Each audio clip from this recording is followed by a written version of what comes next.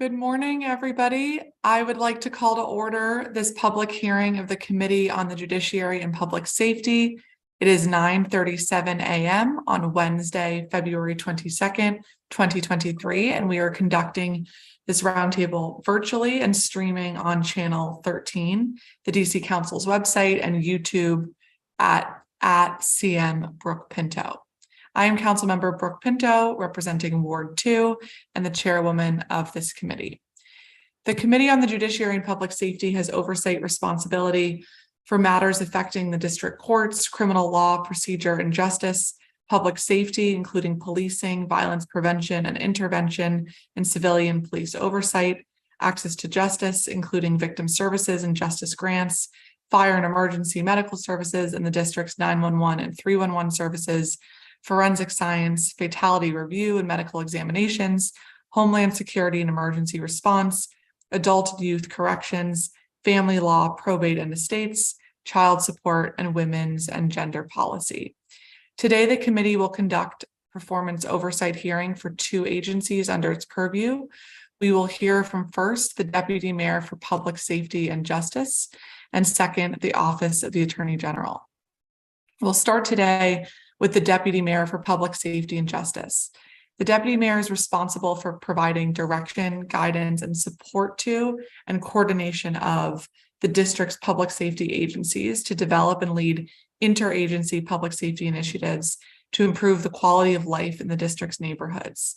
The Deputy Mayor provides oversight of a number of critical agencies, including the Metropolitan Police Department, Fire and Emergency Management Services, and the Office of Unified Communications. The Deputy Mayor serves an especially important role in coordinating the district's various violence prevention initiatives and related programming, including the Office of Neighborhood Safety and Engagement and the Office of Victim Services and Justice Grants. I'm looking forward to hearing today on how we can use this opportunity with a new Deputy Mayor to learn from our various public safety partners and set on a new course to improve public safety in our city. With many hardworking people and well-intentioned programs, we know that the status quo is not working as we continue to see too much crime in our communities. And I know that as we think about the performance of the Deputy Mayor's office over the past year and the progress made over the past year, we can also think ahead to a new vision to see the meaningful impacts that we all need to see in our neighborhoods. Let's see if we've been joined by anybody else. All right. So for today's hearing, we will follow the committee's normal practice and hear from public witnesses first, followed by our government witnesses. Public witnesses will have 3 minutes to present their testimony, and those who represent organizations will have 5 minutes. I will now call public witnesses for the Deputy Mayor for Public Safety and Justice in 2 panels. The first panel will include Brenda Richardson from PSA 702 Outreach Committee, Sandra Seegers from CRAV, Rachel Usden from Peace for DC, Shelley Broderick, the chair of the District Task Force on Jails and Justice, Jay Brown, the founder of Community Shoulders, and Liz DeBarros, the CEO of DC Building Industry Association. Give you all a moment to join. And we will begin with Brenda Richardson from PSA 702 Outreach Committee. Whenever you're ready, please go ahead. Thank you, Madam Chair. Good morning, Madam Chair Pinto and other distinguished members of the council. My name is Brenda Lee Richardson. I am a Ward 8 resident and representing Police Service Area 702. Madam Chair, I love the idea of setting a new course for public safety. I Googled public safety, and it means the prevention and protection from events that could endanger the safety and security of the public from significant danger, injury, or property damage. PSA 702 is not always protected from events that endanger our safety, and seldom do we experience a more positive approach to prevention. My neighbors and I are part of an endangered species that is on the verge of extinction because of gun violence, crime, gentrification, growing health disparities, and collective trauma. When I look at the agencies in this cluster, I wonder how well do they work together? How often do these agencies engage disfavored communities who often find themselves on their doorsteps? What kind of preventive measures do these agencies take to better inform the people? I rarely hear anything about the DC Department of Corrections and the hundreds of prisoners they serve. I believe that DC prisoners are housed at DC jail and in penal institutions outside of the district. What measures are those prisons taking to ensure that they are safe and ensure that they make a smooth transition back into society when they return home? DOC states on their website that they provide meaningful rehabilitative opportunities that will assist them to constructively reintegrate into the community. Does the data prove that? DRRS houses our adjudicated youth. What happens to them when they age out of the system? Do they have a safe and humane place to live in a loving environment? It makes me wonder, how do we address the trauma of institutionalization of DC residents?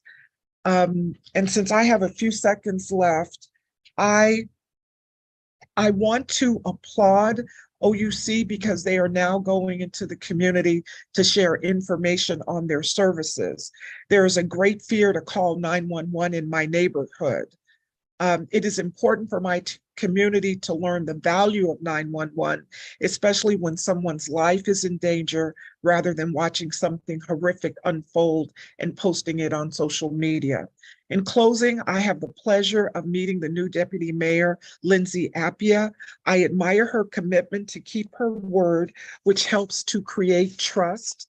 And council member, she's having a roundtable discussion in public housing tomorrow on public safety, and we're very grateful that she will do that for us. Thank you.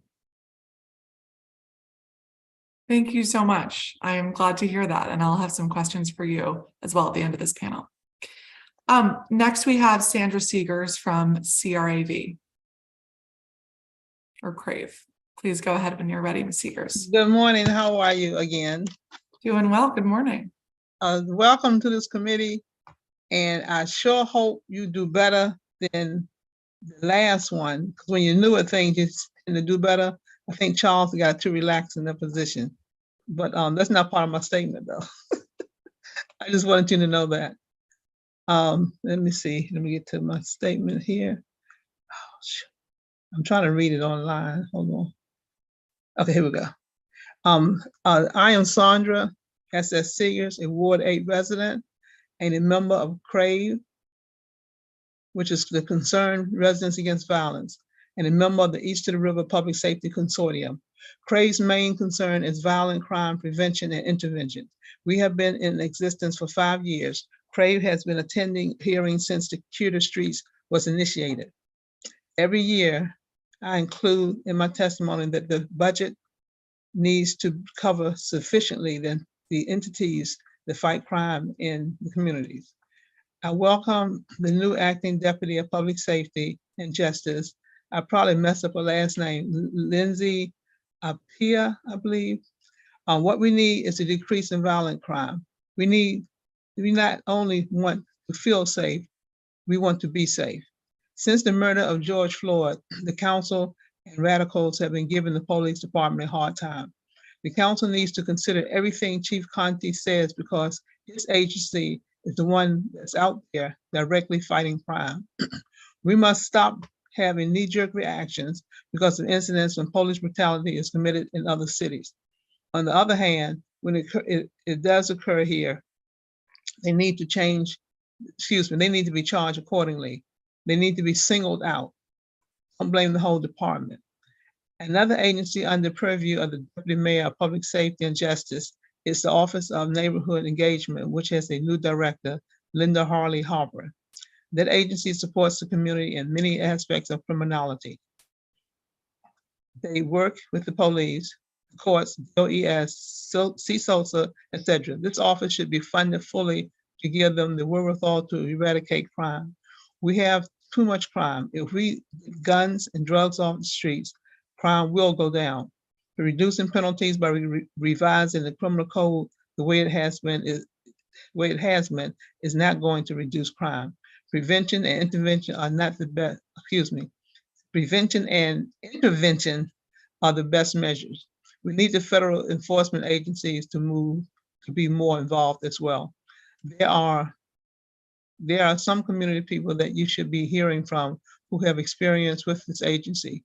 In listening to us, I hope it gives you the insight to introduce legislation or amendments to help make our city safer and stronger. And that ends my statement, and thank you very much. Thank you very much for being here. I appreciate that. We certainly will work towards those amendments. Next, we will have Rachel Usden from Peace for DC. Good morning, Chairperson Pinto, members of the committee and staff. Thank you to my fellow panel speakers, Ms. Richardson and Ms. Seeger, both tireless advocates for peace and safety. And welcome and congratulations to the new Deputy Mayor Abia. Thank you for the opportunity to testify today on behalf of Peace for DC.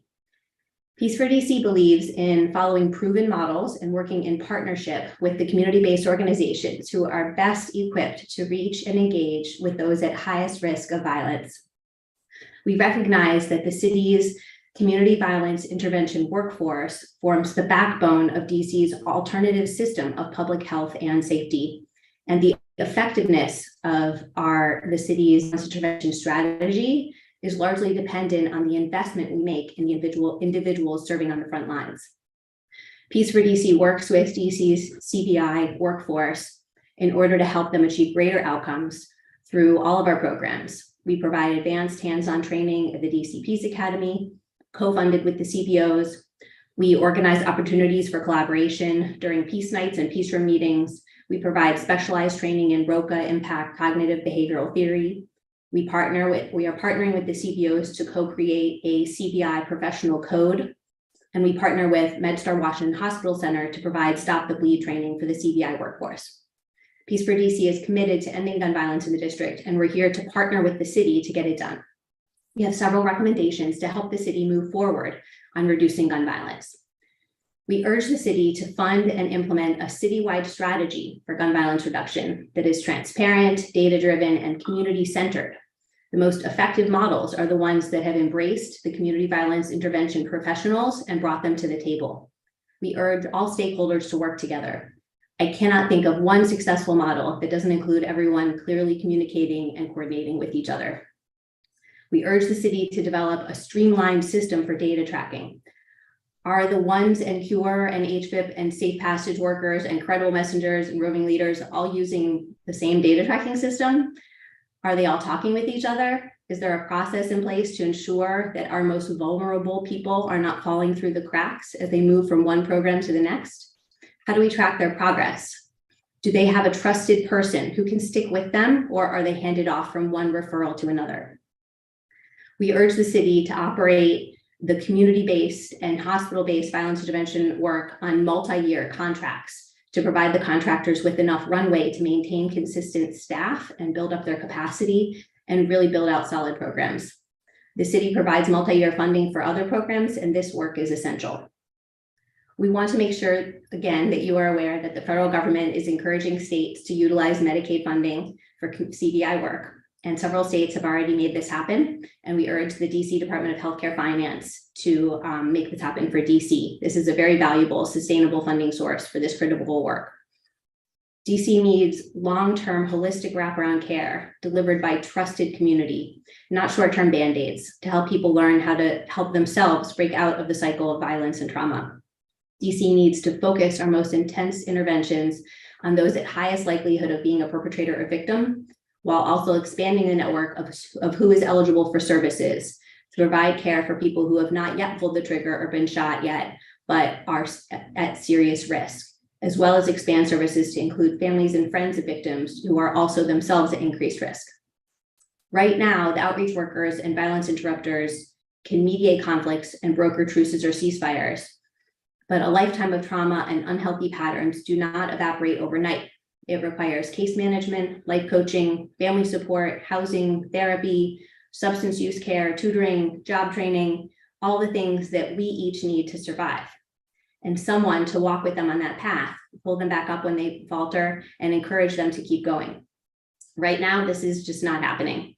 There are a lot of resources in the city. There are numerous great programs, but the individuals driving the violence are not leaving their block, let alone going across town to access services. The most effective models that have worked in the past in DC and in the past in other and are working in other cities are community-centered, community-led programs. This is going to take much greater collaboration and requires putting greater trust and investment into the district's CDI, CBOs. Peace for DC is prepared to work with the city and the CBOs to successfully implement such a model. We want to help the city succeed and build peace.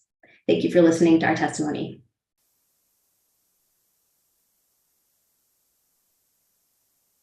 Thank you very much. Next, we will hear from Shelley Broderick, Chair of the District Task Force on Jails and Justice. Good morning, Chairwoman Pinto and members of the Committee of the Judiciary and Public Safety. I'm Shelley Broderick, and I'm here today in my capacity as Chair of the District Task Force on Jails and Justice. First, I want to begin by saying I'm looking forward to working with you as the new DC Council representative on the task force. As you know, the task force is an independent advisory body dedicated to redefining the district's approach to incarceration by building citywide engagement, centering the voices of those with lived experiences, understanding community priorities, and exploring the use and design of secure detention and community-based solutions.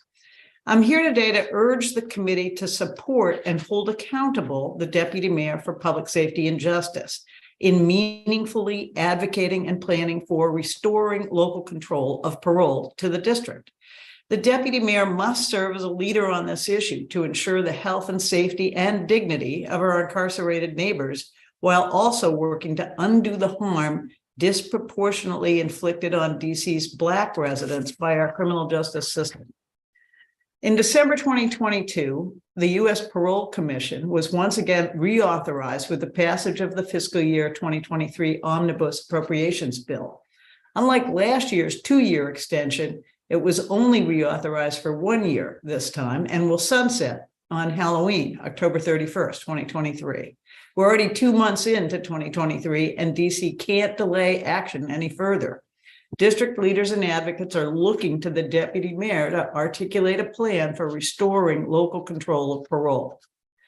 Deputy Mayor Apaya will not be starting from scratch. Under Deputy Mayor Geldart's tenure, DC began making some, although slow, progress in mapping out a plan for restarting local control of parole. In addition, the task force work can and should be used as a guidepost when determining the qualities and the values of a new paroling authority. Just over 2 years ago, we published our Phase 2 report, in which we crafted specific recommendations for the qualities needed in a new local paroling authority. While the task force did not make recommendations on the structure of this paroling authority, we recommended that the paroling authority reduce incarceration while increasing public safety and accountability, have strong local control over the way paroling decisions are made, with decisions reflecting the values of DC residents, and strong protections for people seeking a parole grant or facing revocation of parole or supervised release. DC must establish a local paroling authority that takes a public health approach to community safety and incarceration, is fair in its administration, treats everyone involved in the process with dignity, and encourages restorative practices and trauma-informed healing-centered practices. Others, like the Justice Policy Institute, DC Reentry Task Force, and Rethink Justice DC Coalition, have also published reports that detail the qualities needed in a new paroling authority, as well as made recommendations on what new paroling authority should look like and how much it would cost. The Deputy Mayor must be a leader in ensuring the district establishes a local paroling authority that encompasses these values and qualities. Earlier this month, the task force formally invited Deputy Mayor Apaya to participate as a member of the task force, an invitation the Deputy Mayor readily and graciously accepted. We look forward to working closely with the Deputy Mayor and the expertise, passion, and dedication to the DC community that she will bring to the task force's work.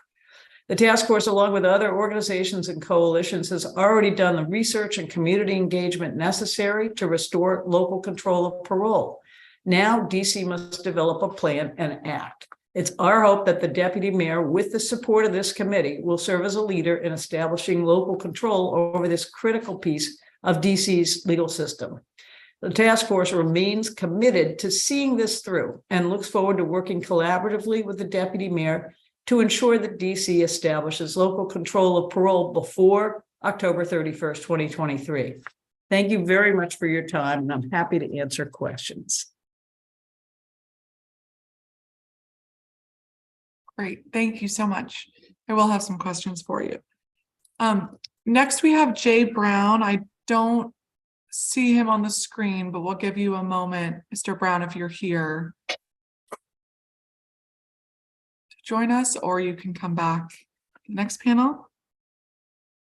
Okay, so last on this panel, we will hear from Liz DeBarros, the CEO of DC Building Industry Association.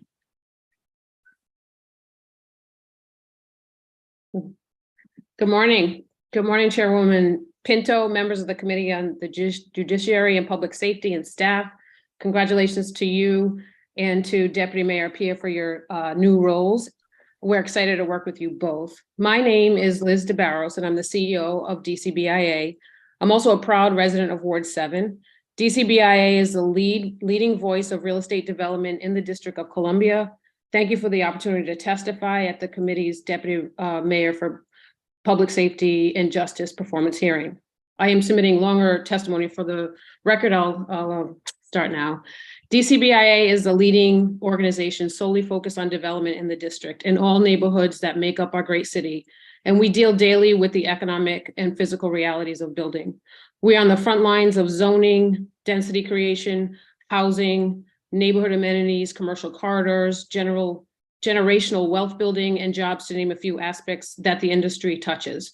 This is a pivotal moment in DC's history. We're seeing the implications of the decline in commercial property taxes because of the decimation of the downtown economic ecosystem, and stores are closing.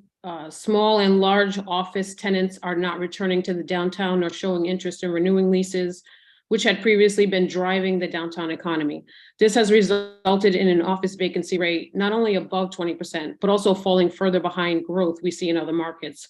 We fully support the mayor's bold and equitable comeback plan for the recovery of downtown to benefit the district and its residents. To ensure these goals are met, the public and private sectors must work together to address district-wide conflicting policies that get in the way of the development community's ability to build and meet city goals. Different than any other time in DC's history, we may not be recession-proof. And it must be stated, building in downtown poses very particular challenges in working with existing buildings that were designed to be office buildings. Compared to working with empty parcels, the existing inventory of buildings will have to be priced accordingly and require significant rework to accommodate housing. Bringing housing to a fully built out neighborhood like downtown is very expensive and time consuming. It can be done, but it needs proper investment and deregulation. We are entering a different recovery period because downtown cannot add more density for additional IZ affordable housing units as is available in other neighborhoods, for example. The efforts and investments to create 10,000 new residential units downtown must make public safety a priority in all areas of the district, particularly in the downtown area. We also need safe neighborhoods to ensure private investment and in the change of use construction downtown will require. Public safety is extremely important to developers' ability to execute these initiatives. DCBIA continues to testify at many agency public hearings this month and engage our real estate organization partners because this is a critical moment. We believe that the effort to ensure private investment flows into the district and allow adaptive reuse in buildings downtown, including full teardowns, will not only create vibrancy downtown, but it is also vital to ensure we meet citywide revenue goals that support social programs that the city needs. For the Deputy Mayor for Public Safety and Justice, we recommend the implementation of higher foot patrol presence in commercial corridors, providing additional resources to high crime neighborhoods, and arranging for more dedicated officers for retail crime. Thank you for the opportunity to testify. I'm happy to answer any questions. Thank you very much, Mr. Barros. I will have some questions for you in a moment. We have been joined by Jay Brown, the founder of Community Shoulders. Mr. Brown, please go ahead. Good morning, panel. I was introduced to Ms. Apaya through the Gilhart, the former public safety director. And my experience with Ms. Apaya has been horrible. And when we're addressing the quality of life concerns in our community, the ideas and solutions cannot come from only the top down. It has to be a voice from the community and the community in real time. Ms. Apaya is one of the most elitist, self-centered, narcissistic, disconnected individuals I have ever met. Anytime you present solutions, she presents her degree. Anytime you present concerns, she presents her government position. The problem is she can't put either one of those things into productive practices or connect to community members and other agency heads. Now, she's supposed to be, as you said in the beginning, somebody that we can go to for direction, guidance, and coordination. She is none of those things. And when we talk about what's going on in the community, I believe that if she had listened to what was going on in the community, young Chase Poole, who was killed at Mochella last year, would still be alive. We had a discussion at a panel at Anacostia, and some of the individuals that was in the audience wanted to talk about Karan Blake. She laughed when we talked about Karan Blake and asked why we wanted to talk about him then. She is very disconnected, and all those things and all those wishes and all those ideas that all the panelists had before me cannot be implemented with somebody who is disconnected and only wants to work from the top down. I asked her for many meetings. I sent her many emails. She didn't give me a rebuttal into my solutions. My solution should not be a threat. At least respond back. She won't even respond back to the emails. And people have died. I'm talking about juveniles have lost their lives because of Miss Lindsay Apaya's refusal to accept the voice of the community. That's all I have.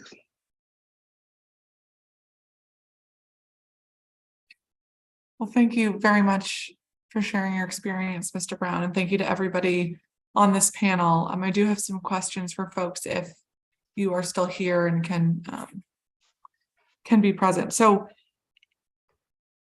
Ms. Richardson, you talked about OUC's new effort to educate the community with calling 911. Can you elaborate a little bit more on what that looks like? And I think you said something about people having fear to call 911 in the past, like where that is coming from and what the efforts have looked like that OUC has been involved in? So in my PSA, there have been times that I call 911 every day and maybe 2 or 3 times a day because of the illicit activity that was occurring in our neighborhoods.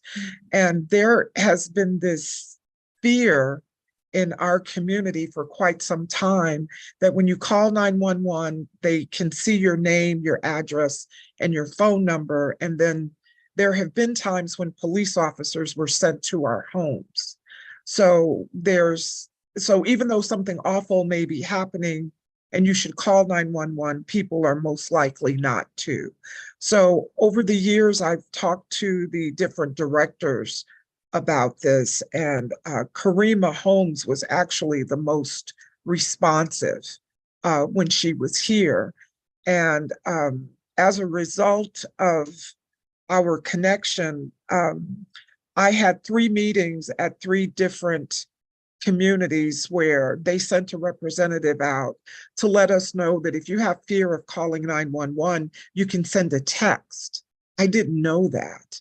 And they tried to assure the community that nobody is at liberty to send the police. A dispatcher is not at liberty to send the police to your home unless you ask them to.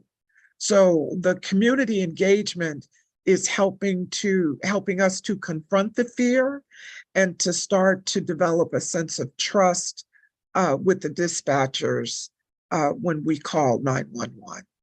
Was that helpful? Yes, thank you. No, that's very helpful. And just to make sure I'm understanding this properly, beforehand, police officers were going to the home of the person who called, even if the incident was not at that person's home? Yes, and then I also found out from MPD that they only do what the dispatchers tell them to do. They don't just arbitrarily show up at your house. But if the dispatcher shared that they should come to your house, and they come to your house. And I have to tell you, it happened to me on several occasions over the years, because if you're reporting illicit activity, you don't want folks to know that you're the ones that call the police. And then if the police show up at your house, then that can make you a target. Mm-hmm. Okay, got it. Thank you so much. You're welcome. It's very useful. Ms. Seegers, you talked about the kind of importance of supporting our police officers. And as we think about the role of the deputy mayor's office and their performance over the past year, in what ways do you think that their office has been helpful in that mission to support our officers, or has kind of room for improvement to share that message of support more broadly? You say in your office or the In the deputy mayor's office. Oh, okay. Well, for one, when we have press conferences for a murder, I think sometimes they should come and be in that conference just to be seen, if nothing else, to show that they do care. I don't know how often the last people met with the chief, but I never heard him or the commander speak of that office at all. It seemed like to me they should meet enough, or somebody in the office, not necessarily the lead, but somebody should meet with them often enough to know exactly what's going on, and the police can tell them what's going on. Because now I don't know who write their speeches, but the speeches in the past, it didn't cover the police department too much. So I think they should work closer together, because they're the ones who kind of keeping this community together. Where's Brenda? When they do right, not the ones they send to their homes, but they're the ones that really keep this community together. All the other organizations, they're kind of like a sidebar or a side dish, but the police are the ones who really keep it together. And I hope the council and the new person work closer with them and listen to them, because they have a lot to say. They're out here all the time dealing with the public and whoever else is out here. And I have called the police, and in the old days, they did used to send the police to your home, but now they ask, at least when I call, they ask if I want them to come to the house. And I always say yes. I don't care, because somebody needs to know who's doing it, and they know to go someplace else. So I do tell them come here. Hey, Rachel. Yes, that's my response. Well, thank you very much. And we do certainly rely on the police's insights and partnership. Ms. Houston, you talked about the Medicaid funding and how the White House is urging states to do this. Do you know if other states have moved forward, or if DC has taken any steps to follow that instruction or guidance to access these Medicaid funds for VI programming? Yeah, so as far as I know, Connecticut, California, and Illinois have led on it, and now New Jersey and Maryland are working their way through the process to get it started there. I've spoken with folks in Illinois to learn lessons about how they set it up so that we can do it correctly here. I testified at the Department of Healthcare Finance more in depth about it, and I can send you that testimony if you want. I know there's been at least one meeting in DC about it, but I don't know that it's moving forward expediently. Got it. Okay. Well, I definitely plan to ask the deputy mayor about that later today, and hopefully will be another great avenue of funding at our disposal. As the ARPA dollar sunset, it's a really important source of funding for this work. Right. Thank you. Thank you.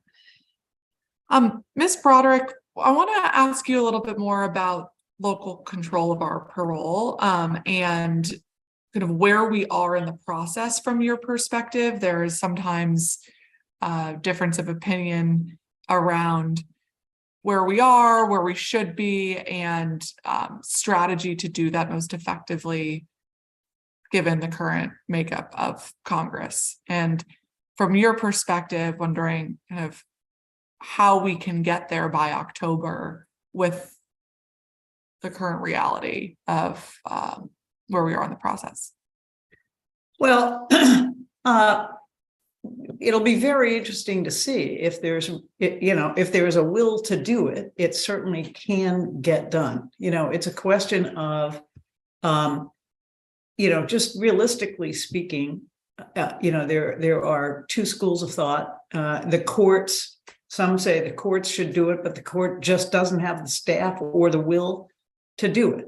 And so what that leaves is perhaps having the court continuing to do the second chance work, but for the most part, setting up a parole authority and identifying individuals, a broad range of individuals to serve and to take on this work, identifying space.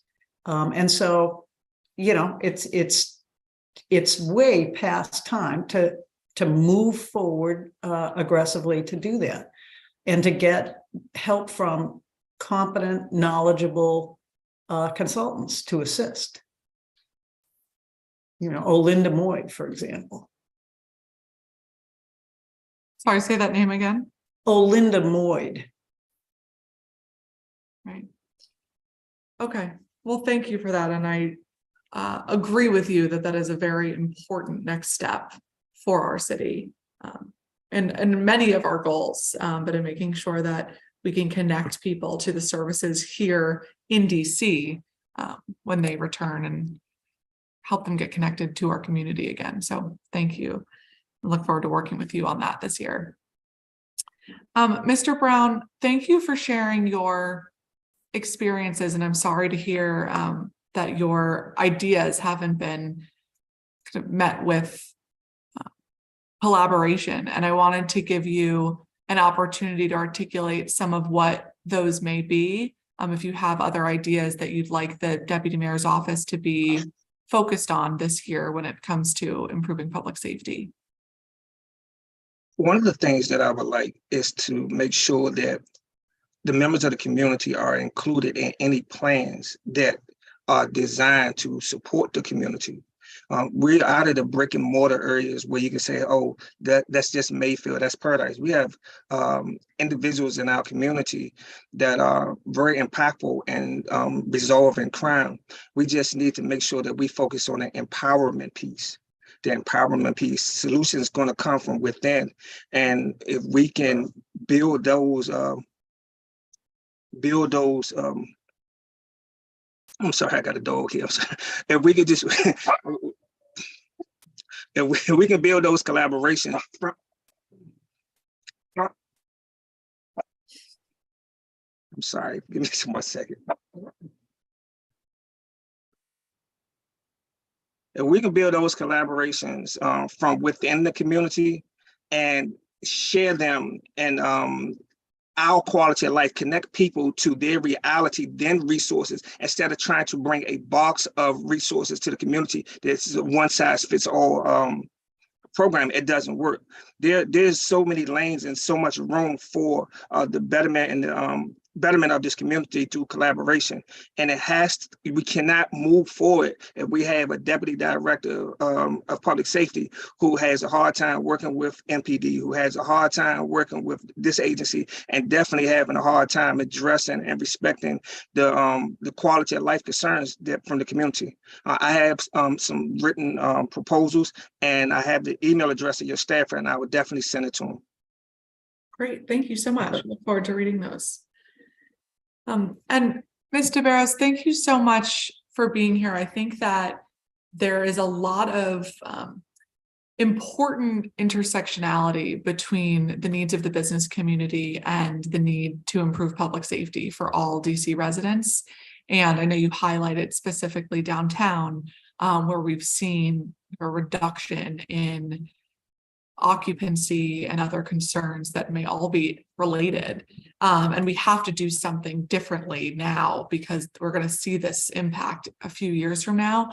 I'm hoping you can elaborate a little bit more on the importance of retail kind of eyes on the ground for what of some of we've been seeing with security and kind of why that's so important to the business community and to our public safety goals more broadly. Yeah, it's a great question. I think, given that the foot traffic in downtown has changed so significantly, particularly the downtown area, as well as the Golden Triangle, those two neighborhoods, the bids are really working on how to go forward with that. When you lose that foot traffic and the people, on the streets, there's great opportunity for crime in those areas if there's not people there. So I think what we're hearing from our retail brokers is that the need to have police presence is important during this time. And I think, as we talked about in our testimony, going forward, as we have such a big task in front of us for downtown with construction, it takes years to do construction. I think that's a focus we should look towards going into this year, next year. Got it. Okay. Would definitely agree with you there. We're going to be working on that with you. Well, thank you all very much to everybody on this panel. And as a reminder, if you haven't already, to please send your testimony to the committee so we can have that for the record. But appreciate you all being here. We are going to move on to our second panel for today. We will hear from Anya Kreider from Council for Court Excellence, Natalie Otero, co-founder and executive director of DC Safe, Pranav Nanda, public witness, Mike Velasquez from SMD 6A02, and Katie Hodge from DC chapter of Moms Demand Action. And Ms. Kreider, if you are on, please go ahead whenever you're ready.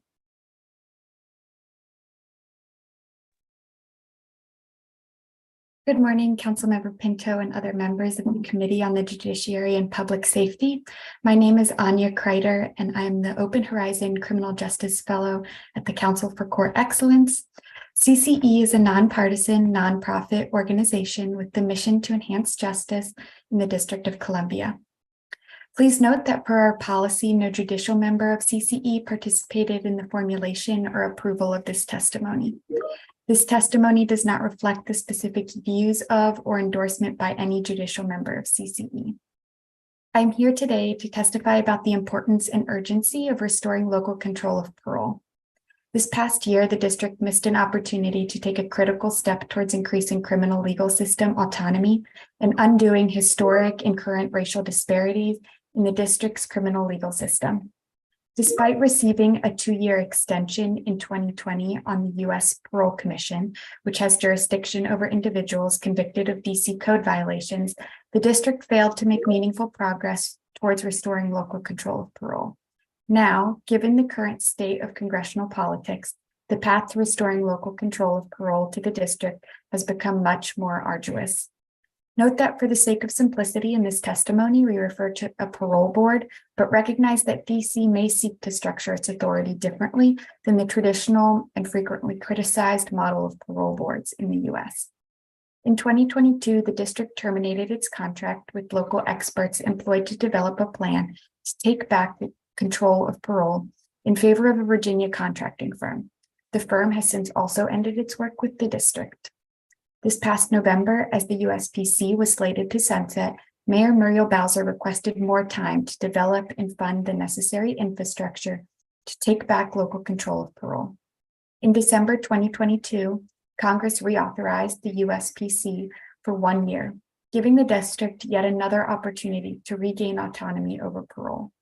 We cannot continue to delay the district's responsibility to take control as if there were no consequences for our residents. And the Deputy Mayor for Public Safety and Justice must be at the forefront of leading this effort. The district has the opportunity to create a paroling authority that recognizes the decades of damage inflicted upon the district's Black residents, by a history that includes biased policing, harsh sentencing laws, aggressive prosecutions, restrictive parole grant policies, and punitive revocation procedures. The district will be able to establish a paroling authority with modern policies that better ensures justice and advances the rights and opportunities of returning citizens while making thoughtful public safety considerations. If designed and implemented correctly, the new paroling authority would introduce greater fairness through high-quality adjudication and due process, and create a system of release supervision that provides support for reentry, treatment for behavioral health issues, and emphasizes principles of restorative justice and reconciliation. Additionally, establishing a DC parole board will strengthen local autonomy within the district's justice system, since a board would be made up of people appointed by locally elected officials, and DC law would guide the qualifications of any hearing officers, administrative law judges, or decision makers on staff. It would be significantly more accountable to the district. The DC Council would have oversight over the board's performance, and the district would have budgetary authority over the board. While the board would have to be funded by local district dollars, estimates have been shown that the cost is feasible. The USPC has an annual budget of $13 million, but the Justice Policy Institute estimated in its December 2019 report titled Restoring Local Control of Parole to the District of Columbia that the annual budget of a parole board may be around $4 million after initial startup costs. While this is a modest budgetary investment, the benefits of restoring humanity and dignity to DC residents entangled in the parole system are significant. Rethink Justice DC and DC Reentry Task Force's principles for the creation of a new paroling authority includes recommendations about how to ensure this happens. Additionally, the District Task Force on Jails and Justice, through its Committee on Local Control, explored the most significant qualities of a new DC parole authority in detail, making recommendations to guide the district. Community feedback was compiled, the process has been outlined, and now DC leaders need to act and restore local control of parole. It is critical that the council work with the Deputy Mayor for Public Safety and Justice to craft a viable plan forward to establish a local paroling authority in DC. It is disappointing that advocates, including CCE, reached out to Deputy Mayor Apaya weeks ago to meet with her for the purpose of discussing local control of parole with no reply. There must be active and immediate collaboration to make this transition a reality before next year. In short, we must have a locally established option before the U.S. Parole Commission sunsets in October 2023. This concludes my testimony. Thank you for your time, and I look forward to answering any questions you may have. Thank you, Ms. Kreider. Next, we will hear from Natalie Otero, the co-founder and executive director of DC Safe. Go ahead when you're ready. Hi, thank you, Chairperson Pinto and members of the committee. My name is Natalia Otero, and I am the co-founder and executive director of DC Safe. Since 2006, we have played a critical role in the city's public safety infrastructure as the only 24/7 crisis intervention agency for domestic violence. Last year, we received over 44,000 calls to our response line and 17,000 individual referrals. Of these referrals, over 70% are generated by MPD, and we ultimately served a record number of 11,657 clients and families. Given DC Safe's extensive partnership with both OVSJG and MPD, as well as other agencies under the public safety cluster, we wanted to be here today to officially welcome newly appointed Deputy Mayor Pia and also introduce one of our strategic priorities, the High Risk Domestic Violence Initiative, or the HRDVI. The HRDVI represents the district's efforts on both a micro and macro level to reduce and prevent domestic violence homicides. It is an important part of the public safety system, and we urge the council to recommit its investment both fiscally and ideologically this year. The Deputy Mayor's office has supported the HRDVI since 2009 when it was first established through a city administrator's order. The order broke down the two components of the HRDVI, the Lethality Assessment Project, also known as the LAP, the Domestic Violence Systems Review Team, or the DVSR. The LAP is one of DC Safe's flagship direct service programs in which we identify and triage emergency interventions for high-risk cases. Last year, We provided expedited and enhanced services for over 800 high-risk survivors. The DVSR is the more macro component of HRDVI. It is designed to convene over 18 district agencies to regularly review cases and address systemic barriers. That said, the work of the DVSR has been stifled the past few years due to delays in the new city administrator's order, which is needed to ensure the personnel time and the investment for many of the participating city agencies. In the meantime, DC Safe has continued our strategic work despite the lack of full participation. Our lab program continues to be highly successful, and we have been working closely with MPD to address high-risk cases in which our standard lab process does not have a meaningful impact. For example, in cases in which multiple calls for a service have occurred without any change in the cycle of violence. This work helped inform and create the new Critical Case Response Team, or the CCRT, which allows frontline staff working directly with individuals in imminent danger to bypass usual channels, which may be slow and ineffective, and instead request a conference call with DVSR participants to discuss and create a plan to address the immediate issues.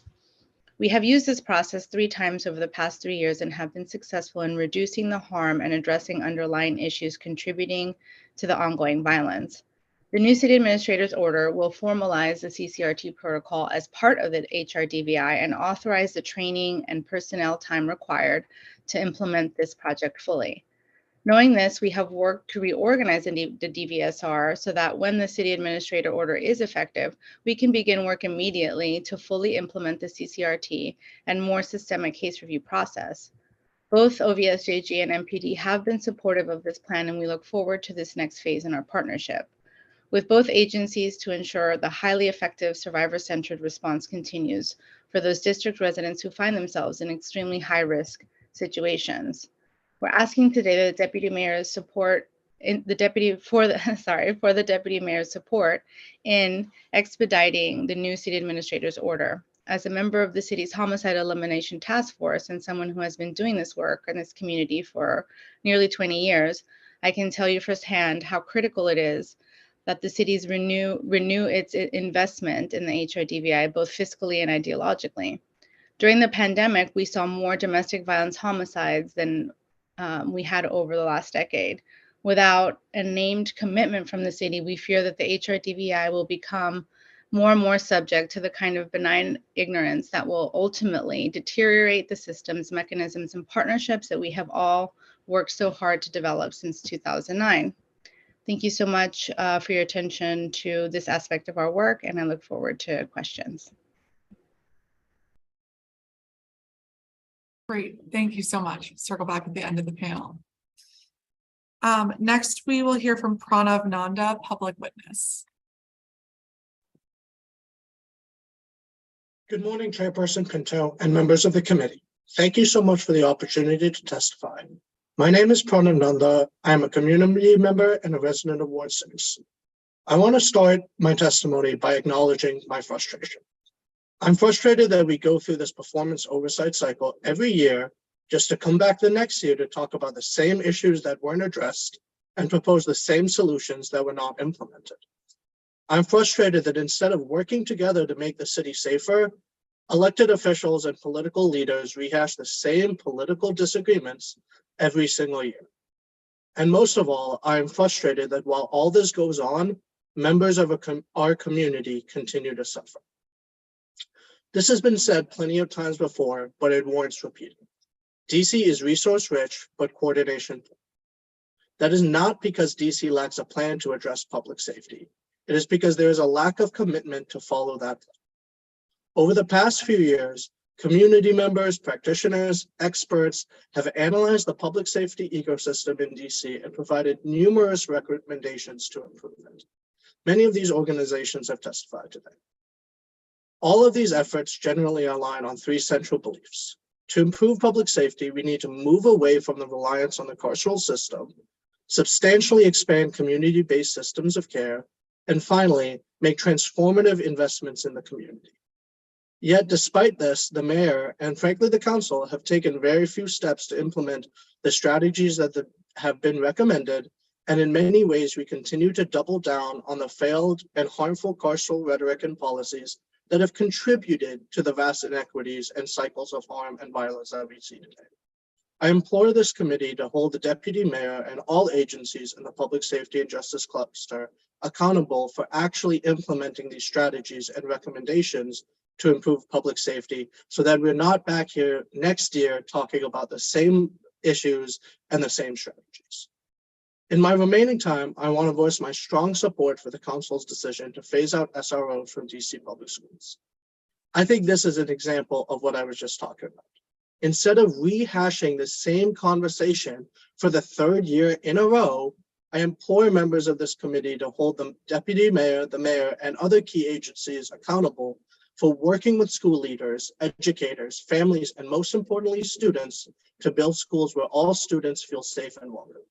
This means ensuring schools are properly staffed, ensuring programs such as DC Safe Passage and the One's Leadership Academy are expanded, and dismantling the systems that lead to the criminalization of kids. I firmly believe that community members have repeatedly articulated specific plans on how to improve community safety in DC. It is now the responsibility of this committee and the Deputy Mayor of Public Safety and Justice to help coordinate carrying out those plans, make the sustained investments in systems of care and in the community that will lead to this transformational change. Thank you so much, and I'm happy to answer any questions you may have. Thank you, Mr. Fernando. Next, we will hear from Mike Velasquez from SMD 6A02. You here?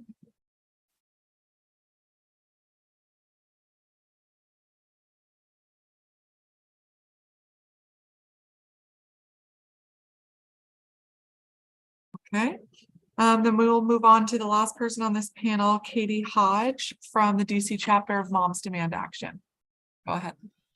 Hi, good morning. Good morning to everybody. My name is again Katie Hodge. I am a volunteer with the DC chapter of Moms Demand Action. I'm a 30+ year resident of the district, almost all in Ward 6, where I live between the Potomac Gardens and Hopkins Apartments south of Pennsylvania Avenue. Gunshots are part of my community. They've been part of my community since before the crisis of the pandemic. If we do not keep focus on violence reduction, they'll continue to be in my community well after most people's attention has moved on. I would like to take a moment to recognize Lindsay Appiah's recent appointment as the acting Deputy Mayor of Public Safety and Justice. She made time to talk to me after a Twitter exchange last year, and I know she is aware that public safety and justice starts well before and long after a criminal act. Moms Demand Action continues to advocate for the implementation of a strategic gun violence prevention plan across all of district government. We appreciate the methodical and steady progression of building on the work that the Criminal Justice Coordinating Council has done in gun violence prevention, from their landscape analysis, gun violence problem analysis, to the gun violence reduction strategic plan released last year. Most social problems require a whole of government approach. Having this plan is important to coordinate across many agencies. Having benchmarks and metrics are key to ensuring district resources are used properly. We also advocate the sharing progress as an important part of transparency and accountability that is necessary to build public trust. I would say that I am part of creating plans in my professional work. Very often plans sit on a shelf to collect dust. That devalues all the work and time that went into making the plan. Working from the plan will also help ensure that the district is elevating transformation and prevention measures alongside the immediate actions of intervention and response. The Office of the Deputy Mayor of Public Safety includes many agencies with an obvious impact on violence. We look forward in the coming years to see continued cooperation with the Office of the Deputy Mayor for Health and Human Services, whether it's through the community response teams, partnerships with MPD and 911 call diversion, or the work of the Department of Behavioral Health to heal trauma. There is power in what these offices can achieve together to address public safety and well-being in the District of Columbia. Digressing a moment from my official testimony, I can also say that the DC chapter has many volunteers for whom hospital-based violence prevention has become a personal passion as we've reviewed the evidence and impact that this can have on people's lives. And if there is some way as volunteers, because all of our chapter are volunteers, that we can support or provide public education, whatever, into the Medicare idea and promoting violence intervention, we would be very happy to participate. Thank you.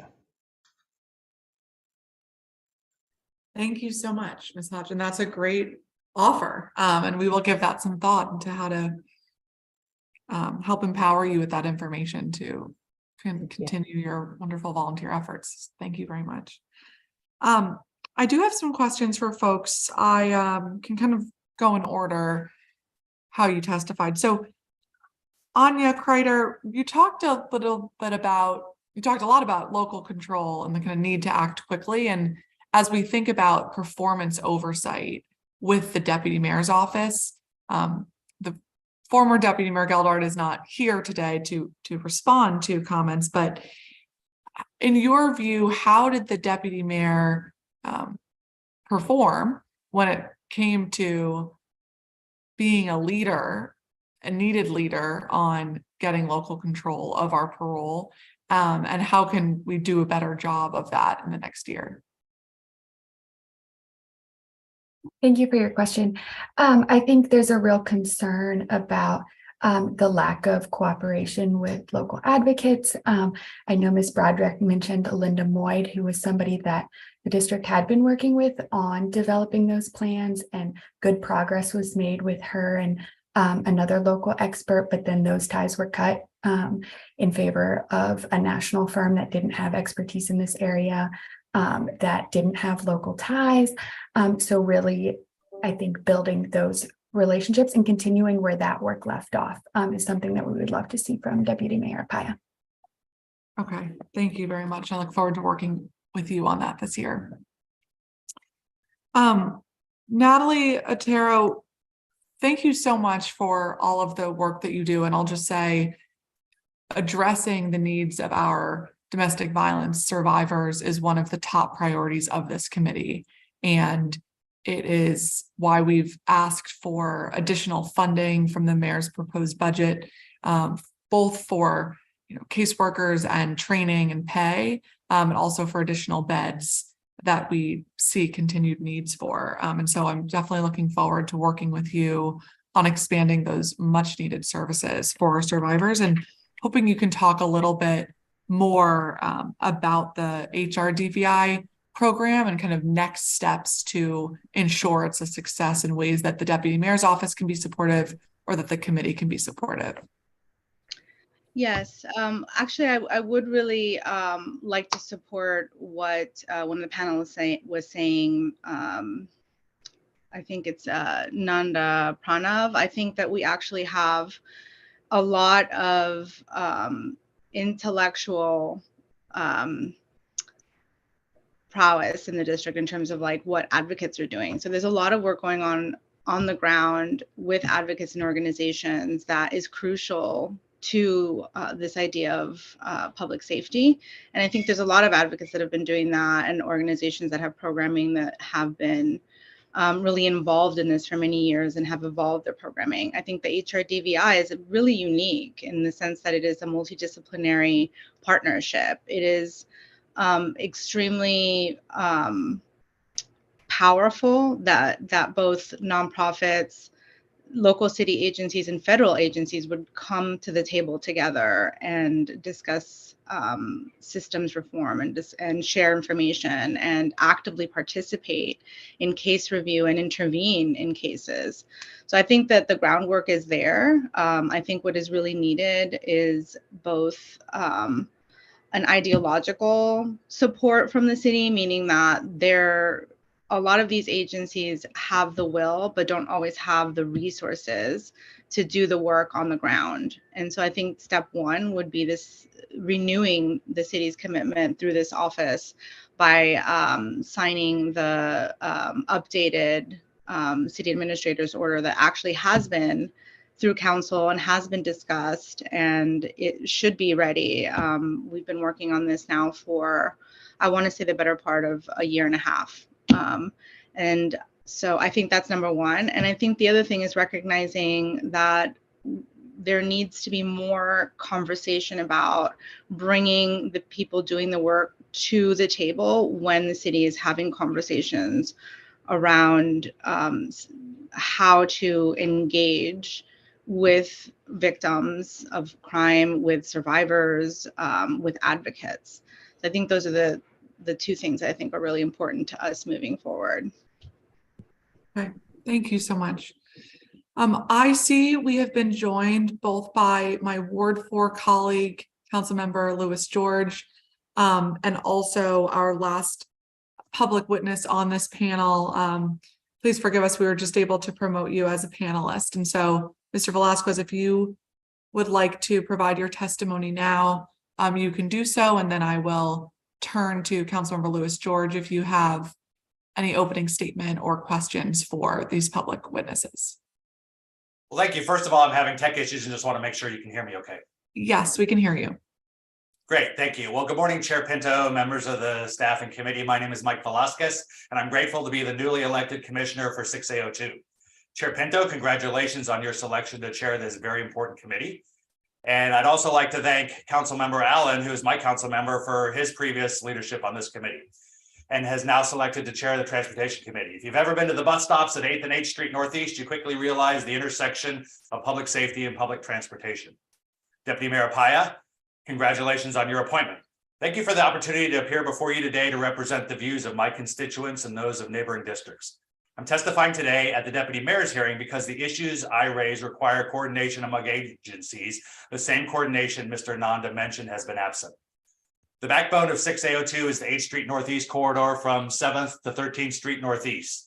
Using very rough math, that means I represent about 50% of the 8th Street Northeast corridor and its adjacent residents. To be sure, I'm not alone in representing 8th Street, and I'm thankful for the partnership of Commissioners Kelty, Chatterjee, and Dooling, as well as the leadership of the many citizens and business owners working to make a difference in our community. On Monday morning, I awoke to a text from an 8th Street restaurant owner. Quote, "How safe do you feel with something like that happening literally 200 feet from your house?" The next one read, "Or my staff right in front of the restaurant." And then another, "Why don't the business owners know who the beat cops are anymore?" Sadly, late Sunday night, a man was murdered in the parking lot of the AutoZone at 1207 8th Street Northeast after being involved in an argument lasting for several minutes, perhaps 20 to 30 minutes, according to a neighbor who called the police non-emergency line. Simply put, business and residences are frustrated by the staffing levels in the 1st District. Their desperation is causing them to make the difficult decision to leave our great city. The staffing gap also places great strain on the officers and on our tireless leaders, Commander Tasha Bryant and Captain Sherelle Williams, who both face never-ending calls to provide a police presence at the latest hotspot. The problem is there are more hotspots than officers to be present, to be engaged in preventing crime.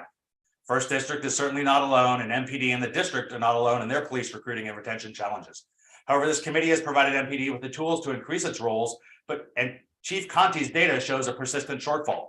I request this committee probe the use of recruiting and retention incentives given to the Office of the Deputy Mayor and MPD. Is there a way to change our recruiting approach? Let's get aspirational. Many of the officers I've met in the 1st District consciously chose MPD over NYPD and moved here from New York. Let's make DC the city of choice for aspiring urban police officers. We need to win this fight for talent. Our lives depend on it. I'd like to shift gears figuratively and perhaps literally too to talk about dangerous vehicles. Vehicles that regularly exceed the speed limit and accumulate thousands of dollars in unpaid fines in vehicles with fraudulent fake tags.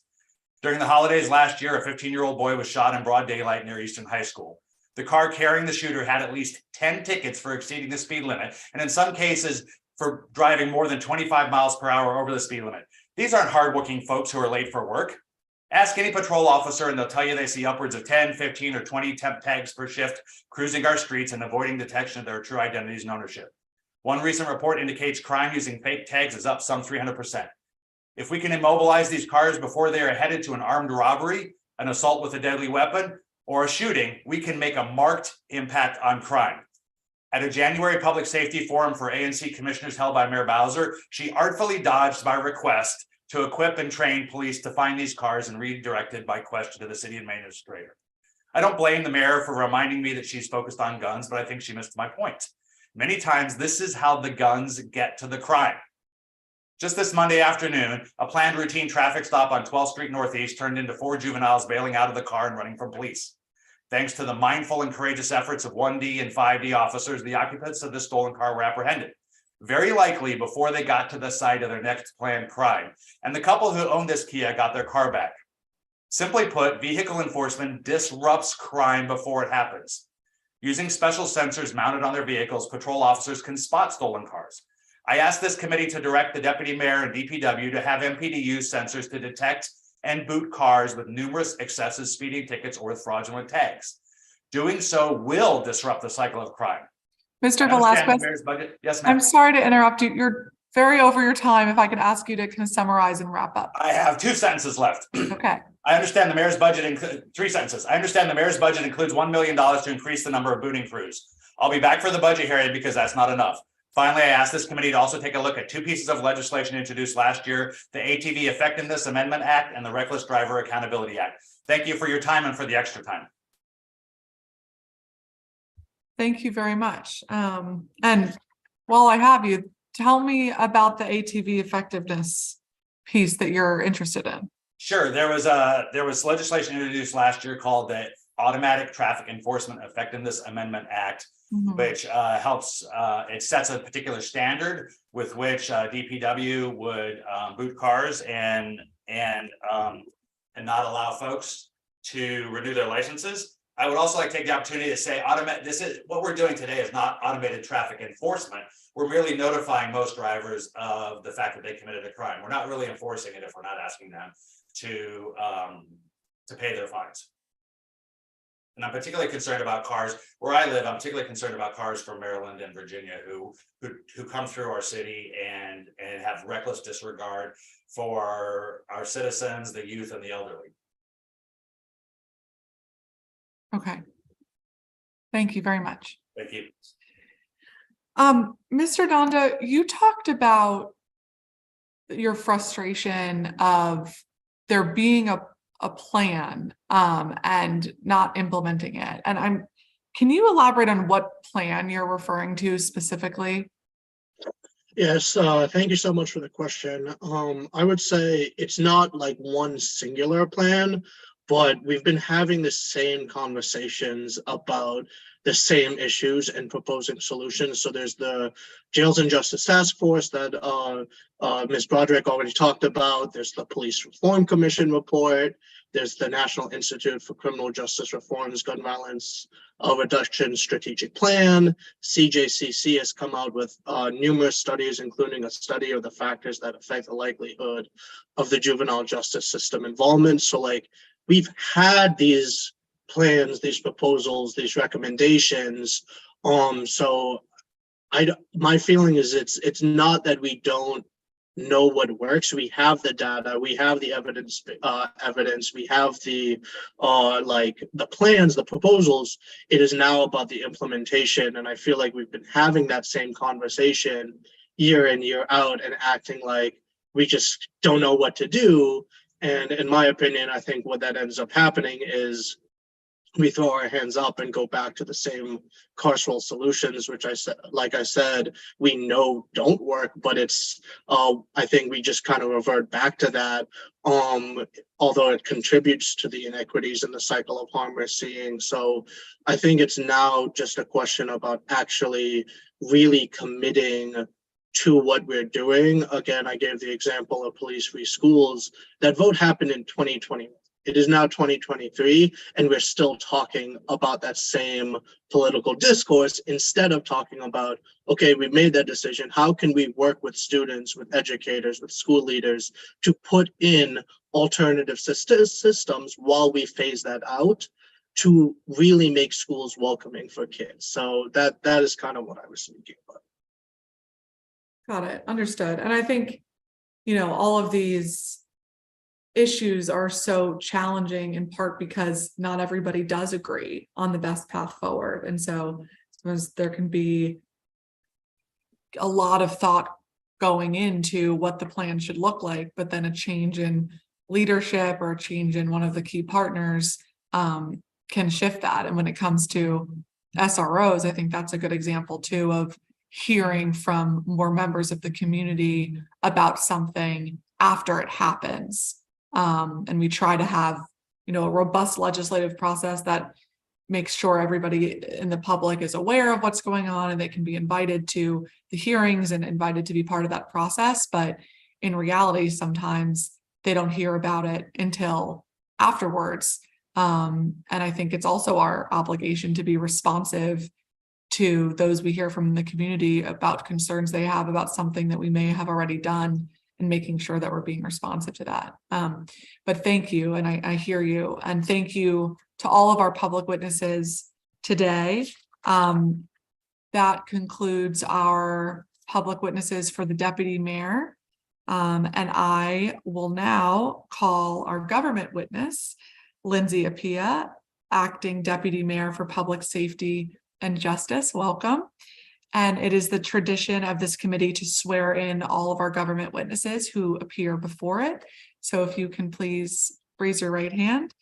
Do you swear or affirm under penalty of law that the testimony you are about to provide before the Council of the District of Columbia and this committee is the truth, the whole truth, and nothing but the truth? I do. Great. Thank you very much. I would now like to invite Acting Deputy Mayor Appiah to make any opening statement you may have at this time. Thank you so much. Good morning, Chairperson Pinto, members and staff of the Committee on the Judiciary and Public Safety. I am Lindsay Appiah, Acting Deputy Mayor for Public Safety and Justice. Thank you for this opportunity to offer testimony on the performance of the Office of the Deputy Mayor for Public Safety and Justice during fiscal year 2022 and fiscal year 2023 to date. I look forward to working with you, Chairperson Pinto, and this committee to advance us towards a safer, more just city for all our residents in all 8 wards. While I am new to this acting role, I am no stranger to the district government, or the public safety and justice cluster. I first moved to DC in 2001 to attend law school at Georgetown University Law Center and have called the city home for 17 of the last 22 years. I've been deeply privileged to serve my fellow DC residents since 2012, when I joined the Department of Youth Rehabilitation Services, DYRS, serving in several capacities, including General Counsel and Interim Director. I joined the Office of the Deputy Mayor for Public Safety and Justice as Chief of Staff in 2021.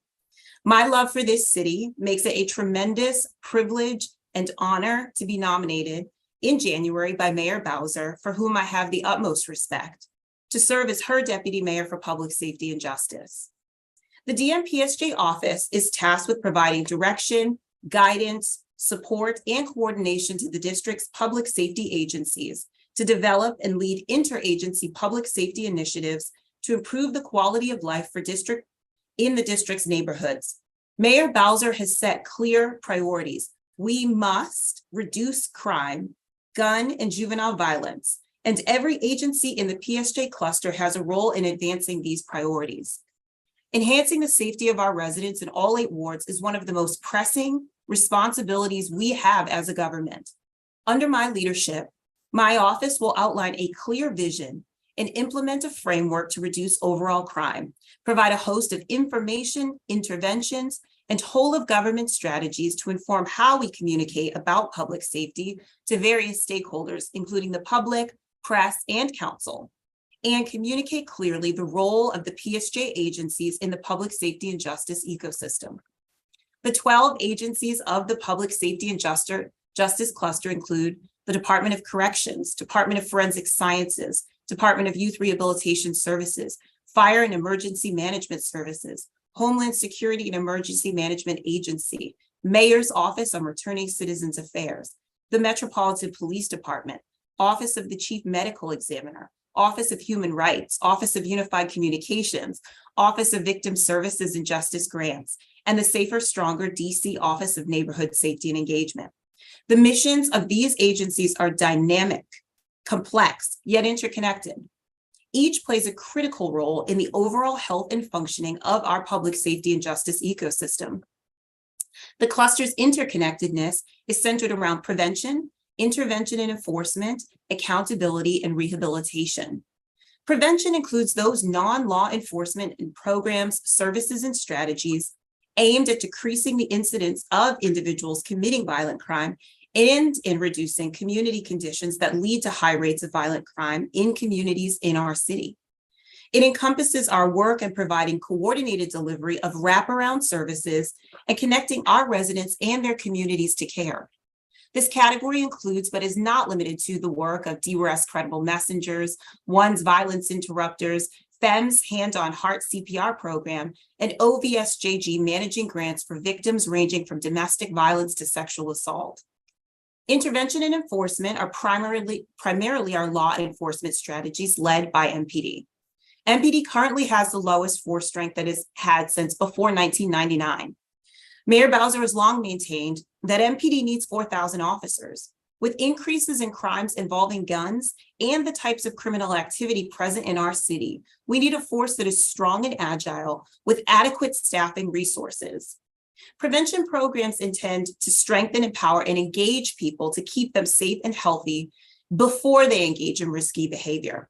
These efforts include approaches aimed at reducing factors associated with at-risk problematic behaviors and strengthening protective factors. They can be directed towards youth and young adults generally, or more specifically directed towards at-risk populations within the community. Intervention programs, on the other hand, target individuals already engaged in at-risk behavior, including gang or antisocial group membership. Accountability includes the criminal justice system. Holding people appropriately accountable for their behavior is critical to future deterrence. Currently, the district's criminal justice system is functioning at a diminished capacity. The DC Superior Court is down 8 judges. While case processing is improving, it is still slower than pre-pandemic, and the courts must contend with the backlog. Our role in accountability is ensuring the strength of systems that support the timely, fair, and equitable processes and outcomes for victims and perpetrators. An accountability example includes rebuilding the Department of Forensic Sciences and its ability to process evidence. Rehabilitation includes those strategies aimed at helping restore the individual that has committed harm and the community that has been harmed, so that they no longer find themselves in the perpetual loop of criminal activity. This category includes providing reentry services to returning citizens.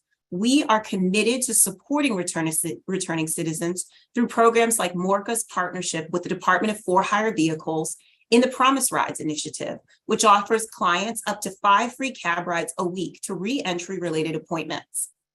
Our ecosystem has many pain and pressure points. Gun violence has a devastating impact for the victims and their families, but also more broadly by eroding our sense of public safety. Reducing gun violence is one of the Bowser administration's highest priorities. The district has invested significant resources into a multi-pronged public safety approach that invests in law enforcement, prevention efforts, youth programming, rehabilitation, and reentry. Every day, critical and noble work happens throughout the PSJ agencies, resulting in an essential fact. Overall crime continued to decrease during fiscal year 2022, as it did during the previous years of the Bowser administration. However, what has increased over time is gun-involved crime and homicides. And we know that these increases are fueling anxiety and fear in our residents. There is nothing more foundational to human flourishing than the need to be safe and the need to feel safe. With that in mind, during the past fiscal year and this fiscal year to date, DMPSJ coordinated interagency cross-cluster initiatives, which have demonstrated outcomes of reducing crime and increasing presence in our neighborhoods. The Multi-Agency Nightlife Task Force brings a whole of government approach to address identified violent crime, quality of life, nuisance activities, and regulatory concerns that were occurring in 3 identified nightlife areas: U Street Northwest, H Street Northeast, and the Connecticut Avenue Northwest corridors. This team is focused on preventing violent crime, preventing operation of and seizing illegal ATVs operated on public space, ensuring businesses operate in compliance with regulatory statutes, addressing harmful traffic conditions, and reducing general disorder and criminal activity in these corridors.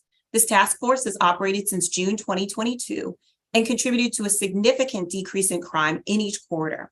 Between June and December 2022, there was a 28% decrease in total crime in the U Street corridor, a 20% decrease in total crime in the H Street corridor, and a 616% decrease in total crime in the Connecticut Avenue corridor.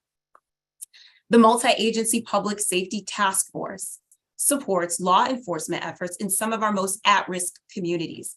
In fiscal year 22, this task force supported the work of the Homicide Reduction Partnership Initiative, known as HRP, focusing on reducing violent crime within 4 police service areas, PSAs, throughout the entire 2022 calendar year.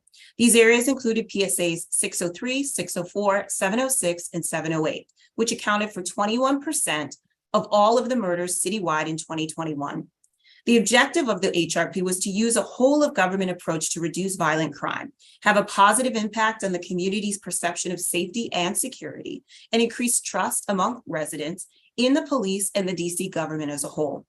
The work of the task force contributed to a reduction in violent crime by 18% in 60 and 8% in 70 between 2021 and 2022.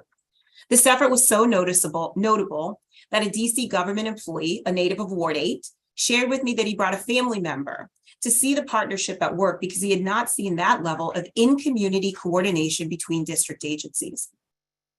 Additionally, DMPSJ partners with the Deputy Mayor for Education as operational lead for Safe Passage, a program that coordinates government and school resources to target specific areas of the city to improve student safety as they travel to and from school. Safe Passage workers are trusted adults assigned to priority areas who build relationships with school staff, students, families, and community members. DMPSJ is also leading the coordination of public safety GO teams, which are multi-agency teams consisting of more than 100 credible contacts, including violence interrupters from WONS and CURE, credible messengers from DYRS and DPR roving leaders, working together to conduct outreach in community hotspots known for large gatherings and fireworks in order to promote safety. Safety GO teams deployed 3 times in 2022, 4th of July, Labor Day weekend, and Halloween. During the time in which the teams were deployed during 4th of July, there were 0 shootings in the 28 communities in which we had teams. Despite multiple shootings in other locations, only 1 shooting occurred in a GO team neighborhood, but that happened after the teams deactivated. Teams deactivated at 2 a.m. The shooting occurred after 3 a.m. Additionally, our DMPSJ resource pop-ups meet the needs of vulnerable residents, including at-risk youth and seniors. These pop-ups provide communities in the district with the tools necessary to increase safety in their respective communities and build trust among residents, DC government, and community organizations. We are bringing agencies and community organizations from across the district to provide information about programs offered, providing residents with an opportunity to meet and speak with agency and organization representatives, and encouraging residents to interact with and meet their neighbors. In summer 2022, DMPSJ launched 202 for Peace, a citywide gun violence campaign. It was designed to raise awareness about the services and programs available to DC residents vulnerable to violent activity, and sought to increase community buy-in through messaging and activities targeted at engaging youth. Because of this work and more, we are making progress towards our ambitious but necessary public safety goals. As the mayor said throughout fiscal year 2022, we are throwing everything at crime. We are investing in supporting our district agencies and their employees responsible for the coordinated effort to address crime in our city, and assuring our residents that we will continue to use every tool to increase public safety and help our residents feel safe. While there have been meaningful reductions in crime in 2022, there are still areas of great challenge. We have far too many people carrying and using illegal guns. Too many people are being shot. Bottom line, we have too many people acting without accountability for the terror they're inflicting in our communities. We are especially concerned about gun violence involving our juveniles. There were 105 juveniles shot in 2022, compared to 58 shot in 2021. Tragically, 16 juveniles were killed in 2022. Given the unique nature of youth crime, PSJ will work across clusters to address the conditions leading to juvenile violence. As stewards of public trust, it is critical that we are always evaluating the efficacy of our efforts and must be willing to scale back, assess, and scale up those programs and initiatives that are achieving the outcomes we wish to see. PSJ will pivot and redirect when necessary. We also must be excellent at our primary foundational agency functions. We have robust, evidence-based public health and traditional public safety resources, tools, and interventions aimed at reducing crime. When coordinated, we can prevent violence. In fiscal year 2023, PSJ will continue to prioritize coordination, collaboration, and transparency. We will be accountable to meeting our residents' reasonable expectations of excellence in meeting and delivering of our agency missions. And we will continue to work tirelessly to ensure that our residents in all 8 wards and visitors are safe and feel safe. Thank you for your time and for this opportunity to testify about DMPSJ's performance. I welcome any questions you may have.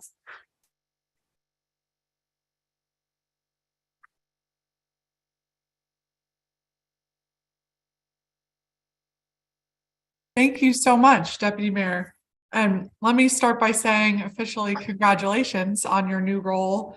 And I'm really looking forward to working together with you to solve many of the challenges that we continue to see in our city. And I know the great concern for those challenges that we both share.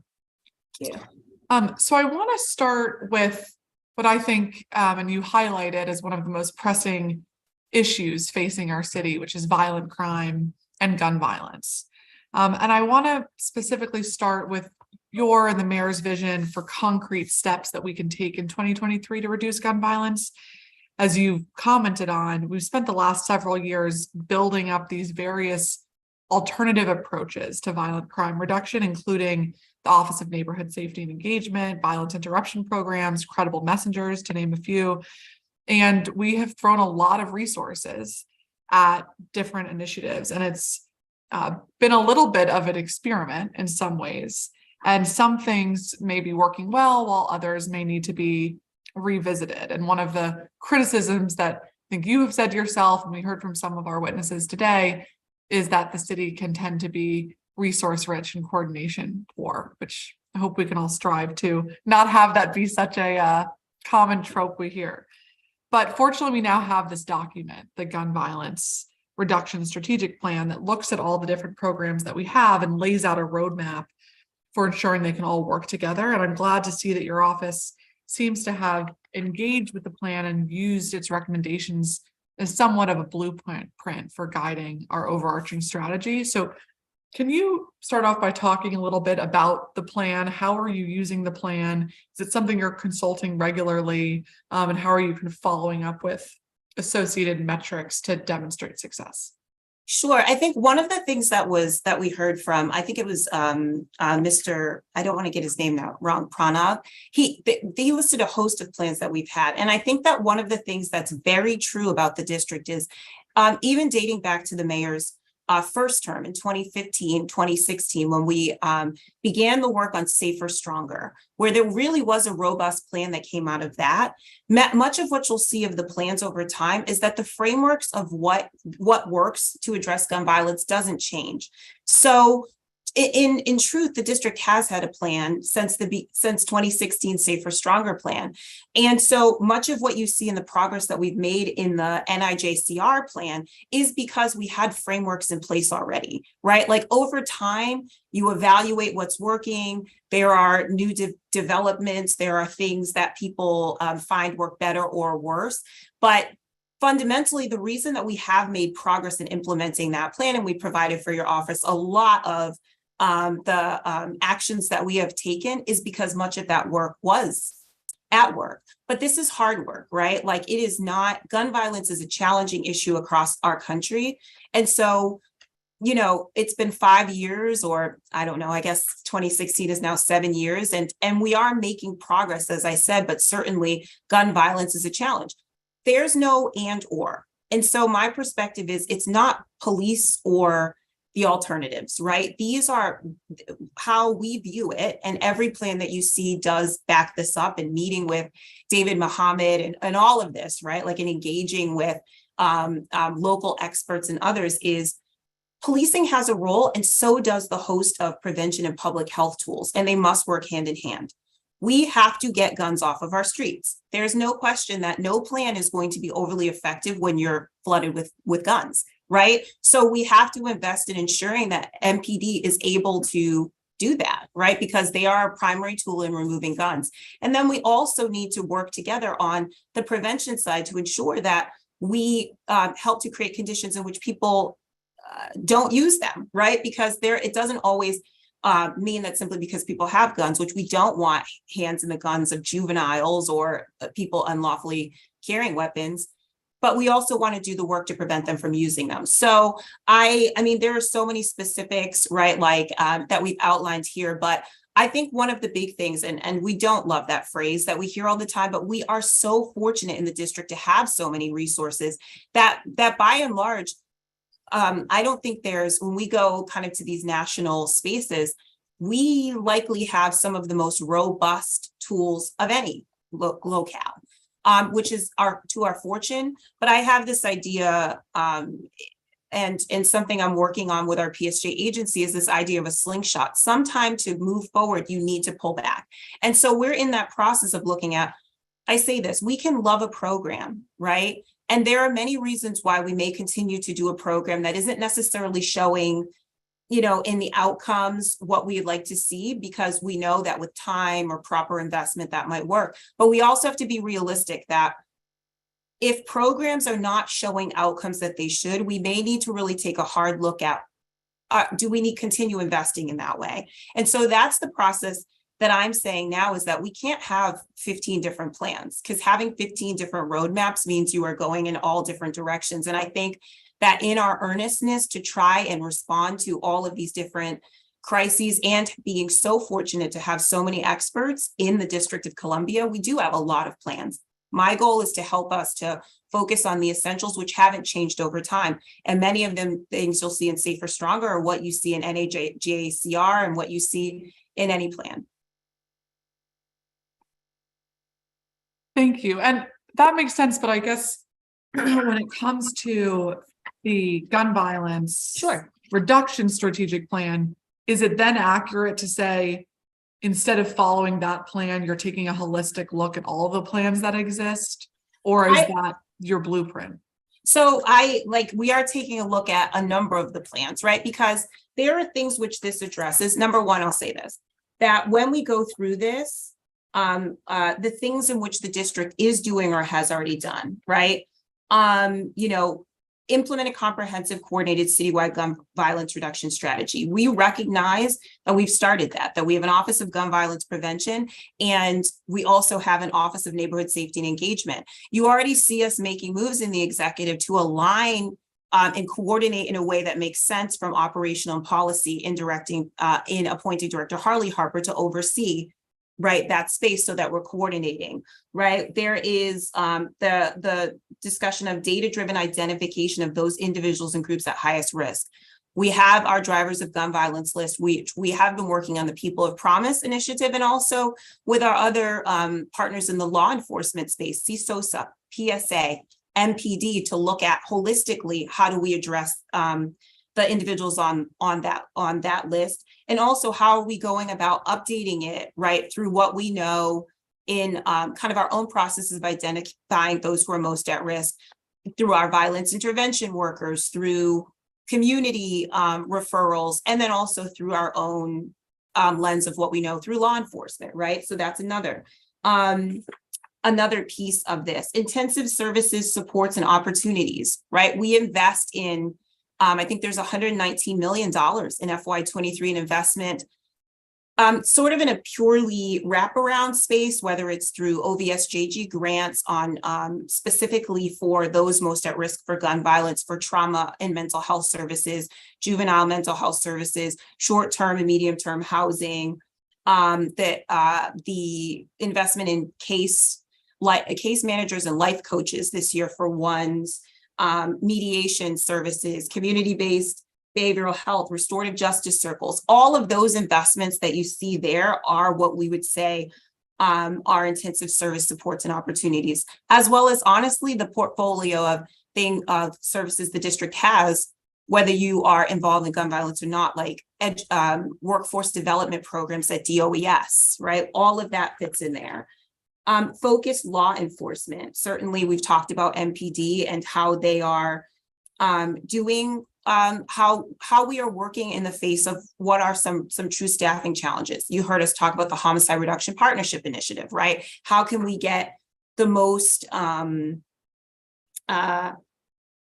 reductions with focused law enforcement and whole of government external partnerships. The citywide data system, right? That's in there. Those are things we've talked about. You know, I've been in this space 11 years. We have challenges, and there are ways we share data, and we regularly talk in the CJCC. Are there ways we can share data better? There, you know, we have a lot of laws and federal and local and many things that make that challenging, but it's an ongoing discussion. The real-time incident review. I'm just going through them just so that people, you know, to help contextualize where we are.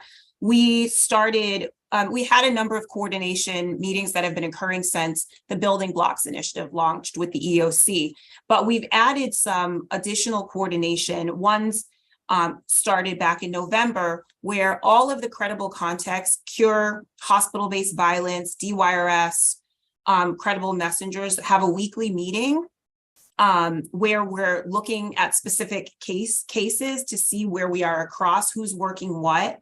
And that's on top of a whole host of kind of other incident review processes and VI calls that occur.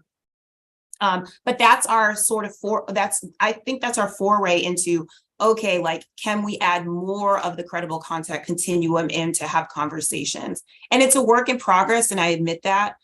In the juvenile space, we've brought in a consultant, I'll say Clint Lacey, right, to help us to look at our continuum to say, is there a way we can be more cohesive and get more efficiencies and effectiveness out of this wide range of credible context we have? Because we recognize we have a lot of different models.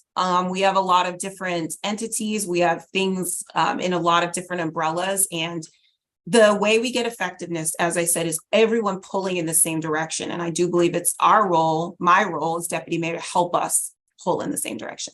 That wasn't the whole, I didn't go through all of them, but I wanted to. No, I appreciate that. And that's helpful to hear kind of the more granular way you're thinking about some of those recommendations. And of course, some are a little bit more nebulous. And so we'll take filling in the gaps. I want to follow up though on something you just said about looking at the myriad of services and maybe needing to pull back on some. Are you thinking about that from a funding perspective, that some programs shouldn't be seeing the investments that they have in the past? Or what do you mean by pulling back on some? So it's not, funding is one piece, right? Like budgets obviously are about priorities, but like, and our priorities are clear. We need to reduce gun violence, and we also need to reduce crime across our city and make sure residents are safe. But what I mean is that we all have a role, including you, of making sure that as stewards of public trust and public dollars, that we set clear objectives and outcomes for what we're trying to achieve. That's true of our agencies, whether it's KPIs or individual programs and initiatives. And at some point, we do have to ask the question, are we achieving those outcomes? There are process measures that we also look at, right? Like there's, in this space, I know there are many qualitative measures and things that we look at, right? Like, are people feeling supported? Are people feeling loved? Are people feeling cared for? But then we have to also recognize, though, are we getting the outcomes we need, which is we do need to reduce violent crime. We do need to address certain populations. And so the process that we're going through right now is looking at that. I hear, and we know, that people call, one of the challenges in this space is people are like, we really don't know what's going on. And we talk about accountability. It's important that we are as accountable to our residents as we ask everybody in our system to be accountable. And that means we have to be able to produce data that shows outcomes and to be honest about what is and isn't working so that we can really be efficient and effective in our investments. And there may be different metrics by which we determine effectiveness. It's not all, hey, this had this, percent of reduction, but it can't all be qualitative. Right. There has to be some quantitative outcomes here. Completely agree with you there. Yeah. I'm happy that's a focus. I want to ask you about MPD staffing, because you talked about the staffing being some of the lowest it's been in years, if not decades. Yeah. How do you view your role in helping the police department get the additional staffing that they need?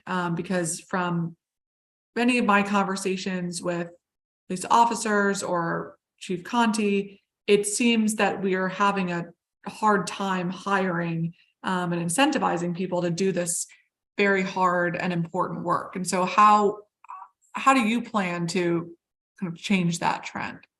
Yeah, and so there's multiple ways and I think what is true of MPD is true of all of our agencies, because we have some critical vacancies across the cluster where public safety and actually, I'm speaking of public safety and justice, but I think if we're honest, right, like mental health providers, educators, right, like there are some critical vacancies across our country, and law enforcement is not an attractive profession right now. It is a noble profession. It is a necessary and critical profession, but there are many reasons why it is not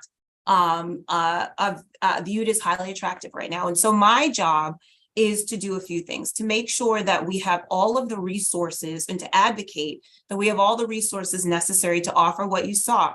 Retention, we need to retain good officers once they're here and trained, to make sure that we are creatively thinking about what is attractive to a host of different types of people. Millennials, Gen Z, and Gen Z and millennials and down do not have the same things that are attractive to them as others. So an example of is take-home cars, which doesn't seem like a major budgetary piece. It was struck from last year's budget. It was one part of our proposal for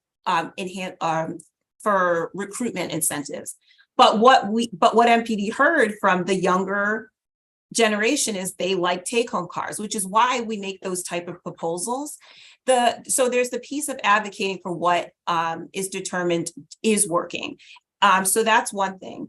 It's also, advocating to make sure we did things like we did the CB, getting our collective bargaining agreement in place, right? So that our officers who are working are taken care of.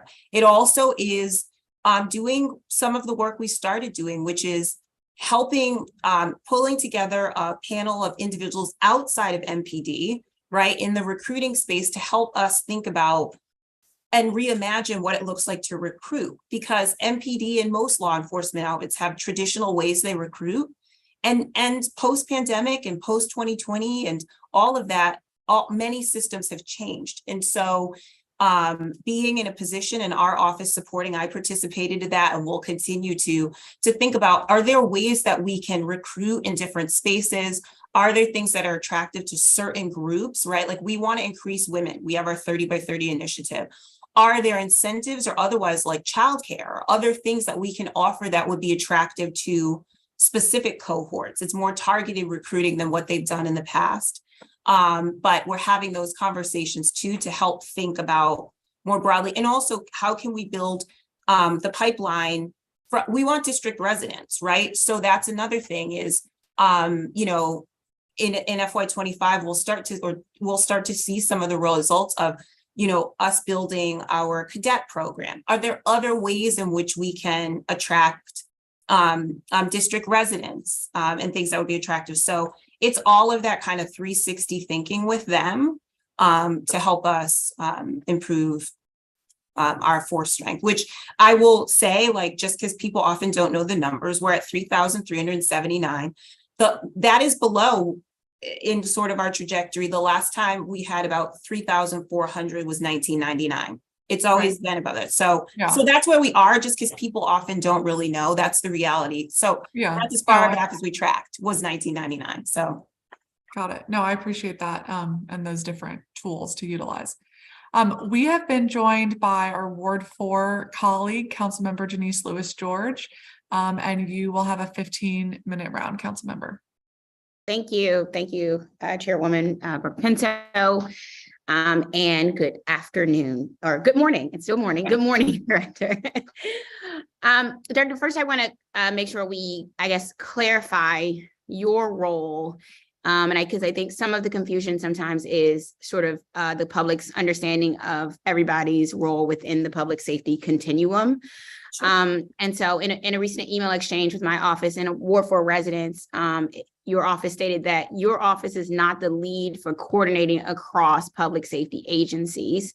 And so I want to understand who is the lead for coordinating across public safety agencies. So I don't know. I would have to look back at that email. We are certainly the lead for helping, coordination. When it comes to individual plans, I think there was a specific request for that neighborhood. We absolutely take and sit in the seat in helping to coordinate when it comes to public safety agencies. But when it's across, I think there was some questions about education. It kind of came out of things that were happening in education space, right? Mm-hmm. Like we certainly are not, we work together, but our lane is also the 12 agencies of public safety. And while we work together on initiatives like Safe Passages, when it comes to DPW or others, these are our partners, but we are not in a position to simply say, hey, this is going to be the plan and that this is what they'll do. So okay. I think just like any, the executive, I can certainly always, as deputy mayor, work with our agencies to come up with a plan. But when it comes to external clusters, we work together, but I don't want to say that, right? Like that we're going to be able to say, hey, DPW, you all handle, right? Like there's a respect and there's a partnership, but not the oversight. Like so your office is your 12 agencies within your cluster, sort of coordination among those 12. And then if it's outside of sort of that cluster, then it would be best to say to go to Director Linda Harley Harper of the she's one, but in her role as Office of Gun Violence. Yes, thank you. There we go. Office of Gun Violence Safety. I think it depends on what we're talking about, right? Because some things, if you're talking about gun violence specifically, that's PSJ, whether it's Linda as ones or Linda as OGVP. But some of the issues that are arising related to just general kind of because you're going to have like that so I'm thinking DPW, DOB, like the agencies that are not DPR. Yeah, these are not considered in your cluster, but are considered sort of a part of our public safety continue, like how we come together all. So I think I'm just trying to clear because my constituents. No, I know. I mean, they're just going to go to Commander Harad. It's fine. Exactly. I'll clarify so that way I can be like, look, y'all, this is when it's this person. When it's this person. I think I would say people should include us and also your MOCR. Here's why, because MOCRs can help us while they don't serve a coordinating role, they are your community contact. And what then we will do on our side is work together to determine who is not responsible for all of it, because we're responsible for what we're responsible for, right? Like it's always going to be a little challenging to say there's one person you can go to who oversees all of these things, but we do work together. And some examples, right, like in your award, right, we have just started working up Georgia Avenue, right, in a couple of locations. In that instance, if residents were to go to Commander Harad, well, he kick it back to the captain, and we literally, and I'll just say, have a Teams chat amongst all the agencies doing that work where we communicate. We'll say things like, hey, we saw graffiti, or we saw things dumped. And so it's kind of like a microcosm, but the task forces that we listed are examples of how we're trying to get a little bit more of that coordination and to try and do a little bit more of the no wrong door. But I will admit, like it's very difficult right now to say this is the one place you go. But I do believe MOCRs kind of help air traffic control, and then it's incumbent upon us to work together to figure out what kind of who's on first with each of the issues. Okay, well, we're a work in progress, Councilwoman. I know. Well, I'm going to try. Listen, I'm trying to have clear lines so I can help you all in sort of the intake that is coming in. But I think I got it, and I'm going to try to. I will loop in the MOCRs and also just sort of loop you in, Director Harley Harper in, and then we can sort of decide each time. We'll just decide from there how to address the issue sort of collectively. as we've done in the past. As you know, we recently lost a Safe Passage employee at Coolidge High School who was killed by another violence prevention professional. What role does your office play in vetting and training individuals hired for violence prevention and safety roles? Yeah, so here's the thing, and this is kind of what we're looking at right now, is we have so many different programs that quite frankly have different kind of vetting models, whether it's Credible Messenger, right? Like I was there when we started Credible Messenger and it was very specific. We worked with DCHR, we established, right, like a way in which they were vetted, and then it passed to PLC. Different programs have different things. And so when it's coming to, I can tell you we were not involved, or DMPSJ was not involved in previously in the vetting of safe passage workers, but we are now operational leads, so we will be, right? And so this, if you think about the current iteration of safe passages came into place last year and has grown relatively quickly. Like I think the first contractors we did the first grant in like December of 2021. I think it was December of 2021. And so it's a work in progress, but we are setting, there are vetting standards, but what we're working on right now is it can't be CBO by CBO. Like there needs to be just an overarching, and probably, and this is again, like why I'm working, quite frankly, why we're working with Director Lacey, former Director Lacey, he's ever Director Lacey, to help us to just come up with a framework where, depending on where you are in the continuum, this is what you do. Because part of what's happening, just so you know, is that we work with some really trusted CBOs who may have credible messengers, safe passage workers, VIs, and all of those processes are different, right? Like they're all different because they're established by program.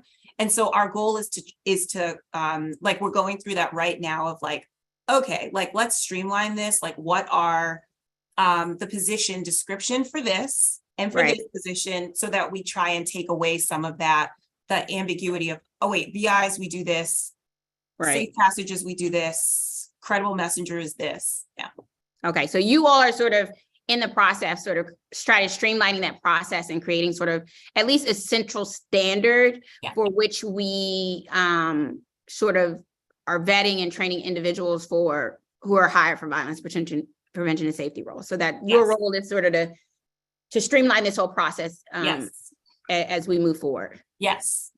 Okay. And is there like, do you have what program in your estimation has the best vetting and training protocol? Like what's the plan for replicating the best practices? Oh, I can't say, it's like choosing between children. We can't do that, but we'll probably pull from each of them. Each of them have their strengths and each of them have different responsibilities. And so the goal will be to try and create some standardization based upon there are differences, whether people know, between a safe passage worker. There is a difference between a VI who is like a street VI worker and someone who's a mediator. Like there's all of these different nuances. And so we're working on ensuring we have appropriate level of clarity for the individuals of role, and also the kind of levels of vetting within that. Okay, perfect. And let me say this: I believe in the Safe Passage program. I believe in the violence intervention program, and I do think we have been making change over the years. And I do feel and see the difference, and I know that doesn't come across with with all things right now. And so want to make sure that the source of my question is, let's find the CBOs who have the best practices. Let's streamline this process and make it better, so that when we do get feedback about certain safe passage programs or certain things, we can say, well, this is how this is what we're doing to evaluate, vet, and train these individuals. So that way we keep up with the amazing sort of work, reputation, and efficacy of value there. So I appreciate that you're in the process of streamlining that. We're in it. And then other contracts. So what role does your office play in evaluating violence prevention contracts and metrics of success? And sort of what roles does your office play in ensuring sort of responsible spending and contracting, sort of granting of your cluster agencies? Yeah, so that's part of the oversight role that we play, right? Like I said, we are all stewards of public trust, and certainly public trust means spending dollars in the way we say we're going to. There are contract administrators and grant administrators for each of those contracts you've described. And so they are the direct the direct entities that are tasked with sort of the everyday kind of grant and contract management. And it's important we maintain and abide by those rules and regulations. But our office has the responsibility to look and to make sure that what we say is happening, right? And so we obviously hear from contractors, from residents and otherwise, and it's our job to work with our agencies to make sure that if there's a gap between what we're hearing and seeing and what we're seeing in the financials, that we're closing those gaps and working together to address them. And so that absolutely is the role of our office when it comes to, it's kind of that same process that I just described of like taking a step back, looking at, okay, how is our contracting? Like we moved from human care agreements for the ones VI contracts, not last fiscal year, but the one before, to grants, right? Okay, how is this working? And there was reasons for that. So we're very much involved in those processes of talking it through with the agencies and then checking and seeing how it's going, because that, again, like I talk about accountability for everybody, so. Right. Okay, I appreciate that. This is an area that I appreciate you working on and hoping your team will continue to work on and lead on as we go into the new, as we're in the new fiscal year. Yeah. Your office is still the lead liaison for federal ATF purposes. Am I correct? What do you mean? So sort of what is do you all sort of have the details on ATF's engagement sort of in the city and sort of in ward specifically? So like if I ask you sort of what are the details on ATF's engagement in Ward 4 and tracing illegal guns associated with Ward 4 crew activities, would you all be the sort of space for that? That would be more law enforcement, right? Like, so certainly MPD, right? Like has very regular relationship and conversation with ATF, but so they would be on first when it comes to our federal law enforcement partners in that way. Okay. Because I agree with you. I know you talked with Chairwoman Pinto about this earlier, but we have to stop sort of we have illegal guns coming into the community, and we have to sort of be very focused on that piece. I want to ask, who is responsible for ensuring all CCTV cameras at DC facilities are working? So like rec center, schools, government office buildings are fully operational and properly capturing and storing data, and sort of who is responsible for supporting when a camera system is down. And I'm asking this because we had a shooting at a DPR center, et cetera, and then we had issues. And I'm assuming you're going to say DGS. And so I'm asking this because I want to understand how your agency works with DGS when there's a flag, like a facility to flag for DGS when something is sort of a public safety concern. Sure. So on CCTV, they're individual contracts. So there may be that we're writing a contract like MPD CCTV contracts. I don't believe are the same ones DPR uses, right? Like, so there are differences. And so it really does depend on who the contract is with. And so like the monitoring, for instance, for DPRs, I don't think that's DGS. I believe they have a separate contract, but I couldn't say for sure. But it's not necessarily a universal truth. Another, for instance, I know we had a school that was having issues with some of their cameras and we work with Octo, right? Like, so there is a kind of a host of streams of depending on what the contract is. But if you're asking how we work with DGS on issues, so just like every agency, right? Like at the agency level, there will be like almost daily, right? Like that interactions with DGS. But the role that our office plays is we will have regular meetings about the clusters with the internal services cluster, right? So internal services, I would say, is more of our counterpart, led under the direction of the Assistant City Administrator. Internal services consist of Octo, DCHR, OCP, and DGS. So we meet regularly to say, here's some of the issues, the hard to kind of the challenging issues and how can we get resolution. And they're really in it with us, right? Like DOC, we had issues with the boilers. We engaged IIS and we're really able to get a resolution relatively quickly as compared to maybe sometimes at the agency level back and forth. So it's that kind of elevated and more systemic engagement where it's like, here's a list of the issues that are public safety and justice based issues. Let's talk through our agencies. Okay. And it helps them to prioritize because obviously like the individual issues, there's a lot of them. So being able to sit down as a cluster to cluster, helps them to have visibility into sort of a larger picture of what's going on and to manage their agencies in that way then. Okay, thank you. Thank you, Chairwoman Pinto. Thank you, Councilmember Lewis George. Thank you for being with us today.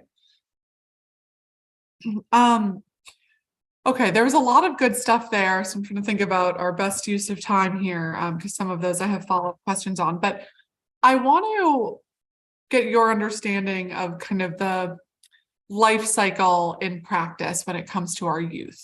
Because this is an issue we hear a lot of with concerns about public safety. And can you explain the distinction between who's making the charging decision when a child is going through our DYRS programming, when they're going through CSOSA, if there are gaps in that decision-making process that need to be addressed to ensure that our young people are getting the services they need and being held accountable when crimes are committed. Sure. So the juvenile space is one that's mysterious to people, but like that's like, you know, was my home base for 9 years. And so initial arrest, right? Like if a young person commits a crime, MPD arrests, charging decisions are made by the Office of the Attorney General, which has a jurisdiction over juveniles and over juvenile crime in the city. So versus adults where the U.S. Attorney's Office, right, like makes charging decisions. So at the initial, just like kind of the MPD and OAG will have conversation right at arrest. Is this a youth that we need to bring into the youth service center to be processed by court social services? Court social services is probation for youth, and it's under the court, DC Superior Court. So oversight for juvenile probation is by the court in court social services, so not the executive. So I've now named kind of MPD, then OAG, then there'll be, right, like some interaction with CSSD. A court, the young person will then go to court after a charge if there's been a decision, hey, we're not going to hold them overnight securely. They'll go to court. And the judge will then make a decision, hey, does this youth need to be held at the facilities run by the district? So the juvenile detention facility in the district is Youth Services Center on Mount Olivet Road. That decision the initial decisions made by the court, and the court can release a young person home. The court can say, hey, this youth needs a little more supervision, and they'll go to a shelter home, which is, again, contracted by the district, or they'll be held securely pending their matter, and that's at the Youth Services Center run by the executive. The youth process then goes forward. We are not, the executive, you know, if they're with us, then, you know, we have them at Youth Service Center. Otherwise, we're not really involved in that process. And so the adjudicatory process, or that determining what's going to happen with the youth, is the prosecutors at OAG, the defense counsel, and then the court. If a youth finds their way to commitment, right, which is the deep end of the juvenile justice system, that's when the executive becomes involved again, because we run commitment through the Department of Youth Rehabilitation Services, and then they'll be committed for a certain period of time, at which point DYRS then makes all decisions about what sort of services, supports, level of supervision, level of placement is needed. So we always say that the executive runs the front door of the Youth Services Center, and then the like basically the back door at DYRS. And in the middle, we're not actually legally, we don't have any legal authority over that young person in that process. So does that make sense? Okay, it does. I'm going to ask you two follow-ups here so you can kind of address both of them in the way that makes most sense. So because today we're having an oversight hearing also of the Attorney General's, very timely. Within that middle process, as you look at the challenges that we're facing with young people involved in criminal activity, and as you and the chief have talked about, in many instances, the first arrest being one that involves a gun. What kind of gaps do you see are in that middle process of supports or intervention or accountability?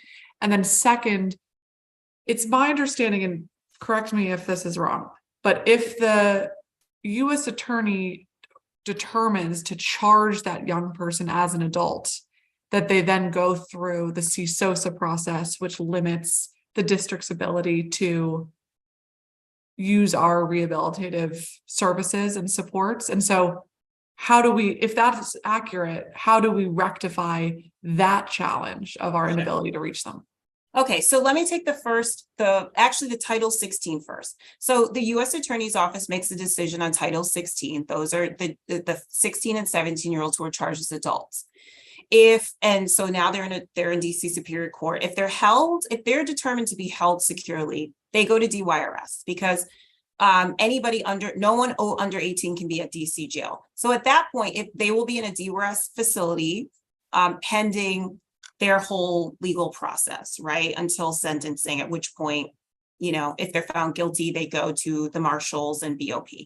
But we will provide any youth in DYRS's care and custody at our facility. We're going to provide whatever services and supports we can within the facility. So education, there wouldn't be a distinction of what's provided there. If a young person's released, which happens, you're right. They will actually be under the supervision of PSA, Pretrial Service Agency. So all of their conditions are going to be set by PSA, and there's not going to be a service delivery. Not really, right? Like there's not like, oh, you know what? Like while they're pending adjudication, we're going to provide a host of services, because they have no real legal connection to the district. That's all federal, right? Pretrial services is federal. U.S. Attorney's Office is federal. So there's no district connectivity. That's a Title 16 youth, which is a problem, right? Because if they're going away to be, no matter what, if a young person's in the community and they've committed offenses, we believe they're at risk and they need services and supports. And there's no necessary touch point to do that. I think there's a similar thing that happens on juvenile side, that just like across our system, there is we favor release. We want young people in the least restrictive means consistent with public safety. A young person who is not committed, doesn't find their way, they will likely be under the supervision of court social services, whatever's determined between OAG, the court social services. And I think CSSD will say that they're not the executive. So they don't have this whole robust, they're under the court, this whole robust set of interventions, the things that we know help a young person to find their way to a better path. They don't have that. And sometimes in order to get a young person to participate in their family, you need commitment or a hook or something that says, hey, you have to do this because this is what's best for you. And without that, it makes it challenging. So in the executive, we can say, hey, listen, like we're concerned about these young people and public safety. They've committed or they've been involved in or around gun crime or something that's, we're thinking there's an issue here. But there's nothing that will make them accept services. There's nothing that makes them be in treatment. There's no requirement. And that's a challenge because teenagers don't always want to do what we believe needs to be done or is best for them or otherwise. And so that's where the gap is, hey, MPD is like, listen, we arrested this young person for something. They may be released. They may never get committed. What happens? And especially if they don't get committed, how are we making sure that they are getting the types of wraparound services that we know prevent additional criminal justice system involvement? Right. It's hard for us to do that without some means to do it. So I want to ask you about something you just said about we favor release. What does that mean? Who is we? Is that codified somewhere? And one of the things that I was most concerned about in my conversations with your predecessor, Deputy Mayor Geldart, about was this very troubling data that we had last year that many of the people who are being arrested for gun-related offenses ultimately become victims of gun-related crime. And without removing them from those situations or providing services that are needed actively, we are just allowing our residents to be killed. And I'm curious how you think about the intersection of that troubling data and where we are this year with that and what you just described as we favor release? So let me clarify, because I often use we as like with the district, but the executive obviously doesn't make, by and large, the executive doesn't make decisions on detention. There's one instance in which we do, and I'll talk about in a minute. I think there has been, seeming to me through the law and listening to our partners in CJCC, a belief that our statutory scheme, I think council, honestly, council's posture was one that supported this previously, that release was favored. I mean, I've certainly heard the court say that. I've heard that there was discussion of a change in 2019 that favored release, right? Like, so there is a preference. And when you talk about the statutory posture, what statute are you referring to? That I can't. I see Councilmember Lewis George, like on the prosecutorial side, like this is, Okay, maybe I can talk more about, I can speak specifically to the one thing under the executive's umbrella, which is determination of level of placement once a young person's with DYRS. But I saw her camera go on, so. I'm just gonna say, it's statute 16-23T10, which is the criteria for detaining children. And that is the statute for which the court determines whether a child is held or released. And that is where you're going to find I wouldn't characterize it as release, I will say. That's the statute where you'll find it. Okay, and if I may ask you a follow-up question, Councilmember George, thank you so much for your expertise here. Is it your understanding that statute provides discretion for the judges, or that statute requires release? Well, it's going to, it is a hard burden to overcome for a judge to hold a child. So basically, a child cannot be held prior to a hearing or a dispositional hearing, a trial, fact-finding hearing or dispositional hearing, unless they're alleged to be delinquent and unless it appears available information that the detention is required, to protect the person or property of others from significant harm, or two, to secure the child's presence at the next court hearing. So the judge has to say, has this child, is this child a flight risk to secure a child's next presence at court hearing, or is there a person or property, a person or property that is under significant harm if this child would be released? And sort of there's a rebuttable presumption for certain types of crime, which is like crimes with a weapon, CPWL, carrying a pistol without a license, where there's a rebuttable presumption. We have to prove that that's the case. But that statute, when it was changed, essentially is a high burden for a judge to basically hold a juvenile based on that. The biggest key is that one piece of this was removed, I don't know what year it was, which was to protect the child from personal harm. It was 2017 under the Comprehensive Youth Justice Amendment. There you go. They removed that aspect as well. I don't know about the adult side. I've heard that. I mean, I think there might be some mirroring, but on the juvenile side, under the Comprehensive Youth Justice Amendment Act, that is when that change was made. And that was, I believe it was the CYJA of 2017. So it might have gone into effect FY18, but yeah. Got it. Okay. Thank you both so much. Thank you, Councilmember Lewis George. So to the adult side, and I heard you just say, I don't know if it mirrors it exactly, but is your understanding, I would imagine that the burden is less to hold somebody for an adult than it is for a child. I mean, potentially, I don't know, right? So this is again, where it's like a prosecutorial and the judges, and you hear what they say that the burden is relatively high on either side, that because there is a posture, or there was in the district, that favored release.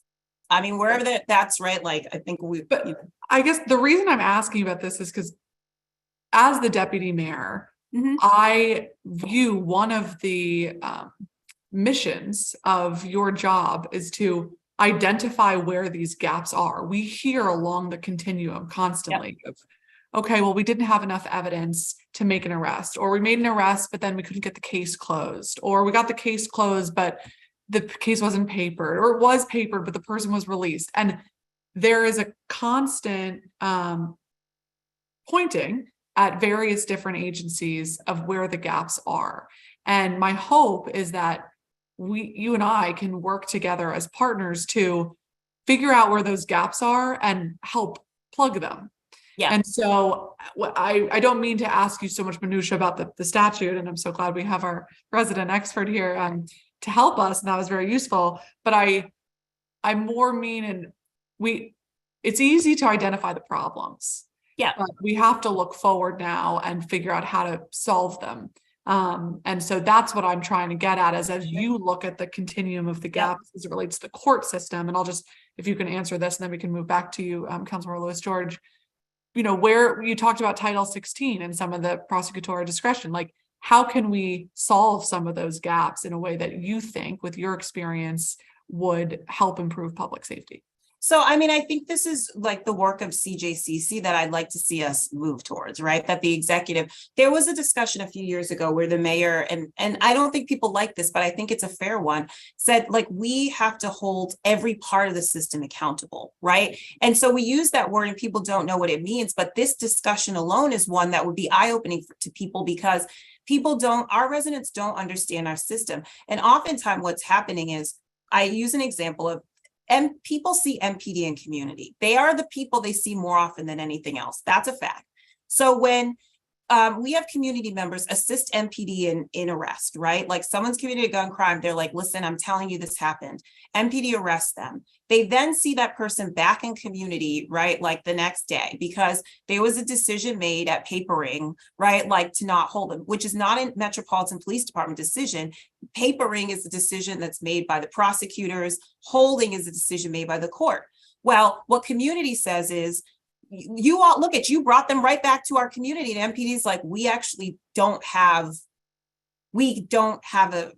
make that decision, right? Like we arrested, and it's eroding the trust of the public in police and into the executive and all of us, right? So I think it's a fair discussion to have that, hey, I have heard amongst our partners, it said that there is a preference in the district. The pendulum swings. I'm a very sort of honest person, that the pendulum swings in our space about what is preferred. And there was a move that the district was very progressive around these types of policies, legislatively and otherwise, right? That's a fact that we have to sort of contend with. So whether there are legislative moves that were made, like the one I described, I think many of them were well-meaning. I'll give another example. Under the Comprehensive Youth Justice Amendment Act, this is on juvenile side, young people, status offenders can't be held securely. And I understand why. There's a belief they should be in the neglect system. But our young people involved in sex trafficking and sex work are some of the most challenging young people to serve. They run back to the trauma and the places they were being victimized. There is study after study in specialized juvenile courts on this, that you have to hold that group, because to get them the services that you need, you got to hold them. So even at the time, I believe it was both DYRS and then Attorney General Racine's office testified, listen, we understand philosophically why this should be a direction we move, but we are testifying that we believe this portion of the bill should not go forward, because these young people right now, we have to serve them, and we believe they'll be harmed. It proceeded and it became law. And in fact, I'm not finger pointing. I'm telling you, just from a practical perspective, what we expected happened. Those young people were finding in trap houses with their pimps, and there's not any mechanism we have to really do much, which is why our CSHA court, which was our child use sexual exploitation court that we started based model in Philadelphia, they're like, without the ability to hold, we lost one of the key components. And I think this is a truism across the district, is that we bring wonderful models, or we establish them, but we pull pieces off and we don't get, and we're like, why aren't we getting the effectiveness? Well, because philosophically, we're like, well, we like this piece, not that piece, not. So we do have to have a holistic conversation that there are legislative, there's prosecutorial, and there is executive decisions made that impact where we are right now. And that's absolutely true in the juvenile space. I appreciate that, and I get that. I guess I'll just say, with our new roles in this committee, and when there is a legislative gap, I invite you to make our committee aware of it so we can kind of move in the right direction. But thank you. And Councilor Lewis George, go ahead, another 15-minute round. Yeah. And I just want to note, the one piece I want to say is that like holding decisions is the discretion of judges and the judiciary. And there is no sort of accountability of the judiciary anywhere. Like, it's not just DC, it's nationally. Once a judge is appointed to the bench, they're appointed to the bench. It takes very much for a judge sort of be removed, and judicial discretion is sort of this thing that's held very highly and as it should be.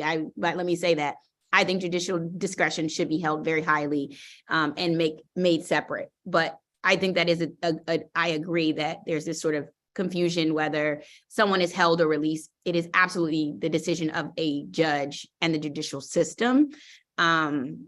And I agree, people don't have clarity around who makes that determination. And that's a huge issue. I'm gonna be like, y'all release them, y'all put them back on the street. Like, the judge released them, by the way, but that's neither here nor there. I want to talk to you about when we do have people in the system. Advocates who recently share with my office that the educational programming at DC jail has been significantly cut. What is going on here? Why are educational programming at DC jail, and not in just DC jail, but also our youth rehabilitation centers, why are educational programs being cut? I don't know what they're referring to at both. So currently at all of the secure facilities, whether it's the DYRS or at a DOC, the See Forever Foundation, the Maya Angelou schools are the educational providers for all of those facilities. So that's right. Like, and part of the decision in that was Maya Angelou School was like an award-winning school at New Beginnings, right? Like, they have been a wonderful partner. And so DCPS, there was a decision a couple of years ago, maybe last year, to remove DCPS, and Maya has been the contracted provider now across all the facilities. So I don't know that there were cut, like DCPS was removed, but Maya Angelou was brought in. And in fact,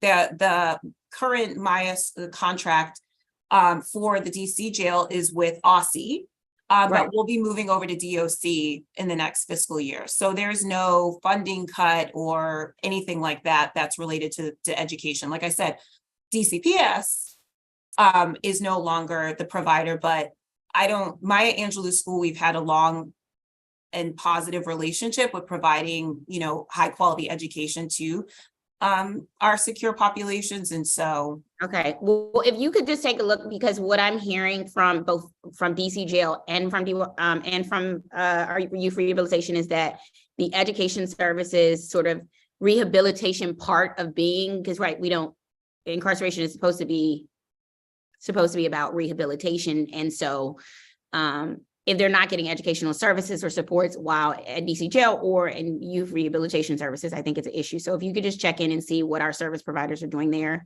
sure. I think it could go a long way. I want to understand, there have been people have had issues with the differing between grants we're doing and the human care agreements.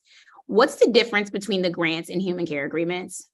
Yeah, so human care agreements are administered through the Office of Contracts and Procurement, right? And so they're versus grants, which are administered by agencies that have grant making authority. And so with the ones VI contracts, they were on OCP human care agreements, which it's not. I mean, quite frankly, that's a challenging kind of model for the VI contracts for what they do.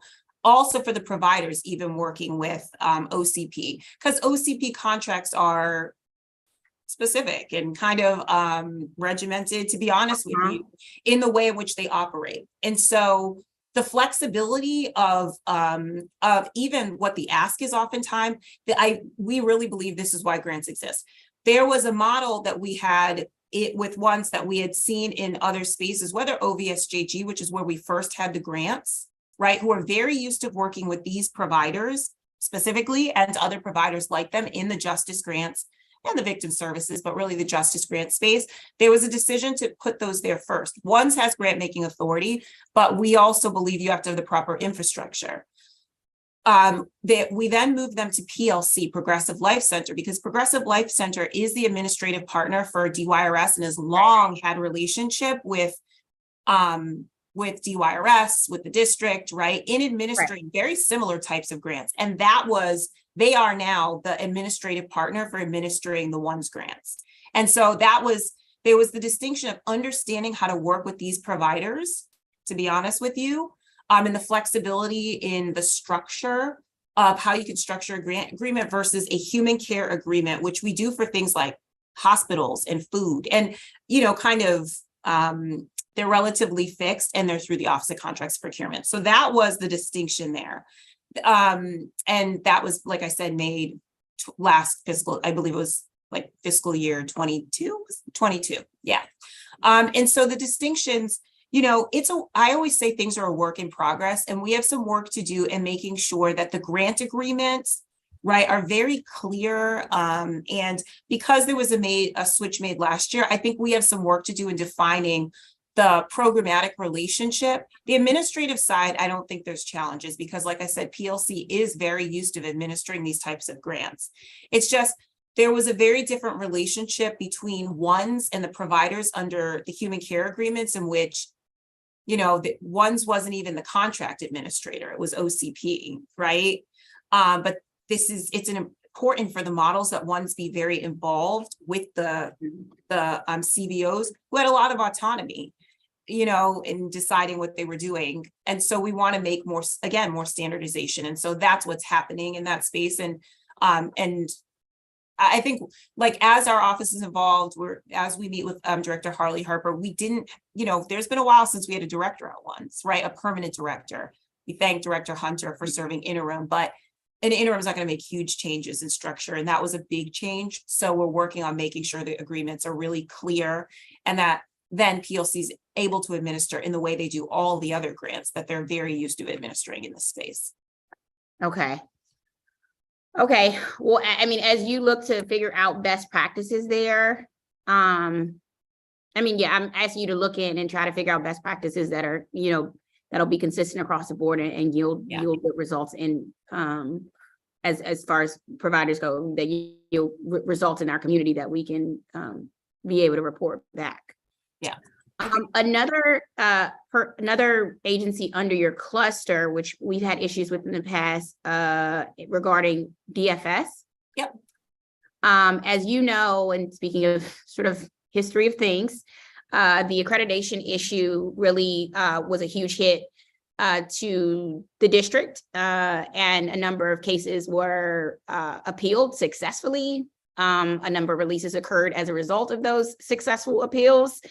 And sort of, I think that's something that sort of also gets sort of lost in conversation. And so I just want to understand sort of what your role is in ensuring we don't have any further accreditation issues, and sort of what steps are being taken on your end to sort of correct, I guess, the issues of the past.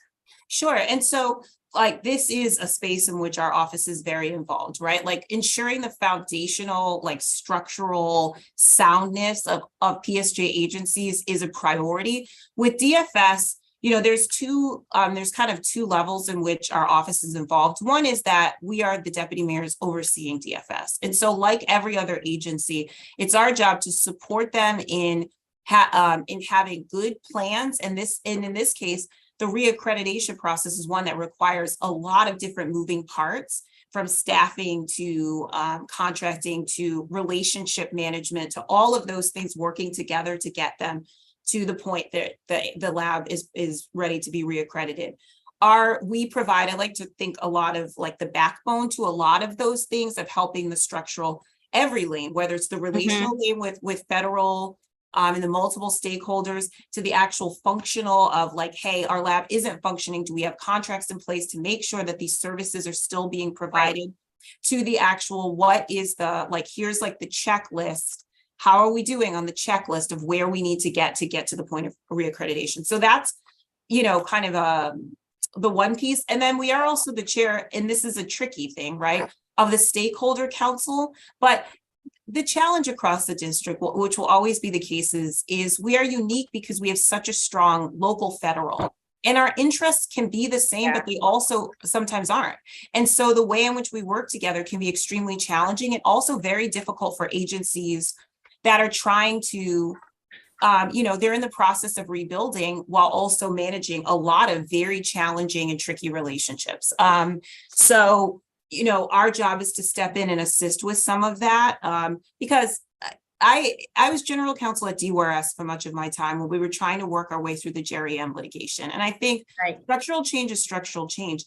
For an agency that's trying to operate and do all these things, it can be extremely, honestly, distracting and very difficult to have all of these various things going on, including, you know, a significant structural change. And so I do believe it's our job to help them continue to move forward, because we need a functioning lab, and we need functioning lab services, and we need good relationships, and we need all of it. And so particularly for an agency in such heavy transition, it's our responsibility to make sure each of those lanes are moving in the right direction. I mean, yeah, I agree with you. In order for us to successfully bring any sort of cases, if DFS is unaccredited, it means that all of our cases are impacted, because it's a required part of evidence that has to be not only introduced, but authenticated. And if they can't be authenticated, then the cases are going to get dismissed, or charges are not going to be able to be brought. Which brings me to our other point. I know the U.S. Attorney's Office is federal jurisdiction, and so I know neither the executive nor the legislative branch of government sort of has purview over them. But one area in particular that, Deputy Mayor, I'm hoping you can sort of be able to get information on is, a lot of times we hear that a case is not papered, but we don't have the reasoning behind it. Yeah. And because we don't have the reasoning, I can't sort of surmise whether is the case not papered because MPD didn't collect enough evidence? Is the case not papered because it was sort of an unlawful seizure constitutionally, or sort of without the reasons, we can't improve any of the pieces, right, of our end, right? Because if it is, we don't have witnesses to a case, or we don't have evidence, or if it's an area where MPD needs to train officers better on sort of constitutional things, none of these improvements can be made without us sort of us knowing the reasons why a case is in paper. Or is it philosophical? Because we need to know that too, right? But oftentimes I have reached out personally and sent emails and saying to U.S. Attorney's Office, hey, this case was no paper. I would like to know the reasoning. And we don't get a response, and they don't have to respond to us. But I'm hoping, as Deputy Mayor, you could at least request some data regarding the reasons why cases are not papered, meaning, like, was it paper for lack of evidence, lack of witnesses, unconstitutionality, whatever it is, sort of court expended, like, you know, we have a backup of cases, and this case is considered de minimis as form of harm. My goal is for you to sort of put on that hat and try to at least get some information that can assist the district in dealing with crime in our community. Sure. I mean, I think a big part of the responsibility of my office and myself specifically is we keep using the word accountability, but it is like the transparency to our residents. We all work and serve our residents, right? And so no matter what space you're in, like, I think it's incumbent upon all of us to figure out ways to be as transparent with them as we can. And so, you know, I'm happy to take on, we have a working relationship with the U.S. Attorney's Office, obviously, and appreciate the partnership when we can be partners with our federal partners, also recognizing that, you know, we're not always going to be on the same page.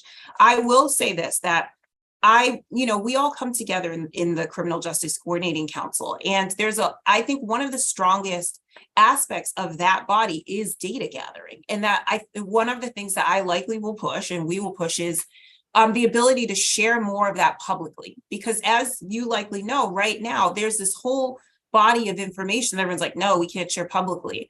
And I do think there's a benefit to our residents understanding. And if we have it, like looking for, quite frankly, a legislative fix or otherwise to say, we need to share with our residents, right? Because we're all working on behalf of, for, and with our residents. And so, why can't we share information? I don't care. I mean, I'll be honest, whether you're local or federal, we all are public servants. And so helping our residents understand or the constituents we serve seems to be in all of our interest. And so I do think where Chairwoman Pinto asked where there's legislative fixes, that is a place, right? Like the way in which CJCC data can be shared is there's an MOU, but there's also the legislative, there's statutory things around what can be shared. And I do think there's some space for us to grow in that space, right?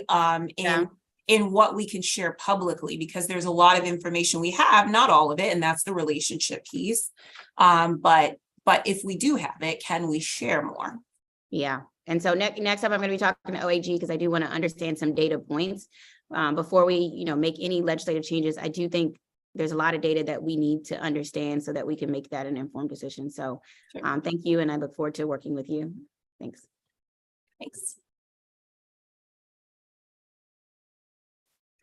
Thank you, Councilmember Liz George. Ward 5 Council Member Zachary Parker is joining us, so I will give him a 15-minute round. I do just want to ask one follow-up question about our court conversation, Deputy Mayor, and then next round we can move on to another topic, which is the gaps in time between the charging decision and the hearing or trial date. And if there are trends that you have seen over the last several years that we are working to ameliorate so that this challenge of making sure that we have sufficient evidence to bring a case and conclude that case between when the arrest is made. Yeah, I mean, so obviously the pandemic upended. We have a very, very busy court in the District of Columbia, right? We do. We have a lot of cases.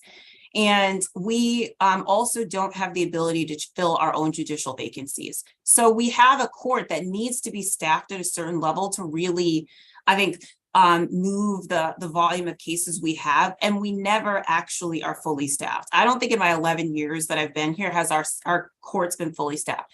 We run as many as 14 vacancies like we had recently to now where we have 8, but we know there's judges retiring, right? Like the court is always letting us know that the challenge of not being able to appoint your own judges or how, have an executive who can appoint judges or otherwise like other states do, puts us at the mercy of the federal government when they kind of get around to it. And so our case processing is always going to be at the whim of that. The pandemic obviously created a situation in which case processing, ground much, much, much slower, right? And that means that we accumulated a backlog, particularly in those priority 1, like some of the more serious felony cases, that has slowed things down. And that I know that the court is working very hard to catch up and to move those cases down the ball down the field, but anytime you have a backlog anywhere, any agency or otherwise, there's always new things coming in, right? And so it is very challenging to catch up. And so I would say that yes, right, like case processing, like I said, has slowed for a host of reasons, and that there is kind of a longer period of time, particularly in the more serious felony cases of pretrial period. But we definitely have made progress from like the height of the pandemic when we couldn't seat juries, we couldn't seat grand juries and then when we did, it was a much diminished number. And so the court is certainly making progress. It just, these are the realities that we that are somewhat unique to the district. Thank you. So we have been joined by our Ward 5 colleague, Zachary Parker. Council member, you will have a 15-minute round. Please go ahead. Thank you, Chairwoman Pinto, and it is good to see you, Deputy Mayor. I want to start at a macro, let's say 30,000 view, and I know our conversation has been far-ranging, but if you had to characterize steps that we need to take in the immediate term to make the district safer, what would you encourage the council to consider? Oh, I mean, so this isn't necessarily, I think we've talked about kind of the role everybody plays in this, whether it's legislation. I'll be very frank. At the end of last fiscal year, or end of last year, there was a flurry of legislation that was passed that changes even fundamental structure of agencies, right? So as we're trying to on our side, focus our efforts, worked very hard to get permanent, directors in place or otherwise to make sure that our foundation is secure and that we're moving forward on all of these plans when there's now like sort of rapid shifts in responsibility structure or otherwise, those are challenges. And so I try to be practical that those are things to consider, that when we have plans in place, there's always room for agency growth and development, but we are making like pretty significant changes in agency function through legislation for likely good reasons. But that obviously shifts focus sometimes for the agencies that are trying to focus on core missions when whole new responsibilities or, for DFS made an independent agency, right? Like not under the purview of the executive. This creates a host of new considerations. So that's one side, I think at a macro level is as we're on a legislative side, I put to you because you asked what council should consider, right? Like, where are we in our system, right? Because I think we are at the forefront of everything in the district. We really do push the ball down the field of reform in so many areas. But I'm a very sort of practical person that we are coming out of a pandemic, right? That impacted us as well. Like our government and our agencies, my agencies, they're people. And many of them worked through the pandemic. They never stayed home, right? Like they faced very, very challenging conditions. We have diminished staffing, right? We have some lags and systemic changes that happened throughout the pandemic that we have to figure out how to address. And so before we do the new, I think it's incumbent upon all of us to look at, I keep using the slingshot analogy, in order for us to come back, like maybe a bit of a step back in our pace of acceleration. And instead, how are we doing foundationally and recognizing that, I have work to do as the deputy mayor to look at my agencies and to figure out how to best support the people who have really put in work over time, who are tired, who are working a lot of hours, to make sure that despite that, we're working together, we're working coordinated across cluster, that we're thinking in new ways how to multiply our efforts to achieve what we have to, which is to make our city safer and to make sure our residents feel safer as well. Thank you for that. And I want to come back to that. And now I'm going to zero in very specific areas. So I know you and Councilwoman Lewis George had a conversation about the DC jail. I've heard similar reports around reduce programs and opportunities for inmates, especially young people, and especially inmates that may need special education services. I am aware of the efforts to make the DC jail a LEA, and it seems as though work is in process there. The concern, though, is that in doing so, there's less oversight, if you will, and to ensure that young people that are incarcerated are receiving high quality in-person learning and instruction. And that was a concern for all children at the height of the pandemic, which is one of the reasons why the mayor pushed for students to return to school, which I think was ultimately the right choice. Yeah. You speak to just where we are in that process and transition. And can you speak to the concerns that DC jail becoming its own LEA will reduce oversight and the quality of education offerings to these inmates? Sure. So the on the LEA front, right? Like we are having conversations in the executive. What is the best structure? Whether it's DOC being LEA or just as DWRS is a public agency responsible for education.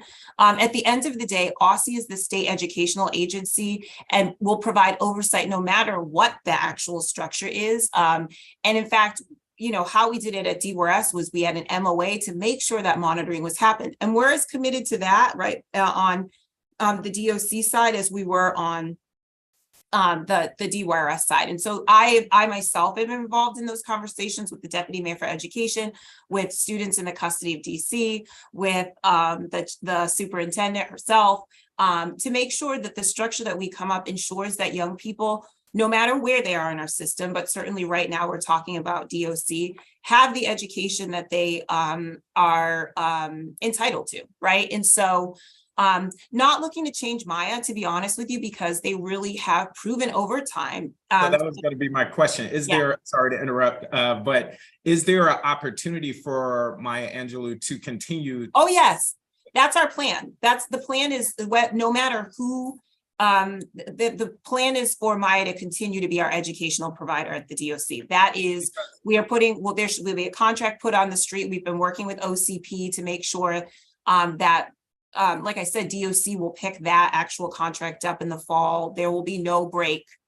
Maya is good to hear. Is our partner for education at the DOC. Because as you alluded, I've also heard that by all accounts, many people think they're doing a good job and they're providing that high quality in-person instruction. And so can you also provide assurance that there isn't an effort to make this virtual, that it will remain in-person instructional support for these inmates? Oh, yes. There's no, like, we're not, right? Like, we believe in in-person instruction. So there's no shift to, I mean, we really appreciate that what the tablet learning and all of that like allows us to do with some of our alternative types of educational, whether it's college courses or otherwise, but Maya Angelou is the school, or the See Forever Foundation, the Maya Angelou School is the school, and the model is not one that we're looking to change.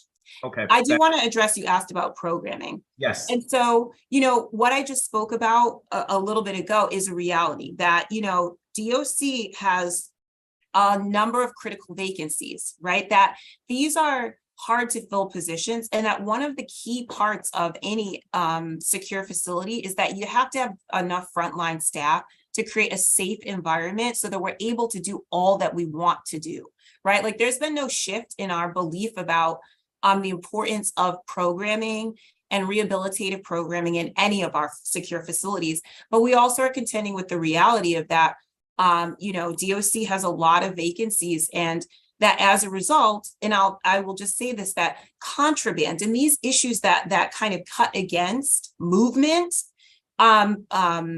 are realities that we have to contend with, and that we are working just like we talked about with MPD or any of our agencies that have hard to fill vacancies to figure out what are the ways that we can attract and retain these critical positions so that we can do all the things we want to do. We have to, like, I am committed that there are the things we have to do. We have to have people safe in our facilities. It's important, right? Like, you know, this is vital. We want them safe no matter whether they're in the DWRS facilities or the DOCs. And so we need to get that staffing in place so that we then can do all this programming that we believe is extremely important as well. So it sounds like you're attributing the reduction in programming to staffing, which is something we're addressing across the district. From advocates' point of view, whether this is fair or not, it seems as though they're attributing this to new leadership over the DC jail and an effort to reduce programming. So for instance, the YME. Yeah, the YME program is one of the more lauded efforts. Yeah. What's concerning about that for me, as you alluded to, is that we need to focus on rehabilitating these individuals, these young men in particular that are in DC jail before releasing them. Sure. And so I would love to follow up with you on that. Yeah, there's no philosophical shift. There's a couple of things that happened. There's the staffing piece, and then also Dr. Lopez, who we loved, she did leave, right? So transition always, there's a period where it's like, okay, like you know, you have people kind of filling the holes of the people who departed. And she is, you know, she was a force. We have recently hired a deputy director who's known to DRS, or I'm sorry, to DOC, but I don't think they've said who yet, so I won't say, but to fill that position, which is such a critical one. But as you know, right, like you have to have leadership. You have to have leadership in the space. Otherwise, there are people trying to maintain what is, and so having stable leadership will help us to ensure that we're able to continue all the programming that we really believe is important. It's not a philosophical shift, it's shifts. Gotcha. So with that, I just hope that we can then have a concerted effort to beef up staffing there. Oh, yes. So we can focus on those programs for the young people that need it most. I see my time is dwindling. I want to move on to coordination. And this has been a lot of the discussion that you've been having, both with the U.S. Attorney's Office, but I want to focus here within the district. So one of the concerns I have is that we have a plethora of public safety agencies, teams, offices. It is my understanding that you all are meeting, that there is a coordination effort, but can you speak to the transition from what once was Building Blocks DC that is now, my guess is, the Office of Neighborhood Safety and Engagement / the Gun Violence Prevention Office? And what does that mean for coordinated efforts on the ground? And so I'm sure Councilmember Lewis George would agree, as I would, and my colleagues in Ward 7 and 8, and it's an issue across the city, but it's pronounced in those areas of the city that we need coordinated support and efforts on the ground. And respectfully, I'm just not always clear what that coordination is looking like or what it's producing. So can you just speak to that transition and then what we should be seeing on the ground? Yeah, and so the transition in the Building Blocks Initiative is not a change in philosophy, right? We still believe that how you get the greatest impact in gun violence is by a coordinated, focused, intensive effort on the people and the places most at risk. That's what undergirded, that's the philosophy that undergirded it. But we also, in trying, right, it was the first of its kind, EOC, right, like found that model, while good, it takes a lot to set up administratively, right, like this new model, where we have agencies where this work needs to actually be institutionalized in, right? Because you're talking about long-term work. This is not going to just end, right? Like usually with an EOC, there's an emergency activation, and then whatever the inciting incident is, at some point ends, correct? Right? Like, it's not like, oh, we had an EOC forever. It's like, we had a snowstorm, we had a pandemic, we had these, we have a major event. Unfortunately, gun violence is something that's with us, right? And so creating structures that over the long term are able to address this is important. And so that's what we learned is we have, the Office of Gun Violence Prevention was established to set up, like with all of the things that you've described, an overarching policy perspective on what are we doing and how are we doing. And then on the other side, you had PSJ, which has the operational agencies. Place-based work was assumed by my office, right? And our community outreach coordinator and a team of folks doing outreach in certain neighborhoods. We particularly focused on the Homicide Reduction Partnership Initiative areas because that's where our focus was last year. And then you had ones being operational. Well, part of what we saw is no matter what in the government, if you have different leadership, you often there's the push and pull, which is why Linda Harley Harper was named by the mayor to be the director over ones in OGVP, because it brings together in a single place policy and operations. So there's there will be less of, our hope is less of that tension, and also the support of DMPSJ, because one's is a DMPSJ agency, so you don't have kind of out here this other arm, if that makes sense. Sorry to interrupt, but I see I only have 1 more minute. So there was a shooting in Ward 5 in the Saratoga community last night. Yeah. What I'm getting at is, what should I be seeing on the ground? Because there are violence interrupters in that area. Obviously, MPD is following up. Yep. There just seems to be a lack of a coordinated citywide approach, which is what was the promise of Building Blocks, which is what is the promise of many of these agencies. And if you could just, in the last 30 seconds I have, speak to what should we be seeing on the ground in response to that shooting in Saratoga last night? Okay, so what would happen today is there was a call at 8:30 with MPD who outlines for our violence interruption space. So one's It used to be OGVP in our office, right? But now it's like one's OGVP, kind of same thing, explaining what happened. There's then a coordination meeting with the VIs, right? Where now one's is like, we know, we understand what happens. Now, who are our VIs in Ward 5? Whether CURE, right? Because we're now working together with CURE at an operational level, the administrative or whatever, who knows, right? We have to work on that. But operationally to say, does anyone know any of these people? Is anybody involved? Who's touching that neighborhood? It's like a critical incident response type deal. And sometimes it's, we don't know.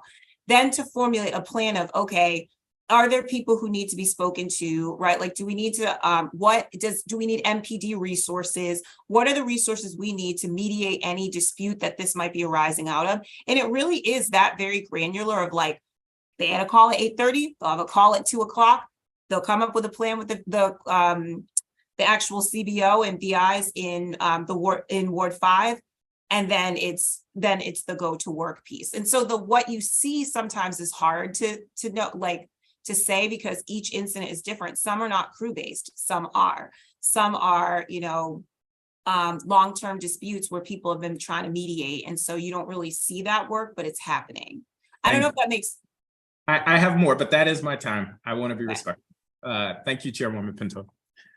Thank you, Councilmember Parker, for being here.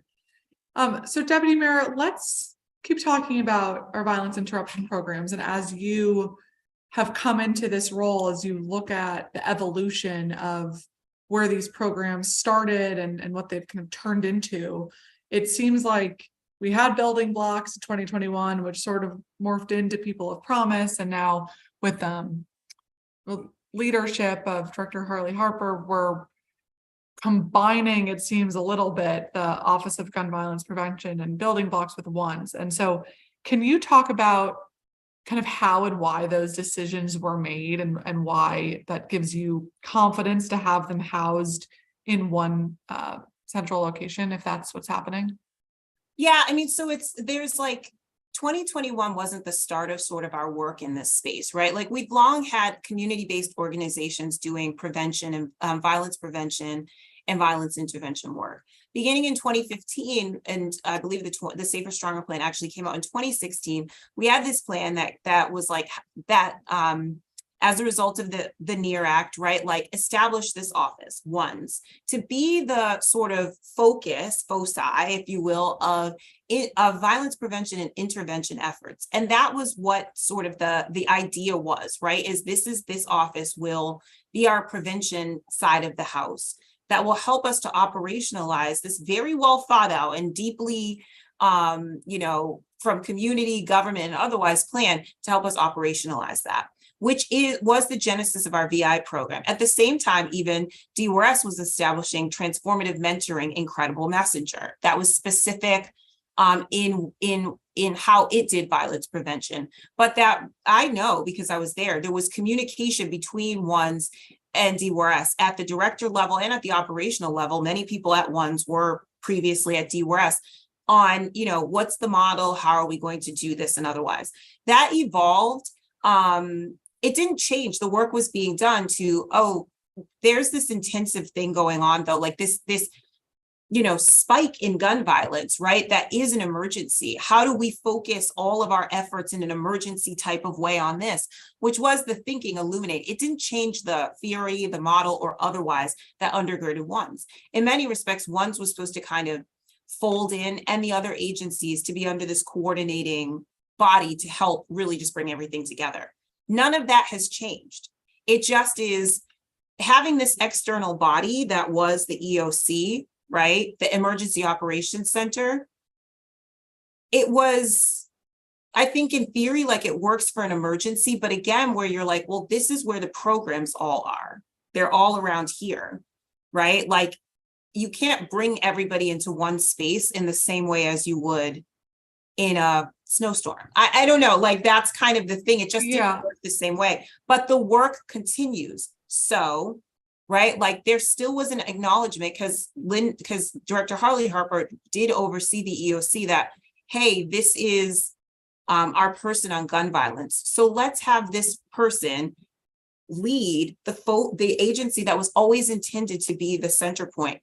with the assistance of our office, right? Like appropriate kind of partnership and oversight of, hey, if you're having a hard time getting other agencies to participate, sometimes you do need a deputy mayor to work together on that. I'm just going to say it's a fact, right? We've seen it with our task forces that is the role of a deputy mayor's office. And so we believe that continuing to build ones will help us to get the traction that we need.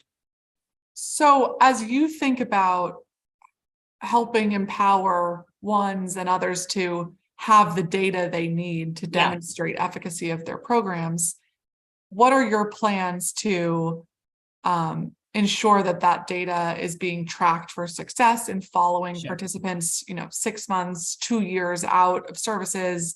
And how is that data going to be shared both with the committee, but also with the public?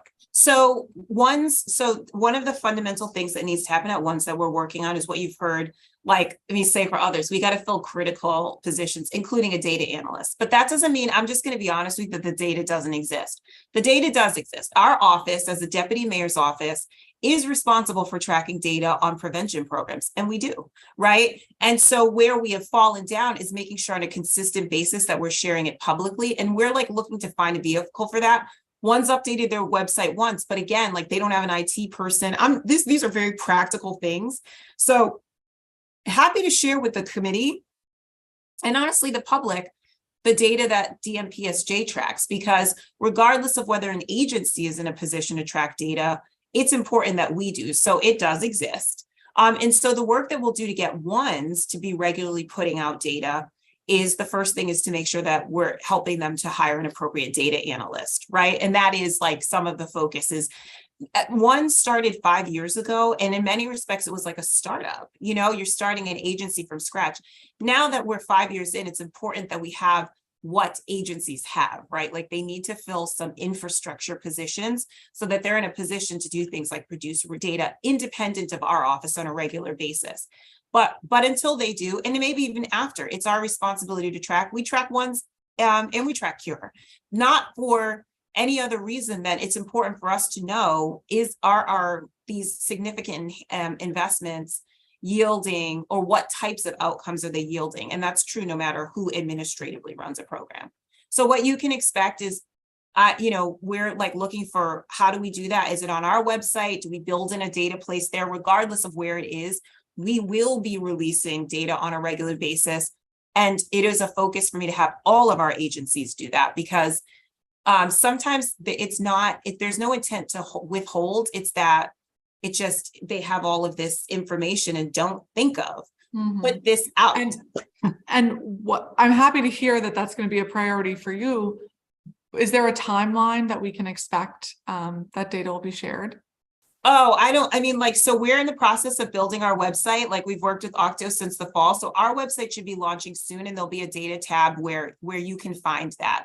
With ones, I can't say because, we need to actually hire a data person, but it is in relatively short order that you will start to see those data pieces. We were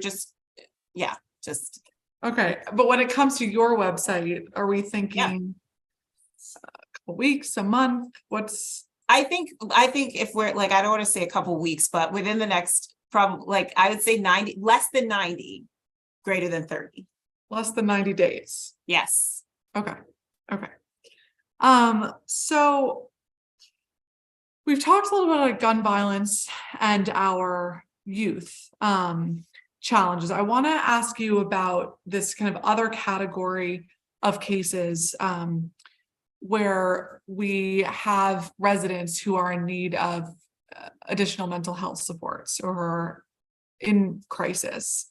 How do you think of your role in connecting with others in the mental health services cluster and the community behavioral response team, and making sure that there's an appropriate partnership with MPD? Because I continue to hear both from behavioral health outreach workers and MPD officers that there is a disconnect sometimes in who is responsible for what. And then what happens after the initial call is made to make sure that that person is provided the services that they need and that the community is kept safe. Yeah, so I mean, there's multiple levels in which we're involved. Like first, the partnership between OUC, DBH, and MPD is a critical one, right? Because the determination of how calls are dispatched, it does certainly start at OUC. And so we are working very hard on a couple different levels to strengthen the DBH alternative response, because we have only diverted a very small number of calls, and there's a number of reasons for that. One is there's not an intuitive nature to the OUC dispatch protocols right now, and we're working on bringing in a system that will create more algorithms, and quite frankly, that will automate some of what is diverted, because for the OUC call taker, they're going through a whole host of questions, and then at the end, they make a determination. Oftentimes, a resident doesn't want the alternative, right? And so they're going back and forth. Whereas with some algorithms built in, it takes away and has more intuitive decision-making, where we can program in with all our alternatives, whether it's DDOT, DPW, or the DBH alternative, you program it, and so it automatically will start to cause dispatch to go in a certain way. That's one thing. We also have gotten technical support. That program, the DBH program, was accepted into the Harvard Kennedy, one of their programs, to offer technical support to help us strengthen the partnership, the training, because the truth is that some of the dispatch comes with fear. It's sometimes not altogether clear whether this is a public safety issue or a pure mental health issue, which does drive there is that human element of the fear, which is driving some of the dispatch. There is MPD and DBH are working on some training protocols between the two of them to help strengthen that partnership. They're going to be doing a pilot where they do a one-to-one.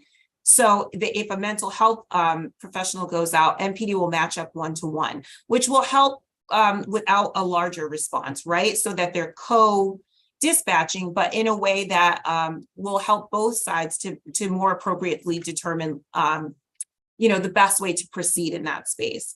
Then on the sort of the larger scale, there's obviously the discussions between Director Bazrod and Dr. Bebout and myself and our agencies about how we can work better together, get more impact on the dispatch side, and obviously making sure people are connected to the right services. I think it's all, again, too, becomes a work in progress, because if we're realistic, like, we have far more mental health needs than we have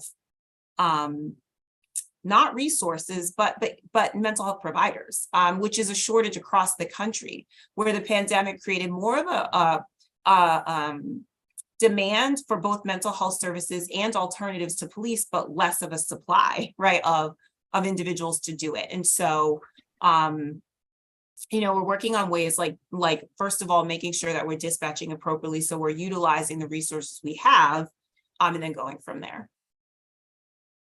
Okay, and then following dispatch, for residents who are having a mental health crisis and need kind of sustained interventions and supports, what do you see as the best path forward? Because it seems at the moment that there is not a plan for people who need more consistent supports, or who may be refusing supports, but are in this kind of middle category of also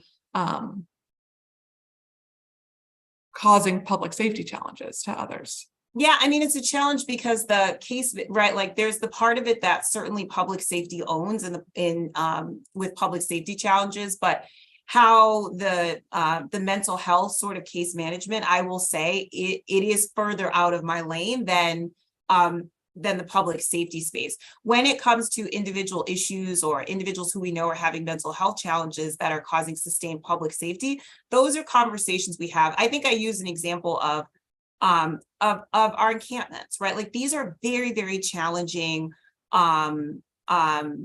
It's challenging, right, to determine, okay, what is mental health and what is too much public safety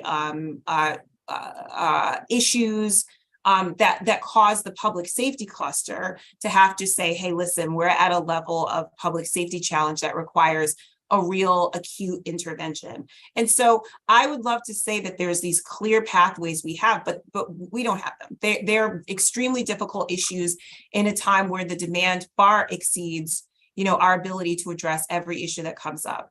I can say that, you know, there are discrete mental health issues that our office is working on, whether it's, you know, a big issue for us is the expansion of juvenile mental health and acute psychiatric care, which is a shortage. There's a lot of complex and challenging issues we're working across. And so I can't say sitting before you that, like, you know, we have formulated a plan how to address that ongoing challenge. It is a gap. And, you know, I think it's one of those discussions that are, you know, we have to talk more with our colleagues in DMHHS and the behavioral health space about how to fill that.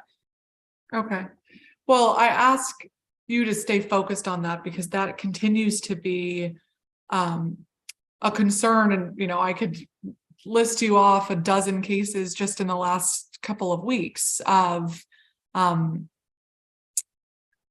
severe public safety challenges that have been presented to various communities across DC, serious weapons that have been found, and the police response or the judge's response in some of those very egregious cases with extremely dangerous weapons and behavior and activity has been, well, it may be a mental health challenge and therefore there's nothing we can do about it. And that's the category that I want to make sure we're working towards a plan, because we can't kind of shrug our shoulders and say it doesn't squarely fall within either bucket and therefore no one covers it. So look forward to working with you on that. I do just want to ask you before I move back to my colleagues, you talked about some more interaction with Cure the Streets in the Office of Attorney General's outreach workers. How are you working with them specifically to make sure that the clients they're working with have access to the wraparound support services and other government resources from the executive's perspective? I mean, so I'll admit that there is challenge there, right? Because this is one of the kind of things about the structure of Cure being in the Office of the Attorney General is, you know, there isn't the direct connectivity with all of the host of services and supports. I think there's long been a relatively good relationship at the kind of the street level, honestly, between Cure the Streets and ONES. We are trying to systematize that more through joint meetings, right? Like I've participated recently in meetings that we've had in different communities where there are Cure ones and quite frankly credible messengers to try and coordinate, because oftentimes, to be honest with you, in a number of our communities, the left hand does not speak to the right. And so there is a lot of services and supports being offered, many duplicative. Those type of very sort of grassroots weekly conversations are part of what will help us to best determine how to systematize that. But the challenge of having two different administrative structures and, you know, things like that, that's all. I think as long as we continue to have programs that are kind of all over the place, you will face those challenges. And the best that we can do is the process that we're going through right now of really looking at the entire continuum and being like, what's the model? How do we, like, is there a way to operationally bridge any gaps in service delivery? But some of I think there's an ease now. My hope is that with the new Attorney General, there's ability to work. There was tension, right? Like previously between the executive and the Office of the Attorney General that I do think hindered the ability at a higher level to work together to make sure those services and supports were there. And so my hope is, you know, we're all new, right? Like, so that there will be maybe some of that removed that will help us to more systematically operationalize that versus just kind of on the ground street level. Okay, thank you. All right, Councilmember Lewis George, if you're here, I'll give you another 15-minute round. We'll do one more 15-minute round. And then if there are kind of follow-ups, we can do a shorter round afterwards. Because then we have to move on soon to the Office of Attorney General, and we have I think almost 50 public witnesses there. So Councilmember Lewis George, if you are still here, give you a minute.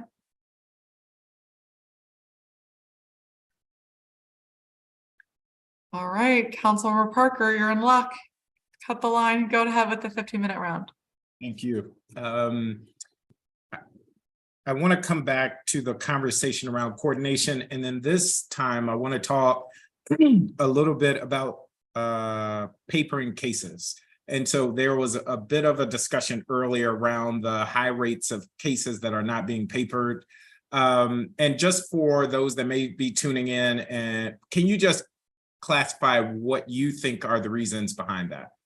I can't say, right? Like, so because papering decisions are not made by the executive, right? Papering decisions are made by the prosecutors, either OAG on the juvenile side or USAO on the adult side. And so, you know, I would hate to speculate on their reasoning why they're not papering cases. So I don't question that they have them. That is outside of my decision-making authority. So on the adult side, can you speak to the coordination that is currently underway to ensure that either more of the right cases are being papered or fewer of the wrong cases are ending up at the U.S. Attorney's Office? I don't know what the right or wrong is, right? Like, I mean, I think our role in the executive is to enforce the law, right? So, you know, MPD to arrest when they believe that there's probable cause to do so, and to do everything that we can to ensure that what's presented are the types of cases and the level of evidence that will allow the U.S. Attorney's Office on the adult side to make whatever decisions they're going to make on papering or, you know, the prosecutorial decisions throughout. That's the only piece that we really control. Yes, but part of the narrative that we constantly hear from the executive, respectfully, is that a large part of the issue in the district is that so many cases are not being papered, and or particularly with juveniles. This narrative, and it's permeated everywhere across the district that I'm at ANC meetings, and you have residents that would say, well, crime is out of control because either the old AG or this office is not holding juveniles accountable. And so it just is surprising that there wouldn't be more of an effort to coordinate, if that is truly what the belief is, to ensure that we can increase the amount of cases being papered or decrease the amount of cases showing up either at the Attorney General's office or the U.S. Attorney's Office. So I need to just correct something. The executive actually, we very rarely have said much about papering specifically. So I understand I'm an attorney, so the specificity matters, that when we speak about accountability, that can mean a broad range of things. But we have not necessarily specifically opined on the percentage of papering or lack thereof. I do believe that what we can say on juvenile side is the number of cases that proceed to commitment, that in fact, the acuity or how serious the offenses are for many young people in this past year, their first offense was, it was a higher percentage of violent offense. And we have seen increases overall, decreases collectively in juvenile arrest, but increases in some critical categories like carjacking or otherwise. But we have not seen a corresponding increase in commitment, right? Our commitment numbers continue to decline. So the middle portion we don't own, right? Like, we present the case, and then there is a adjudicatory process by the Office of the Attorney General, juvenile side in the court, that the district, the executive doesn't really have the ability to say much about. But what we do is participate in this Criminal Justice Coordinating Council, working together with our partners to determine, are there areas that are under our purview that we can improve? Two things, but let's, and many would push back on what was just stated, but let's accept that as fact or the case. Going back to coordination, if you are feeling as though young people are not being committed, as you put it, or held accountable. On the district's public safety side, what is being done to account for that? Or is it just you all, is it finger pointing to say you all should have committed more juveniles who are breaking the law? No, I don't think it's finger pointing. I think that everybody has to own the parts of the system that they own, right? So on the executive side, right, like we will own our responsibility, but I think it's always important for our residents to understand who is responsible for each part of the system, because accountability, whether for our residents, our juveniles, those committing offenses, us as a government, is a collective thing. So, That's right. So creating clarity of where people reside in the system is important. That being said, we have always said that our goal is, whether committed or not, is to serve young people who need help, whether that's through safe passages, whether that's through one's leadership academy, which we've expanded, whether that's through the expansion of services and supports that the achievement centers that DRES has extended far beyond committed youth, to the creation of programs that we're working on to expand services and supports that DRES offers to even non-committed youth. The executive is doing is owning that these are our young people, and we're going to offer them and their families support wherever we find them. Got it. And just to clarify, the Attorney General's office is determining whether or not to paper. It is the judiciary that is determining the release. So it depends. So like the release, like, so if you're talking about secure detention decisions, there's like complicated, but secure detention decisions are made by the court. That's correct. And I get this, and I have questions for the Attorney General's office, because there are real questions around what are we doing to rehabilitate youth that may be moving down the wrong way. I'm not oblivious to what's happening on the streets. I guess what is troubling for me is, and I'm coming back to coordination, if we know, or if we accept that young people are not being committed, papered, whatever the case may be, the question then is, how are we as a system, a city, accounting for that? And maybe that's an unfair expectation, but I would like to be part of that discussion around, sure, how are we going to compensate if that is really what we believe? Because what I'm hearing in community meetings and from neighbors is the narrative that we're talking about, and they're very clear on the different parts and who's responsible for what, but they are still concerned about the direction that the city is going. And a lot of this, for me, comes back to a lack of coordination across all fronts. So let me say this. So the mayor called a meeting with principals, right, of middle schools, high schools, and for our charters and our DCPS schools. And there was real concern. And like, one of the key things people wanted to know is, who do we call, like we have young people who we know are at risk. We know these things are going, who do we call? Where's that person? And what I said, in our office stepped in and said is, it's us, right? Like, and so we are working on creating clear, and we have a number of communication channels that we have established through safe passages, through we have a juvenile critical incident protocol whenever a young person is involved in a shooting or a stabbing or an incident within 500 feet of a school, that kicks in a whole host of people beyond even just public safety agencies, but we do coordinated CFSA, right?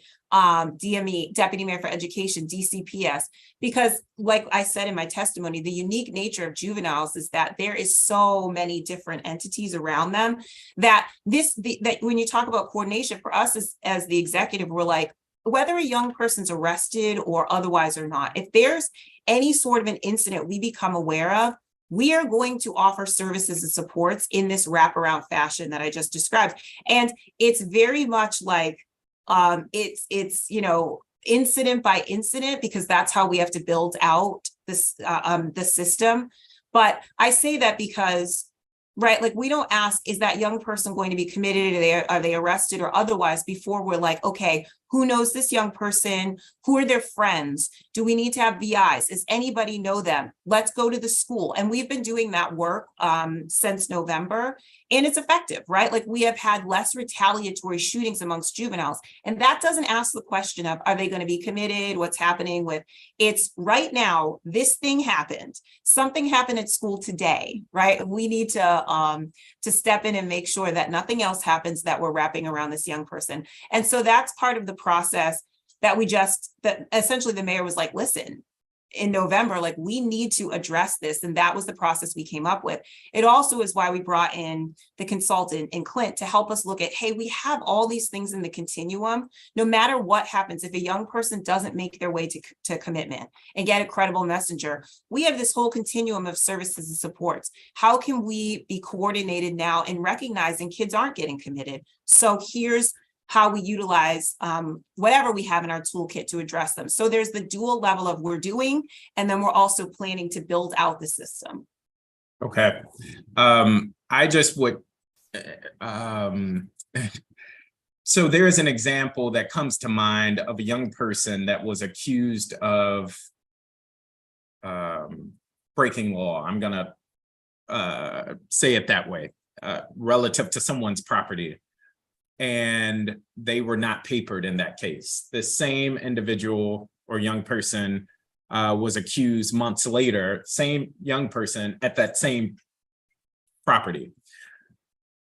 And while I appreciate the discussion around supports taking place since November, the property owner didn't want the young person arrested.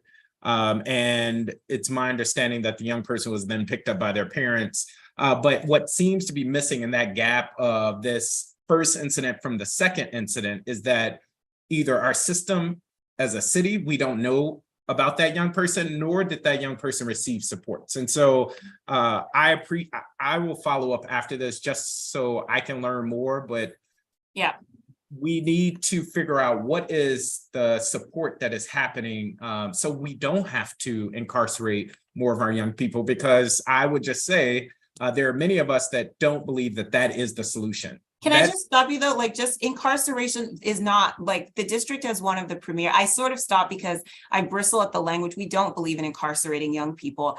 And, you know, over years and years. To be fair, some people are suggesting that we should. Okay, when we talk about commitment, DWRS, the large bulk of young people who are committed to the Department of Youth Rehabilitation Services are not, they don't go to a secure facility, but when they do, we have worked extremely hard over decades to have, in fact, the premier juvenile justice system. I say that because I know, having been there 9 years, there are hundreds of workers at New Beginnings, right? Even our secure facility, PsyDs, people who have spent their careers really trying to figure out how you show love to a young person in a critical and difficult spot in their life, and how you do it in a space where they have committed criminal conduct. And even if they're securely held, which we, again, don't incarcerate young people in the district, that they receive the love, support, and care, and their family does as well, so that they don't recidivate. And I have to say that because on behalf of the more than 500 employees at DWRS who really have committed their lives, many of them over decades, to being in facilities at time when young people are in some of the most challenging times of their life, to provide the type of love and support that will help them. I say that because I hear it a lot, and I just want them to hear from me, like, we appreciate that they believe also in rehabilitation, which is why we have a Department of Youth Rehabilitation Services versus an alternative. Yes, which is also why I started my line of questioning with the programming and supports that are being provided with our young people that are incarcerated at DC jail.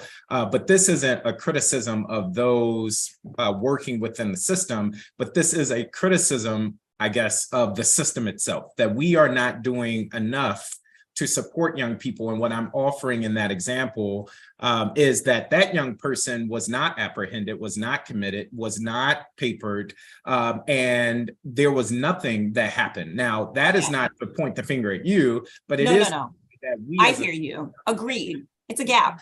There is a gap that we— it's a gap. And the narrative that I'm concerned that I hear a lot when I go to community meetings is, oh, it's that person, is this former elected leader's fault, is that agency? And I want us to move beyond that to think about how do we plug these gaps. So I appreciate that. Last thing I would just say, and it's an invitation, I got an email yesterday about the number of lights. And this is very simple, but the number of lights that are out in Trinidad, in Ward 5 in particular. And I would welcome you or someone from your team to ride around with our team to identify how can we address these things that could lead to increased crime, not just in Ward 5, but across the city. Sure, and you can reach out and we'll gladly do that. Obviously, like, one of the things that we do it's part of why we do the walks, is to be able to identify some of those things and work with our partners in DDOT or otherwise. We do believe just, in CPTED, which is crime prevention through environmental design, and things like that are important. So happy to connect with you on that. That is my time. Thank you, Deputy Mayor.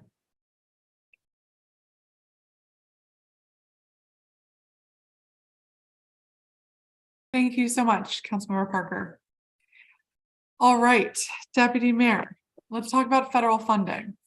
There have been a number of programs that we received federal funding for over the last several years, including for our violence prevention work. And some of that federal funding is going to run out or stop.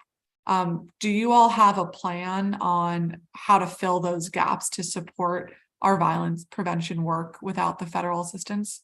We do. So obviously there is the ARPA cliff we talk about, but certainly going in and determining how some of the funds would be apportioned. There was thinking, at the start of when the planning was made on some of the programs we know we're going to have to continue with local dollars. That was part of the planning at the beginning. Certainly not all of them. Like some of the process we'll be looking at. How did these programs do? What were the outcomes? Do we want to continue them in some form or fashion? But there was absolutely, particularly in our space, and since so many investments were made in gun violence, in preparing for when FY26. I think the funds go through most of them in this space through FY25. In FY26, what we will fund with local dollars. So yes, we have thought about and have done some planning around that. And certainly over the next fiscal year or two, we'll be doing evaluations to determine what others need to move to local dollars. Okay, thank you. Going back to our conversation of youth, kind of stepping back in the timeline before an arrest happens. And I talked briefly about earlier today, this data that Chief Conti continues to share around the first incident of arrest being involving guns or more violent crime, when we didn't used to see that. And that kind of runs in contrast to the theory that we've been hearing about the smallest number of individuals in the city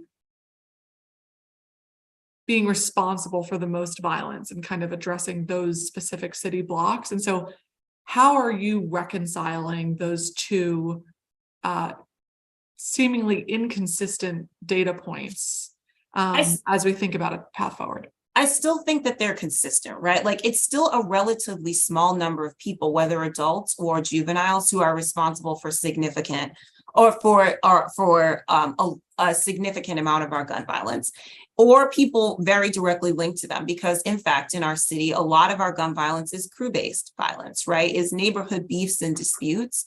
That being said, right, like, they're absolutely, even with overall, right, like, even juvenile arrests have gone down, right, like, significantly in the past fiscal years. So that proves out that as our number of arrests go down, we do end up with maybe some more acute individuals that on adult and juvenile side.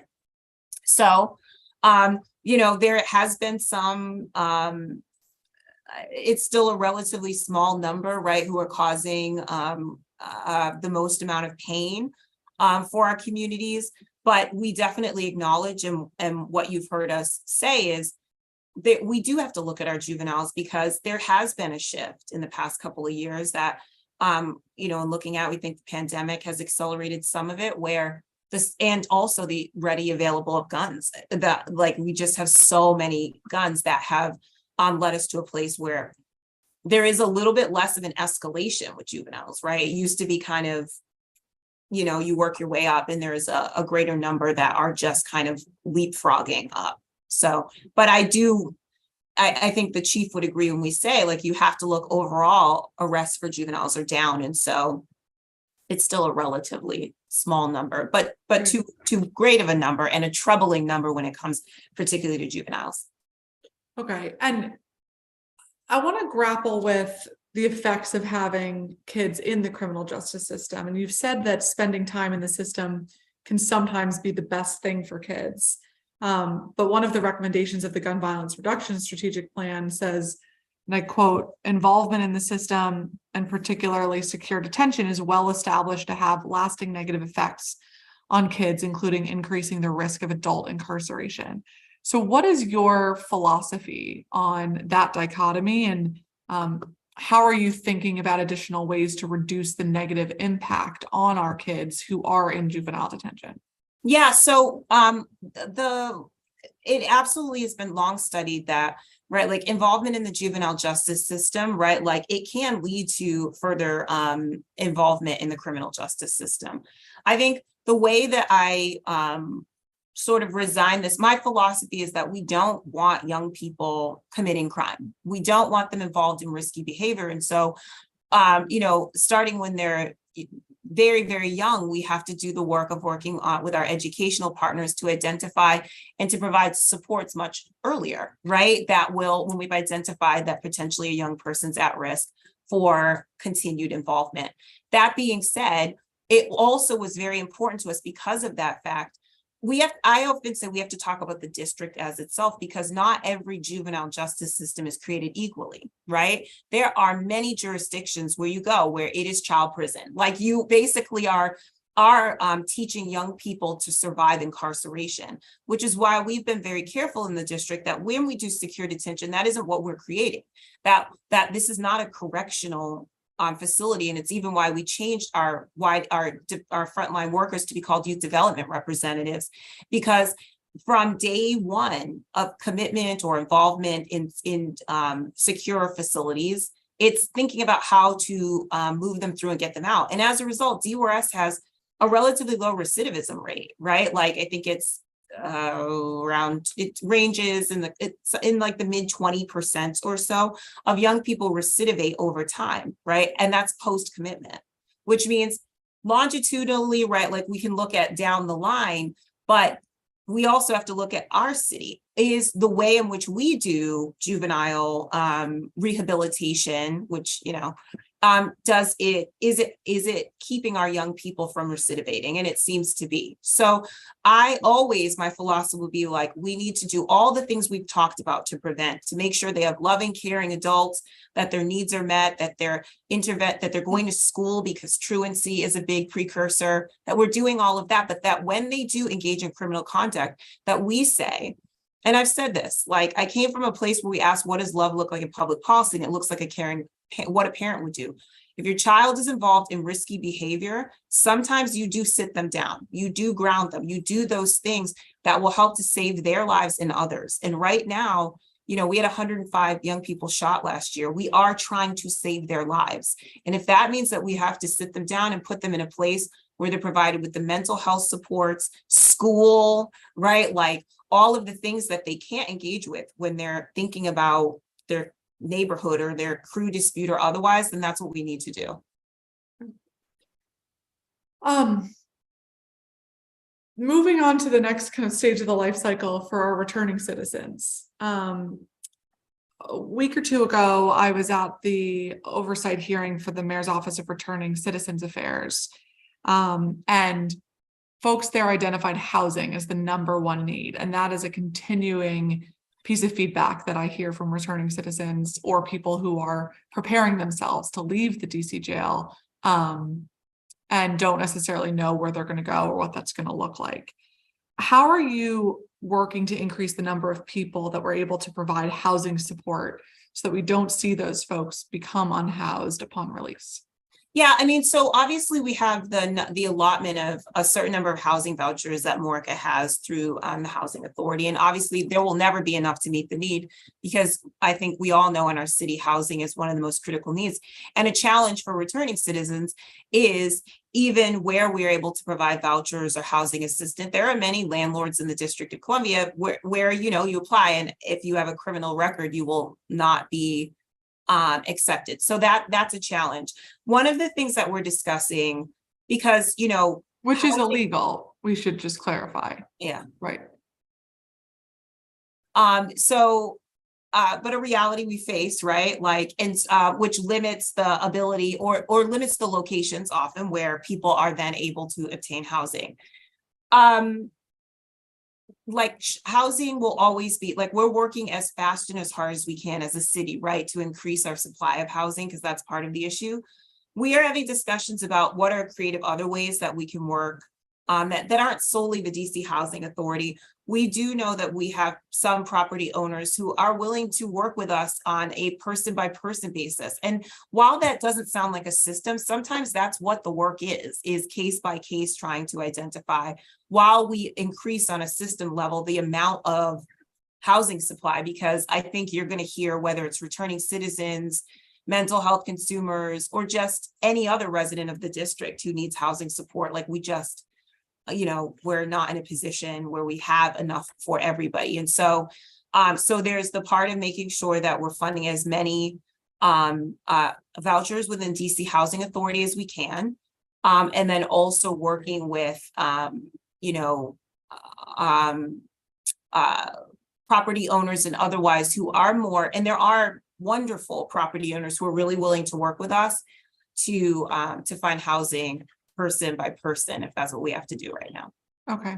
And I think that's another place that your office can be particularly useful in making sure that the data we're tracking is consistent.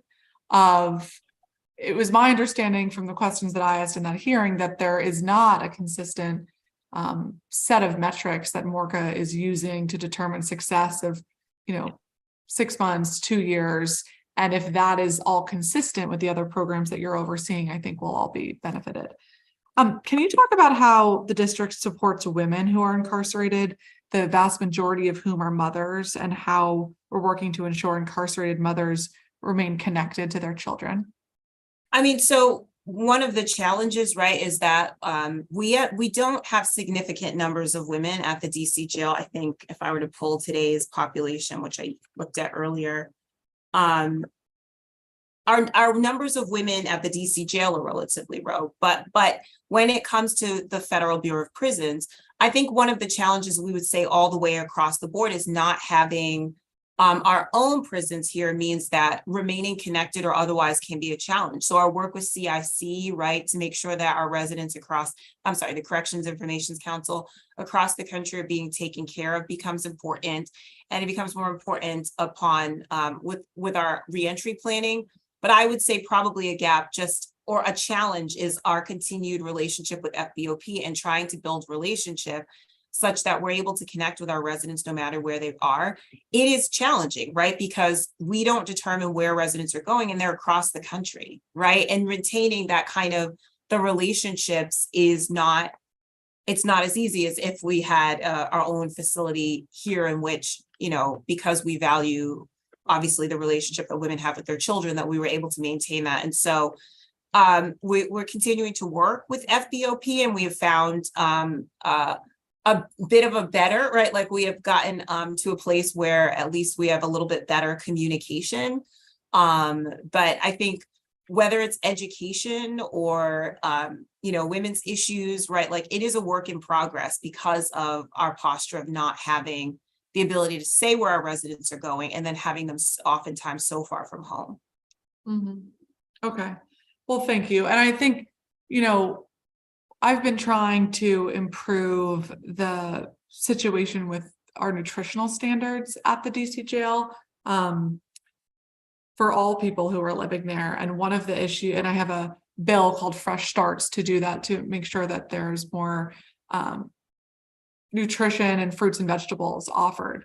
But one of the things that I've heard from women who are there is about the not only lack of access to healthy foods, but the lack of understanding of kind of what their body needs, particularly when they're on their menstrual cycle. And I just want to be more proactive about the different needs of women who are incarcerated in a system that was largely modeled for men as we move forward. Can you provide an update on the work of the Ready Center at DOC and how your team plans to support their work? Yeah, and so the obviously through the pandemic, most of our services were shut down. The Ready Center opened or like restarted middle of or sometime like I think it was fall of last year. Meeting at the Reeve Center because location is a challenge, and we had explored all sorts of different types of location. Can we do a trailer? Can we, right? Like there needs to be some level of accessibility of the location as well. So there's so many considerations that go into that.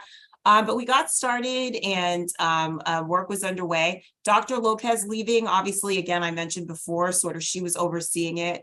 It didn't set us back, but obviously like transition always kind of, you take a minute, but we're full steam ahead and really working to make sure that there's a little more integration with DOC and MORCA, right? That we're not duplicating efforts and that they're really connected in, and that there's the appropriate handoff between what's happening at the Ready Center and MORCA. And then we're also working on a location. I think we've identified a space within district portfolio that will give them a great footprint, and we're working with DGS on finishing that up and when DOC can get in there, because that'll be I think that's a big thing, is having a location where people can go. That's going to be in Ward 8, which will also be really helpful. And so we're continuing to move. The main thing too is like the relational piece between DOC and MORCA, and making sure that MORCA is always linked in everything that we do for our returning citizens, but particularly in the work with the Ready Center. So we've been working on that connectivity. Okay. Thank you very much. That's helpful, and look forward to partnering with you on that. I do just want to raise a few items that came up from our public witnesses, Sure. Particularly around Medicaid funding and using that funding for violence interruption work as recommended by the White House. And Rachel Ousden from Peace for DC was talking about some of the other states that have been effective there. I'm curious what your thoughts are there, and for local control of our parole board, and seeing if we have your commitment to working towards that goal.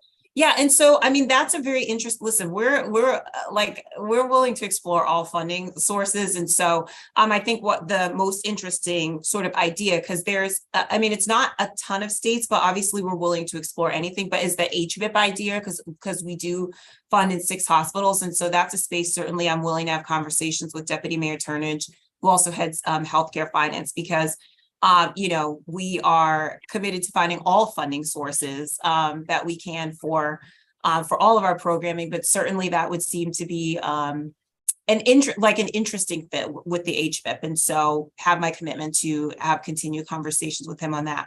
On parole, so I was very much involved in all the work we've done around parole, and we're committed to advancing it. I think one of the things that I will say, and with working, with Dr. Moyd and with Professor Moyd and Michelle Bonner, like we believe in working with local experts. I will say, and I think that one of the things people don't necessarily know is one of the challenges that we faced is, and this is kind of true across our work, is that as was mentioned, there are a couple of models we presented as options. We did a lot of work with Ms. Bonner and Professor Moyd as options, and there really was no consensus. And the issue that we have then with moving forward as the executive is that council, obviously has to pass legislation, and the courts, while they don't necessarily have to agree, there was a feeling that the executive was foisting responsibility on the courts in a time where everything we've described before is a reality. Diminished judges, and if they're getting more work, that was an issue for them. And so we kind of ran into a little bit of a feedback loop of how we move forward, because it's not the executive just set something up, because we know very well it's important that the stakeholders, we may not get to a full place of agreement, but that at least we're able to move some legislation forward. And that just was not in a place where we were, right? Like, so the executive essentially had done all the legwork we could on office space, all of those things, but without really a little bit more agreement on what the model should be, and what then legislation we advance or otherwise, we became stuck. And that's where we found ourselves. So that people know, because that is really some of what happened, is just like a lot of things in the district, people have very differing ideas. And, when actually there was some upsetness, and I'll tell you from other stakeholders that the executive had gone ahead, people felt that the executive had just gone ahead and done this thing, when really we were just trying to do some pre-work to bring some potential models. So that was some of the— When you say some people were upset, you mean the courts? Oh, it was not just the courts. We did this presentation to CJCC, and there were various stakeholders who were like, you're just coming to us telling us what we're going to do.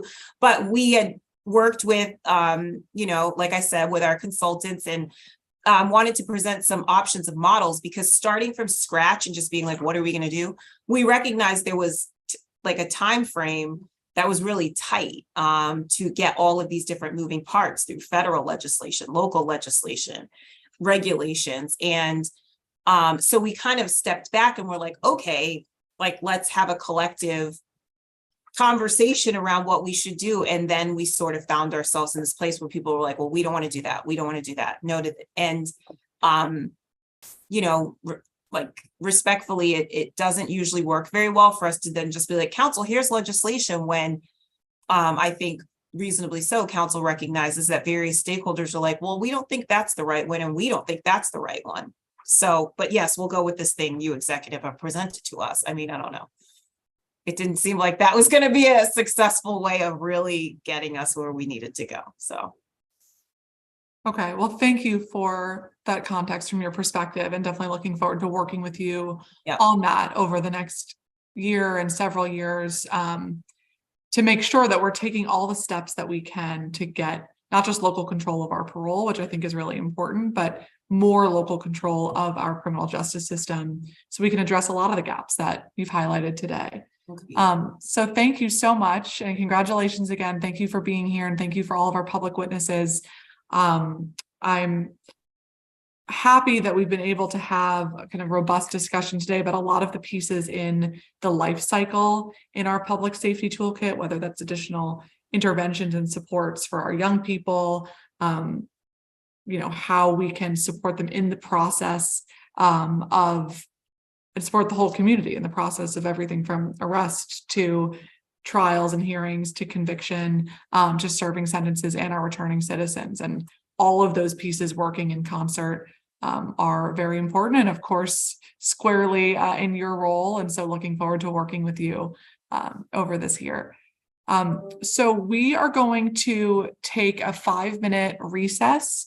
Upon returning, we're going to hear from our public witnesses for the Office of the Attorney General. I do want to note for those following along that this hearing will no longer be streamed on channel 13. And you may continue following the hearing on the DC Council's website or on our YouTube channel, which is at CM Brooke Pinto. That's at CMBROOKEPINTO. And it is 1:34, and we will re-adjourn at 1:40 p.m. Thank you.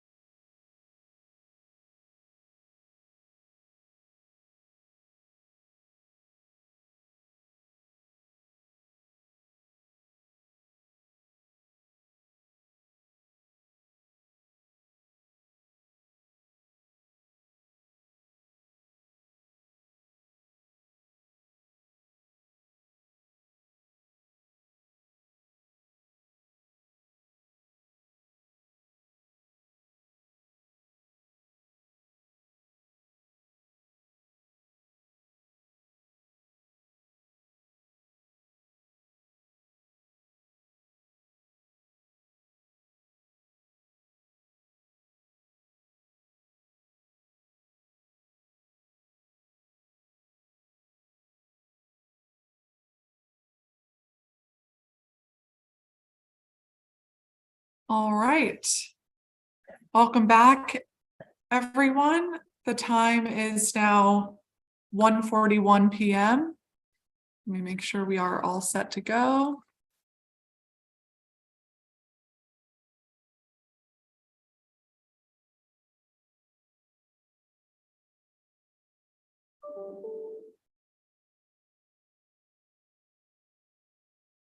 Okay. So we will now turn to the second agency on today's agenda, the Office of the Attorney General, or OAG. OAG is an independent agency charged with conducting the district's legal business.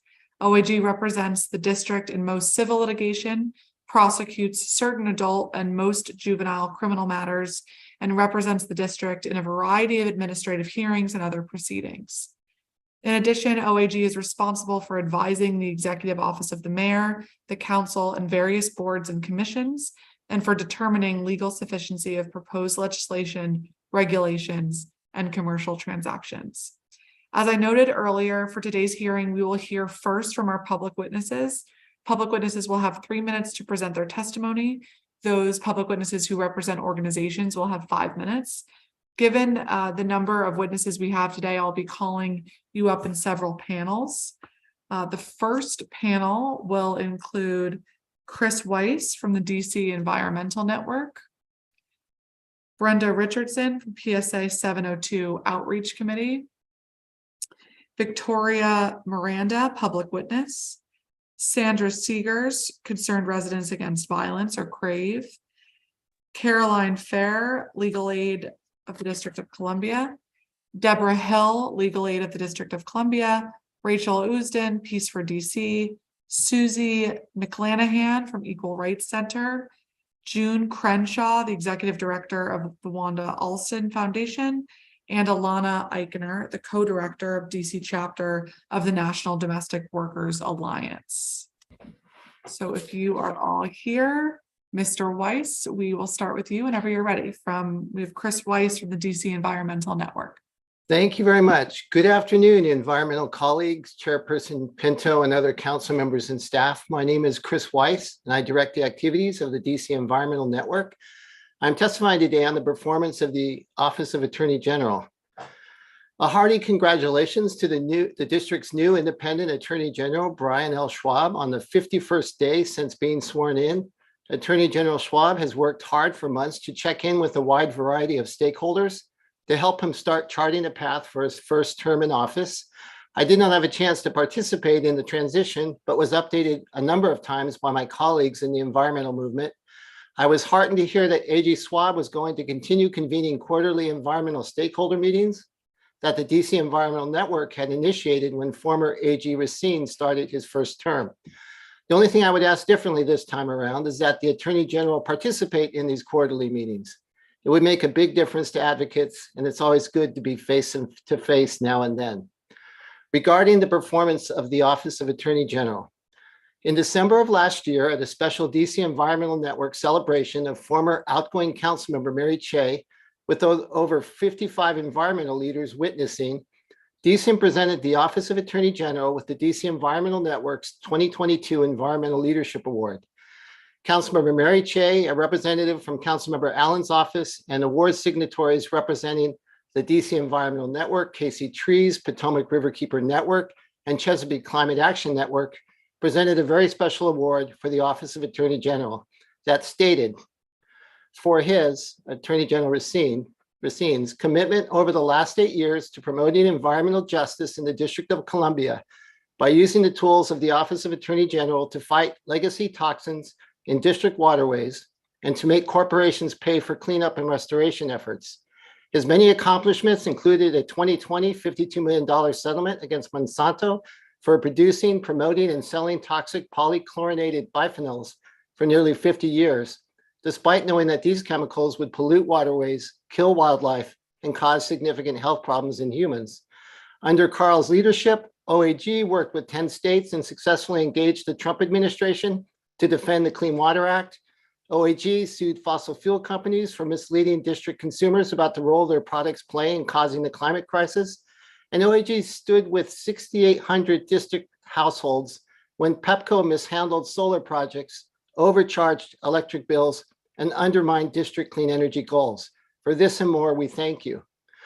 Former chair of the DC Council Committee on the Judiciary and Public Safety, Charles Allen, contributed a quote to the award that shared, "As a legislator, I know the law is not self-executing, and I've been proud to collaborate with Attorney General Racine to ensure that the environmental protections the council passes have meaning. The Attorney General has been a leader in ensuring the cleanup of the Anacostia River, including by suing legacy polluters to contribute their fair share to the cleanup. And under his leadership, the Office of Attorney General has been aggressive in ensuring our utilities do their part to create a more sustainable energy future. The district's future is better as a result of his work." We share this to demonstrate only one aspect of the caliber and quality of the performance of Attorney General Racine and his highly talented, creative, and passionate staff on environmental justice and other issues over the course of 2 full terms in office. It was also hard not to notice the many innovative things OAG was doing to respond to the needs of our neighborhoods, including groundbreaking violence interruption and other initiatives. The DC Environmental Network earnestly testified numerous times at performance oversight hearings to suggest, among other things, that the DC Office of Attorney General's environmental justice programs be structured more like California, New York, and Massachusetts, and more aggressively staffed and funded. We still want that. We even compared press releases as a measurement of the focus of the office. We advocates always want more, but in the end, we believe AG Racine and staff did a great job of laying the foundation in the early years of a new independent Office of Attorney General for even more success. Finally, I would just note, maybe I'm missing something, that I just surveyed the DC Office of Attorney General website today and see no reference to environmental justice, past or present, or any sign that there is a structural commitment to continuing to grow the environmental profile of the Office of Attorney General. We, of course, hope that will change quickly. Thank you very much. Thank you so much, Mr. Weiss. And I'm glad that you highlighted that. That is certainly an area that I plan to ask Attorney General Schwab about today. Thank you. Next, we will hear from Brenda Richardson from PSA 702 Outreach Committee. Welcome back, Ms. Richardson. Thank you, Madam Chair. I'm honored to be on this panel with my colleagues, Chris, Rachel, and Sandra. Good afternoon, Madam Chair Pinto and other distinguished members of the council. My name is Brenda Richardson. I'm a Ward 8 resident and representing Police Service Area 702 Outreach Committee. Thank you for this opportunity to testify before you on the performance of the Office of the Attorney General. I had the honor of being a member of Brian Schwab's transition team. I was surprised and yet delighted to learn that he was looking at environmental equities in the district. I am an ecofeminist and have been working on environmental issues in the district for over 30 years. I had a long conversation with Attorney Schwab last year, and he asked me what I wanted most for my community. I responded, I would love to be able to take a walk around the block alone in my own community and feel safe without fear of gunfire. One of the OAG's responsibility is to protect the public. How can one do that when this city is so divided? There is tolerance for indescribable suffering in disfavored communities at the hands of crime and violence. But yet on the other side of the city, I feel very strongly like it's absolutely unacceptable. How do you shower the disinvested with racial equity when it comes to justice? Lady Justice is blind, yet she holds the scales of impartiality. So why do we see more Black and brown teens in the court and juvenile system? So what happens to a privileged and entitled teen when they commit a crime? At the end of the day, we are indeed a product of our environment. I know that Attorney Schwab is a magnificent lawyer and has good intentions. He has already started to make his mark on our landscape. Finally, it is my hope that under his stellar leadership, that CURE, the ones, and MPD will be able to work more collaboratively to ensure that the violence is indeed interrupted and we have a chance to heal and experience real peace at some point in our lifetime. Thank you very much.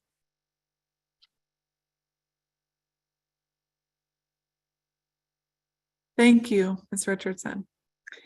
Next, we will hear from Victoria Miranda, public witness. And we have a Spanish interpreter here for you. Just want to make sure you're both promoted. Hello, good afternoon. This is Sandra Tapia. I'm going to be your interpreter today. Fantastic. Thank you for being here. My pleasure. Okay. If you could tell Victoria Miranda that we are ready for her and she has 3 minutes. Victoria Miranda, estamos lista para usted. Tiene 3 minutos. Victoria, ¿está ahí? She might need to take herself off of mute. Prenda su micrófono, por favor. No lo escuchamos.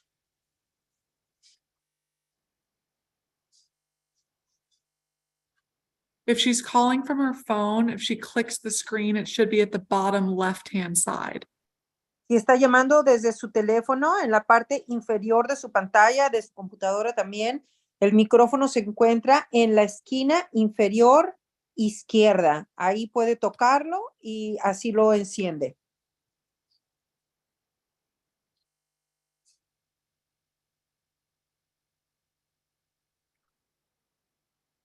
Give her a minute.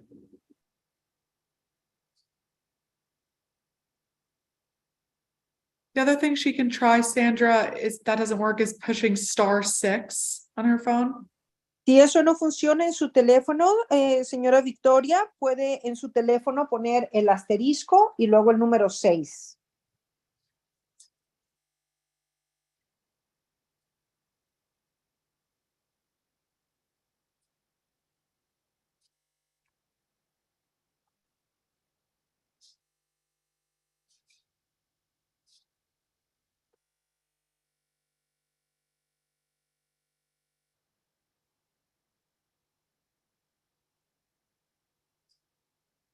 Okay, we'll try to reach Miss Miranda offline and try to help resolve to get her unmuted, and we'll move on to the next witness for now. Vamos a pasar ahora para el próximo testigo y mientras tanto vamos a tratar de llamarle a la señora Victoria para poderle ayudar a que ella pueda también hablar. Okay, thank you very much. If you could just stay with us, Ms. Tapia. Okay, we are going to move to Sandra Seegers from Concerned Residents Against Violence. Can you hear me okay? Yes. And it's Sandra.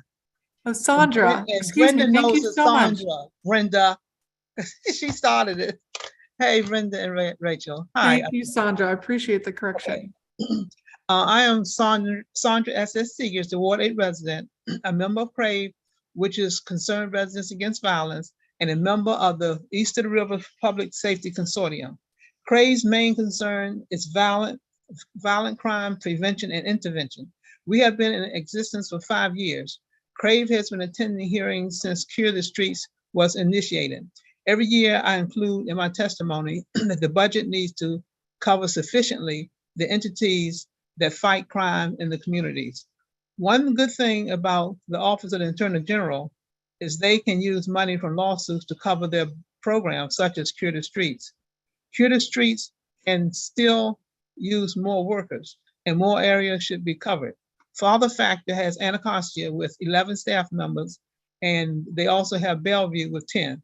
National Association for the Advancement of Returning Citizens, also known as NARC, has Trenton Park and Waller Place with 6 violence interrupters and 3 outreach workers.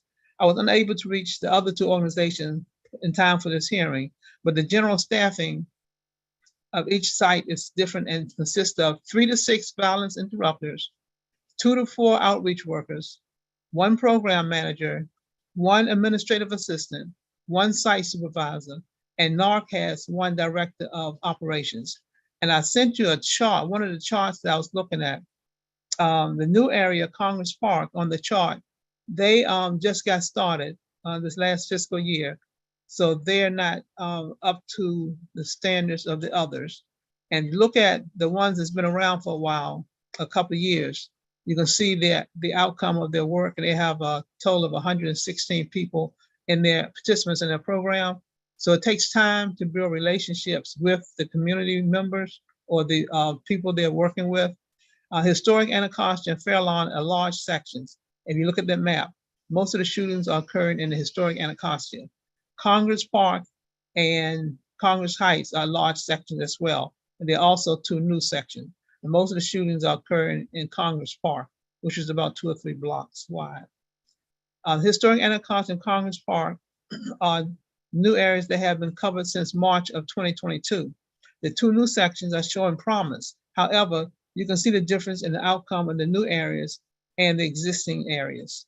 The numbers look good, and one would have to wonder what it would be like if we did not have the Cure the Streets program. One thing I have heard is that some of the violent interrupters are fearful because they are out there in the community unprotected. As far as the statement made by the Attorney General, Congress needs to stop meddling in DC's governance. He knows, and we know, that the Constitution gives Congress the authority to oversee the district. I do not support the revision, and my objection to the the revised criminal code is not about parties. It is about safety, crime, lives, and penalties. This is the perfect time for Congress to exercise its statutory authority to make it safe for non-criminal residents and the visitors. So take a close look at the Cure the Streets program, but we need that. I mean, we need it badly, and I'm hoping they can get more money in it to have more workers and cover more areas. And that ends my statement. Thank you. Thank you so much, Sandra. And I appreciate your comments about the criminal code, and we'll just reiterate what I've said in the past about this, which I think it's really important for DC to be able to pass our own laws without intervention from Congress in a way that they don't in any other jurisdiction. And as a separate matter, I am in agreement that there are pieces of the criminal code that should be changed and looked at, and I'm committed to doing that with this committee. Yeah, I heard good things about you and the criminal code from other people that you didn't agree with everything in there. So I support what you're doing. Thank you. You got guts, girl. Go ahead. All right, thank you. Okay, next we will hear from Caroline Fair from Legal Aid of the District of Columbia. Good afternoon, Chairwoman Pinto and members of the committee. My name is Caroline Fear, and I'm a staff attorney at Legal Aid of DC in our Family Law and Domestic Violence Unit. Legal Aid represents and advocates for low-income residents at the district, which includes representing parents in family cases and representing survivors of violence who request civil protection orders. Along with our colleagues at Bread for the City, Legal Aid staffs a child support resource center, which offers same-day legal services to low-income district residents, both in person at DC Superior Court and remotely. We frequently interact with the Child Support Services Division of the Office of the Attorney General by litigating child support and parentage cases and collaborating on policy proposals and other projects. Our multifaceted relationship with the agency makes Legal Aid uniquely positioned to provide feedback on CSSD and to share how our clients are affected by its practices.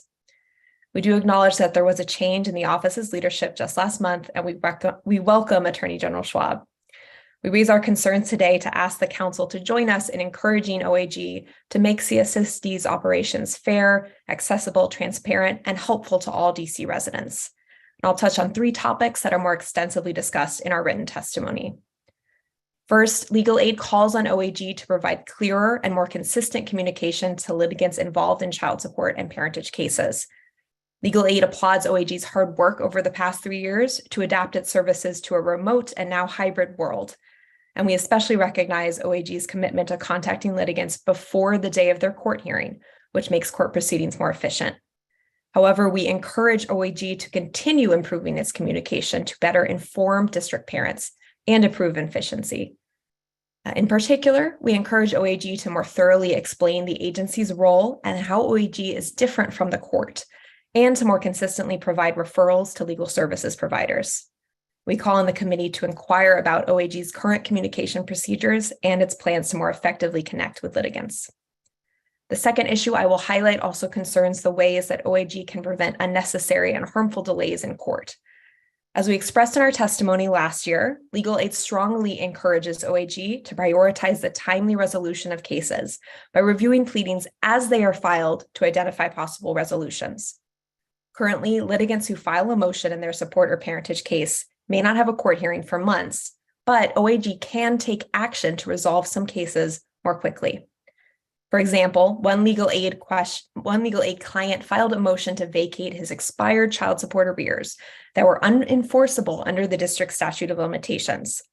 This motion presented a clear legal issue, and OAG did consent to the motion, but waited until the hearing date to do so. As a result, this client endured months of hardship while his bank account was frozen. If OAG proactively reviews pleadings as they're filed and files consent responses as appropriate, OAG can eliminate painful delays for both litigants in that particular case and others who are in the queue for a hearing date. And similarly, although even more concerning, legal aid has observed OAG attorneys who were unprepared for long scheduled hearings. OAG's unpreparedness in these cases is a disservice both to DC families who need support and DC residents who pay support, all of whom need fair, accurate, and timely orders. We call on the committee to ask OAGs about their resources devoted to reviewing pleadings, preparing for hearings, and otherwise reducing delays. Lastly, we want to recognize and applaud OAG's commitment to collaboration and innovation. Over the past 2 years, OAG has regularly met with legal aid and solicited our feedback, and we appreciate OAG's interest in exploring new ways to serve DC families. We congratulate OAG on its proposal of the Parentage Establishment Amendment Act, which we thank the Council for passing last year. We're proud to have collaborated with OAG on that legislative reform. And we also want to recognize OAG's efforts to implement new initiatives like its conciliation program. We encourage OAG to continue exploring innovative policy proposals and programs. And we look forward to continuing our collaborative and productive relationship in the future. Thank you so much, Ms. Fear, for all your work and your testimony. And I'll just ask all of our public witnesses, especially since we have so many today, to please watch the clock and try to stay on time. Next, we will hear from Deborah Hill from Legal Aid of the District of Columbia. Thank you. Good afternoon, Councilmember Pinto and members of the committee. My name is Deborah Hill. I'm a supervising attorney of the Consumer Unit at the Legal Aid of the District of Columbia. My testimony today will highlight the important work of the Office of Attorney General's Office of Consumer Protection. The Office of Consumer Protection strives to make the district's consumer protection laws more robust, investigates consumer complaints, and enforces the district's consumer laws. Legal Aid has witnessed firsthand this important work by working in partnership with the Office of Consumer Protection to advocate for enhanced consumer laws and by referring cases to the agency for investigation and enforcement. Legal Aid's consumer law practice primarily focuses on foreclosure prevention and debt collection defense. In each of these areas, our attorneys represent consumers who are victims of deceptive, abusive, and unethical business practices. Our collaboration with the Office of Consumer Protection has allowed our attorneys to better serve our clients. The Consumer Protection Procedures Act, the CPPA, is a critical tool in legal aid's practice. The Office of Attorney General, the OAG, plays a vital role in enforcing the district's consumer protection laws. None more important than the CPPA. In the prior council period, the OAG introduced Bill 24-0658, the Consumer Protection Procedures Amendment Act of 2022, by which it sought important clarifications to the CPPA. Those clarifications included amendments to definitions governing what businesses and trade practices are covered under the CPPA.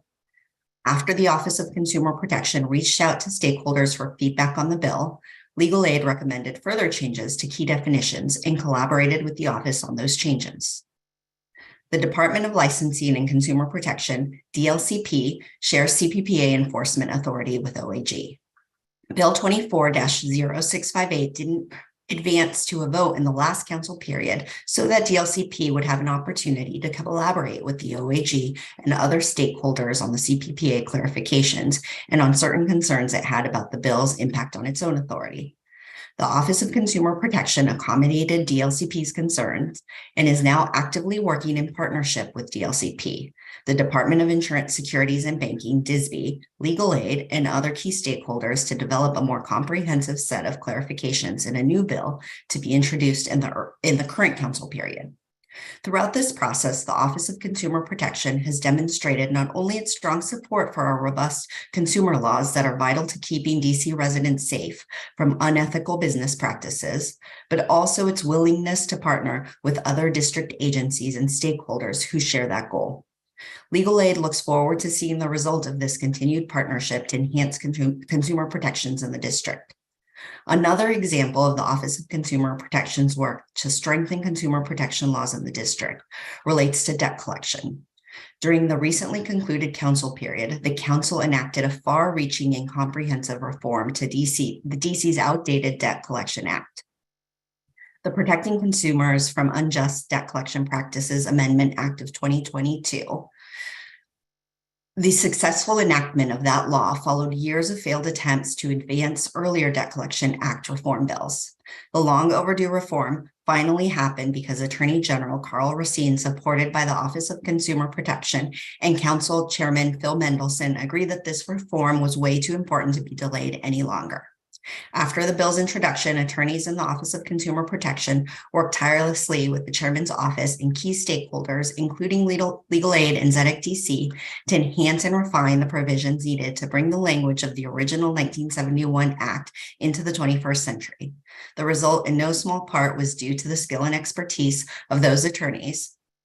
Was a law that has given the district consumers what may be the most effective set of protections from unfair and abusive debt collection practices of any jurisdiction in the nation.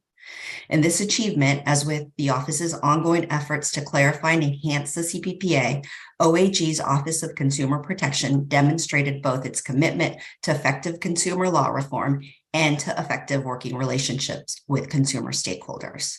We thank the committee for the opportunity to submit this testimony. Thank you so much, Ms. Hill. And I was similarly grateful to partner with the Attorney General's Office of Consumer Protection in introducing the CPPA amendment last year, and I look forward to getting that passed this year. So thank you for your work on that. Thank you, and thank you for working with them to introduce the bill. We very much appreciate that. So we will now hear from Victoria Miranda, a public witness. If you are able to unmute yourself, you can go ahead and we will have a Spanish interpreter sharing after you. Hello, Councilwoman Pinto. We have Mrs. Victoria. She's on the phone with me. She is not able to activate her mic for some reason. She says she does, but we cannot still hear it. So she's on the phone with me right now. Okay, great. Adelante, Victoria, por favor. ¿Le sigo continuando o empiezo? Empiece, por favor. Buenas tardes, mi nombre es Victoria. Me alegro que me hayan dado la oportunidad de poder expresar lo que gracias a Dios logramos con la ayuda de fiscal Christopher Peña. Un momento, por favor. Good afternoon. My name is Victoria Miranda. Thank you so much for the opportunity to be able to express what we were able to achieve thanks to the help with Mr. Christopher Peña. Adelante. Sí, los pusimos en huelga de renta desde el mes de enero. Cuando llegó a noviembre, estábamos en huelga de renta por las condiciones del edificio, que el dueño no los quería escuchar, no quería reparar, no quería hacer nada porque ya tenía planes de vender el edificio. Entonces él no quería poner dinero del él. Entonces lo que hicimos fue, cuando él lo llevó a corte, gracias a Christopher Peña, el fiscal los ayudó a que él los cancelaran la renta. Porque... Un momento, por favor. Yes, thanks to Christopher Peña for helping us with this issue, because we were on rent strike because the apartments were in really bad shape and the owner refused to fix anything because he wanted to sell the building and he didn't want to put any money to fix our building. So he took us to court and we wanted to see the judge because we wanted the judge to hear our case and hear if this person actually deserved our money given the circumstances. So thanks God, we ended up with Mr. Christopher Peña. Adelante. Sí, y pudimos lograr que el dueño nos regresara dinero a 1,101 para arreglar y pudimos lograr con la ayuda del fiscal Peña que los ayudaran a cancelar las rentas y estamos muy felices y gracias por ayudarlos. So, thanks to the office of the general attorney, we were able to achieve that the owner actually gave us back some money to fix the apartment, $1,101 we got back, and we were able to cancel our rent. So I'm very thankful and appreciative for all the help that I have received from Mr. Christopher Peña. Y gracias y estoy muy agradecida y los vecinos también. Y gracias y que Dios me los bendiga por la gran ayuda que los hicieron y espero que lo sigan haciendo con la demás gente porque hay gente que está sufriendo los mismos problemas que nosotros hemos pasado. I'm very thankful and very appreciative for the help that I have gotten from you. The neighbors are also very, very appreciative. When I say God bless you and thank you for your help, and please continue helping other people because there are a lot of other people that are suffering the same conditions that we were.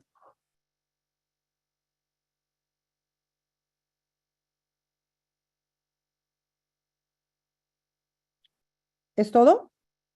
Sí, no sé si tengo tiempo.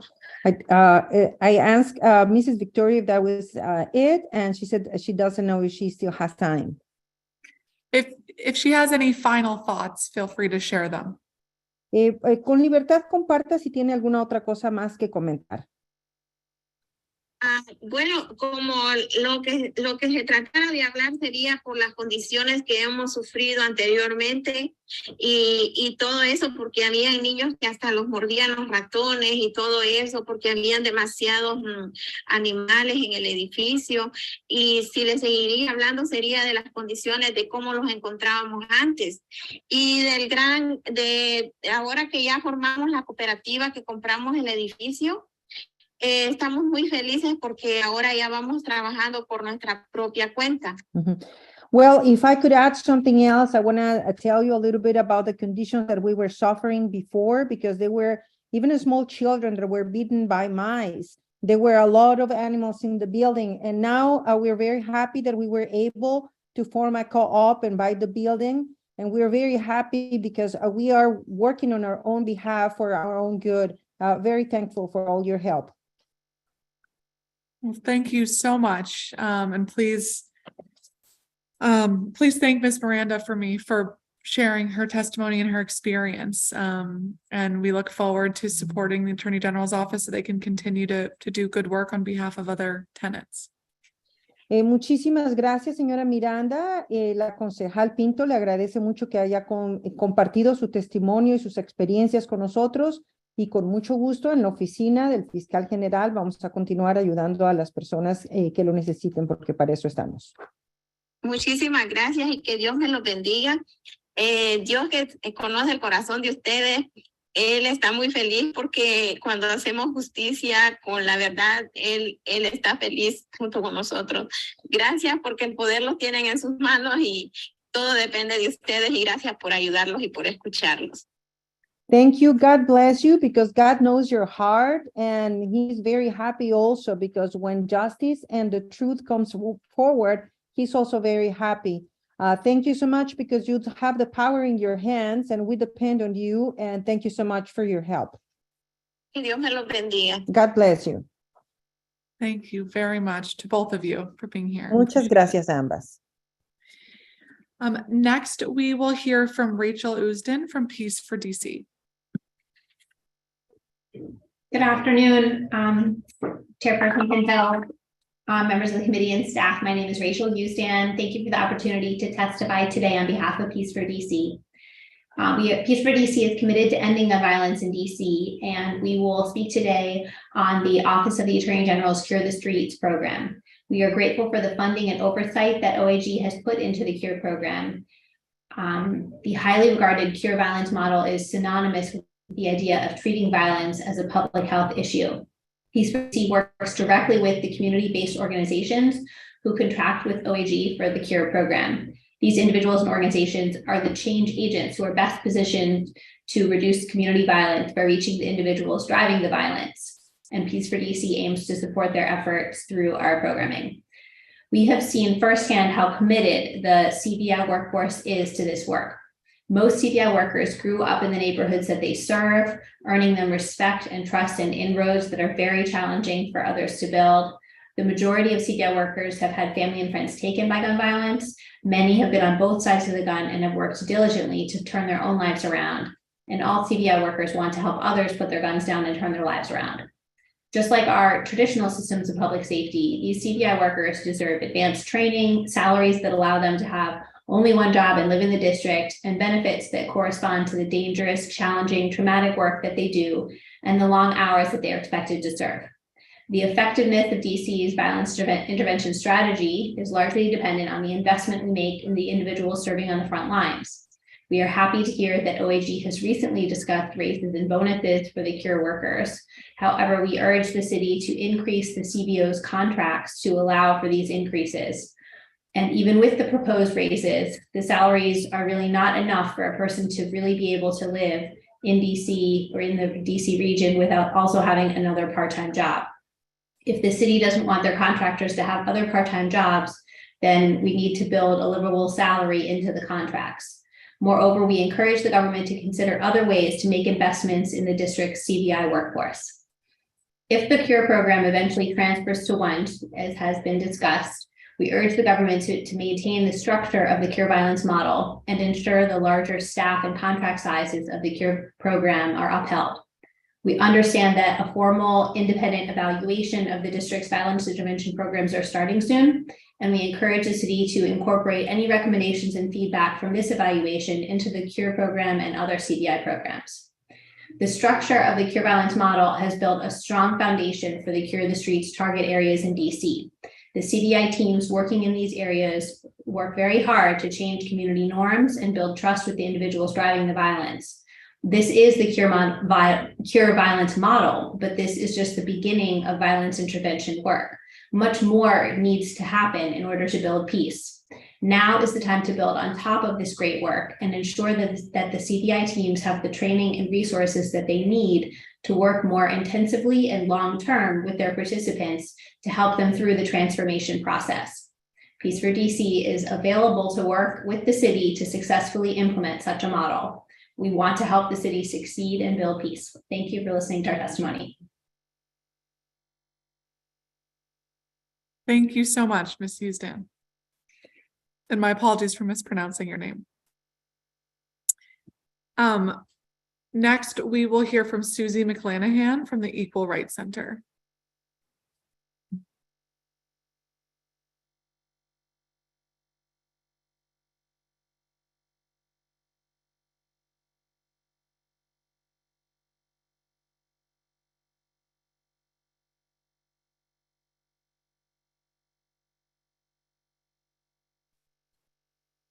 Susie McClanahan, are you here?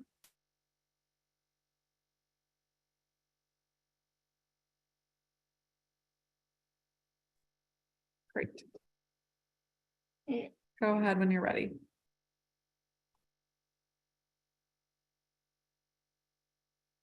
Great, sorry about that. Hi, my name is Susie McClanahan. I'm the Senior for Housing Rights Program Manager at the Equal Rights Center. The ERC is a civil rights organization that identifies and seeks to eliminate unlawful and unfair discrimination in housing, employment, and public accommodations in our home community of Greater Washington, D.C. and nationwide. For many years, the ERC has conducted intakes with district residents who are alleging housing discrimination, investigated individual claims and systemic forms of housing discrimination, pursued enforcement of the Fair Housing Act and DC Human Rights Act as needed, and conducted education outreach about fair housing protections and requirements. The ERC appreciates the opportunity to provide testimony for the performance oversight hearing of the OAG. Over the last few years, the ERC has worked closely with the OAG, especially as part of our efforts to combat rampant source of income discrimination in the district.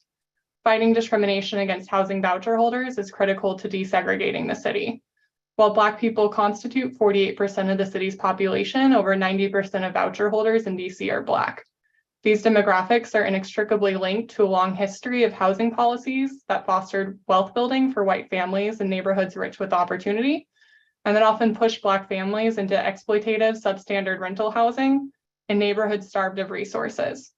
As a result, a landlord's denial of a housing voucher is 71 times more likely to exclude Black renters than white renters in the district, making discrimination against housing voucher holders in DC tantamount to race discrimination. The ERC appreciates the OAG's strong enforcement of the DC Human Rights Act, which is playing a critical role in stamping out systemic discrimination and promoting fair housing in the city. In 2018, the ERC identified about 130 advertisements in DC with likely discriminatory language based on source of income, such as no vouchers accepted or no Section 8. The ERC brought its concerns about rampant discriminatory advertising based on source of income to the OAG's civil rights section. As a result of these conversations, the OAG announced lawsuits against 16 real estate companies and professionals engaged in illegal source of income discrimination, including the publication of discriminatory advertising. The OAG also partnered with rental websites, including apartments.com and Zillow, to prevent ads with discriminatory language based on source of income from being posted on these platforms.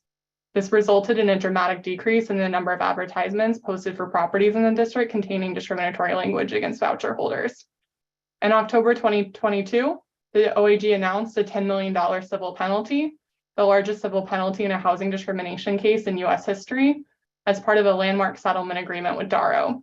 The OAG had sued Darrow in 2020, alleging that the property management company had illegally charged housing choice voucher holders extra fees and posted discriminatory housing advertisements. As part of the settlement, the company also agreed to permanently stop managing residential properties in the district, and the company's president forfeited her DC real estate license. OAG's ability and willingness to secure such impactful relief through this single agreement will likely have positive ripple effects throughout the city when it comes to stamping out illegal source of income discrimination in the district. Addressing deeply entrenched housing segregation requires sustained, dedicated action by DC government to enforce local residents' fair housing rights. We appreciate the commitment and leadership shown by the OAG to hold entities who discriminate accountable for their actions and showcase the district's commitment to fair housing. Former Attorney General Carl Racine set a strong precedent for the OAG as a leader in pursuing civil rights enforcement and furthering fair housing in the district. We hope that the OAG, under the new leadership of the Attorney General Schwab, will continue with this important work just as vigorously, and we look forward to continuing to collaborate with the OAG under Attorney General Schwab's leadership. Thank you. Thank you so much, Ms. McClanahan. Appreciate those examples of the important work that has gone on and that needs to continue to go on. We will next hear from June Crenshaw, the Executive Director of the Wanda Alston Foundation.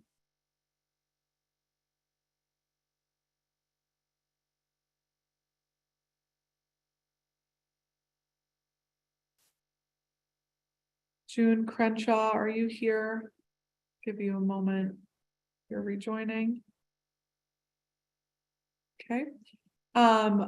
Next, we will hear from Alana Eichner, co-director of the DC chapter of the National Domestic Workers Alliance.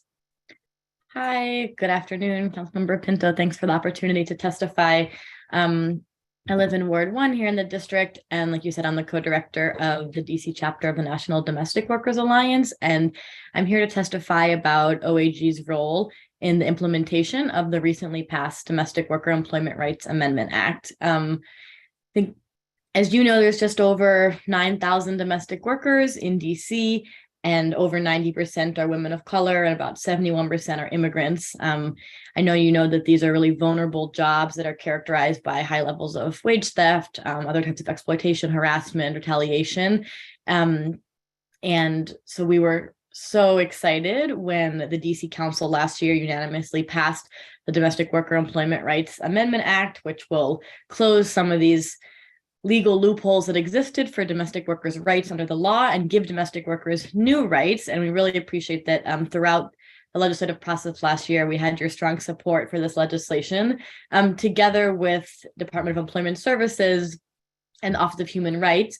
OAG has partial responsibility for implementing this law this year as it goes into effect. And really the OAG has a pivotal role in ensuring this law's success, because the Domestic Worker Outreach and Education Grant Program will be housed or is housed at the OAG's office. And in many ways, I see this program as the centerpiece of the law, and really the piece of the law that will make this these new rights real in the lives of domestic workers, not just on paper. I'm sure you've heard many times from public witnesses and others that too often government agencies put out materials, trainings, other information, and they don't do it in a way that's actually accessible to those in the community, particularly to immigrant communities, to communities where the first language isn't English, to low-income communities. And so what this law does and what it tasks the OAG with is having a grant program in collaboration with community-based organizations who already have the trust of domestic workers, who have a history of working with domestic workers, to make sure that workers know about their rights and can access their rights.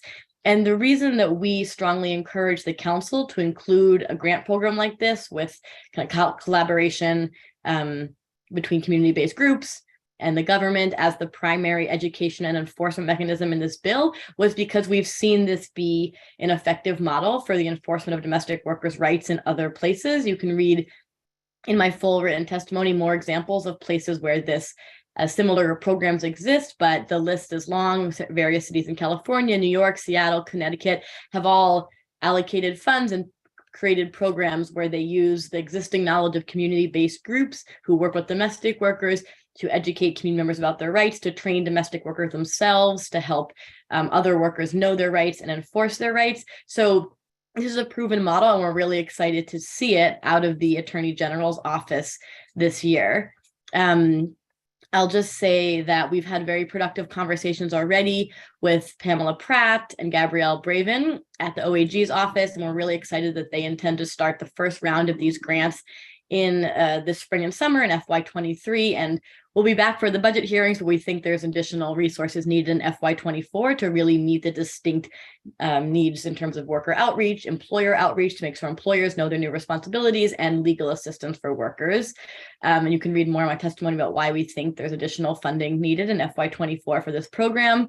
We hope that OAG will prioritize giving these grants to organizations that have a real track record of working with domestic workers, and that OAG will make it as easy as possible for these community-based organizations to receive and spend the money in line with the aims of the program. We also know that employers are an essential part of the puzzle to make sure employers know their new responsibilities. So we hope that OAG will also give grants to organizations that work with the employers of domestic workers. So employers, for instance, will know that they, starting in October, that they have to, or October, maybe 120 days after the date of it goes into effect, they have to now have a contract with domestic workers. And we want to make sure that's wide knowledge in the community.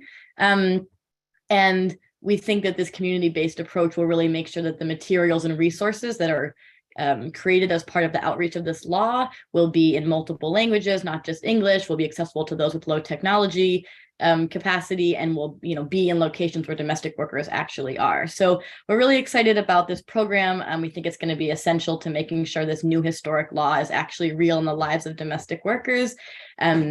We hope this program will have additional capacity and funding in next fiscal year, and we're excited to work collaboratively with the OAG to implement this kind of centerpiece of the domestic worker bill.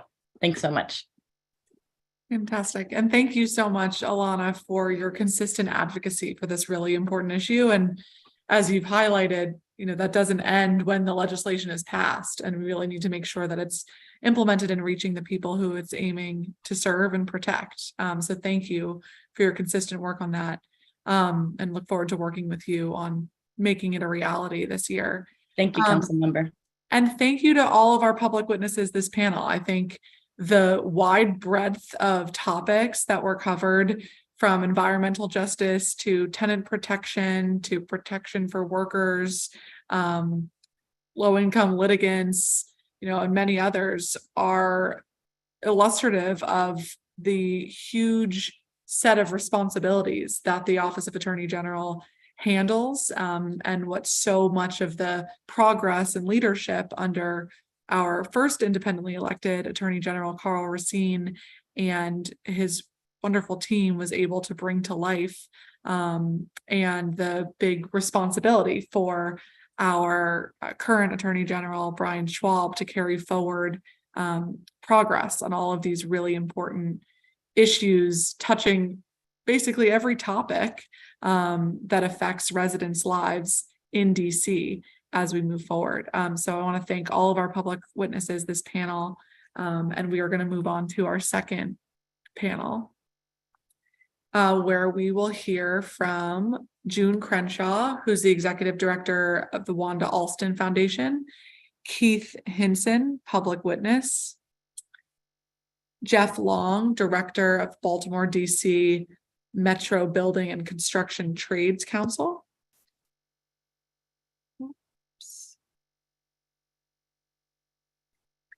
Jamie Epstein, Ward 3 Housing Justice, Dr. David Freeman, Community Connections Incorporated Chief Clinical Officer, Michael Rowe, Public Witness, Michelle Hawkins, Public Witness, Aaron Askew, Public Witness, John Durkalski, United Food and Commercial Workers Union, Winston Berkman Breen, Student Borrower Protection Center, Advocacy and Policy Council, and Cynthia Williams, Public Witness.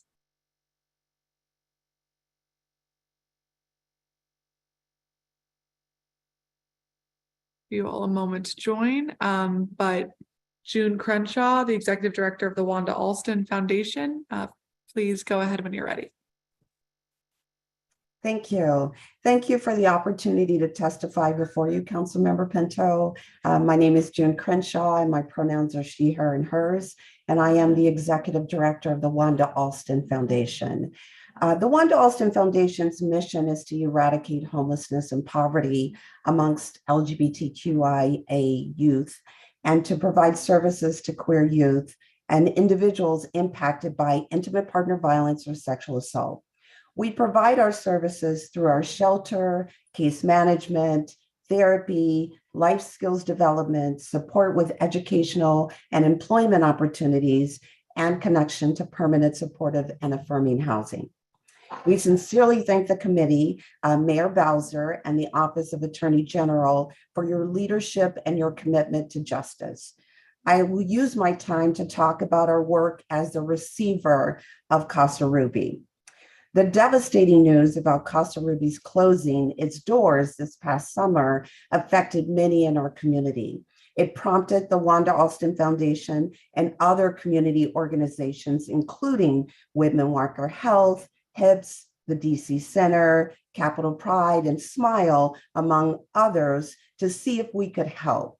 We quickly learned that many of Casa Ruby's staff worked unpaid for months to continue providing life-saving vital services to their queer clients. Our goal became to help to secure Casa Ruby staff back pay and also help them to secure new employment. We also quickly learned that the actions of the leadership of Casa Ruby had caused irreparable harm to some of the most vulnerable members of our community. Out of a sense of duty to the clients, youth, and the staff of Casa Ruby, and to our overall queer community, we agreed to take the role of receiver. We know that Casa Ruby's situation didn't happen overnight, that there were many signs and many people, especially Black trans women, who reported mistreatment and irregularities. We understand that it is a complicated and layered process. Still, one of the most apparent failures was that it took so long to respond, which left the most vulnerable members of the LGBTQIA two-spirited community exposed to mistreatment and mishandling by Ruby Corrado. In addition, we recognize how challenging it was to address reported complaints because Ruby constantly accused everybody of transphobia, homophobia, xenophobia, or simply of being envious of her accomplishments and her constant threats to go public regarding the false allegations were enough to silence a lot of good people for a long time. We're glad that something is being done now, and we thank the Office of Attorney General for listening to the outcry and complaints of those harmed. Time and time again, community members have approached me with sadness that such horrific things have been happening. They also appreciate that something is being done about the situation now. The receivership is a strain on our financial and human resources. However, we're committed and still concerned about our community and the loss of culturally competent and affirming spaces. We ask for outreach and education to the community on how to report when an organization is mistreating them or when they witness something similar to what occurred with Casa Ruby. We ask for a process of coordinated communication between agencies to make sure that something like this doesn't happen again. We ask for resources to establish capacity building for grassroots leaders so that they can run complicated organizations successfully. Again, we thank the Office of Attorney General for your hard work with the situation and for protecting queer folks. And I'm available for any questions. Thank you so much for sharing that really important perspective, and completely agree with you on the proactive efforts we need to take to ensure something like this doesn't happen again, and all of the attenuated consequences resulting from the people who need care when something like this happens with the leader. So thank you. We will next hear from Keith Hinson, public witness. Good afternoon, Councilwoman Pinto. Can you hear me clearly? Yes, we can. Okay, my name is Keith Hinson. I'm a lifelong district resident. I was born and raised in Northeast DC. In late 2021, I was connected with OAG regarding a wage complaint I had with a previous employer. I worked for a company called Century Security International between 2020 and 2021 as a security officer. I was initially grateful for this employment because I was out of the workforce for a few years because I was a caregiver for my parents who have since passed. However, after my employment started, I began noticing wage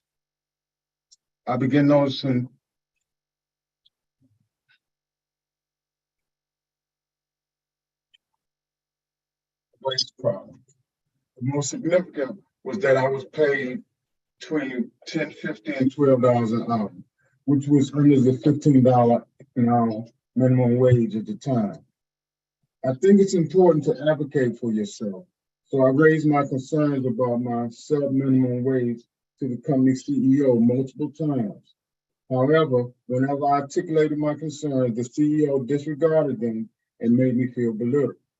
I eventually quit in the fall of 2021 because I couldn't tolerate anymore the payment problems, including minimum wage and late paychecks. A few months later, I connected with the investigators at the attorneys at OAG to discuss my problem. OAG promptly investigated the issue, engaged with the company, and last December filed a lawsuit against the company seeking restitution and penalties for the minimum wage problem. I really appreciate how OAG has responded to my complaint and fought on my behalf. I also deeply appreciate how OAG attorneys have been communicative and responsive. They reach out to me with case updates and pick up the phone when I call. I'm grateful for the office's work to protect rights of DC workers like me. Thank you for hearing me.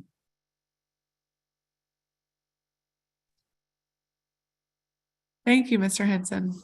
Appreciate that.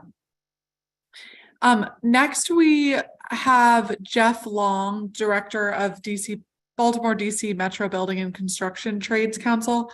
Mr. Long, we're trying to promote you as a panelist, but you need to accept it. So if you will try it again, if you see on your screen an invitation to join as a panelist, you'll need to click accept.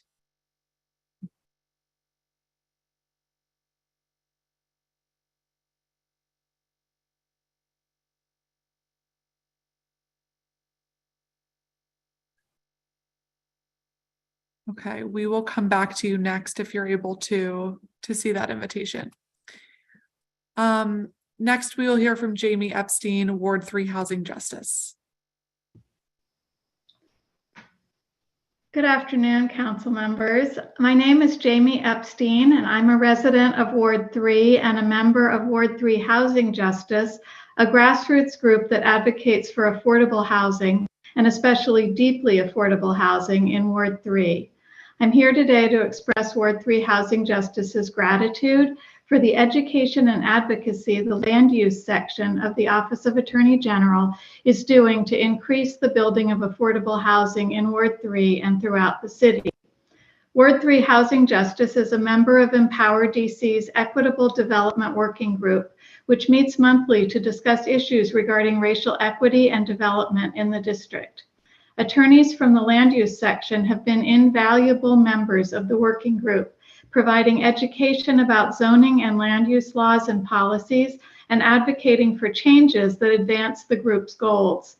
Specifically, land use section attorneys have intervened in planned unit development cases to advocate for the inclusion of more affordable units, advocated for deeper affordability levels for the inclusionary zoning program, and proposed a corresponding text amendment, opposed the exemption of downtown zones from inclusionary zoning requirements, and advocated for the use of creative incentives for developers to increase the number of affordable units in their projects.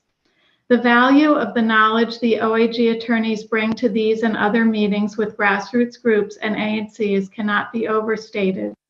And the learning goes both ways. The attorneys are attuned to the needs of the community and use these opportunities to learn from the community groups where their intervention and support is most needed. This effort has resulted in a giant step forward in helping residents understand and engage with land use and zoning decisions. This was recently exemplified by their advocacy for improvements in the draft racial equity tool of the Zoning Commission. Not only did land use section attorneys submit recommendations for improving the tool, they met with us, Empower DC, and others to explain the intersections of the comprehensive plan and the Zoning Commission tool, and encourage DC residents to attend the Zoning Commission roundtable and submit comments. There has been an historic imbalance on land use issues because regulatory proceedings are dominated by corporate lawyers. An ordinary citizen doesn't have access to zoning or land use policy expertise. As a result, vulnerable citizens and not well-resourced neighborhoods have been disadvantaged in these matters. The recent emphasis by the former and current attorneys general to fill this knowledge gap has resulted in meaningful wins for these communities and the cause of justice, suggesting that enlarging the land use section would help to add the persuasive voice of the Office of Attorney General to more cases where equity and fairness are key issues. Another important step in ensuring that the work of this office receives the consideration that it is due would be to require that its analyses in zoning cases be granted great weight that is at least as significant as that granted to the Office of Planning or to ANCs. As we recently witnessed on the hearing of the Zoning Commission on the modification of the PUD at 5333 Wisconsin Avenue, the Land Use Office delivered testimony that reflected a reasonable interpretation of the comp plan and other relevant documents that would have required the applicant to improve their proffer for affordable housing in this redevelopment, but were dismissed out of hand by the commissioners. In cases where the OAG arguments would result in greater equity, we believe that they should be given priority consideration and greatest weight. I'd also like to take this opportunity to commend the Office of the Attorney General generally for the work it has done to hold landlords accountable and to advocate on behalf of the residents of public housing.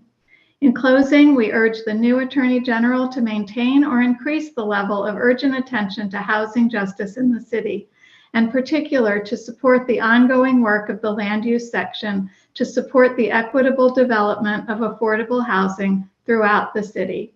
Thank you for this opportunity to testify. Thank you so much. Next, we will hear from Dr. David Freeman from Community Connections Incorporated, Chief Clinical Officer. Thank you so much, and good afternoon, Chairperson Pinto and council members. I appreciate your time today. My name is David Freeman. I am a psychologist at Community Connections, where I have worked for the past 30 years, the last 8 as Chief Clinical Officer. We currently serve several thousand people who suffer from mental illness, housing instability, and a host of co-occurring problems. Our goal is to facilitate recovery with person-centered, trauma-informed approaches. About 10% of our clients need civil commitment because they are likely to injure themselves or others. This group of acutely distressed individuals has been unable or unwilling to engage in voluntary services. They need the support and structure of a judicial order to focus on well-being and recovery. Civil commitment is never our first intervention. We strongly prefer interventions that highlight trust, choice, collaboration, and empowerment. However, in life and death crises, when the client is refusing help, we need the support of civil commitment. In these situations, it is crucially important for us to intervene competently and efficiently, and with the support of authoritative partners. The mental health section of OAG is a crucial partner in helping us provide for the safety of intensely distressed individuals. Our OAG partners help us to understand the rules that govern involuntary treatment, and they help us provide involuntary services in a respectful and efficient manner. Our partners at OAG are skilled at interpreting the law for us, explaining what is required of us, and collaborating with us in the effort to achieve safe outcomes. The civil commitment process is adversarial. This is often a good thing for our clients, as it gives them a chance to articulate their desires while also hearing about the impact of their behavior on their own safety and the safety of others. The Public Defender Service does a great job of recommending the stated goals of their civilly committed clients in this process. OAG also does a great job. OAG helps us articulate the threats and obstacles to safety for the individual and the community. I'd like to share a few stories with you just to help this come to life. One adult client, diagnosed with schizoaffective disorder, assaulted his brother on several occasions in a psychotic, grief-fueled rage after their parents died. After a lengthy involuntary hospitalization, the client was released to our care as a committed outpatient. He chose to accept the commitment for 2 years, saying, "I am overwhelmed by too many choices when I'm a voluntary patient." Another client consistently rejected services and then set her apartment on fire during a lonely, desperate, psychotic episode. Outpatient commitment helped her engage in treatment. She has since been stable in a group home for 3 years with no assaults. Another client described years of unmedicated psychosis as "my life of shame." With the support of outpatient commitment, she was fully collaborative with medications. She got an apartment, and after 2 years of outpatient commitment, she successfully petitioned for voluntary status and has been doing well since then. None of these positive outcomes could have been achieved without expert consultation and guidance from the mental health section of OAG. Thank you so much for your time. Thank you so much, Dr. Freeman. That was very powerful. testimony and examples. Appreciate your work. Next, we will hear from Michelle Rowe, public witness.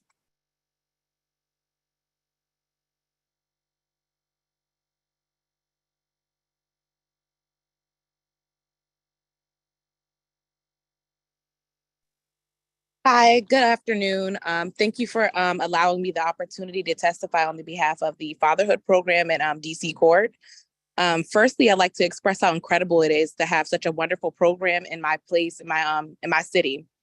I know that the Fatherhood Program was originally created to empower fathers, but it exceeds beyond that. The Fatherhood Program is truly a family engagement movement. Michael and I, which is my spouse, my children's father, we are able to co-parent, and we were able to move from like a dysfunctional place in the beginning when we first, became a family, to move into like a healthy co-parent lifestyle, whether we're together or not. I would say that growing up, I was raised on the belief that a man is the head of the household, and that it's his obligation to be the foundation of support for his family, financially, emotionally, and spiritually. When the head is unhealthy, the body tends to suffer and be unstable. The Fatherhood Program has all the resources and nourishment that my children's father and I needed to grow and flourish in our home and in our city. Not only did they empower Mike and give him a solid advice and support, they've given us opportunities to change our lives. Michael and I have graduated from the Project Empowerment on last October, and we both went on to find wonderful careers to better our life and our families. So, like I said, 10 years ago, we were on like a bad situation, bad terms with insecurities and little hope for our family.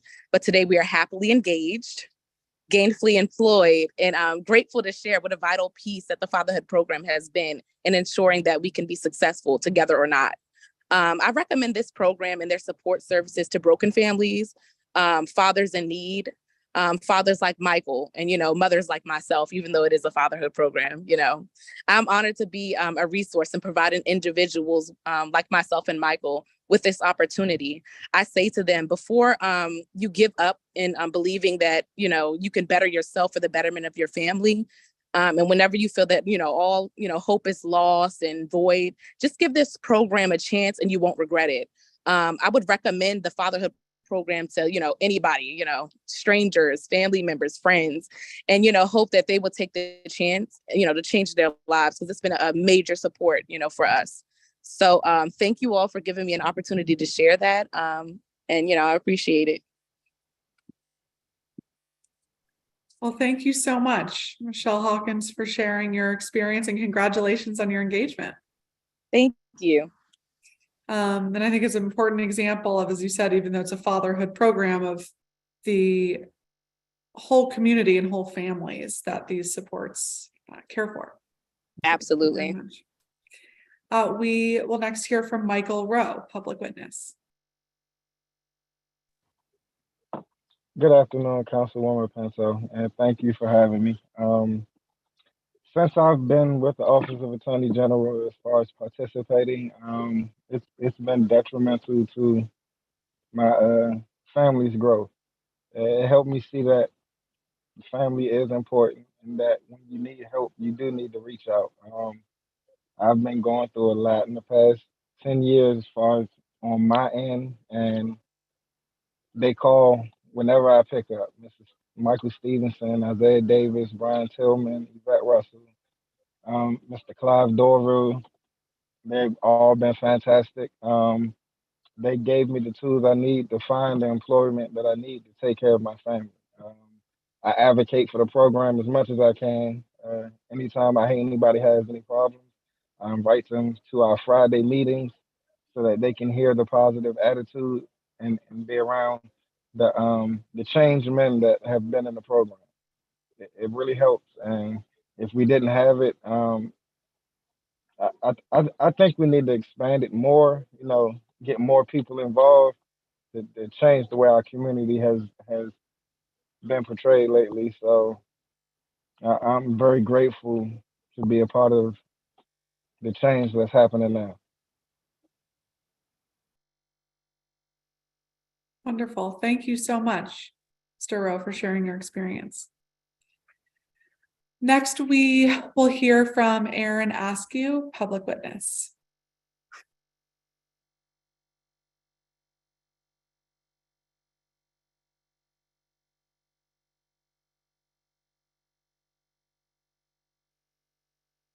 Aaron, are you here?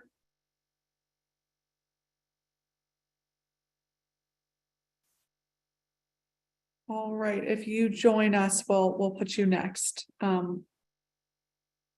Otherwise, we will move on to John Durkalski from the United Food and Commercial Workers Union.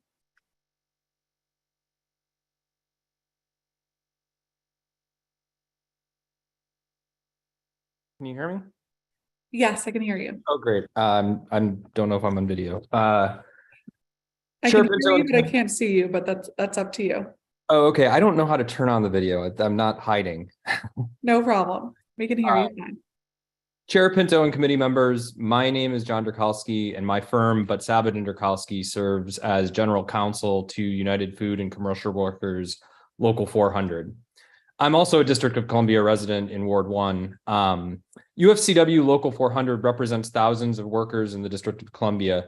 Those workers work in retail grocery stores and other retail establishments. Local 400 has had multiple opportunities to work with the Office of Attorney General over the years on issues affecting our membership. As a result of our experiences, I am here to testify in support of the extraordinary efforts, and I don't use that term lightly, of the Office of Attorney General has made on behalf of workers, our members, and consumers in the District of Columbia. We also want to congratulate the new Attorney General on assuming office and to encourage him to continue the Office of Attorney General's efforts to zealously advocate on behalf of workers and consumers. The primary areas in which Local 400 has had the opportunity to work with the Office of Attorney General are wage theft and antitrust/consumer protection areas.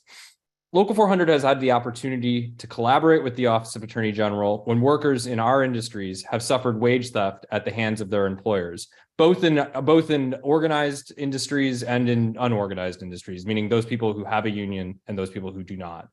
In the situations we've worked with the Office of Attorney General, the OAG has shown not only the legal acumen necessary to enforce the district's wage and hour laws, which Local 400 actually has helped to craft over the years, but also the social touch necessary to empower workers to navigate the harms they face when they are robbed of significant sums of money by their employers. Local 400 has also worked with the Office of Attorney General on consumer protection and antitrust enforcement issues surrounding the proposed merger of the grocery chains Kroger and Albertsons. The merger proposes to create a nationwide corporate behemoth that threatens grocery workers, grocery consumers, and grocery suppliers. But more locally, in DC, the proposed merger would bring together two stores in DC that are branded Kroger, that are Kroger stores, which are branded Harris Teeter stores, and Albertson stores, which in DC are branded Safeway stores. This bringing together in the District of Columbia would threaten district workers and consumers because it could mean the closure of grocery stores, the consolidation of labor market power, and an increase in grocery prices, among other problems in DC. It could exacerbate food deserts. It could propose massive challenges in collective bargaining for workers. And of course, workers could lose their jobs if stores close. The Office of Attorney General in DC has taken the lead in coordinating other state attorneys general to scrutinize this merger, joining forces with not just attorneys general from blue states, but also, and impressively in this time of kind of polarization, attorneys general from red states as well, to attempt to stop the Albertsons private equity owners from engaging in what amounts to a massive $4 billion cash grab that is part of the proposed merger. The Office of Attorney General has taken the extraordinary step of working to lead an emergency litigation effort in federal courts in the district, securing the participation of attorneys general in the states of California and Illinois along the way. That litigation is ongoing at the time of this hearing. Local 400 greatly appreciates all of the staff in the Office of Attorney General for their efforts in pursuing justice for district workers and consumers.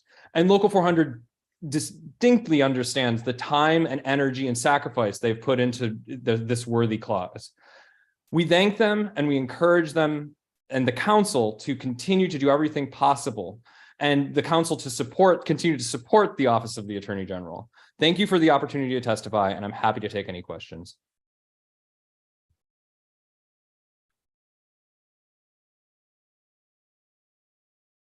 Thank you so much.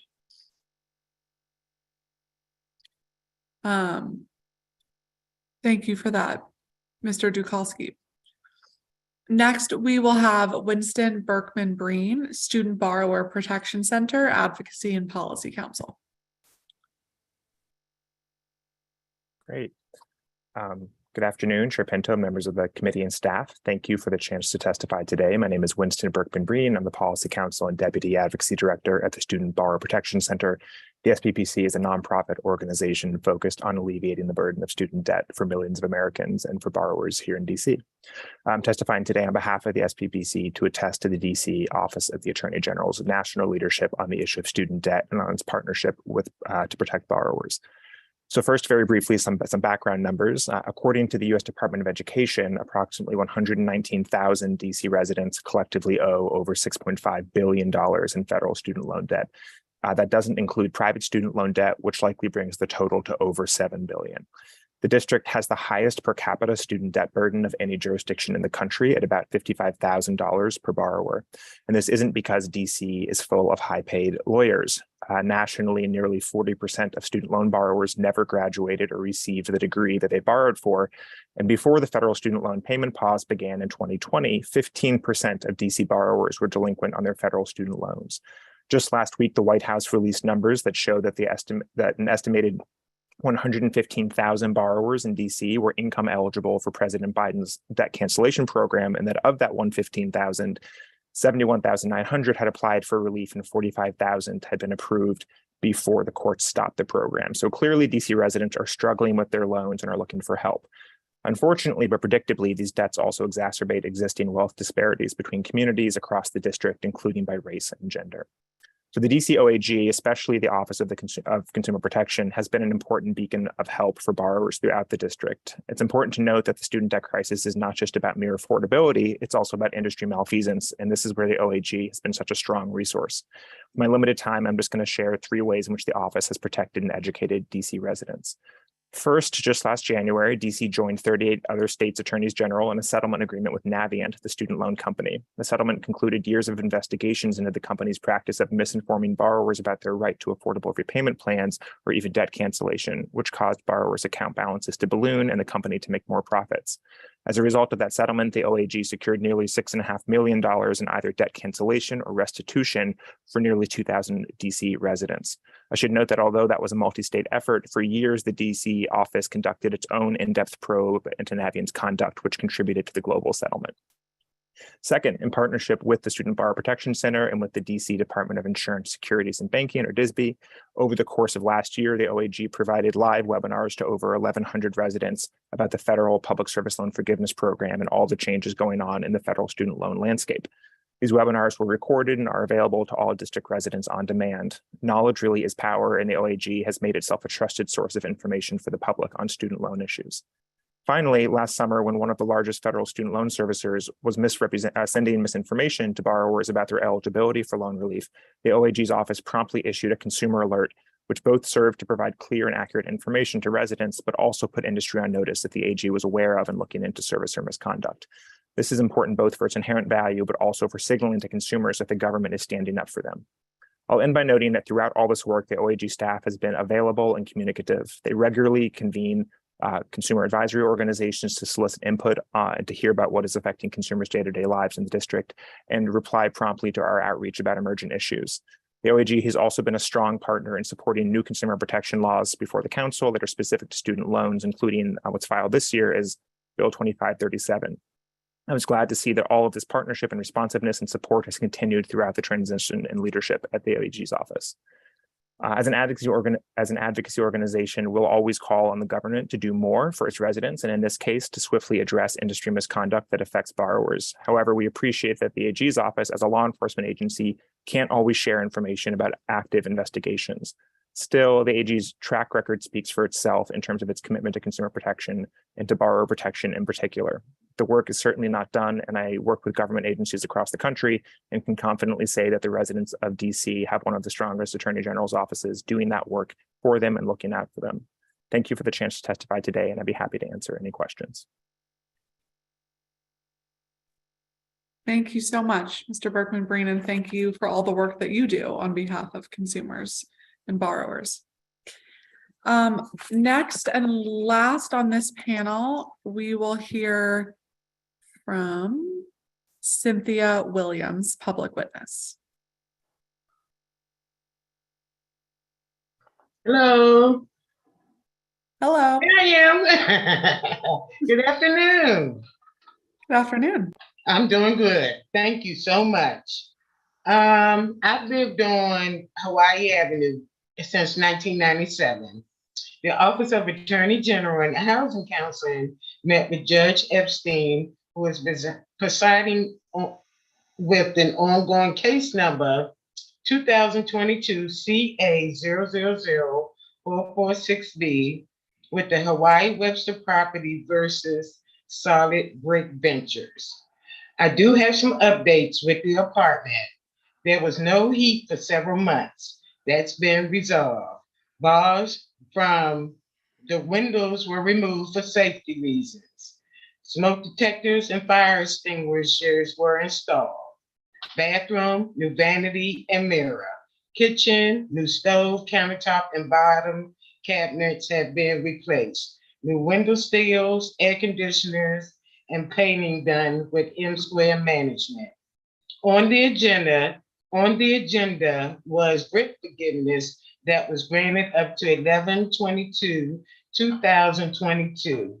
I had outstanding issues on my ledger. When I went online to pay my February rent, my ledger is now up to date. Also, no rent increase for the next 25 years. There are still ongoing matters with the current ruling, of which I would like to thank everyone for doing an incredible job. Thank you.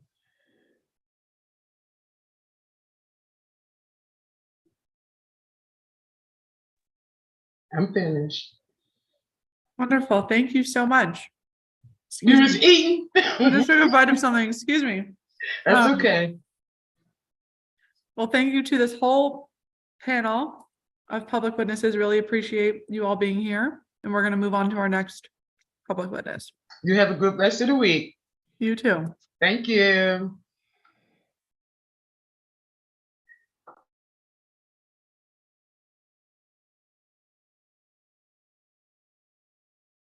All right. We will now have our third panel. We'll have Leah Tulin, Rising for Justice, Carissa Naruzzi, Empower DC, Aaron Palmer, ANC 4B, Coy McKinney, Southwest Action, Wayne Enoch, President of AFS CME Local 2401, William and Carla Smith, Public Witness, Paula Akinley, Vice President of AFS CME Local 2401, Tiffany Montgomery, Public Witness, and Michael Sindram, Public Witness. So if you are here, we'll give you all a moment to join and we'll get started with Leah Tulin from Rising for Justice.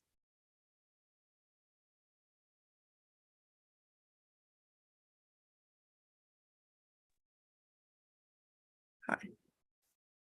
Good afternoon, Chairwoman Pinto, members of the committee and staff. Thank you for the opportunity to testify today on the performance of the Office of the Attorney General. My name is Leah Tulin, and I am the Director of Impact Litigation at Rising for Justice. Rising for Justice, formerly DC Law Students in Court, is the oldest clinical teaching program in the District of Columbia. Attorneys and student attorneys in the Tenant Justice Program at Rising for Justice seek to prevent the displacement of low-income tenants and preserve tenants' rights in DC. As a result of the Council's increased funding for legal services in recent years, Rising for Justice has expanded our capacity to represent tenants in individual eviction proceedings. That funding also allowed us to launch the Tenant Justice Program's Impact Litigation Project, which was established in 2022 to expand our systemic advocacy efforts by addressing illegal activities that put tenants at risk of displacement on a building-wide or other large-scale basis. This program has expanded our ability to help low-income tenants advocate for safe, habitable housing, both in the context of individual eviction cases and broader scale litigation. But the overwhelming need for this type of advocacy continues to dwarf the capacity of nonprofit lawyers and organizations to enforce tenants' rights. In recent years, the Office of the Attorney General has proven to be a powerful force for public enforcement of tenants' rights. The OAG has stepped in to investigate and, where necessary, litigate against landlords who refuse to maintain their rental properties and otherwise abuse tenants' rights.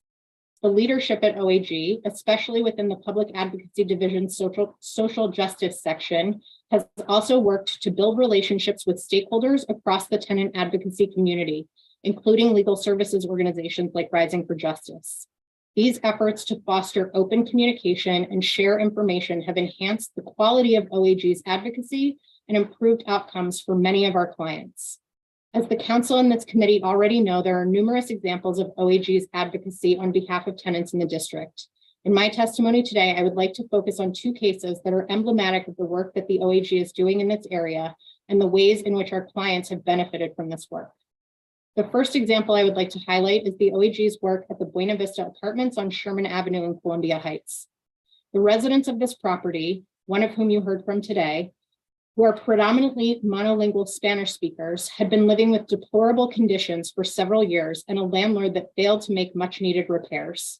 When our organization got involved, the tenants had already successfully organized and were trying to purchase the building under the Tenant Opportunity to Purchase Act. We represented a dozen individual tenants who had been sued for non-payment of rent during the pendency of the sale.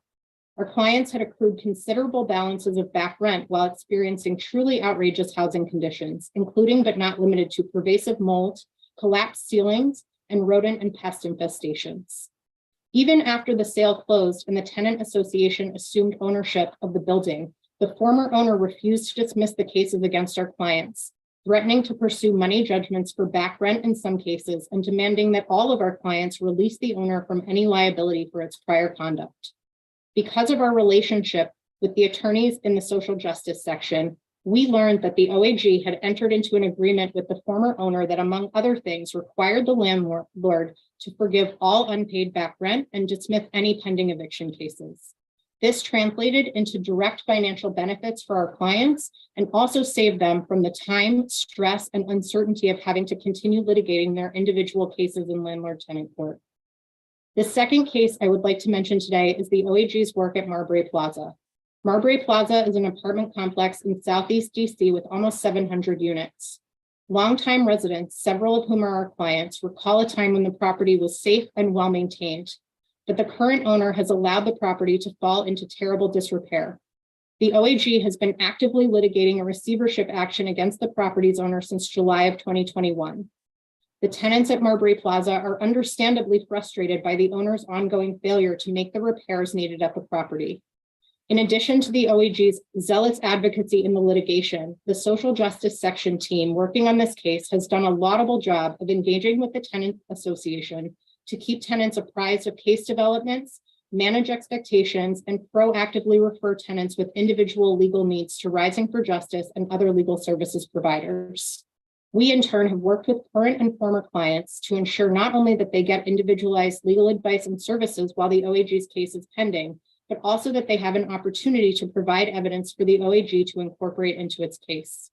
These are just two examples of the ways in which the OAG has been instrumental in enforcing tenant protections and protecting low-income residents in the district from abusive landlords. Although there are many others, the unfortunate reality is that even with the OAG's current enforcement efforts, there are still an unacceptable number of DC tenants living in unsafe and uninhabitable conditions. We applaud the OAG for its continued commitment to protecting tenants and hope that the council will help the OAG to sustain and expand its capacity to do this important work. I appreciate the opportunity to testify today and would welcome the opportunity to answer any questions from the committee. Thank you. Thank you so much. Next, we will hear from Parissa Naruzzi from Empower DC. Good afternoon. Thanks for having me today. I'm Parisa. I'm the Executive Director of Empower DC, and for the last 20 years, I've worked with communities across the district to build power with and for low and moderate income Black and Brown DC residents to advance racial, economic, and environmental justice. Today, I'm speaking in support of the Office of Attorney General's Equitable Land Use Division and in favor of the continued growth and development of this important new sector within the OAG's office. As you probably know, as of October 2021, the Office of Attorney General is no longer serving as the legal counsel for the Zoning Commission. Instead, OAG is now pursuing its zoning work from a public interest perspective. This is extremely significant because until now, zoning has essentially been the domain of developers and their high-paid land use attorneys, and that has contributed to the inequitable development patterns in our city, which have caused and exacerbated the mass displacement of Black residents and communities. As organizers, as we work alongside impacted tenants, we've often lamented the lack of zoning attorneys who are, quote, on our side. In DC, attorneys with zoning expertise that work for communities and not for developers are almost non-existent. This has made this already difficult area of zoning even more closed and inaccessible to the general public. While the zoning process is anything but a level playing field, the OAG's new Equitable Land Use Division under the leadership of Alex Kane and Max Tondreau is a step in the right direction. OAG's land use attorneys are providing training and support to ANCs, civic groups, and impacted residents who are seeking to effectively engage in zoning in order to secure affordable housing, prevent displacement, and otherwise advance community priorities. Thanks to OAG, there's finally zoning attorneys on our side. However, the zoning process is still incredibly difficult to navigate, and achieving equitable development requires zoning reform. Additionally, while ANCs have standing in the zoning process, they have little training or technical assistance to support them in this role. As acknowledged by legislation that the council considered but did not pass, the Development Expertise for ANCs Act of 2019, ANCs especially need additional support to navigate the planned unit development process and negotiate community benefit agreements. The OAG Land Use Division begins to fill this need, but their small staff will not be able to adequately engage in matters of public interest, propose zoning reform, and work alongside impacted communities without being fully staffed. So I do encourage the committee to ask the land use section what it needs and support them in being fully staffed. On a couple other matters I want to put on the record, and this pertains to my disappointment with the approach of OAG with addressing environmental justice issues, especially in the Brentwood community in Ward 5. In 2020 and again in 2021, the DC Council approved legislation authorizing the mayor to take the W Street trash facility by eminent domain. This is a site that has long plagued the Brentwood community with odor and garbage and everything you can imagine. While eminent domain proceedings commenced about a year ago, the process has been drawn out and unresolved. The trash facility continues to operate and plague the community. And so we ask that the OAG elevate the urgency with which it is working to close this site, which is operating within 100 feet of residences, despite current laws, which would forbid such facilities within 500 feet of homes. Additionally, I'd like to register my disappointment that OAG has chosen to defend the district's violation of environmental laws in the Brentwood bus terminal case, rather than protect the community's health and environment by correcting the city's failure to conduct environmental impact assessment of the project. The district pushed forward with the Brentwood bus terminal in 2019 without conducting an environmental review as required by the DC Environmental Policy Act. After residents sued the city in October 2021, the district initiated but never completed the environmental analysis. This March 7th, we're returning to court to present oral arguments in this case. It's now in an appeal status. The original suit was dismissed based on lack of standing, which is really an affront to the communities to be told that you don't have standing when you're being harmed by environmental concerns. We have attorneys from the firm Foley OAG who have joined the case and are going to support the oral argument. But what I want to point out here is that OAG is on the wrong side of history on this one, and the communities need to be protected around environmental harm. Thanks so much. Thank you very much, Mr. Nuzzi, for all of your work. Next, we are going to hear from Michael Syndram, public witness.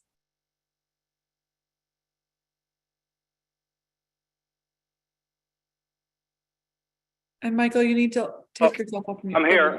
Hopefully I'm unmuted. Can you hear me, Madam Chair? Yes, I can hear you. Perfect. Michael Syndram, disabled veteran, served our country more than most. I think this is our first encounter while you've been on the council for some time. And as I understand it, you hail from Ward 1, and you've also been attached to the Office of the Attorney General. You had last week hearing on Commission Judicial Disabilities and Tenure and Judicial Nomination Commission. Offline, I'd like to speak more with you about that. I can share some enlightened items or whatnot. So with regards to the Office of Attorney General, they took it upon themselves to file a case in Superior Court, case number 2020 CA 0050792. It's captioned DC Department Insurance Securities in Disby, known as Disby, versus Patuxent Development LLC. It names me as a intended beneficiary for a substantial amount. Actually, I'm facing foreclosure. Being homeless ain't no joke. And they didn't get the parties right. So I've tried going through court to get it amended to read Antonio Almanero et al., and to include me, the intended beneficiary. It got shot down. So I'd appreciate if Mr. Schwab were to connect with me and Mr. Kimo, who does a good job, get my phone number to them and connect with me. And also, I'd like to get the direct number for Mr. Schwab so I can connect with him as well. It's important and to have accountability. I call it the art of good governance. Accountability, rule of law, and transparency. Once again, the acronym, art of good governance. If we followed that, we wouldn't have the pay-to-play and all this other unjust enrichment and conflict of interest. And the public trust would be given premier importance. The sad part about it is, too, while the law does not permit the council chair to have outside employment, you all can, and that ought not be. That's where Mary Che was teaching full-time at GW. Catania was a full-time lawyer. These things are a slap in the face to we the people. And there's sufficient monies that are made on your end with Prime Realty, the Granite Palace, I call it, the Wilson Building, staffers and whatnot, so you got more than adequate pay to cover, and there's no need for outside employment. So I also want to wrap up with Veterans Court. I am a disabled veteran who served our country more than most. I have in my midst as well another veteran. He may want to say a couple words. But Veterans Court has been a pressing issue. The predecessor of Carl Racine, initially out the gate, he was all for it. Then he got the intel, well, we don't have enough veterans, and there's not this, not that. That's a crock. This is the world's capital, albeit the nation's capital, where you've got veterans worldwide that are housed in D.C. jail that needs a Veterans Court. We got Easter River Court, we got Family Court, we got all our courts except for veterans. And keep this in mind, Madam Chair, the reason why you and us all, here in this country anyway, are not ducking grenades, bullets, and mortars is because we veterans, including yours truly, have put our life on the line for due process and fundamental fairness. And it's a slap in the face when we don't get Veterans Court, which is what we need. Mm-hmm. Veterans Court would attach to ADHD, what is it, attention deficit disorder, different other maladies that affect us while in the service. And Veterans Court would be sensitive to those things where the usual conventional court would not. Mr. Syndram, you're pretty over time. I'm going to ask you if you could summarize and wrap up. It is the veteran, not the preacher, who's given us freedom of religion. It is a veteran, not reporter, who's given us freedom of press. It is a veteran, not poet, who's given us freedom of speech. It is a veteran, not campus organizer, who has given us freedom to assemble. It is the veteran, not lawyer, who has given us right to a fair trial. I almost slipped. I was going to say liar, but I mean lawyer. It is not the politician. It is a veteran, not politician, who's given us a right to vote. It's a veteran who salutes the flags, who serves under the flag. God bless America and her troops. I'd be delighted to field questions at this time or at the time you see appropriate, Madam Chair. Thank you. Well, thank you so much for joining us, Mr. Syndram, and thank you very much for your service to our country. And noting I'm from Ward 2, and look forward to connecting with you, and hearing more about your experience and about veteran court more broadly. Our team would be happy to connect you with the team at the Attorney General's office about your case and make sure you get some follow-up there. So thank you. If I may, Madam Chair, my phone number, I don't think I want to give it out, at home, but you should have it there. Mr. Kima certainly does. So if you would reach out to me, I'd like to discuss further with you more about JNC, Judicial Nomination Commission, Commission on Judicial Disability and Tenure, and discuss more about Veterans Court. Yeah, Mr. Syndrome, I'm so sorry. We're very over time, so I have to move on, but we do have your contact information. Yeah, as long as you don't bite me, I ain't gonna bite you. Okay, thank you for joining us today. Next, we have Aaron Palmer from ANC to 4B. Go ahead, Commissioner, whenever you're ready. Thank you so much. It's nice to hear from some of the other panelists, including Mr. Syndrome, who's one of my constituents. So great to hear from him today as well. Thank you, Councilmember Pinto and the other committee members and staff for taking the time to hear from the public at today's public oversight hearing for the Office of the Attorney General.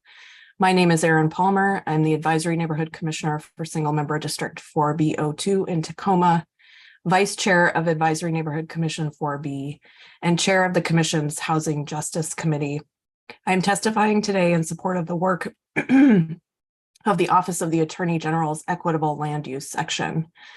The Housing Justice Committee has as its guiding principle that housing is a right, and we work to maximize affordable housing, including deeply affordable housing within the Commission area, and seek at every opportunity to support and promote safe, stable, and secure housing for all district residents. In late 2021, the then Attorney General announced that the office would be taking on a new role of advocating for affordable housing, racial equity, and environmental justice in the zoning, land use, and related development processes. The Commission's Housing Justice Committee was particularly interested in the shift in responsibility from representing the Zoning Commission and the Board of Zoning Adjustment to advancing the Office of the Attorney General's policy goals. The office specifically expressed an interest in collaborating with advisory neighborhood commissions and followed up on that express interest.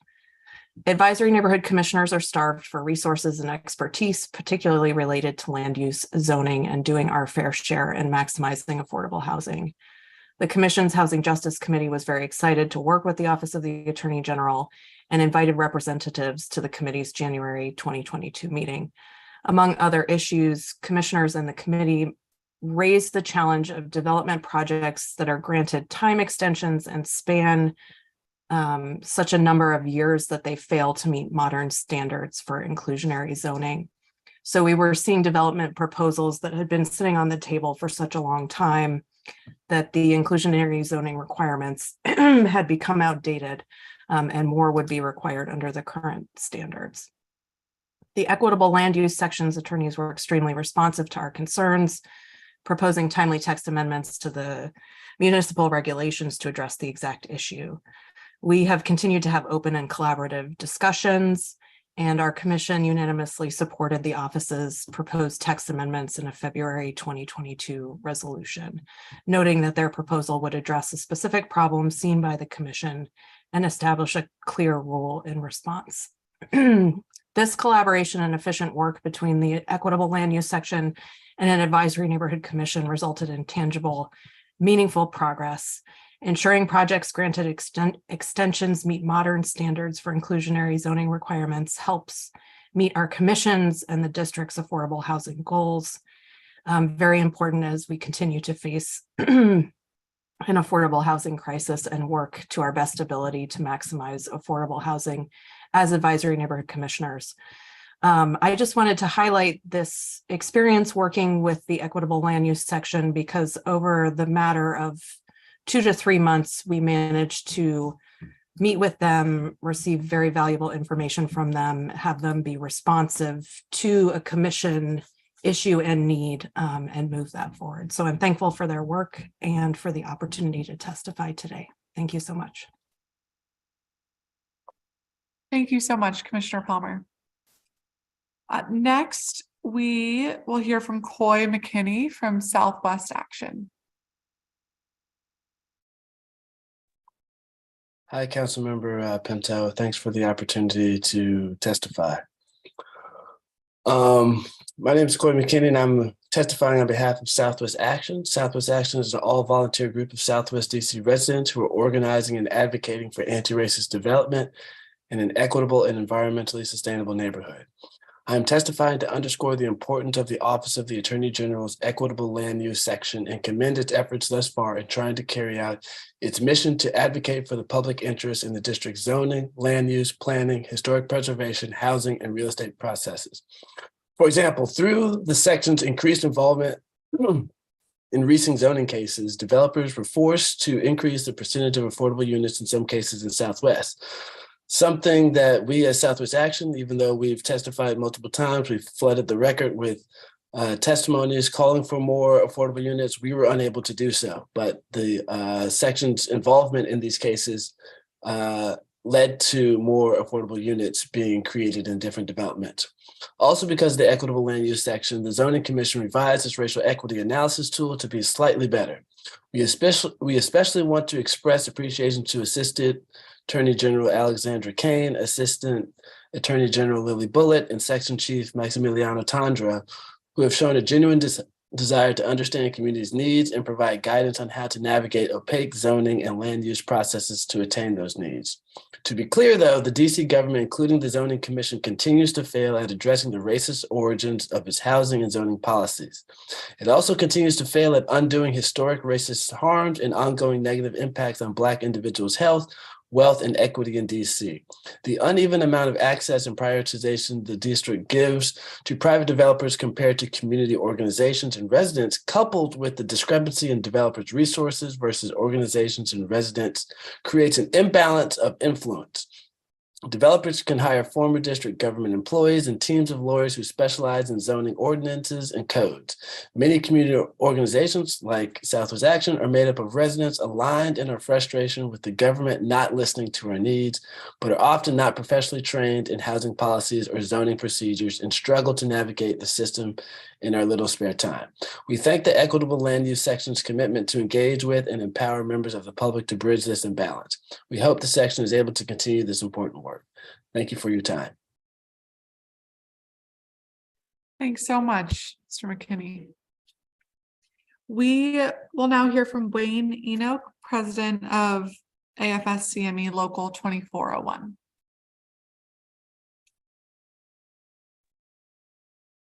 Good afternoon. My name is Wayne Enoch. Excuse me. I'm president of AFSCME Local 2401 and AFSCME District Council 20. I've been an employee with the district government for 30 years. I am also a district resident. AFSCME Local 2401 is the collective bargaining unit of over 1,800 employees from various agencies. We serve many of the district's most vulnerable citizens. We have over 250 members at the Office of the Attorney General. Over the past year, OAG has been in transition. Because Attorney General Racine did not run for re-election, we all anticipated change to come to the agency. From the union's perspective, we have been anxious to see a positive change for our members. For quite some time, we noticed inequities in the agency's promotion of employees. In the middle of 2022, we attempted to get the outgoing administration to make changes that would improve this. Initially, we were asked if we would like to wait until the new administration came on board. However, knowing this would further delay the process, we asked for our proposal to be considered and implemented as quickly as possible. As with practically everything, we encountered resistance, and the agency proposed an even more restrictive process.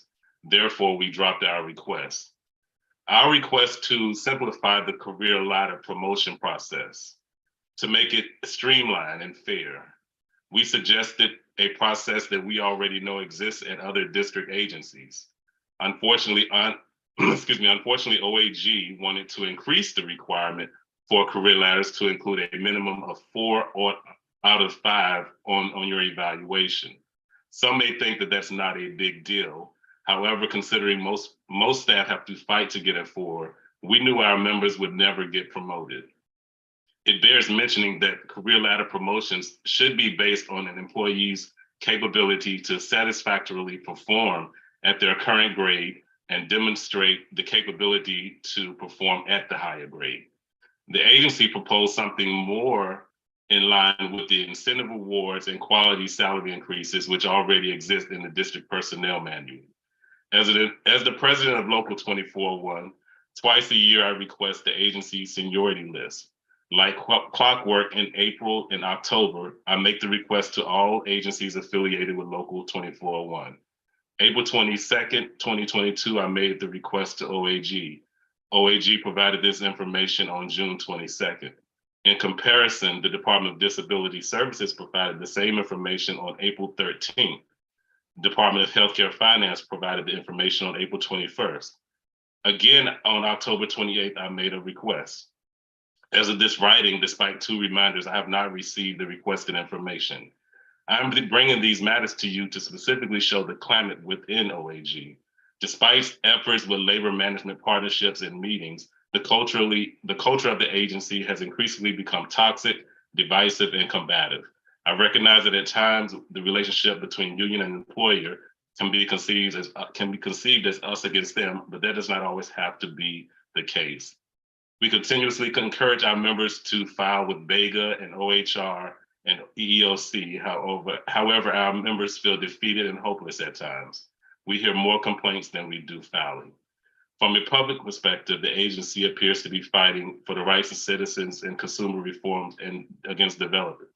Our members, the support staff of OAG, often tell us they do not feel the same support from within the agency. Brian Schwab won the election, and I gladly accepted his request to meet with him.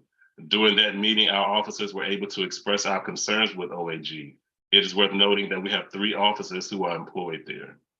He seemed receptive to our concerns, but indicated it would take time to assess the needs of the agency. And we found this to be fair, but we are hoping for change as soon as possible. Finally, it is worth mentioning something that OAG has done right, and that is telework. During the pandemic, because of its independence, the agency was able to create a more innovative telework option than what the district offers. Our members at OAG have enhanced telework based on the functionality of their job. Although the district may not agree, we feel that enhanced telework will enable employers to recruit and retain from a wider pool and make better selection. It also helps to create a safer workplace because staff are less likely to spread germs sitting on top of each other. In closing, I would like to state that AFSCME Local 24-1 is always willing to meet with the agency's managers as well as this committee. We will continue to bring our issues to your attention in hopes of resolution. Thank you for hearing me today. Thank you so much, Mr. Enoch. Look forward to following up with you about some of these concerns. Next, we will hear from William and Carla Smith, public witness.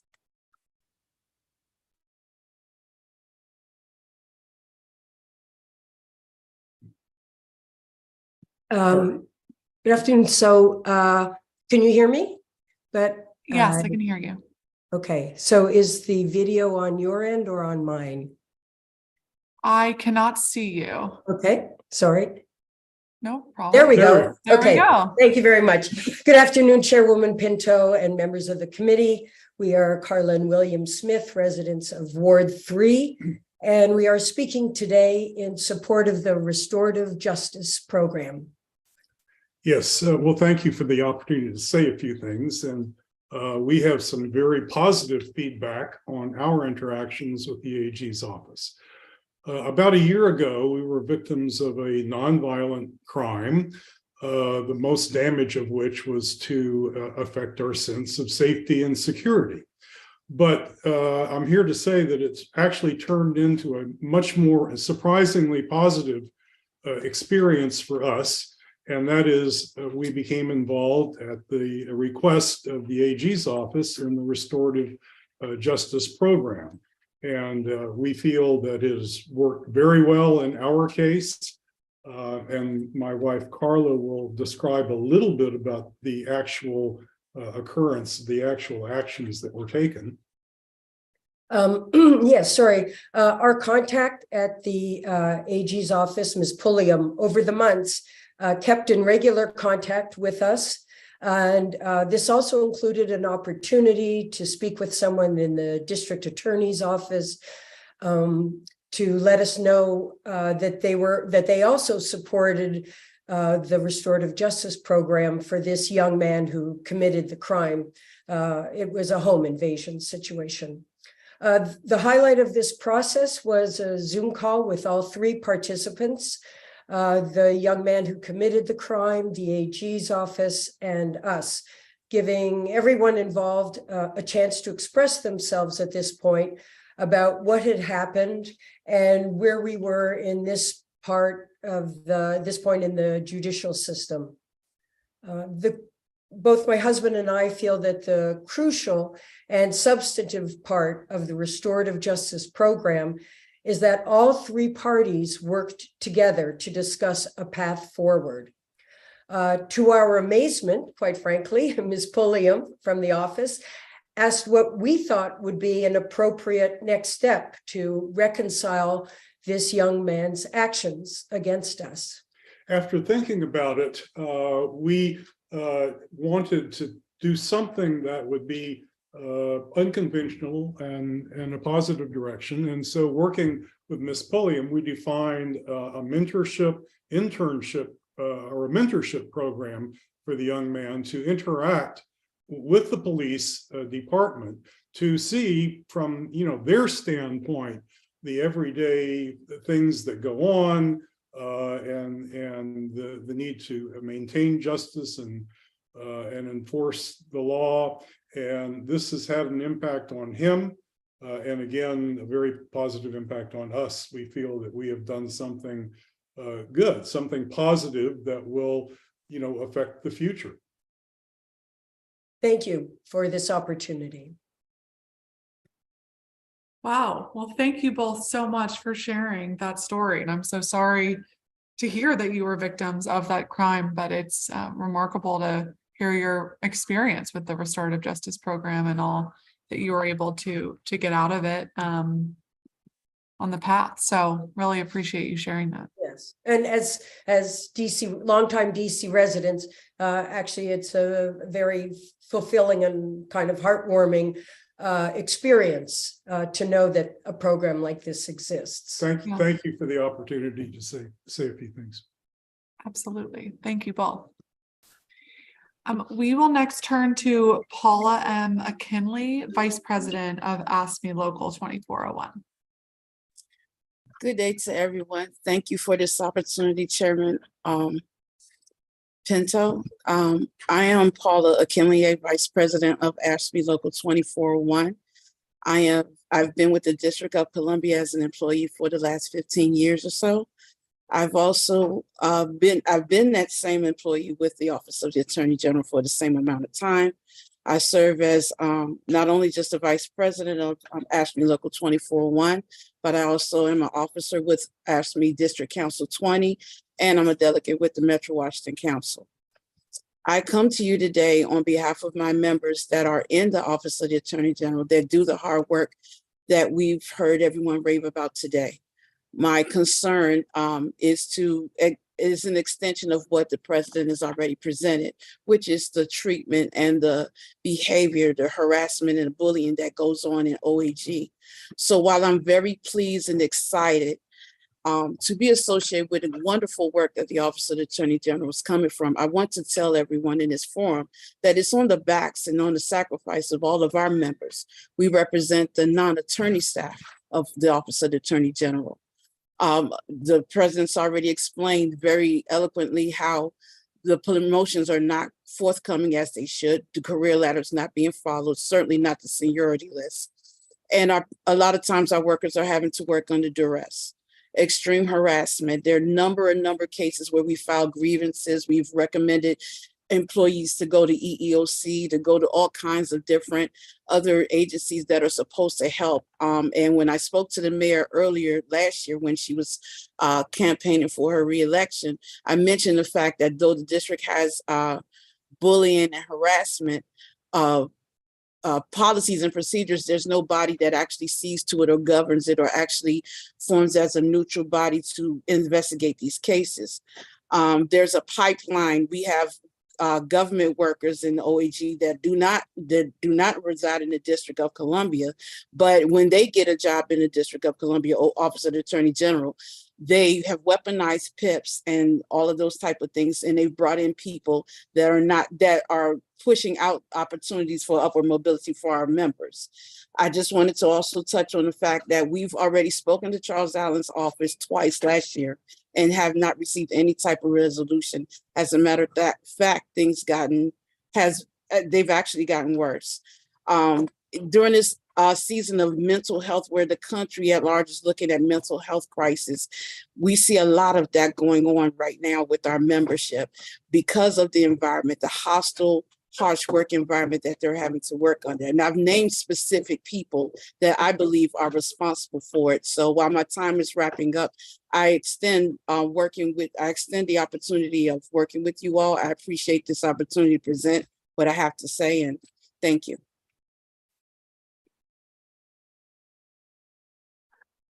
Well, thank you so much, Ms. McKinley, and I'm so sorry to hear about those experiences. And so we definitely will follow up with you to hear a bit more of some of the examples you're talking about. Next on this panel, we will hear from Tiffany Montgomery, public witness.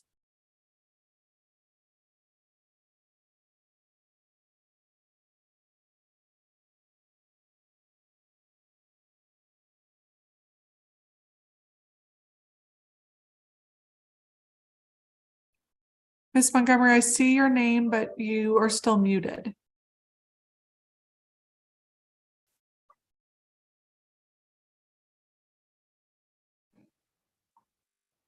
Can you hear me now? Yes, please go ahead. Good afternoon, and thank you for the opportunity to testify. My name is Tiffany Montgomery. I am the former Chief Information Officer of the DC Board of Ethics and Government Accountability, also known as BEGA. I'm now a whistleblower who is assisting federal law enforcement and lawmakers. Unfortunately, Councilwoman Brooke Pinto failed to respond to any of my communications since sometime in 2020 until last week, when she became aware that Republican Congressman Byron Donalds had escalated the criminal investigation of the District of Columbia government to the Congressional Committee on Oversight. BEGA was referred for criminal investigation by the DC Department of Human Resources and the Metropolitan Police Department's Internal Affairs Bureau. DC Police referred the following individuals for criminal investigation: former Director of Government Ethics, Rochelle Ford, Director of Office of Open Government, Nikhil Allen, and General Counsel Rashi Raj. These three individuals also committed perjury in their official responses to the council for the performance oversight hearings on behalf of the agency. Current Director of Government Ethics, Ashley Cooks, is also responsible for the perjury committed before the responsible oversight committees at the DC Council. Regrettably, former Attorney General Carl Racine, who was fined by the Office of Campaign Finance for misrepresenting his financial statements, is corrupt, and he is aware of the perjury committed by big employees, and he failed to act accordingly as required by law, since he was aware of the criminal conduct at BEGA. The DC Office of the Attorney General is responsible for prosecuting perjury by District of Columbia government employees. Under the penalty of perjury, the agency completely and falsely denied being the subject of any investigation, complaint, or lawsuit. Unfortunately, the DC Attorney General's office has at no time even demonstrated interest in advocating for government ethics or even prosecuting perjury of the aforementioned DC government employees who are the subject of criminal investigation. In fact, OAG has facilitated and engaged in perjury itself.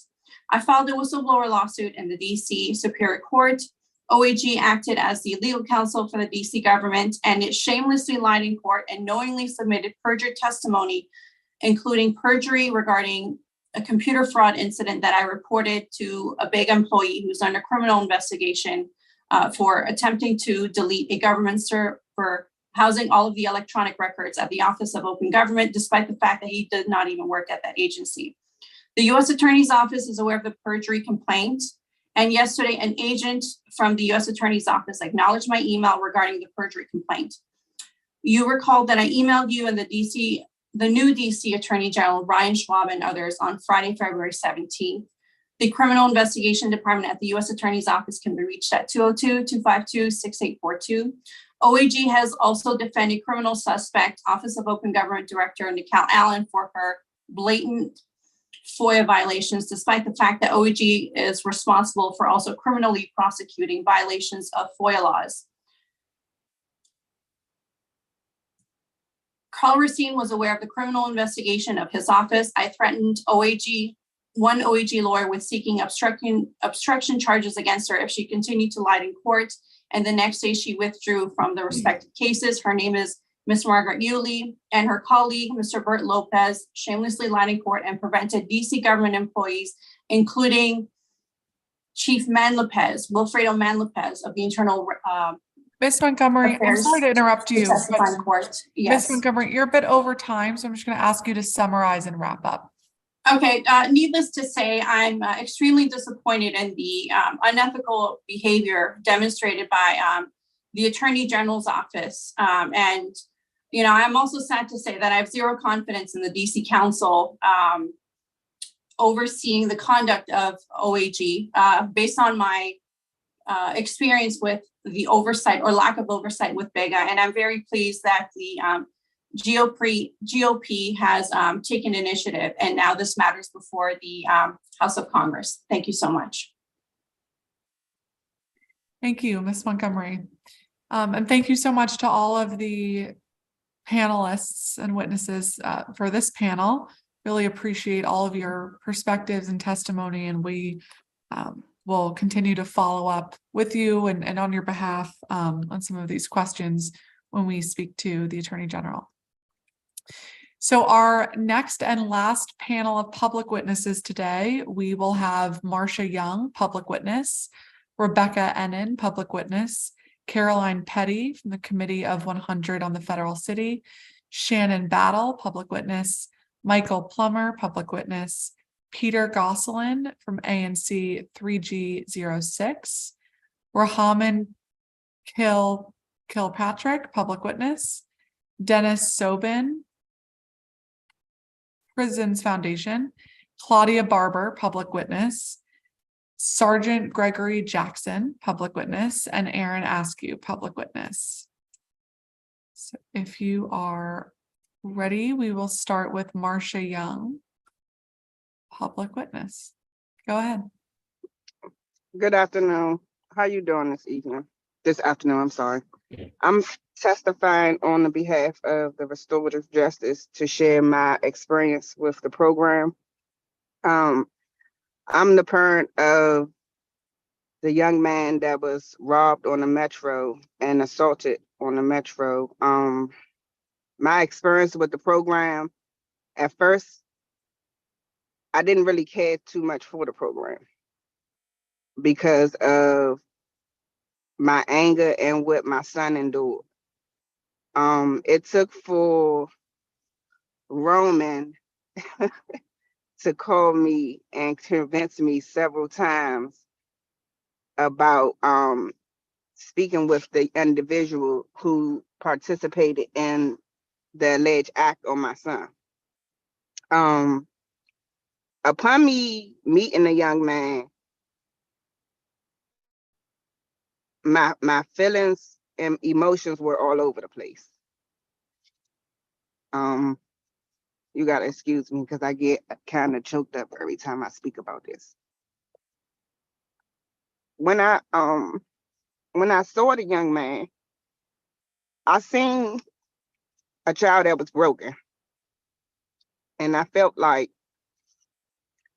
he needed my help, and whatever that help was at that time. So I convinced myself to meet with him. Once I met with him and his mother, we sat down, we had a conversation.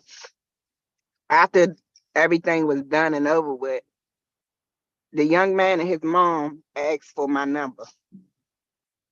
And to see the words that I was speaking to the young man and to feel that he was receiving it, as well as to see that he was taking accountability, which is the biggest step,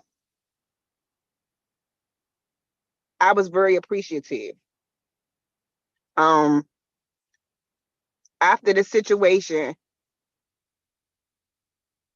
I spoke to a couple of moms about the situation that occurred along with my son. My son, in turn, wants to give the young man his shoes and his clothes that he no longer can fit. Myself and a couple of moms, in turn, bought the young man a pair of shoes, and I want to say it was like a hoodie or something like that. Shami and Roman called me maybe, I want to say a week ago, to give me an update on the young man and to let me know and to just to lay eyes on him. To see that he's taking his second chance and he's really upholding his end of the bargain, it's a good thing for me. And it's helping me with healing with the process. I was told that the young man did enroll into a program. He's also in the process of transitioning to a new school. So I feel like the program is a good fit for certain individuals and families who's willing to do the work. And I feel like the city should put more backing behind this program because, as we all see, our youth is falling short with a lot of things in the city. Well, thank you so much, Ms. Young, for sharing that very personal and powerful story. I really appreciate it as we think about the restorative justice programming and the lives that it can impact. So thank you very much for being here. No problem. Thank you. We will next hear from Rebecca Ennin, public witness.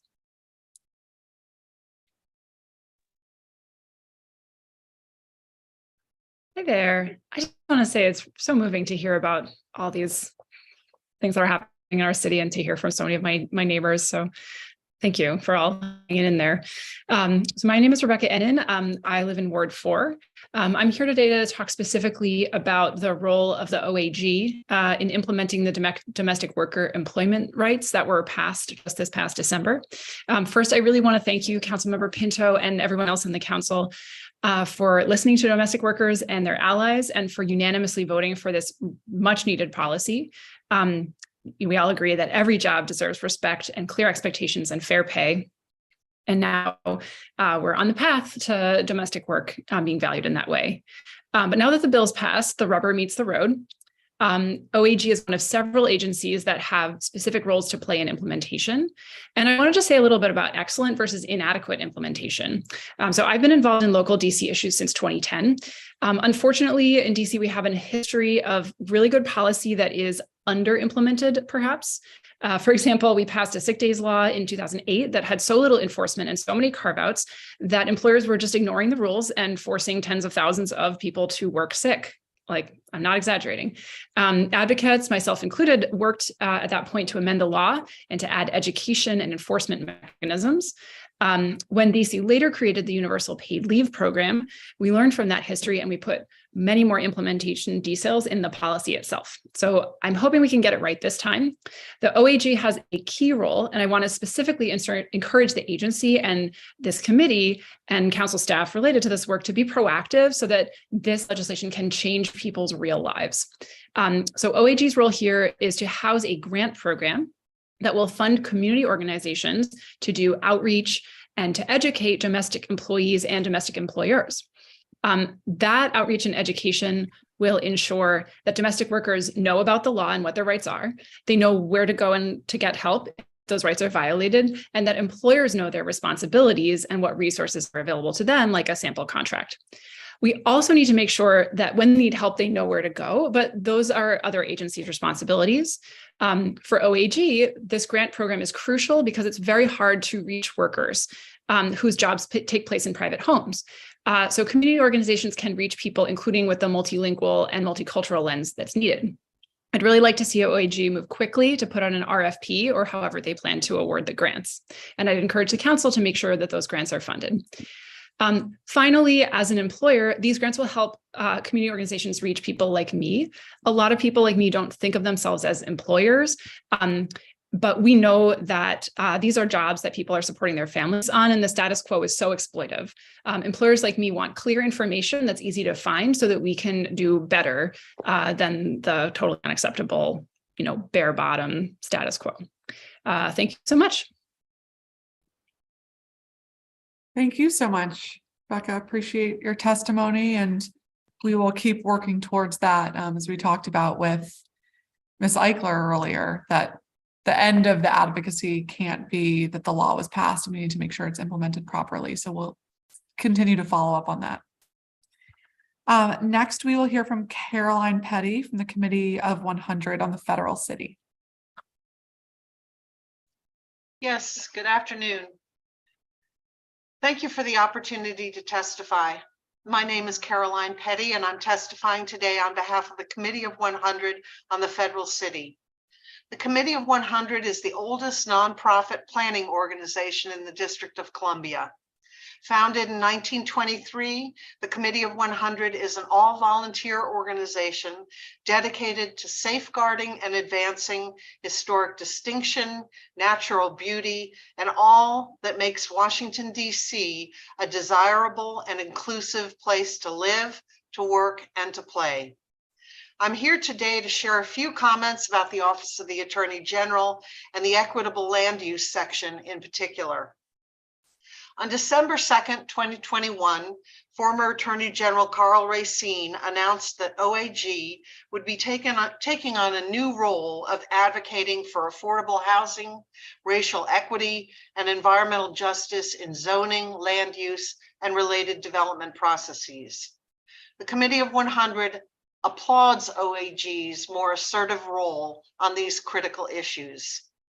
In the intervening year and 2 months since former AG Racine's announcement, OAG's Equitable Land Use section have set about incentivizing and expanding the creation of affordable housing by proposing strengthening changes to DC's inclusionary zoning program, advancing diversity and racial equity by proposing a deepening in the levels of required affordability to address the loss of affordable housing options that disproportionately affects residents of color, promoting and incentivizing the creation of more family-sized housing units, promoting measures aimed at protecting tenants, improving housing conditions, and preventing tenant displacement, filing rulemaking petitions aimed at improving the notice requirements, opportunities for meaningful public input, and processes governing zoning decisions by making them more transparent and accessible to the general public, actively engaging in the Zoning Commission's development of the racial equity lens required by the district's most recent comprehensive plan, and altogether leveling the playing field between developers and district residents and advisory neighborhood commissions by providing training and guidance in zoning and development processes. OAG's more assertive presence in this arcane world is a welcome development. To the novice and even to the experienced, engaging meaningfully and productively on these issues and in the decision-making processes associated with them can be daunting and confusing. Yet they are issues that affect daily lives and quality of life and health in ways both small and large. They are issues that should not be left solely to developers and their zoning attorneys. In summary, our hope is that Attorney General Schwab, with the full support of the Judiciary and Public Safety Committee and the Council, will continue their outstanding work on behalf of district residents. Thank you for this opportunity. Thank you so much, Caroline. Next, we will hear from Shannon Battle, public witness.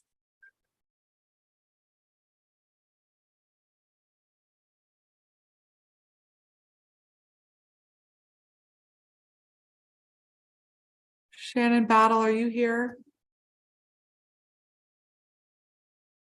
All right, if you're here, feel free to join and we'll put you in afterwards. Next up, we will go to Michael Plummer, public witness.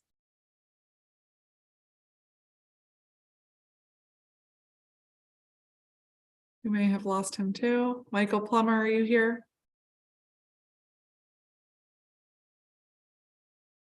Okay. Peter Goslin from ANC 3G06. Go ahead, Thanks. Commissioner. Chair Pinto and council members and staff, my name is Peter Goslin. I'm the vice chair of ANC 34G, which represents the Chevy Chase, Barnaby Woods, and Hawthorne neighborhoods of wards 3 and 4. I'm here testifying on behalf of the commission, which authorized this testimony at a properly noticed meeting on February 13th, and that vote was unanimous. I do so to recognize the stellar recent performance of the Office of Attorney General's Equitable Land Use section, and to express our gratitude to it for helping our small voluntary commission navigate a series of complex issues. During the past 5 years, our community has been in an almost continuous debate over land use and zoning and development, especially along our Upper Connecticut Avenue commercial core. The focus has migrated over time from renovating and replacing our very old community center and library, to assessing proposed amendments to the district's comprehensive plan, to engaging in a 16-month small area planning process that centered importantly on new affordable housing, to most recently returning to the question of the community center and library. Throughout, residents and ANC commissioners have had to grapple with district laws, regulations, and initiatives with which we have had little prior experience. As you've heard from previous witnesses, then Attorney General Carl Racine fundamentally altered the mandate of OAG's land use section in 2021. Prior to the change, we were told that its only job was to provide confidential legal advice to the district's zoning commission and board of zoning adjustment. Since then, we've discovered that the section's lawyers are available to us for education and informal counsel about district land use and development law and procedures, with the aim of advancing affordable housing, environmental sustainability, and racial and procedural equity. From the point of view of ANC 34G, the shift in focus could not have come at a better time. For example, towards the end of our small area planning process, when the district's Office of Planning issued a draft plan that it appeared unwilling to modify, OAG lawyers pointed to commissioners to additional steps in the decision-making process that are currently allowing the community to have at least some continuing voice in the change process. In the last few months, after the Office of the Deputy Mayor for Planning and Economic Development surprised almost everybody here, including, I think, our new council member for Ward 3, by proposing to make a portion of our fully used public community center library site available for sale or lease to private developers. OAG introduced us to the district's arcane and seemingly still unsettled surplus and disposition process.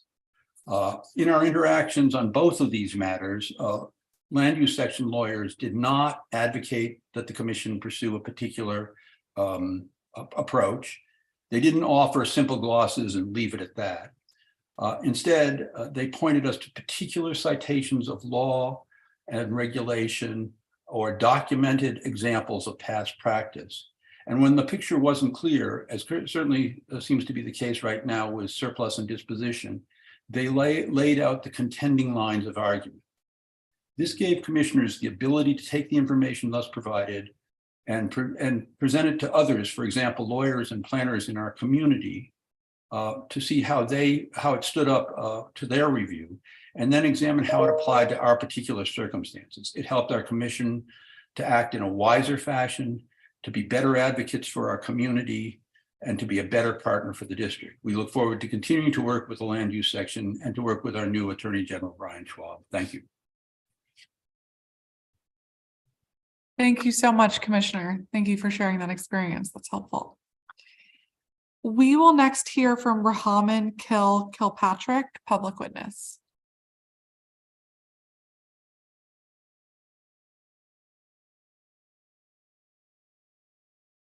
All right. Dennis Sobin from the Prisons Foundation. Yes, can you hear me? Yes, we can. Can you see me? I cannot see you. Do you want to see me? I'm not sure how to do that. Should I click my name? It's completely up to you. At the bottom left of your screen, there should be I a button see. that says start video, but you don't have to if you don't want Yeah, to. why not? Start video. Ah, There we you can go. see me very well, but here I am in Ward 2, by the way. Wonderful. A few blocks from the Kennedy Center.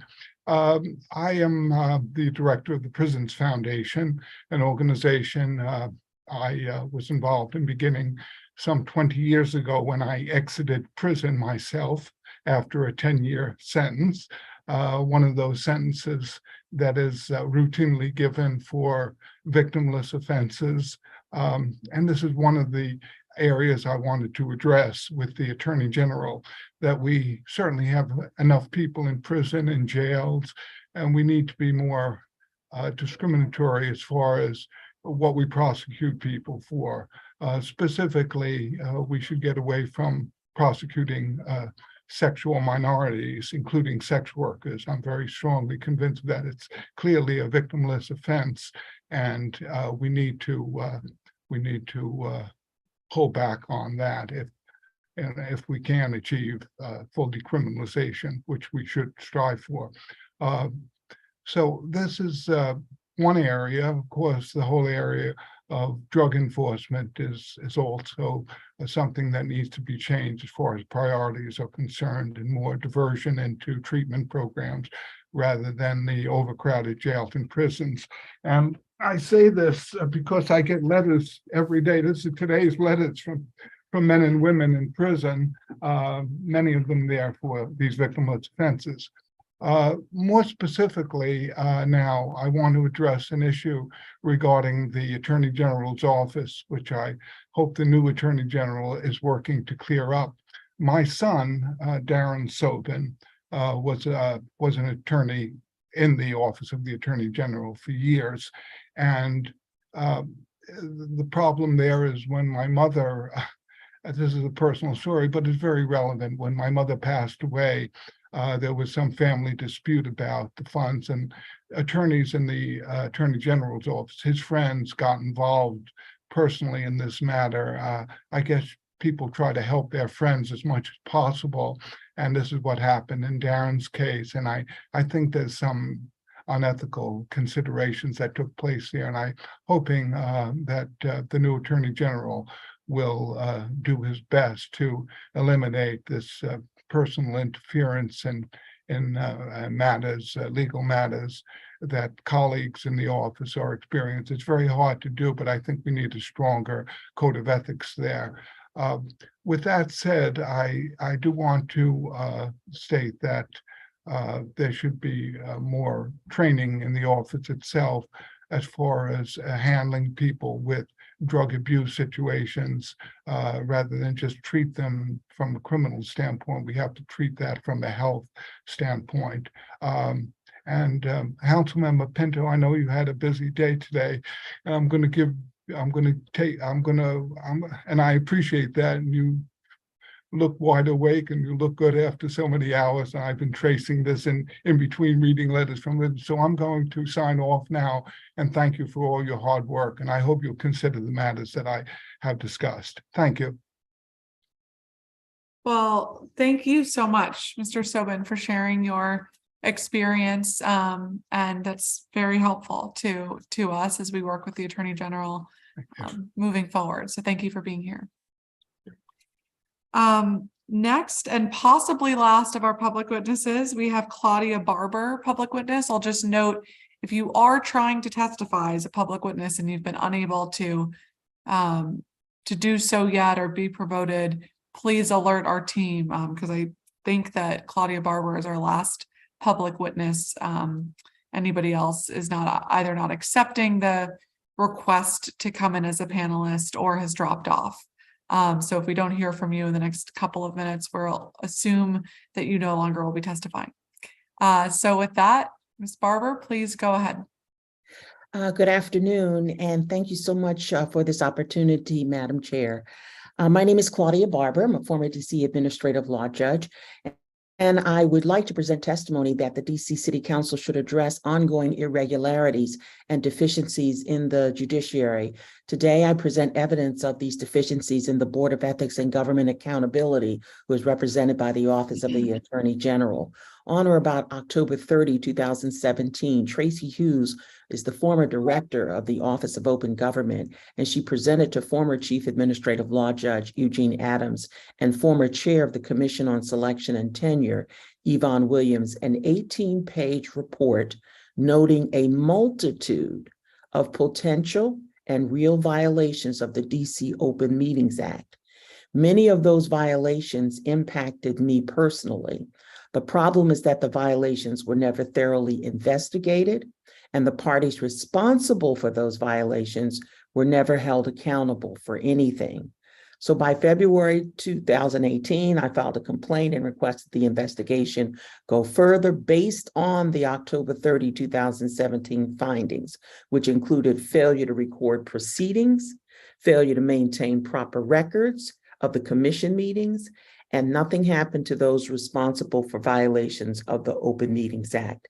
I certainly hope under the new administration that things will change, that that our request for further investigation will not fall on deaf ears, and I hope that the investigations that we request will be taken seriously as opposed to how they were done in the past. I sense that after Tracy Hughes left the office as director of the Office of Open Meetings, that there was some sensitivity of anybody following through with an investigation. And we certainly hope that that will change and that investigations will be handled as opposed to those in office not following through in that regard. Thank you so much for this opportunity to share.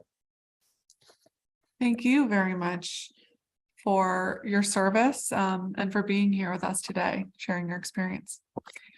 I want to thank all of our public witnesses. We're going to give one last try. If Aaron Askew is here, if you can look at your screen, we're trying to promote you as a panelist, but you'll need to click accept.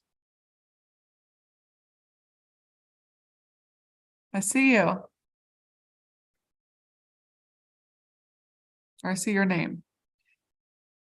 I can't hear or see you yet, though. Hello. There we go. Hi. How you doing?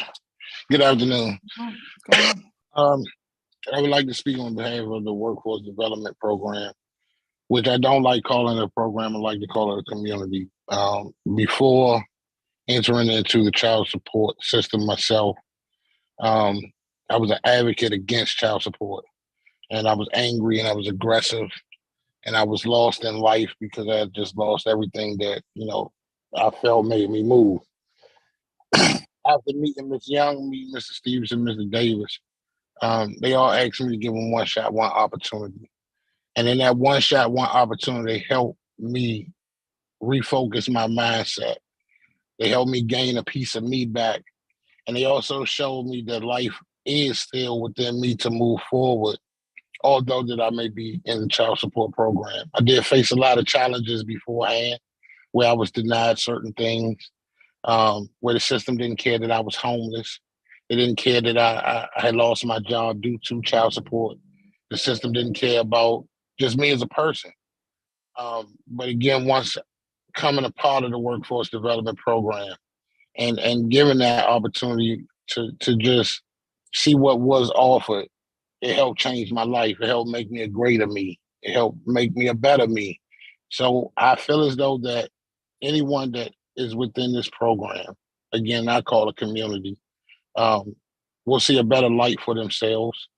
They will see justice for themselves. They will see a chance that they are a person, a part of life. One thing that people don't see is the numbers, the statistics of how bad mental health you can go through. They don't understand the challenges that you face with that. They don't understand, that there are people that commit suicide behind being on child support.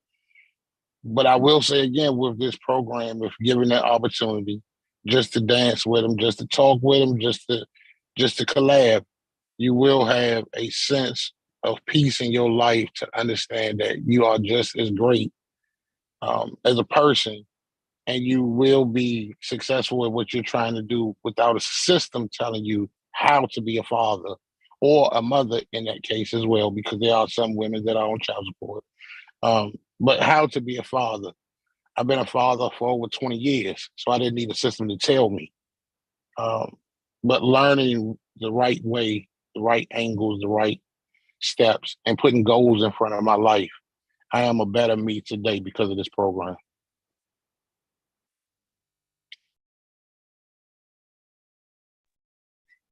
Well, thank you so much for sharing your experience.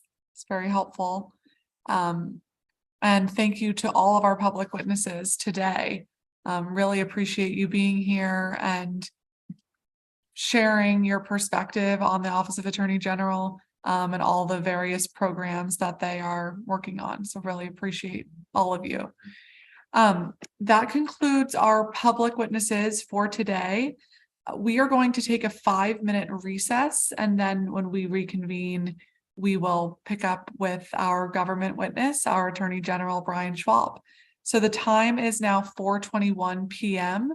We are going to be recessed until 4:26 p.m. Thank you.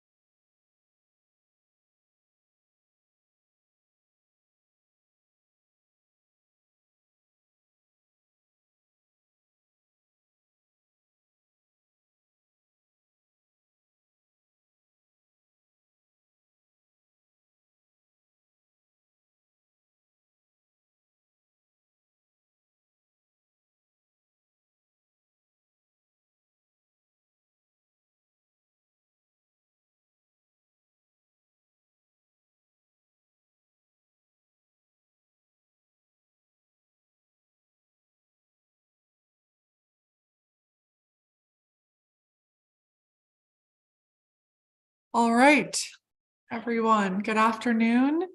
We are reconvened, the Committee on Judiciary and Public Safety. This is a performance oversight hearing of the Office of the Attorney General. I will now call our government witness, Brian Schwab, the Attorney General for the District of Columbia. Welcome, Mr. Attorney General, and it is the tradition of this committee to swear in all government witnesses who appear before it. So if I can ask you to raise your right hand. Do you swear or affirm under penalty of law that the testimony you are about to provide before the Council of the District of Columbia and this committee is the truth, the whole truth, and nothing but the truth? I do. Thank you very much. I now invite our Attorney General, Brian Schwab, to make an opening statement, if you have one. Well, good afternoon, Chairwoman Pinto. I am Brian Schwab, and I have the privilege of serving as the District of Columbia's second independent elected Attorney General. I am acutely aware that district residents have placed great trust in me to use the law to make the district a safer, fairer, and more equitable place to live and to work. I'm committed to doing everything in my power over the next 4 years to honor that trust. Over the last year and a half, OAG has delivered results, quantitative and qualitative, for DC and its residents. I'm grateful for the opportunity this afternoon during this performance oversight hearing to discuss some of those results. And I'm also excited to share with the committee the 4 core priorities I have for building on the Office of Attorney General's record of excellence going forward. There is much more we can and will do to protect the district's legal interest and advance the public interest. Since being sworn in 7 weeks ago, I've been extremely impressed by the state of the office. It's full of dedicated, talented, hardworking, mission-driven professionals doing critically important work every day. Chairwoman Pinto, you know from having served in this office, one of the most striking things about the Office of Attorney General is the breadth of the legal work we do. Our 9 legal divisions handle a wide range of civil, criminal, and regulatory matters, prosecuting juvenile crimes and adult misdemeanors, assisting victims of domestic violence and families seeking financial support for their children, representing the interests of children in abuse and neglect proceedings, pursuing eminent domain, bankruptcy, tax, and contract actions on behalf of the district, representing government agencies in personnel and collective bargaining matters, and providing legal representation and counsel to the mayor, agencies, and the council, advocating for the public interest in land use, environmental, and public integrity matters, and enforcing laws that protect housing rights, workers, anti-discrimination laws, and consumer protection laws. And where our work reveals the need to amend or enact new laws, our legislative affairs and policy team and our legal counsel division work closely with the council and community stakeholders to do so. From a dollars and cents perspective, OAG delivers an excellent ROI, return on investment. In fiscal year 2022, our estimated fiscal contribution to the district was nearly $600 million, $594.9 million to be precise. That's more than 4 times OAG's fiscal 22 annual budget. One of OAG's critical functions is conserving taxpayer dollars when the district and its agencies are sued. In fiscal year 2022, our civil litigation division, commercial division, and personnel, labor, and employment divisions, all supported by our Office of Solicitor General, successfully avoided more than $436 million in potential monetary damage, resolving through motions practice, trial, appeal, and settlement, hundreds of lawsuits and administrative claims. Confronting a realistic monetary exposure of nearly $443 million, OAG successfully resolved such claims for less than $7 million. Additionally, preserved more than $93 million in collected tax revenue, successfully defending tax appeals and other matters.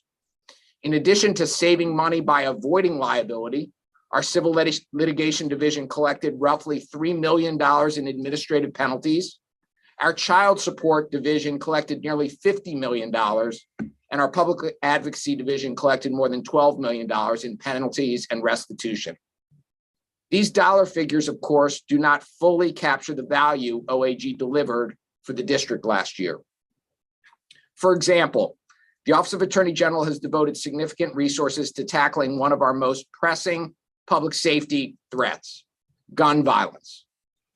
OAG's Civil Litigation Division and Office of Solicitor General have been working together to defend against lawsuits challenging the district's common sense gun laws, including a prohibition on carrying firearms on public transportation and a prohibition on large capacity magazines. Since the Supreme Court's decision last year in Bruin, we are litigating an ever-growing number of Second Amendment cases. OAG's Public Safety Division prosecutes firearm offenses, juvenile and adult misdemeanor cases, in every case in which we have sufficient evidence to do so. OAG's Public Advocacy Division filed and won a first-of-its-kind lawsuit against ghost gun manufacturer Polymer 80, which was selling ghost gun kits over the internet. As a result of that lawsuit, Polymer 80 was ordered to pay more than $4 million in penalties and to permanently refrain from selling its frames, receivers, and buy, build, shoot kits to district consumers. Finally, with the help of the council, OAG has continued to expand its Cure the Streets program, a community-based violence interruption program that employs a public health approach to reducing gun violence by disrupting cycles of violence. Last year, the Cure program expanded from 6 to 10 sites, all in neighborhoods that have historically seen the highest amounts of gun violence in our city. Beyond gun violence prosecution and prevention work, OAG has worked closely with our law enforcement partners and other stakeholders to address crime generally in our city. As you know, because we lack statehood, we have a bifurcated criminal justice system. OAG's jurisdiction to prosecute crimes is limited, mostly to juvenile offenders who are 17 or younger. The unelected, presidentially appointed U.S. Attorney Office prosecutes the vast majority of adult criminal cases in our city. Last year, less than 10% of criminal arrests involved children. That has not, however, stopped OAG from taking a leadership role on task forces and other initiatives to address crime generally. For example, we have worked with the U.S. Attorney's Office to establish memoranda of understanding, allowing OAG attorneys to prosecute felony financial elder abuse cases and public corruption cases, two critical areas that, due to resource constraints in the U.S. Attorney's Office, were being under-enforced. And within our purview over juvenile justice, our Public Safety Division aggressively addresses juvenile crime that does occur. We do so in two principal ways. First, by holding kids accountable. That means charging or papering cases and prosecuting them. And second, by implementing evidence-informed approaches to reduce the likelihood that youthful offenders will reoffend. These approaches include the ACE diversion program and OAG's restorative justice program, both of which have shown promise in reducing recidivism. This past year, with the help of the council, OAG nearly doubled the size of its restorative justice program and began incorporating cognitive behavioral therapy, CBT, as a key component. OAG is committed to being smart on crime, taking long-term challenges with long-term solutions, and focusing our resources on getting kids back on track and away from the criminal justice system. When we commit ourselves to reducing recidivism, we make DC safer and we enhance public safety. Beyond public safety, OAG has worked to defend district residents' fundamental freedoms. Last year, following the leak of the Supreme Court's draft decision in Dobbs, OAG quickly convened district agencies to prepare for the overruling of Roe versus Wade, a case that for nearly 50 years had protected the fundamental right to make reproductive health decisions free from governmental interference. Over the last 10 months, OAG has continued to lead the district's Roe Rapid Response Group, which includes members of the Mayor's Office of Legal Counsel, DC Health, and other relevant agencies. The Roe Rapid Response Group has focused on researching emerging legal issues related to the overturning of Roe, identifying legislative changes needed to facilitate access to abortion and contraceptive care, and to protecting online privacy of those seeking and providing abortion care. It's included meeting with abortion providers and community nonprofits to understand what their needs and concerns are, and providing information to the public about their rights. OAG has also continued to advocate in court for reproductive freedom. Over the past 17 months, we have joined 9 friend of the court briefs across the country, arguing against the draconian, extremely troubling restrictions that other states are trying to impose on access to abortion and contraceptive care. Over the past year and a half, OAG has also aggressively deployed the district's consumer protection, housing, workers' rights, anti-discrimination, and environmental laws. There's nowhere near enough time today to recount all of those victories, but I will highlight a few. As you've heard from some of our public witnesses, OAG recently resolved a lawsuit against the owners of an apartment complex in Ward 5 who were engaging in the illegal practice of constructive eviction. That's forcing tenants to live in terrible conditions in order to push them out to make way for market rate development.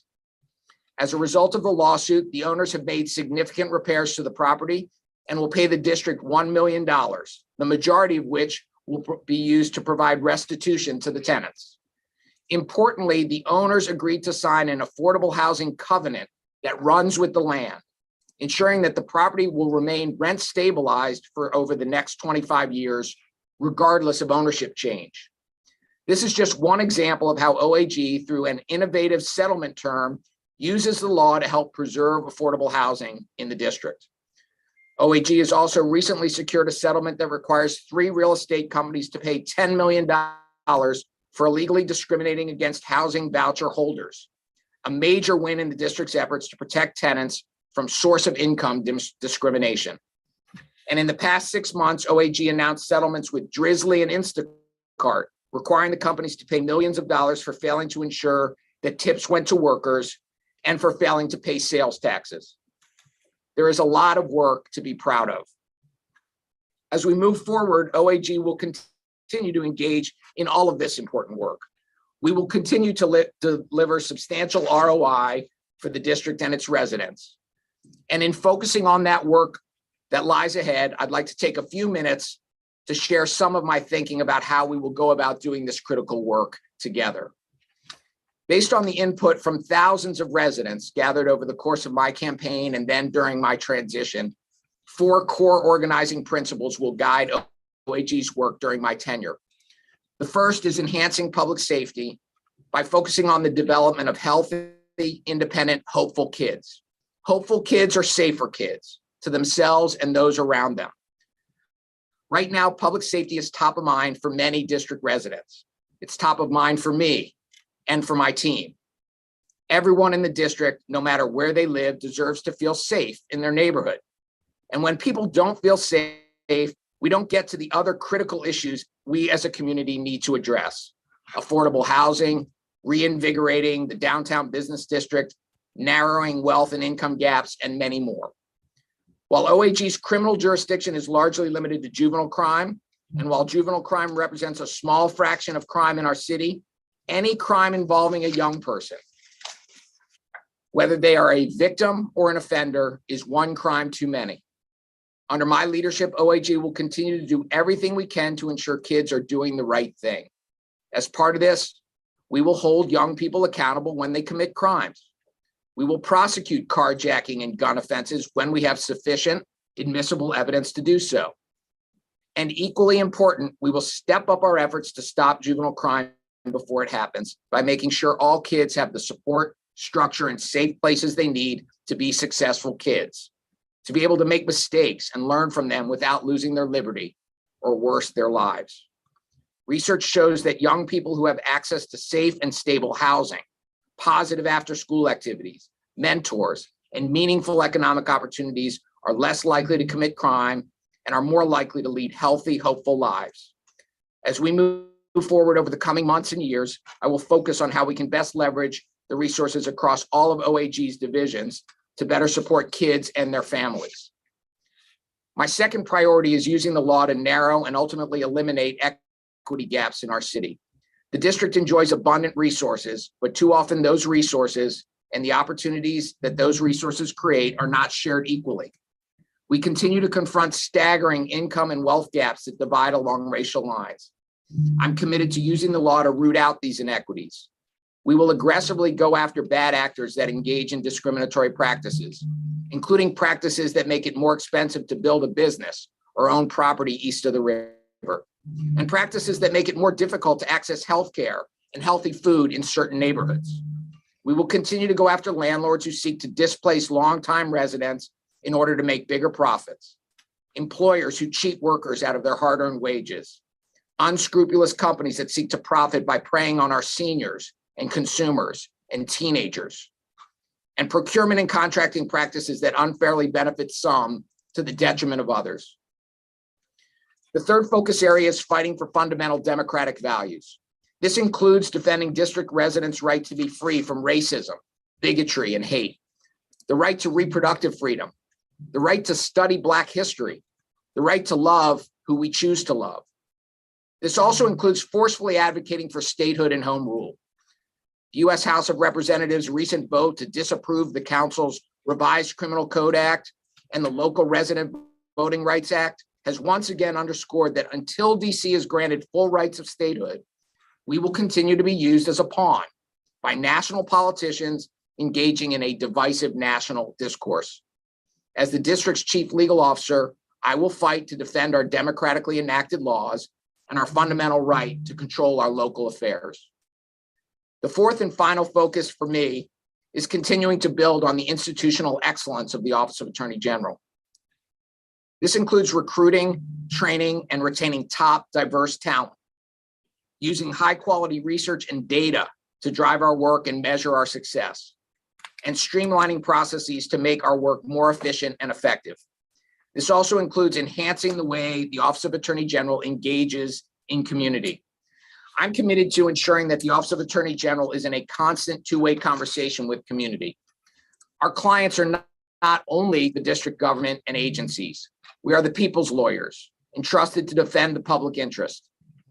To do our job, we must be in constant communication with district residents to ensure that their concerns inform our work.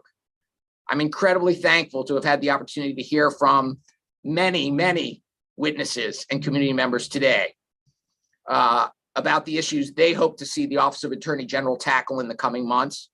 It's very nice to hear complimentary words, but we also want to hear when we can do things better. And I have taken notes and listened intently today. My team and I are committed to regularly seeking input from residents, especially young people, about the issues they're confronting. We've hit the ground running already, attending numerous community events and organizing a series of listening tours set to begin next week, the first in Ward 2, Councilwoman Pinto. I hope that folks will join us for those events and continue to engage with our office. In conclusion, I'm grateful and excited for the opportunity to build upon the great work Office of Attorney General accomplished during fiscal year 2022 and before that. Together, I and my colleagues pledge to work every day to make the Office of Attorney General the best law firm in the country. After all, the district and its residents deserve nothing less. I'm here with my team. As the new kid on the block, there may be some questions you have that I may not know the answer to, so I want to make sure that the people who do have the answer are here to answer any questions you might have. I'm confident if I don't know the answer, I can turn to one of them to help. I'm looking forward to having a conversation, and thank you for listening to me. Well, thank you so much, General Schwab. That was great to hear the vision for the office moving forward. And if all right with you, if you have your team there, why don't we go ahead and swear everybody in now so that if they come up to answer a question, we don't have to do it each time. They're all here and they're listening intently. They'll all raise their hands now. Okay. I'm going to read a statement, and if you can all repeat, I do, if it is true.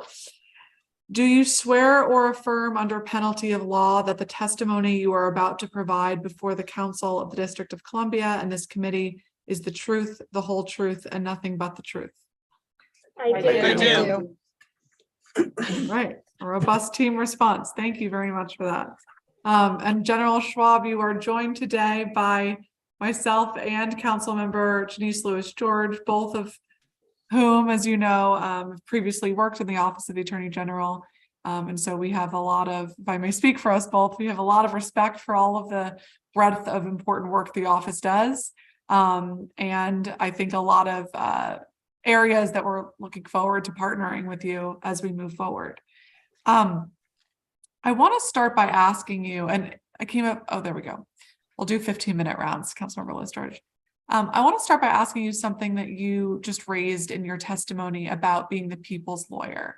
And given the dual functionality of the office in both representing agencies of the government and representing the people of the District of Columbia, how do you view that distinction and sometimes pull of interests as you set the course for this office? Well, thank you for the question, Chairwoman. And under our statute, the statute that the council passed back in 2010, the council reflecting the democratic will of our city to have an independent attorney general, that independent attorney general statute sets up the obligations of our office. And we certainly do have to be the chief law officer of the city and defend the agencies and give advice to the government.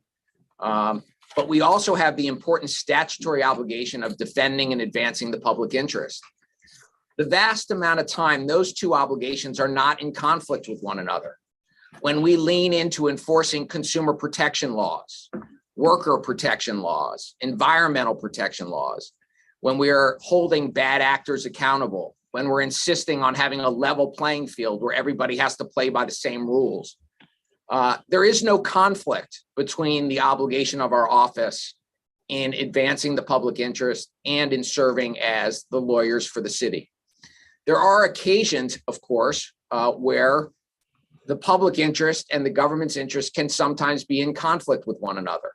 In fact, during some of the public testimony today, there was a suggestion that when the Office of Attorney General defends the city, it can make certain folks in the community feel like we're looking after the city and not their interests.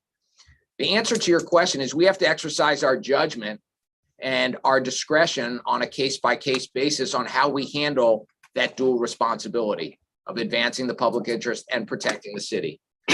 Oftentimes, as good lawyers, we are in regular communication with our agency partners, and we're trying to urge them when we think they may be getting the city into an exposure, whether it's a liability issue, whether it's a money issue, whether it's just doing the right thing that the law requires, through good advice and counsel to keep the government from being in conflict with the people we serve.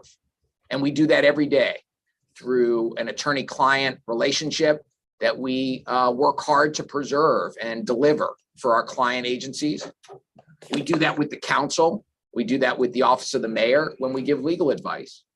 And my hope is that when we do our jobs well, when there are those occasions where the government may stray from its obligation to do what the law requires, we get the government back on track.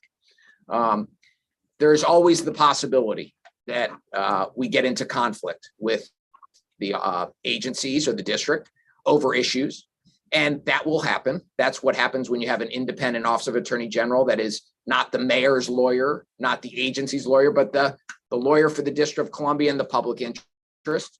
And when and if that happens, and it likely will happen at some point, we'll agree to disagree on that issue and not let it complicate the other work that we have to do together going forward. Okay, so is it fair to rephrase some of what you're saying, that it really is going to be fact dependent on the circumstances at hand? I think it has to be. Okay. All right, so I want to talk about youth crime and carjackings and vehicle thefts in particular. As you know, this is an issue that I know we both hear a lot about from residents who are concerned and frustrated and scared. And I do want to note that carjackings are down 16% year to date compared to last year. But there have been over 80 carjackings this year alone. And I'm sure we can all agree that is too many. And a significant number of those have been committed by teenagers. MPD has arrested 8 people that I know of so far this year for carjackings, all of whom are under 20 years old, and 5 of whom are minors. The youngest, I believe, is 13 years old. So let's just start with, who is committing these carjackings? Is it the same kids repeatedly, or is it a lot of new folks who have not had involvement with the criminal justice system? And can you share with us the data on those cases? Of course, not the particular information on those juveniles, but who's committing these cases? What percentage of the cases referred by MPD is OAG charging? And do you have a sense of how the charging rate for carjacking or other violent crimes compares with prosecutors in other major cities? Well, thank you for the question. And let me try to frame the issue and answer all of those questions. We can have a follow-up because, as you may imagine, I anticipated this would be a topic that you wanted to spend some time talking about. Look, I've been speaking with people all over the District of Columbia from every ward, every neighborhood, and too many people feel scared. And they're scared about carjacking. They're scared about gun violence.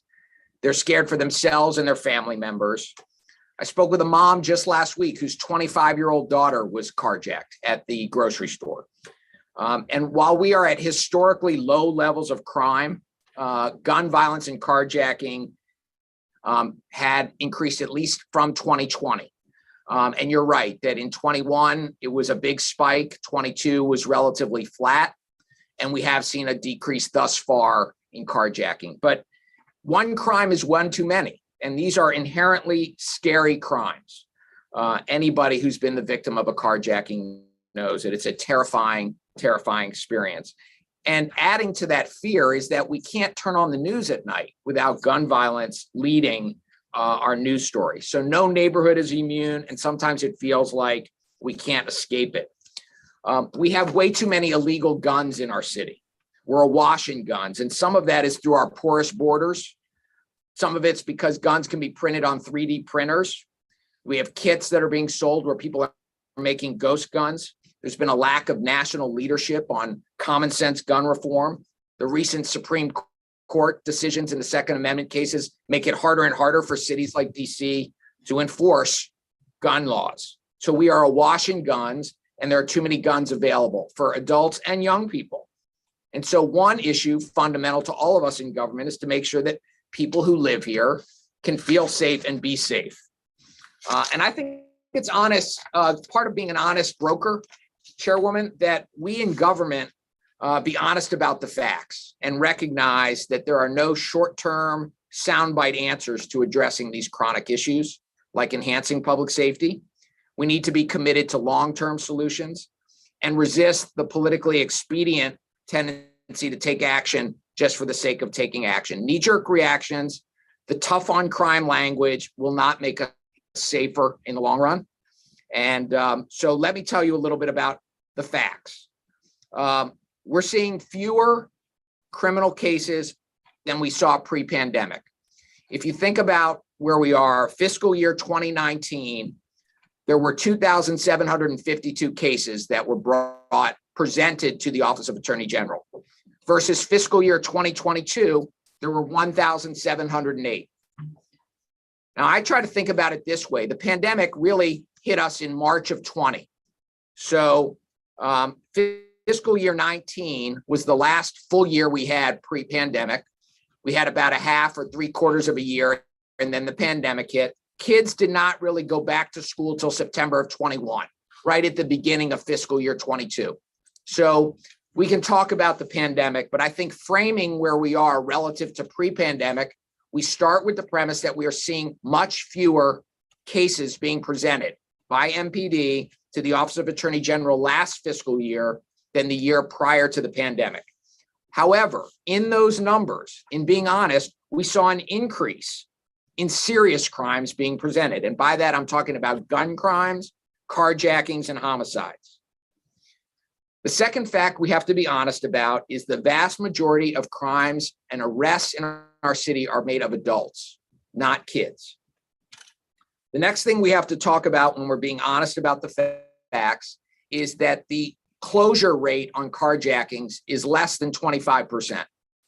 So while you have a certain number of young people who have been arrested for carjacking, you have the vast majority of carjacking events that go unsolved. We don't know who committed those carjackings. And therefore, I don't know that it's accurate to assume that the vast majority of carjackings are happening by people who are younger than 18. It is true, though, it is true that the majority of those arrested for carjacking have been young people. And so we do have some insights into the carjacking experience and why it's happening. I do hope we can have a chance to talk a little bit about why the juvenile justice system is designed differently than the adult criminal justice system. But I think the question you are focusing on and that we should talk about is why do we think there are these increases in carjackings going on once we're being honest with the numbers? I think it's important, and one of the things I will repeatedly say at every opportunity is we have to change the narrative about the way we talk about young people in our city. Young people in our city are doing great things every day, and they're extraordinarily talented, resilient, hardworking young people whose stories never get told. The vast, vast majority of young people. There are a very small number proportionally in our city between the ages of 10 and 18. And I think by rough math, there could be 70,000 young people in that age range. And we're talking about a relatively small number, 3, 4, 5%, that end up having any experience with our office. So why do we think that there's been an increase in carjacking? I think there's basically 3 reasons I think about, but candidly, if you polled 10 criminologists, Chairwoman, I think you get 10 different answers on why. Nobody knows the answer yet. There hasn't been enough time longitudinally to know this for sure, but here's what I think. First, the pandemic has had a huge impact on our community and particularly on our kids. Every one of us who has young people who were trying to learn during the pandemic knows how hard it was to learn remotely, even under the best of circumstances. But for too many kids in our city, they fell way behind in school, or worse, fell out. School is a protective factor for young people. And when kids weren't going to school, when they were at home, when they were isolated from their peers, some kids in unstable housing, some kids in abusive, dangerous situations, when kids needed us the most at those critical years of being an adolescent, the pandemic prevented us from being there for them. And we can't underestimate the impact that that had. We had a phenomena during the pandemic where all of a sudden people were getting everything delivered to them in cars in their houses, food. And you had at the beginning of the pandemic, too many people who were driving cars, leaving the cars running while they run the food up to the house, and somebody jumped in the cars or stole the cars.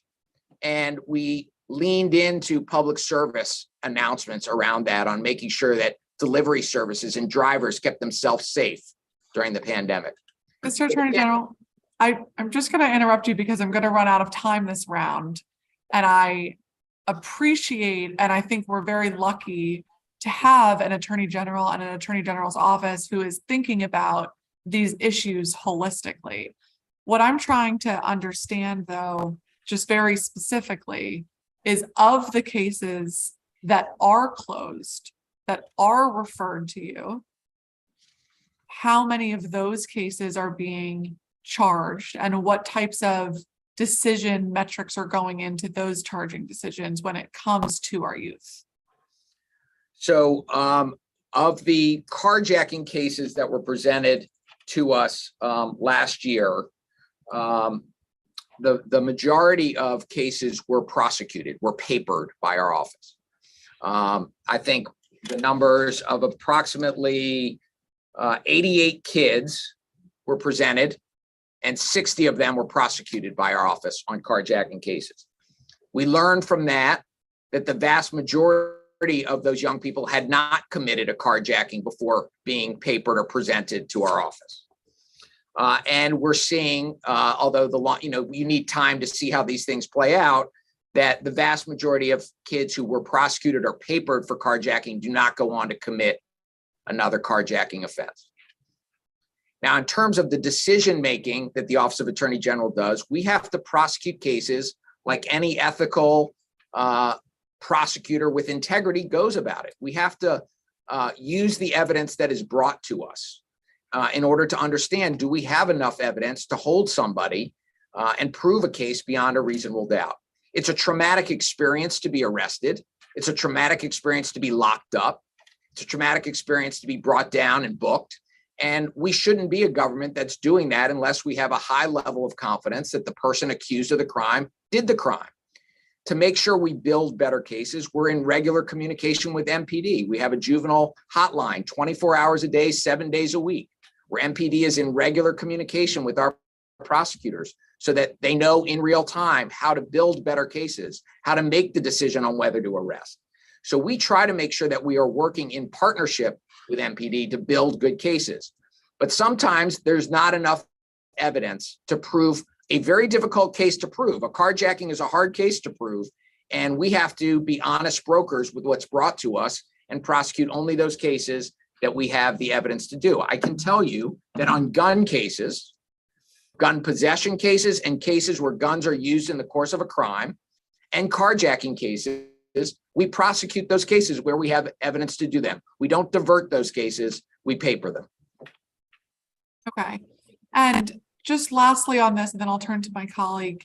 One of the things that I have been working with and urging Deputy Mayor Paya to focus on is around consistent data sharing, particularly for our violence interruption programs, but also with the Mayor's Office of Returning Citizens, and making sure that we are tracking the efficacy of our interventions and also tracking the people who we're working with to see how they're doing after 6 months, 1 year, 2 years.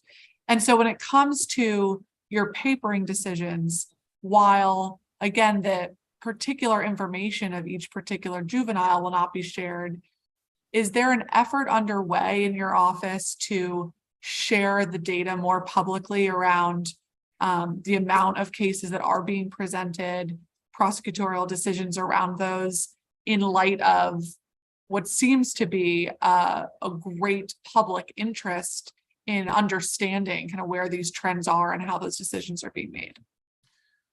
I think there's a desire on the part of the folks here in the Office of Attorney General, and certainly I, as the new elected Attorney General, to be as transparent and public as we can be, subject to the confidentiality statutes that we have to live under. There may be an opportunity through your committee and elsewhere to have a good public discussion about whether the confidentiality laws that have been in place for many, many years should be modified. We know that historically we have had very good protective confidentiality laws because we're committed to making sure young people get a second chance or a third chance, and having their mistakes, their indiscretions, sometimes terrible mistakes where they've hurt people very badly, made public, makes it all the more impossible for them to get a second chance. But I will tell you, having been a candidate and watched the way politics sometimes plays with the facts and plays with criminal safety and just public safety in particular, I would welcome a chance to be unconstrained by confidentiality laws, to talk about why things happen, to be in a role of publicly educating people in the community about why and how decisions are made. Now, obviously, you know, not only does juvenile confidentiality play a role in that, but the attorney-client privilege plays a role in that, attorney-client work product. Sometimes we have ongoing investigations that it would just be negligent for us to be talking about. So there's a lot to balance in terms of how much we can be transparent about and what we can share. But I can promise you that the finding a way to have uniform data, clean, good data that we can really use and compare across different areas of the government is a high priority for my office. We do publish data wherever we can, and we'll get a chance to talk about Cure the Streets at some point. But we have a portal where we push out data when we can, and we think it's important for the community to understand the way the juvenile justice system works and the numbers. Thank you so much, General Schwab. Appreciate that. I'm going to turn to my Ward 4 colleague, Councilmember Lewis George, for a 15-minute round. Thank you, and good evening, Attorney General Schwab. I want to say something. I really appreciate you stating that the vast majority of Black youth and of youth in our city are doing brilliant and great things. I want to say that I appreciate hearing that from the Attorney General. I do think, and not attributing this to you, but I believe, in my opinion, there is a concerted effort to demonize and dehumanize Black youth in the city. And I grew up in this city, and I remember a time where we were being demonized and dehumanized, and people weren't talking about the amazing things that we were doing as youth in this city, not only through the summer youth employment program, but through so many of our out-of-time school programs. So I appreciate you keeping sort of that perspective, that the vast majority of youth in this city are doing great things and are brilliant young people who are going to go on to do great things. So I just wanted to note that I appreciate that, especially as I think the far right and other groups have really tried to dehumanize our young people. And I see the brilliant things they do every day in our community and across the district as well. I want to come to you. I know you said in your testimony that juvenile crime is actually a small fraction of overall crime. Do you have the number of sort of that percentage? So the last numbers that were calculated based on MPD arrest numbers. So recognize that an arrest does not mean a crime was committed, doesn't mean there was a prosecution, let alone a conviction. 7% was the last set of numbers that were published. So 7% of arrests are juveniles, which leaves the large percentage to be of adults in this city. That's correct. Okay. And can I ask you this, of the youth who have committed sort of, I think there's a focus on carjacking, so let me go there. Of the youth that have committed carjackings in the city, I know you said there's a pattern where we see some of them are first offenders. Do we have a percentage of them who were committed to DYRS at the time of their offense? I do not have that. I do not have that data. Okay. You're talking specifically about somebody who may already be committed but not detained. Correct. Right. I do not have data as to how many of the people who come to see us on a carjacking have already subject to DYRS commitment. Okay. And how many Title 16 youth were there in last year?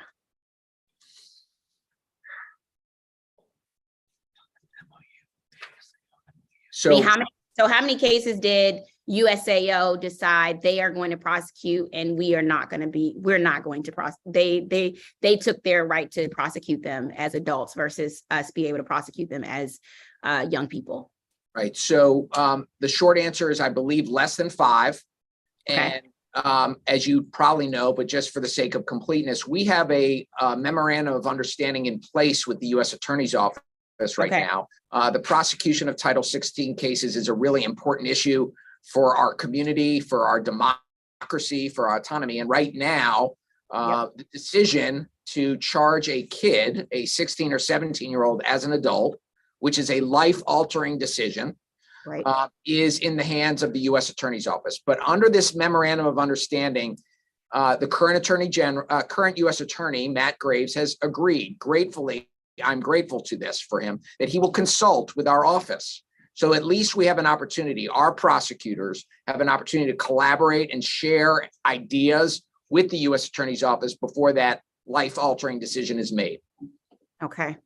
And I appreciate you putting that on the record, because many people in the public don't understand that purview of sort of how statehood impacts us, lack of statehood impacts us in this way as well. One of the great programs you all have at the Attorney General's Office is also our restorative justice program. How many restorative justice conferences were we able to complete last year?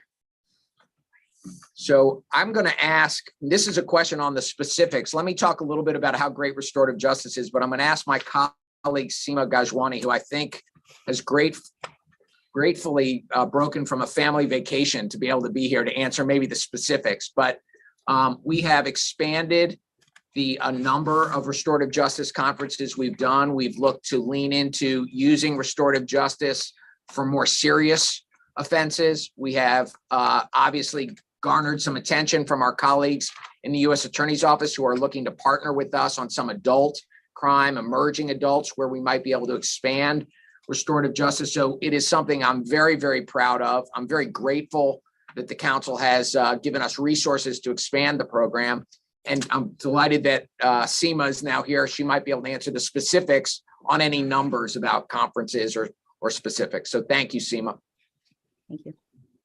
Hi, thank you very much for the question, Congresswoman Louis George. In FY22, we had 40 restorative justice conferences. In FY21, we had 28 restorative justice conferences. And to date, in FY23, we've had 15 restorative justice conferences, the vast majority of which have ended successfully. Great. Great. All right.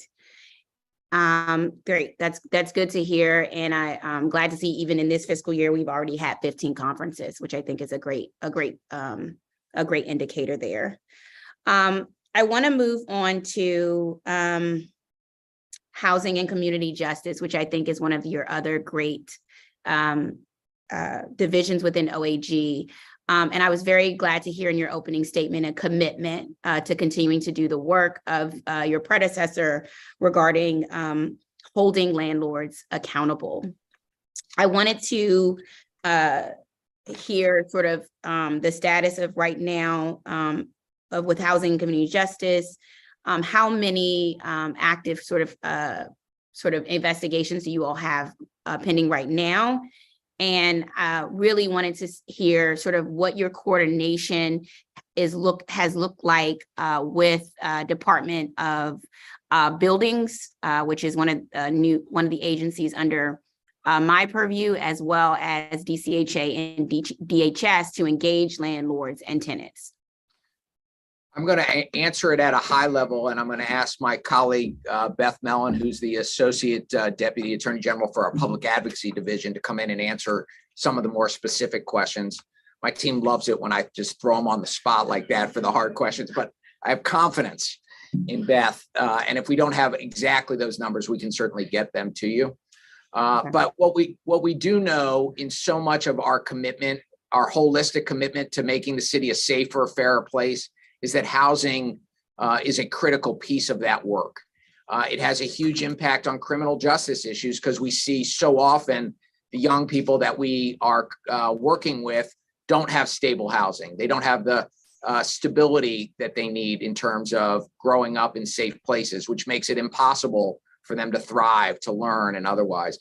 Housing conditions, when they're deplorable, make people sick, and there's a disproportionate impact of where in our city people are made sick based on where they live. And whether that's private landlords or in public housing, we take it extremely seriously, our obligation to enforce the housing code to make sure that everybody in the city lives in safe, habitable conditions. And we also recognize that there's also an affordability issue built into this because we are a city where many people want to live. That's a good thing. But if you don't have enough good quality housing stock and you have too much demand for the limited inventory, you can't allow inventory units to fall out of use because landlords aren't taking care of them. So we need to address the supply issue by aggressively enforcing our housing laws. So all of that is critical to the work we're doing. So let me ask Beth if she wants to come in. I'm going to let her sit here and answer some of your specifics. Thank you. Good afternoon, Councilmember Louis George. Good to see you. Beth Mellon, Assistant Deputy for Public Advocacy. To answer your question, right now we have 9 pending litigation cases with Tenant Receivership Act claims. We actually just finished a trial today for one in your ward in the Brightwood neighborhood. And we also have 20 open investigations involving tenant receivership, housing conditions. To give you a sense, in a fiscal year, in the past fiscal year, we've gotten 500 complaints from tenants about housing condition issues. We look into those. And in Ward 4, we looked into 50 nuisance issues that came to our attention. Yeah. Thank you. I appreciate that. And what is your sort of relationship with, how does your office work with DCHA and DHS? To engage landlords and tenants? And then what is your relationship with DOB regarding and your interaction with your office's nuisance property work with blighted properties as well? So we do work under the False Claims Act for vacant and blighted properties. We have one of those litigation cases right now. Working my way backwards through what you mentioned, we do have a relationship with Department of Buildings, previously the Department of Consumer and Regulatory Affairs, to get inspection records and to use those in our cases. We also do employ independent investigators to go out and an independent mold assessor who's licensed in the district. And so that evidence is critical in trial matters. In terms of the DC Housing Authority, I think you know that we have a pending lawsuit against them related to reasonable accommodation and had a prior lawsuit. That prior lawsuit involved nuisance conditions at 10 properties and was very successful in terms of the outcome, including they've brought almost 250 units that were offline back online as a result of the settlement that was entered by our team in that case. Okay, great. And yes, I think one of the reoccurring issues, I've had two problematic multi-property landlords, and even you office is engaged in one of them, and who maintain poor living conditions, deny maintenance updates, and generally take advantage of low-income residents. And your office has already been extremely helpful in the past with certain properties in these landlords' portfolios.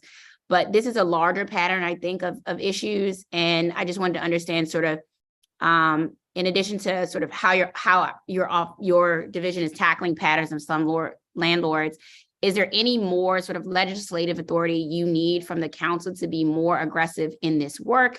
And is there any more in addition to legislative authority, funding support that you need to continue and engage in this work?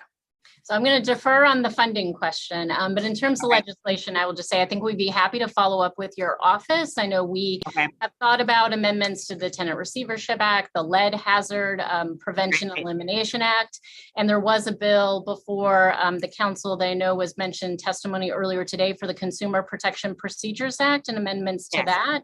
So a lot of our housing cases involve claims under that statute. There was a bill to strengthen that, and we're currently working with DLCP to get a bill reintroduced in collaboration with them. Okay, great. Well, I would love to continue to work with you all on that in any ways that we can strengthen it. I know it's a large haul and there's a lot in this area, but I appreciate the work that that you and your staff have been doing on this. So thank you. Thank you. Thank you for your interest in housing issues.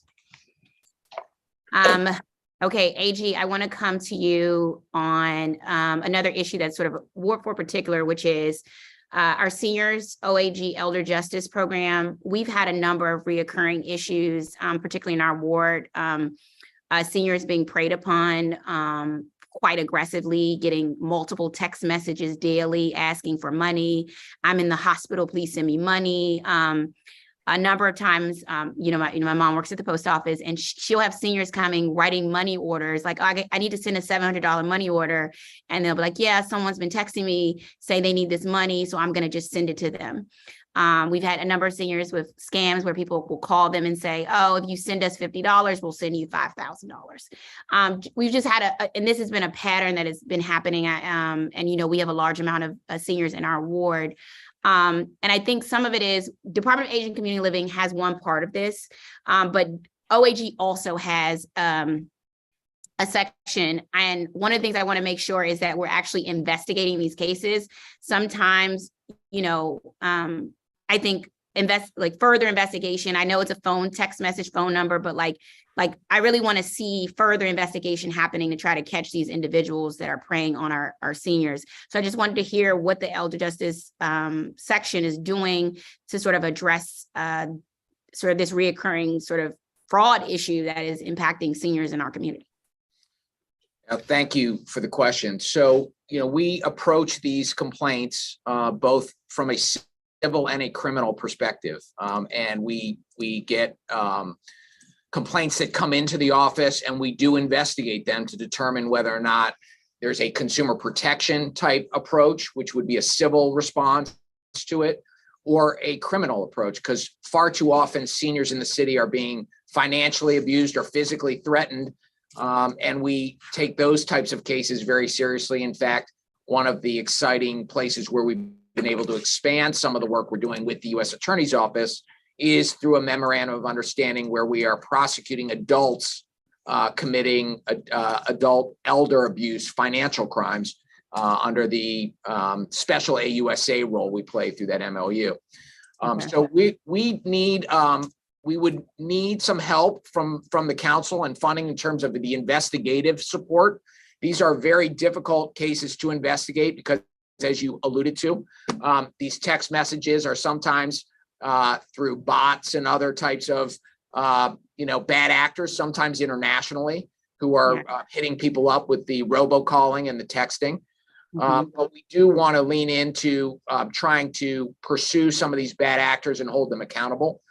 One thing we're also doing, and we'll do more of, is on the public education front, because it's much more effective to help people, particularly seniors, avoid being harmed and hurt than having to seek redress after they've been harmed.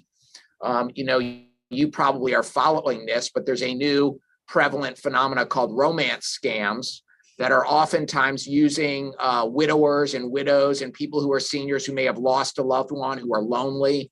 And people are using this romance scam device to build a rapport online and then steal money from people. Too often we have seniors who are in fear of losing the equity in their houses. And we have scams where people are being told that they're going to lose their equity unless they quickly sell their houses. Every one of us who owns a home is getting regularly peppered by people wanting to know if they can buy our houses. So these are all areas that are of the utmost important to us as an Office of Attorney General. We will pursue these cases civilly or criminally.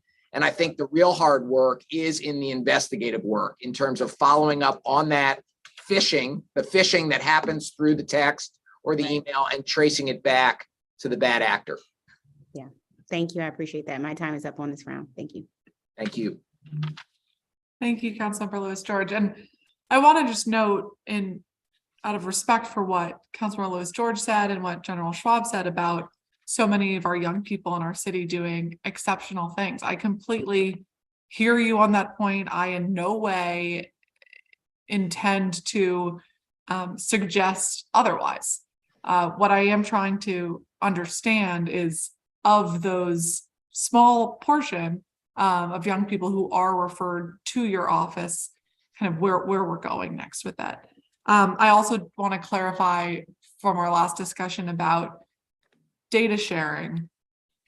We certainly can have a longer conversation about the benefits. I am of the current mind that I don't think it is appropriate to share the substance of the case involving youth. I'm talking about the kind of more aggregate data of these numbers of who's being arrested, not who, the numbers of people being arrested, the numbers of cases closed, the numbers of cases being presented, the numbers of those presented cases being papered, prosecuted, ultimately convicted. That I think could help illustrate some of the trends that we're seeing in a way that could help us hopefully make better informed decisions moving forward. I do want to turn, General, to other incidents of violent crime. Chief Conti talks often about, and I spoke with Deputy Mayor Pia earlier today about a concerning trend where it used to be that a young person who was arrested with a gun-related offense, it might be their third or fourth interaction with the police or with the criminal justice system. But that this year, more and more, we're seeing that a person who's arrested with a gun-related offense, it might be their first arrest. Does that square with from your perspective as the local prosecutor and seeing these cases, that is the change in trend in terms of the kids that are being referred to you? We are seeing, Chairwoman Pinto, and sorry, lost you there for a second. Can you hear me? Yes. Okay, good. We are seeing an increase in the number of young people who, for their first presentment to the office, are presenting with a violent crime with a gun, or a carjacking. I don't know if that reflects the fact that kids are not engaging in lower level offenses and just not getting presented to us. They haven't been arrested. They haven't, so it doesn't necessarily mean that kids are worse now than they used to be. But I am concerned given the prevalence of guns in our city, given how easy it is for kids to get a gun. I mean, let's step back for a second. Young people should not know what the sound of gunfire sounds like. They should not know how to handle a gun. They should not have loved ones who have been the victims of gun violence. We can't become callous to this alternative universe where gun violence just becomes the norm, but that's where we are.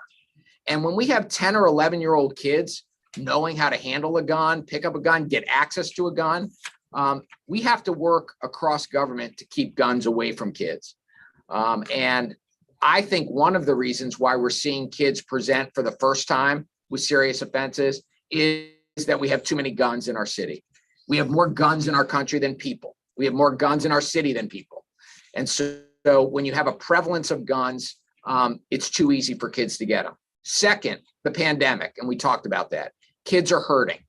And when you have kids that have been deprived of some of the structure and safety and health precautions and safety factors around them, they become more at risk of losing their way. We have kids who are carrying guns because they're afraid of other kids. We have kids that are afraid to go to school or to come home from school. We have some situations where custodians and parents and adults are giving their kids guns because they're afraid of their kids getting hurt on the way. So they're using guns for self-preservation. The last factor, so pandemic and prevalence of guns, I want to throw out there is that, social media plays a role in this. And the fact that too many kids that I talk to will tell me that they don't have the ability to use their words to resolve their disagreements. We've gotten away from the way kids learn to resolve disputes with a coach, a teacher, a guidance counselor. That's one of the great things about restorative justice and about mediation conferences and some of the ability where kids have to use their words to say, I'm sorry, or to try to resolve disagreement. But when you're atomized from your kids, your friends, your peers, because you're at home, you're on your social media device, too many kids are dissing one another. Look, kids have been dissing each other from time immemorial, but now dissing happens on social media for everybody to see. And when they're atomized from everybody and they're not around and they have access to guns and they don't have the words to resolve their disagreements, what they are doing is they're being disrespected on the internet through song, through posting, through whatever it is. And sometimes that small number of kids lash out because it's easy to get a gun, because they're in terrible shape because of the pandemic, and they go out and they resolve their disagreement, not by using their words, not by using their fists, where, when I was a kid, the worst thing that happened is you came home with a black eye. Now, kids have guns and kids are shooting at each other to resolve their disagreement. So that's why I think, Chairwoman, we are seeing more kids present with a gun or a violence offense as their first offense.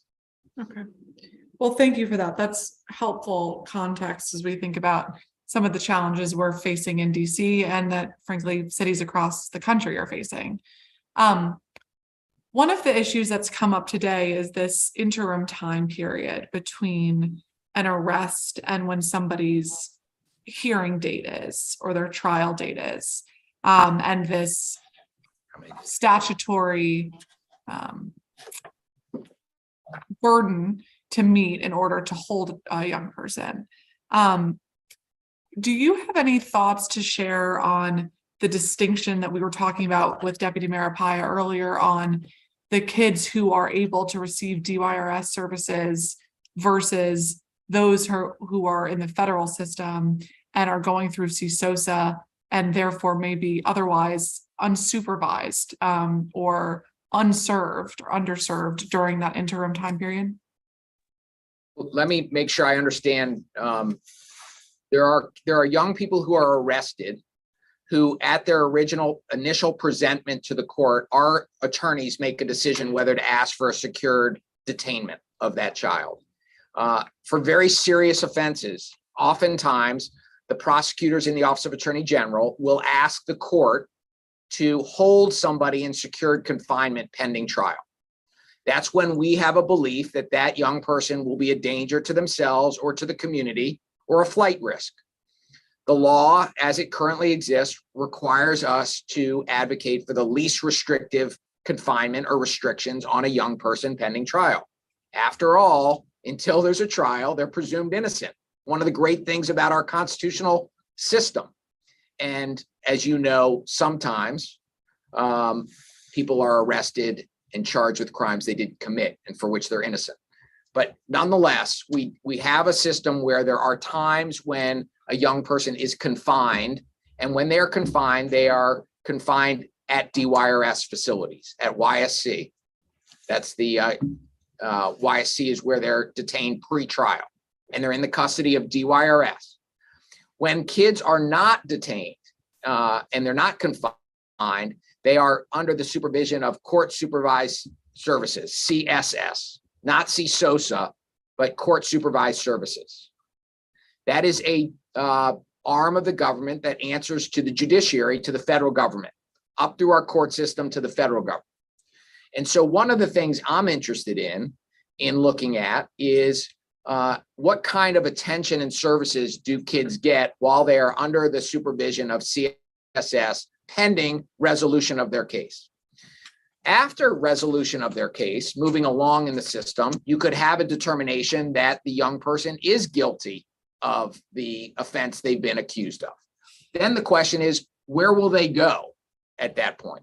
Not all young people who are convicted end up being detained in confined space at either YSC or at New Beginnings, which are, I guess, better marginally than adult jails and prisons. But let's not kid ourselves. These are jails. These are prisons for young people. They sleep in cells where they are locked behind doors. They don't have access every day to the freedoms associated with the rest of us living in a free society. So there are kids who end up in detention at New Beginnings after they've been convicted. There are some kids who are entrusted to DYRS in community, in houses, community housing in community, group homes. And then there are some kids who are on probation effectively, and they're supervised by CSS and DYRS, depending on where they are. So your ultimate question is, do kids get better service when they're supervised by DYRS or CSS? I don't know yet. And I think that we want to take a good hard look at that. There was some initiative under the former director of DYRS to expand the door to DYRS for kids before they had been committed. Mm-hmm. And what I understand and what I've been learning is that was showing some promise in terms of resources that kids need to try to get back on track. It's cognitive behavioral therapy. It's sometimes substance abuse treatment. It's educational help. It's lots of services that hopefully our government, whether it's CSS or DYRS, can provide kids when they are in the custody of those governmental agencies. And I'm happy to keep a close eye on that and stay in regular communication with you on what we're seeing in terms of understanding.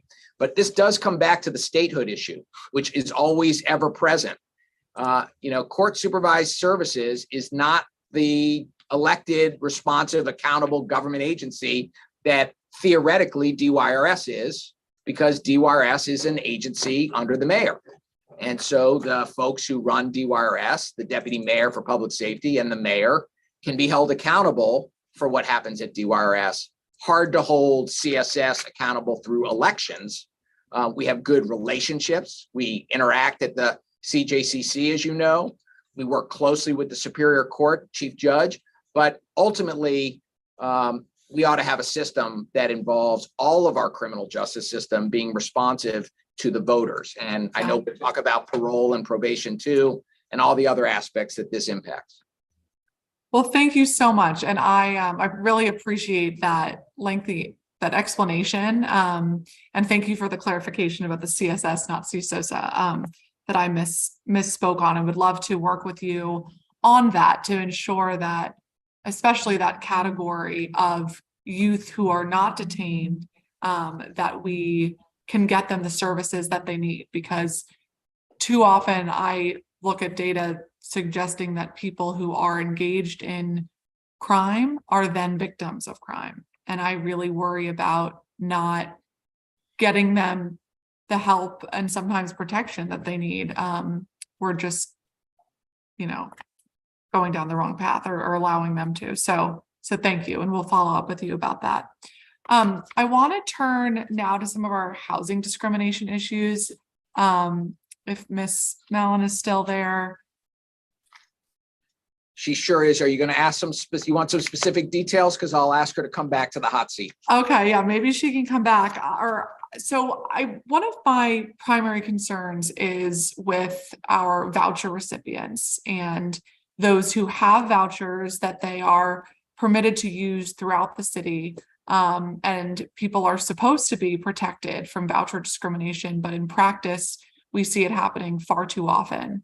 And how your office is thinking about the existing cases where you have settled with major property owners and looking into the next year on being proactive about protecting those voucher holders from discrimination in a time when we have major backlogs of hundreds of people, if not thousands, who are going to be entitled for these vouchers but don't yet have housing.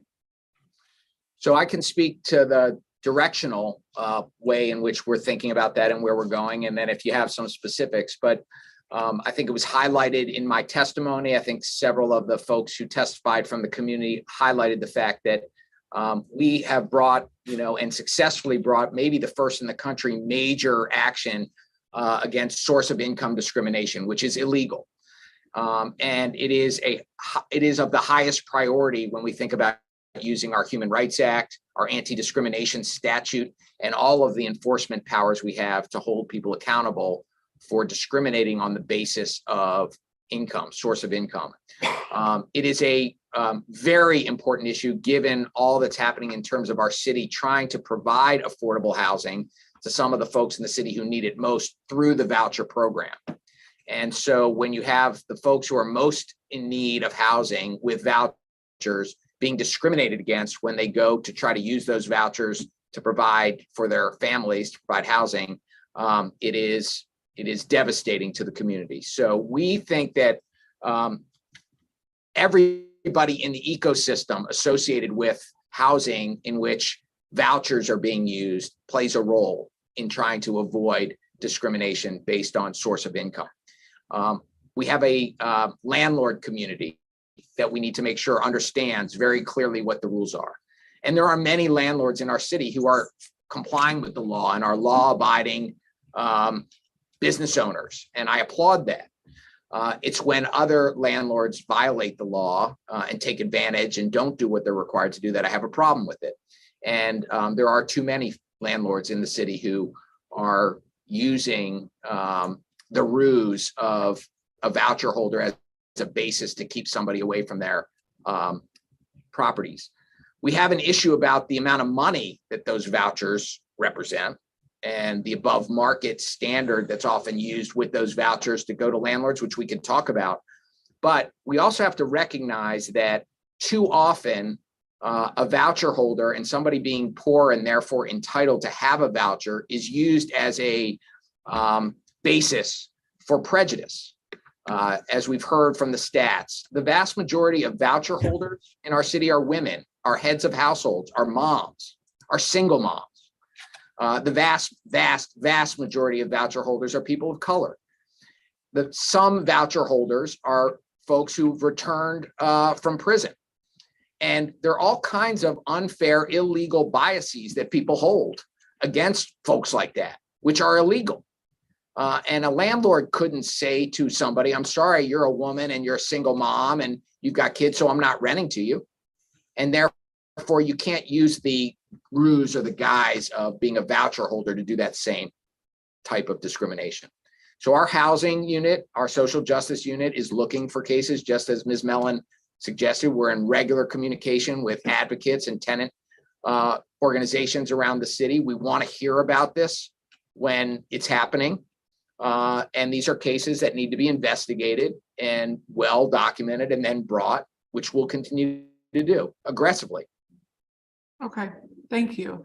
And following the very concerning HUD report that came out last fall, about the state of the DC Housing Authority. And we are still working on permanent legislative solutions to address the glaring problems that persist. But one of the things that the council did right away was pass emergency legislation to empower the Attorney General to bring cases against DCHA in a similar fashion that you may against a private landlord. Has there been further efforts to utilize that new legal tool? Well, we have always had the ability, and in fact have in the past used the authorities we have to sue the DC Housing Authority, just like we would hold any private landlord to the obligation of following the law. Several years ago, back in 2020, the Office of Attorney General, using the nuisance statute, that's the statute that says if there's a prevalence of guns, drugs, or prostitution at a particular property, that a nuisance action can be brought against the landlord or the property owner to take steps to make that property safe and crime-free. We brought an action like that against the DC Housing Authority, and there were 10 different housing developments that were at issue in that case. It was a success story because as a result of that lawsuit, we now have better lighting, cameras. There were barring orders that were issued that allow then the MPD to arrest people who shouldn't be coming to the housing authority. So the members of those communities, those 10 communities across the city, are now living in safer, better conditions as a result of that action brought against the housing authority. More recently, my office sued the housing authority again for failing to make accommodations for folks with disabilities who needed their access to their homes to be compliant with the law that prohibits discrimination against people who are disabled. And we have an ongoing lawsuit right now against the housing authority under that theory.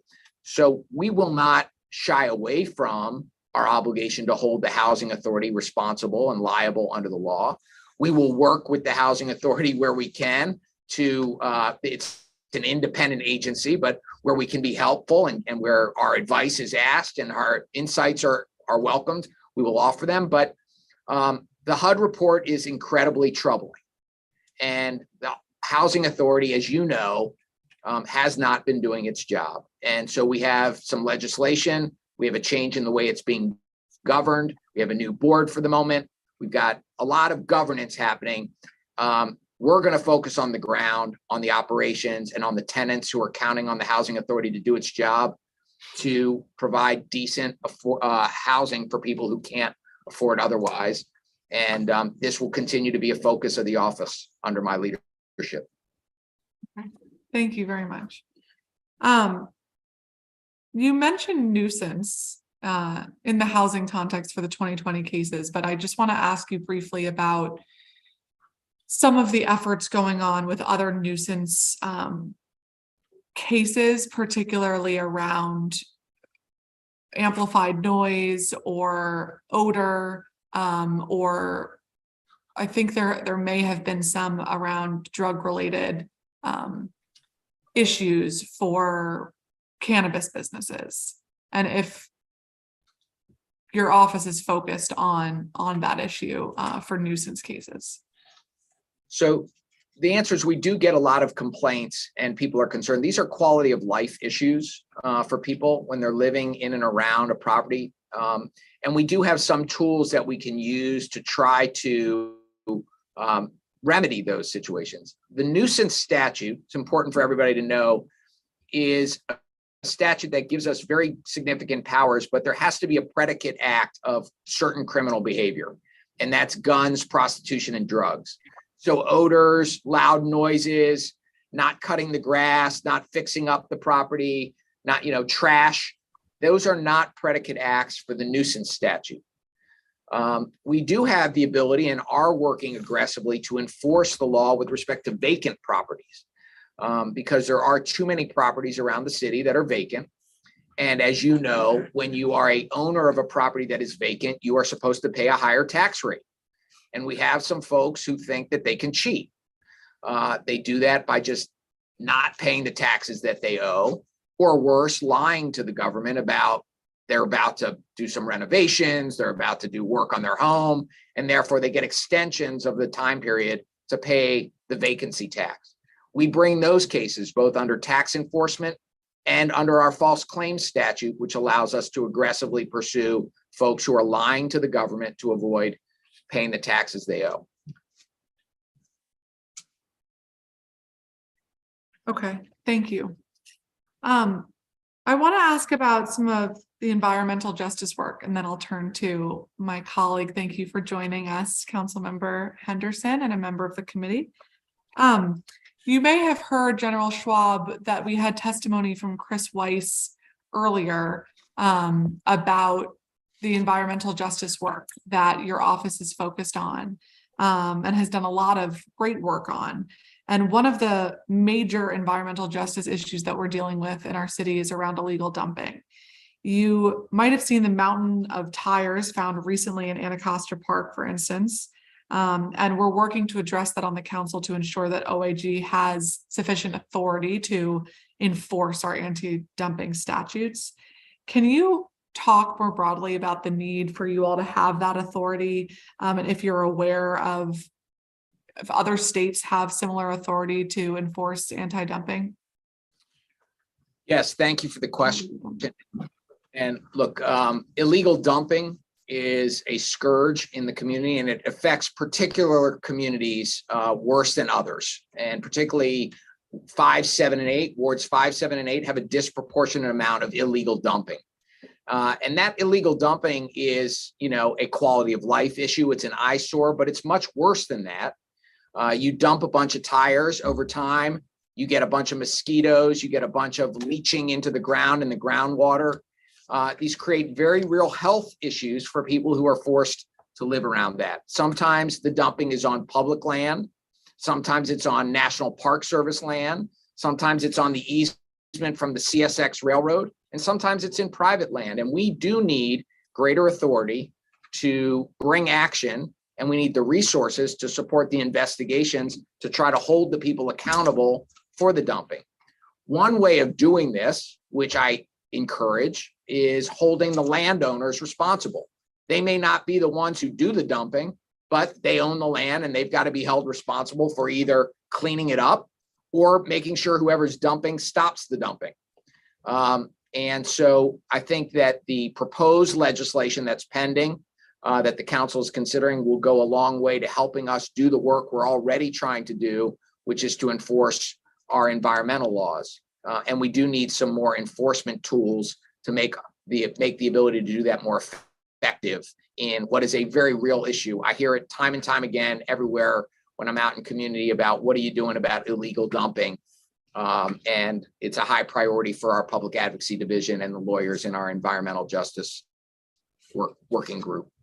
Okay, thank you very much. It's great to hear that that's a big focus of yours. And we continue to see really disparate impacts of climate change across our city, different neighborhoods that are more prone to flooding, different neighborhoods that are physically hotter than others because they lack tree canopies, and a lot of pollution that's continuing to go on. And there's been some exciting efforts to have more multi-state litigation in this space. Is your office thinking, or how are you thinking about being proactive when it comes to environmental protection, especially as we think about being most effective in partnership with other states in the region or the country? So we participate regularly in working groups with state AGs around the country, both Republican and Democratic AGs. Particularly in our region, we have several states and authorities and jurisdictions nearby. So working with Maryland, Delaware, New Jersey, Virginia, West Virginia, because all of those states have an impact on water that flows into the Potomac and Anacostia rivers and into the Bay. So we are aggressively looking for opportunities to partner with regional authorities where the problem affecting the environment is something that's cross-jurisdictional and where a multi-state makes sense. Obviously, climate, dirty air, polluted air doesn't respect jurisdictional lines. Water, when it flows down from Pennsylvania, Delaware, New Jersey into our waterways doesn't respect jurisdiction lines. And so there is a good and important need for multi-state coordination. But I will say that also our office will not be reticent to lead on these things if other states don't want to join us. And if there are some politics that affect other AGs or other states' leaders in terms of leaning into climate, leading into what impact fossil fuel industries have on the environment, and we have to lead in that space, then we will. Okay, thank you very much for your attention there. We're now going to turn to my colleague and a member of this committee, at-large Councilmember Christina Henderson. You'll have a 15-minute round. Councilmember, go ahead. Thank you, Councilmember Pinto, and good, well, almost evening, Attorney General Schwab. Welcome to your first performance oversight hearing. Thank you. So as you know, OAG is one of the agencies at the forefront of communicating with young people who commit crimes, that their actions have consequences, not only for themselves, but for their communities. And that's a balancing act when we're talking about sort of rehabilitation and accountability. Now, OAG makes the charging decisions as the prosecutor, but doesn't necessarily provide all of the necessary services to get at the underlying reasons that might be behind a young person's behavior. Is it correct that the ACE diversion program is run by DHS? Yes, it is. Okay. Are you aware of DHS experiencing some capacity challenges that is affecting its ability to run that program with fidelity? I have not, and I can confirm if you want to drill down a little bit more detail. Deputy Attorney General for Public Safety, Liz Weiser, is here, and oftentimes she and her team are directly interacting with ACE. My sense on what's been reported to me is that ACE is doing a good job, and that that is one of the, we'll call it a success story in terms of alternatives to kids getting deeper into the criminal justice system. Okay, I'm just curious.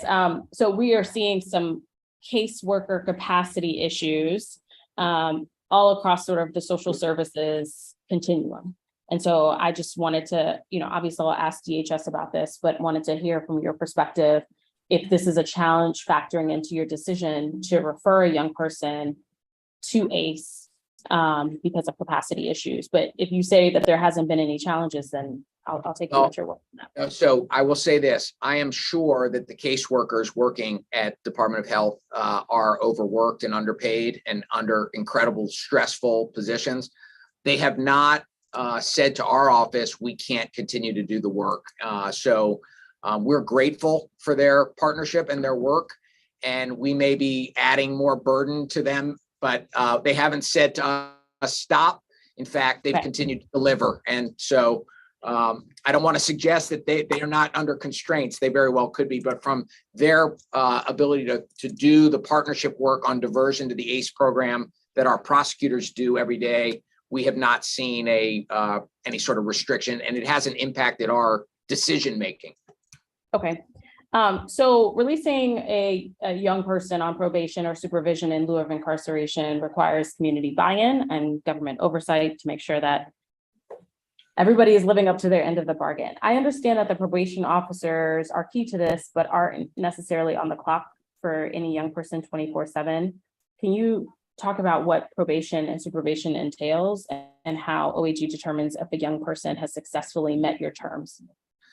I'm going to let Deputy AG Liz Weiser take some of the specifics on this question, because you're drilling down specifically into some decision making and it's probably at the court supervised services level, which, as you know, is supervised by the court, ultimately a federal agency, not a DC agency in terms of their decision making. But let me turn over the hot seat for a second to Liz and let her answer your specific question.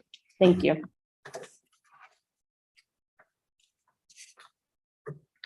Good evening, Councilmember Henderson. It's nice to see you. Good evening. So Court Social Services is the office that supervises children that are released from custody after we have charged a petition.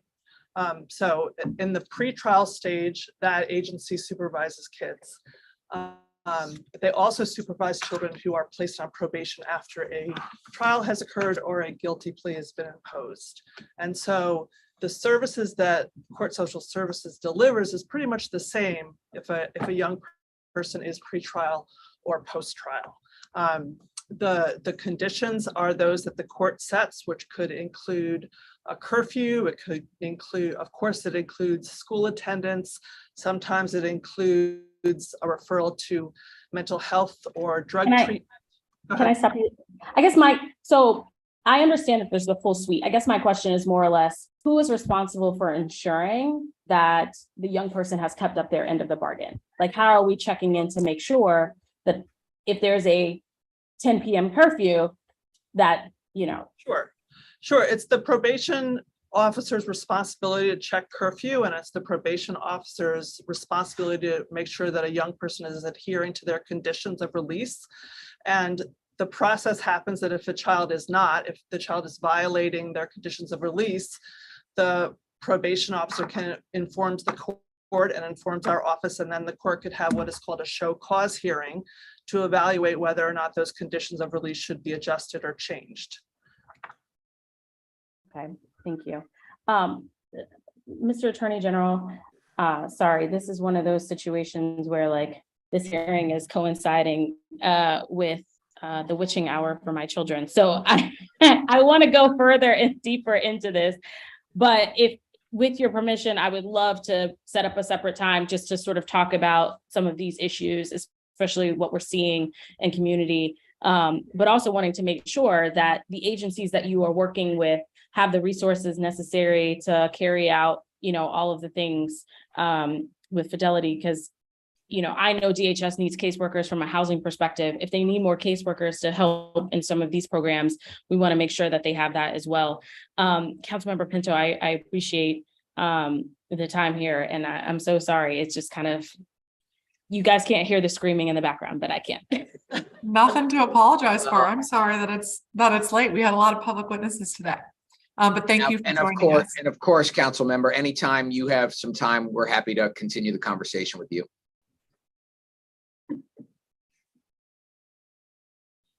All right. So we're back. Let's talk about Cure the Streets. I lost my place here. So there's been a lot of discussion over the last several years about the potential benefits of having one program for violence interruption and prevention housed in one office. And we have this situation where we have program out of the Office of Neighborhood Safety and Engagement and the Cure the Streets program out of the Office of the Attorney General. What we have continued to hear, though, is that from advocates and others, is that the Cure the Streets model provides a specific model based on the Cure Violence program that is very beneficial. Can you provide an understanding or your perspective of your understanding of why that model is so important and how it differs from the one's violence interruption model? I can, and again, I'm going to give you an overview, and then I'm going to ask my colleague, Chief of Staff and Senior Counsel, Lauren Haggerty, who knows this program as well as anybody, to give you some more detail. But let me just sort of frame it this way.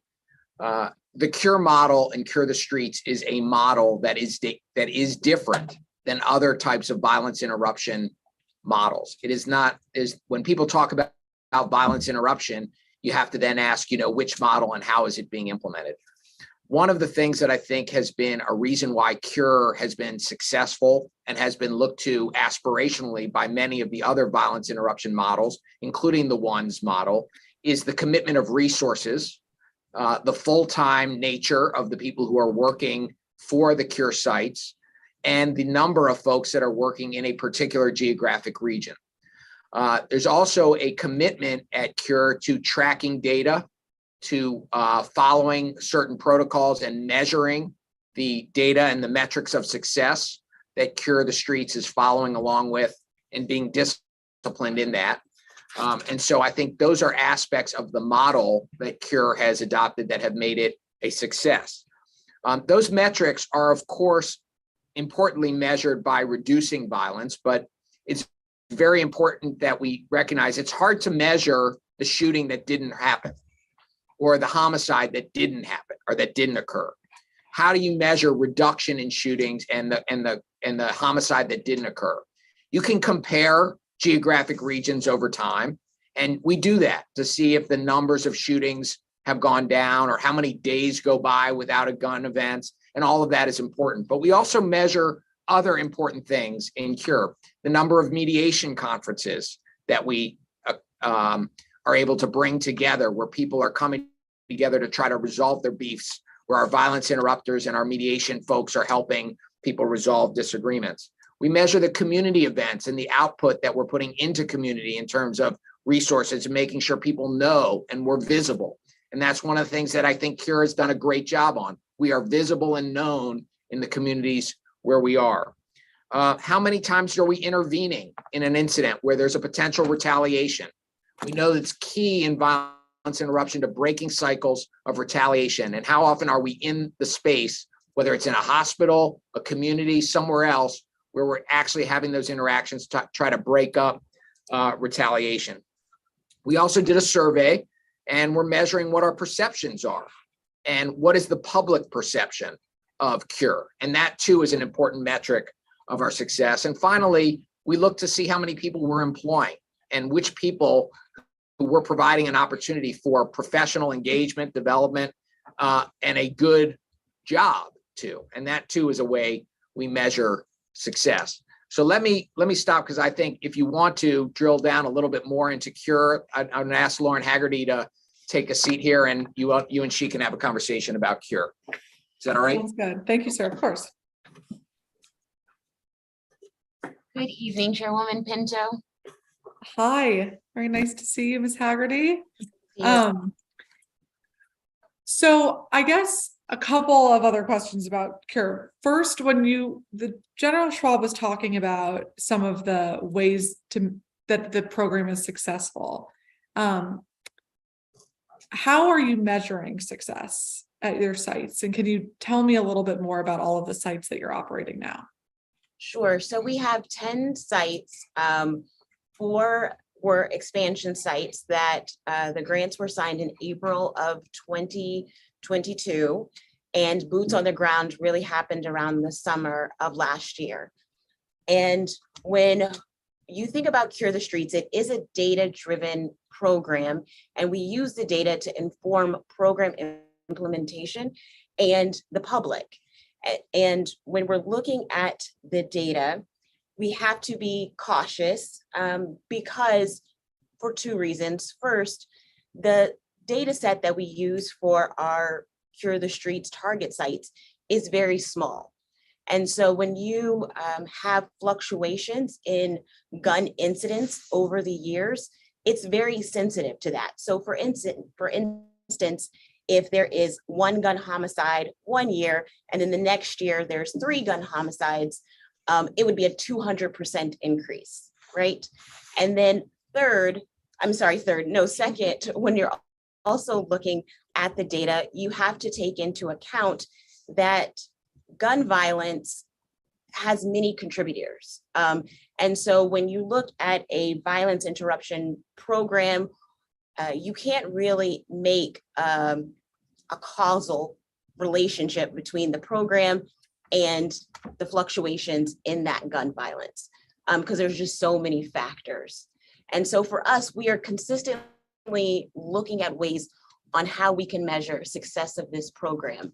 And so one of those ways, which the Attorney General pointed to, was the Kaiser Social and Behavioral Report, where we had our sites, our initial 6 sites, 2 surveys that were completed by Kaiser to look at the community perceptions of public safety and how they view Cure the Streets. And we plan on replicating those efforts with our new sites in the spring of this spring in 2023. And so what we learned from that report, it was just finished in December 2021. And I believe that we got the final report like maybe just a few days before Oversight last year. So we've had the benefit of last year looking through that report. And what we were able to find is that Cure the Streets is having a positive effect on community members where Cure the Street operates. They are definitely nervous about public safety, right? They're concerned about public safety, but they see Cure the Streets as part of the solution to helping address their concerns about gun violence and public safeties in those respective communities. The next way that we measure success is that we also have to be mindful that we're providing resources and jobs, just like the Attorney General was mentioning, to people who are returning citizens, people who have inroads, people who have a lived experience of perhaps being in the criminal justice system. They're able to come back and be meaningfully employed and use that lived experience to meaningfully engage with high-risk participants or those who are at high risk of being a victim, perhaps, right, of gun violence. And so that workforce translates to not only positive future employment prospects for those who are returning back from the criminal justice system, but also I think highlights the success that we're seeing of people who are coming from the criminal justice system and then also working with people from those respective communities that need those interventions, if that makes sense. Now I've been talking for a long time. Let me see if you have any questions. No, that's really helpful. And I really appreciate that. And I think what makes it complicated is not all of those metrics of success are quantitative. That doesn't make them all not important and relevant. But I think that is part of our shared challenge in communicating to the public about this program and the distinction between the One's Office program.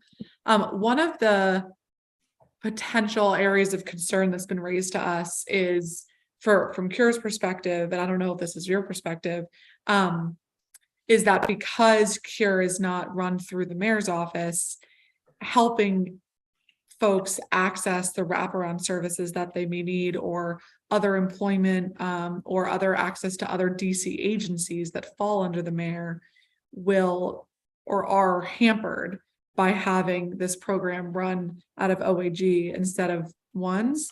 And it's my understanding that the Cure folks have now been involved in these weekly meetings with the One's workers. And so wanted to know if that was in your experience or something that had been raised to you as a concern, or how those meetings have been going. So that has been an ongoing concern that's been raised by our CTS staff, right? That One's has easier access to needs for high-risk participants with agencies that are under mayoral controls. So when you think about, I need glasses, I need mental health treatment, I need a job, those DOH, DOES, right? Those are agencies that could be of service. And so that was a challenge in navigating. I haven't heard just yet, right, from staff that because these weekly meetings have happened, that we've made much headway in getting expedited resources to our high-risk participants that we work with. But those weekly coordinating meetings just started in November of last year. But it really is promising to see not only CTS and One staff coming together on a weekly basis now. I know that OAG's Violence Reduction Unit, our members are also attending those meetings, which is proving to be encouraging. Okay, that makes sense. Do you all have a position on the future of the program and if it should be housed in one space, or we should continue investing in these dual programs and having slightly different strategies, but they're both helpful? I'm sorry, I didn't mean to get right up as soon as you start asking the question. Sometimes no problem. I figured maybe General wants to answer. No problem at all. Thank you so much. I'm very lucky to have Ms. Haggerty as literally, my right-hand person. But when you ask a question about, do we have a position on something as high profile or potentially controversial, I think it's important for you to hear from me on this. So look, I'm very proud of what the Office of Attorney General has done in innovation on violence interruption in our city. We were the first. We stepped up and we stood up, Cure the Streets, and have done it well. We don't have the kind of resources that the mayor has and that ONES has. Notwithstanding that, we have delivered on it and we have committed our resources to it, including litigation support fund dollars that we have contributed to this. It is a program that I believe the community has come to have faith in. It's not perfect, but we're doing the work, and we are trying to improve the professionalization of the experience for the people working, the safety of the people working. And so we are all in, so to speak. That being said, if there were a way where the government could speak with one voice and we had the benefit of collaboration with the mayor's resources, we would welcome that. I don't think there's any principled argument why, if somebody needs resources and we've made the connection through the Cure the Streets violence interruption program, why those resources should not be equally available. We're all in this together. And whatever might be some political reasons for being interference of that ought to stop. If there's a way to merge the programs where the fidelity to the quality, the commitment to the resources that we've had stays and it grows, I'm a partner in that. And the Office of the Attorney General is a partner in that. But there is a benefit to the city of having different models innovate, and the Office of Attorney General will continue to innovate.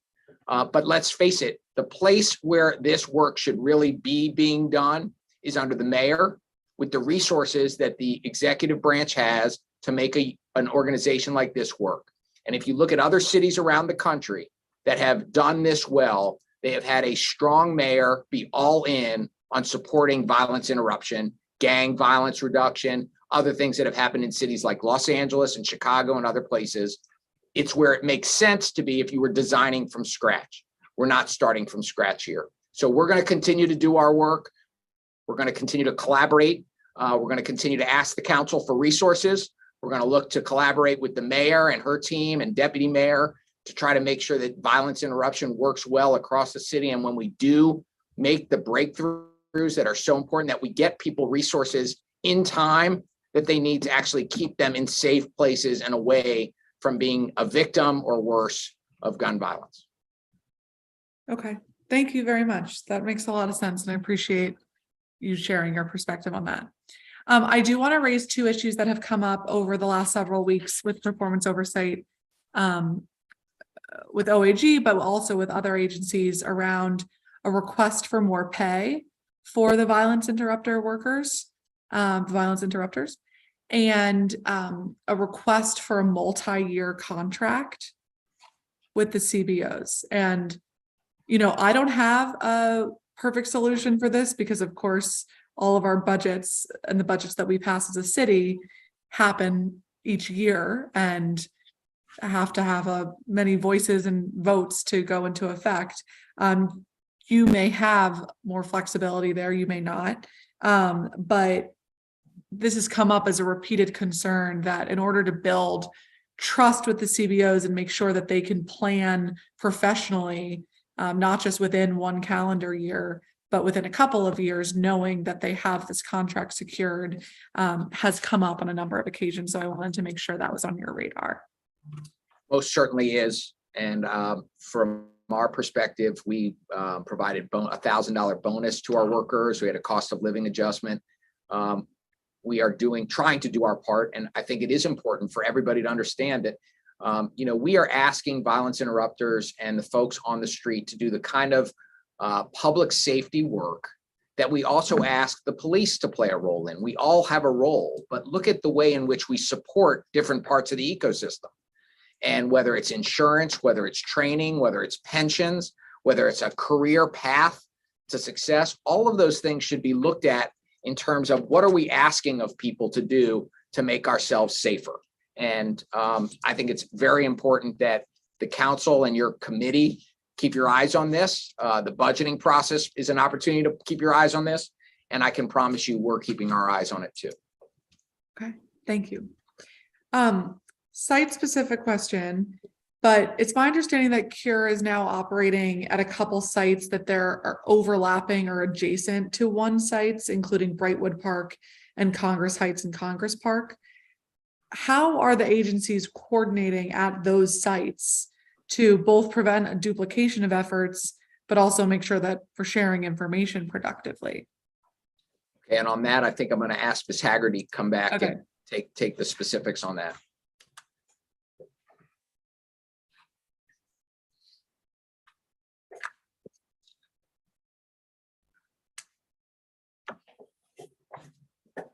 Hello again, Kat. Hi again. Okay, so to start off, when our violence reduction unit we're doing an assessment of where the new sites would go.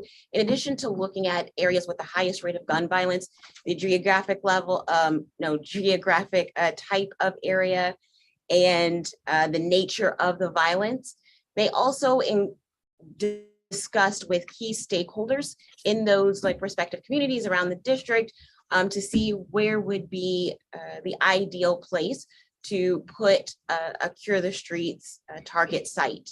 And one of those stakeholders was ONES. So we did go into it knowing that there might be some overlap with their priority areas in Cure the Streets. But Cure the Streets and ONES operates in different ways, right? With ONES, they are part-time and have more surface area in terms of where they cover. Cure the Streets, we have dedicated people from those respective target sites and confined to that geographic area. So Cure the Streets and ONES, in terms of working through potential duplication, we found that boots on the ground, the CTS staffers and ONES staffers were actually heavy in communication with each other as not to duplicate those efforts. And then also they had different relationships with different groups or different individuals. So sometimes they would be able to partner in areas that they overlapped based off of the connections that they had with perhaps different warring neighbors or groups or gangs or what have you.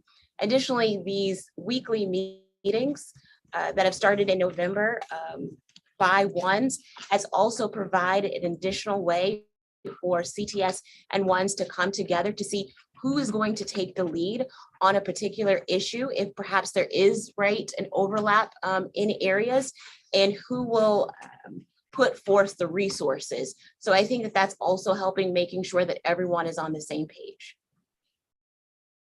Okay, thank you. Thank you very much. I was looking for a note in here. But okay.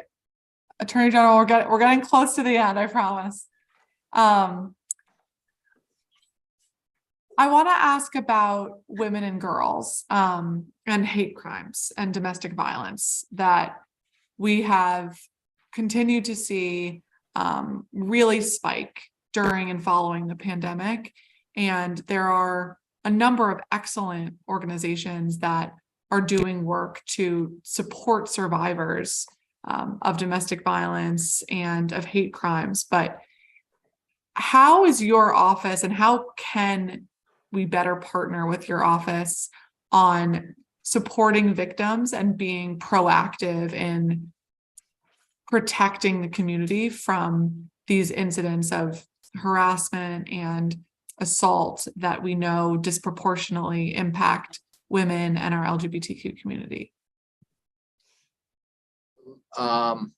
I can tell you, as the dad of 3 daughters and as somebody who is looking for opportunities for us to use our laws, both criminal and civil, to make our city safer and more equitable and to stand up against hate, what you describe in terms of a disparate impact on girls, teenagers, women, our trans community, our LGBTQIA community, are all areas where the law is uniquely positioned to make a difference. And we have very, very strong anti-discrimination laws.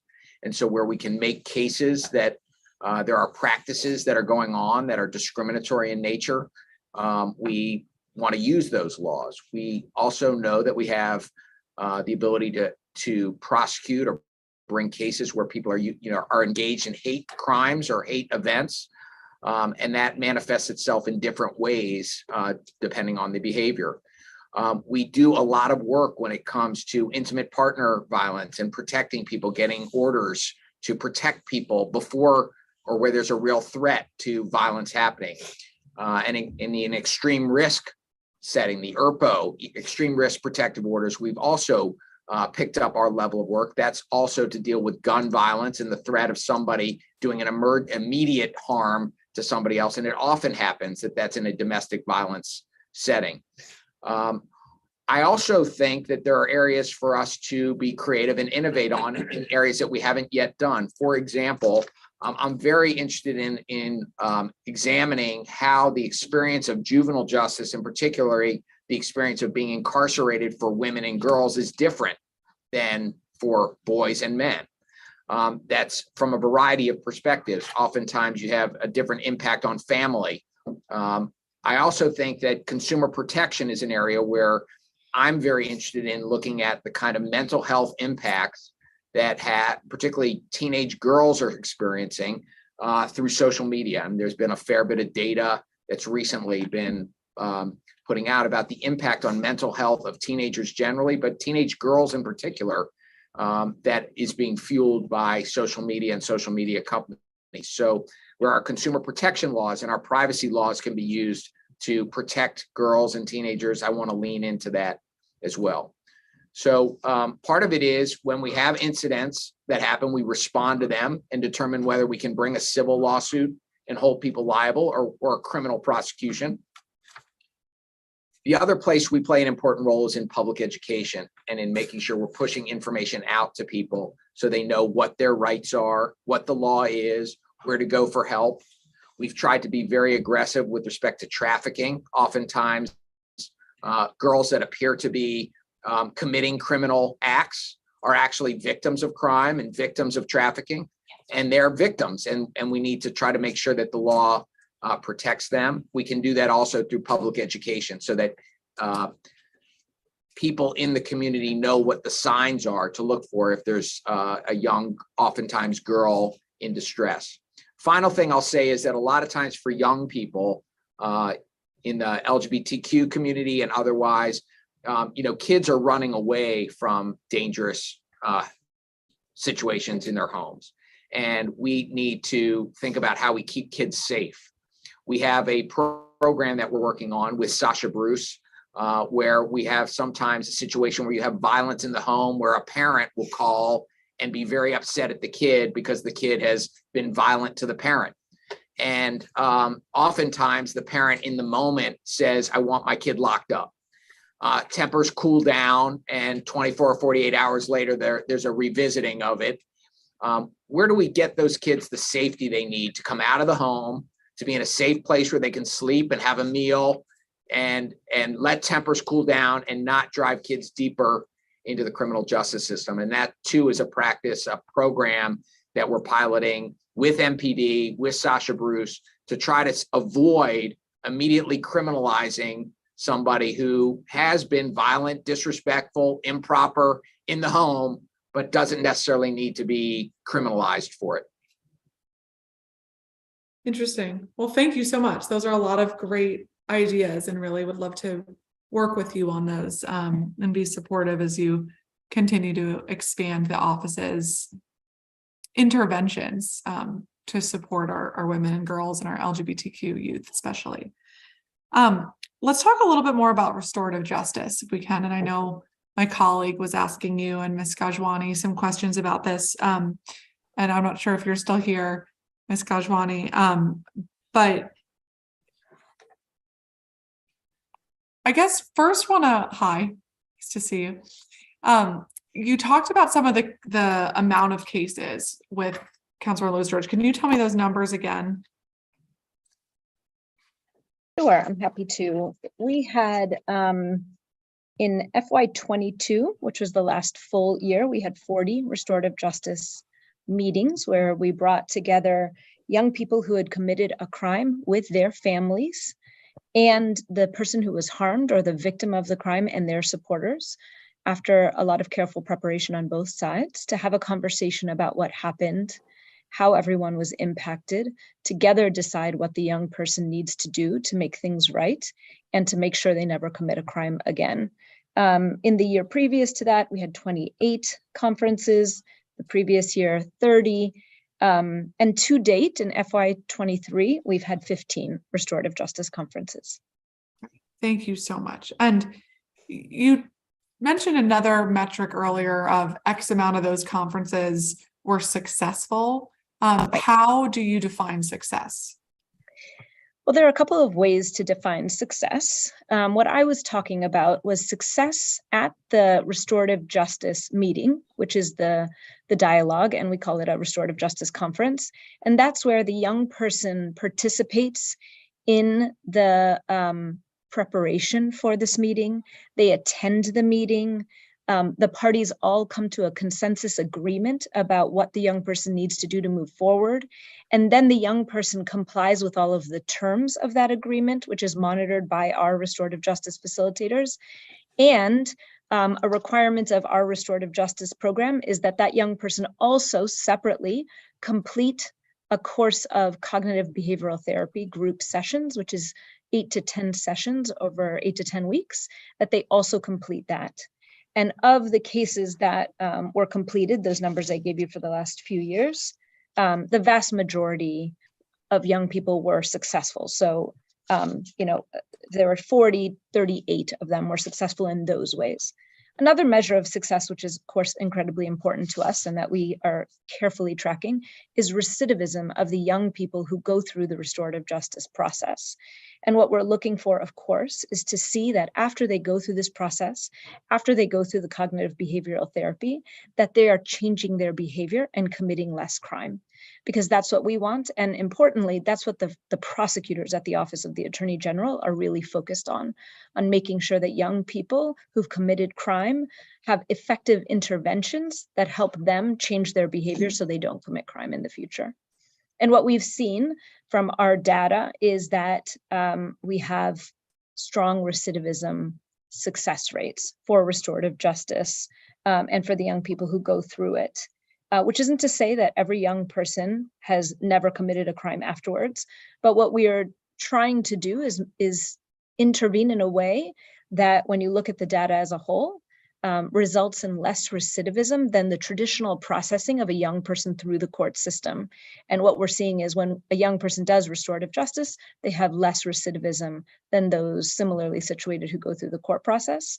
And also what we're trying to do is compare how our young people who go through restorative justice do with respect to recidivism to young people who go through other parts of our judicial process, of our juvenile justice system, as well as young people across the country who are in the juvenile justice system. Interesting. Well, thank you so much. And those sound like very good metrics to track. Can you share any of those recidivism numbers? Maybe we could do it for FY 2022. Sure. So for FY 2022 and FY 23 to date, only 21% of young people who completed the restorative justice program had a subsequent new arrest. And of those, only 17% had a new arrest and were papered for a new offense. And we have data, of course, on young people who went through the process in previous years as well. What's important about that figure, 21% of recidivism, is that it shows a recidivism rate that is less than other young people in our juvenile justice system at the same risk level, and even comparable to young people in our justice system who have a lower risk level, committing less serious crime. And so that makes us confident that we are moving in the right direction, which is to make sure that we're changing the behavior of young people who commit crime. Okay. And for the group of young people who are at similar risk levels, but go through the traditional judicial system, what is their recidivism rate? So, or having a subsequent arrest? Sure. It's been a really difficult thing for the system to track because different parts of our system use different ways of identifying the kids. And so it's hard to follow a child through the whole system. And they also have different definitions of recidivism. But fortunately, the Criminal Justice Coordinating Council over the last few years has been really focused on juvenile recidivism. And so they have gone through and done recidivism analysis from their perspective, which is to be able to see all of the young people through the system. And they just released the most recent recidivism analysis that they've done. And I think that's a cohort that was involved in the justice system in 2018. And you need to wait a couple of years to observe those young people to see if they've committed more crime. That cohort now the way they track recidivism is slightly different than ours, but the cohort that when we track recidivism in the same way that they track recidivism, the cohort of kids who are kind of in the medium risk, the kids who are put on probation, essentially, are recidivating, according to the CJCC, at a rate of about 50 to 60% with a new arrest, and at about 30 to 40% with a new arrest that is then papered or charged.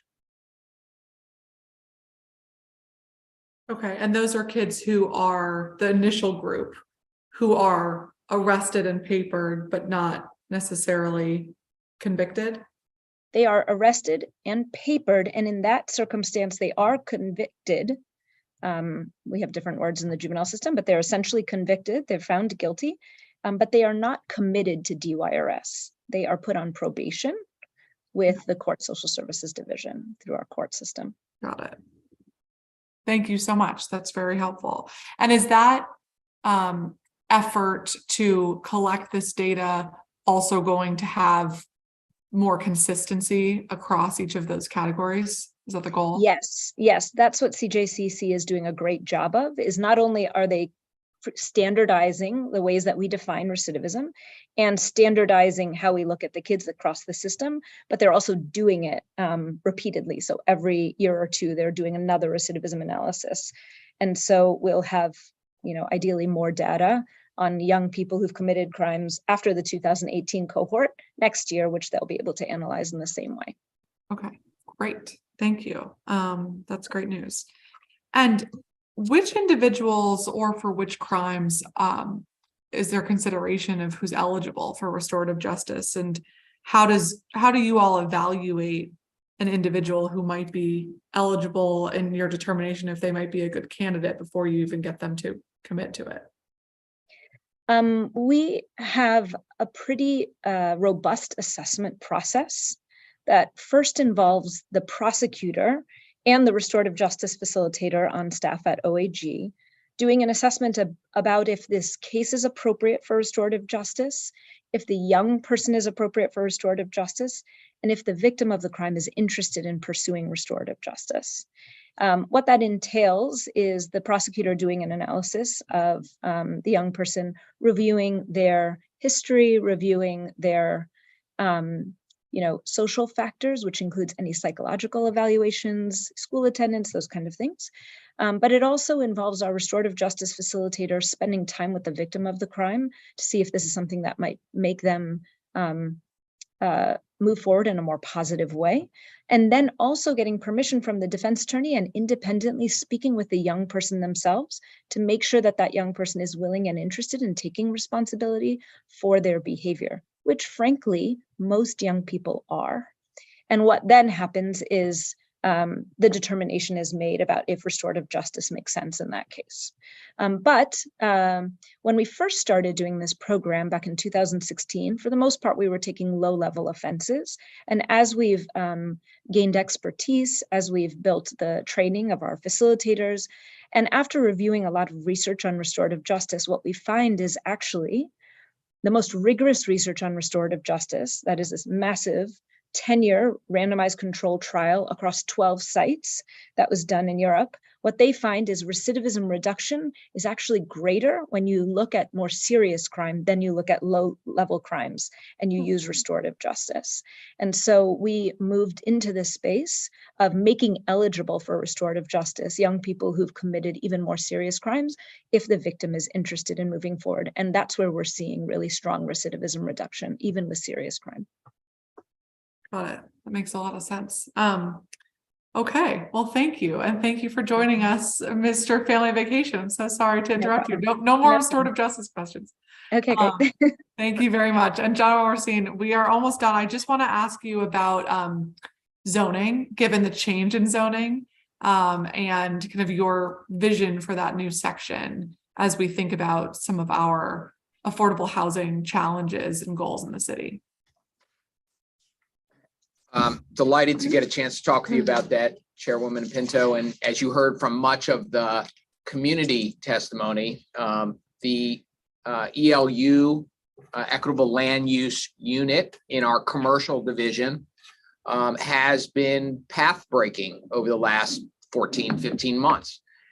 It is a new function that the office saw a need for, and figured out how do we advance our public interest mission with something as critical as land use. And so what I'm sensing thus far is, like any new organization, we're seeing cases as they come up.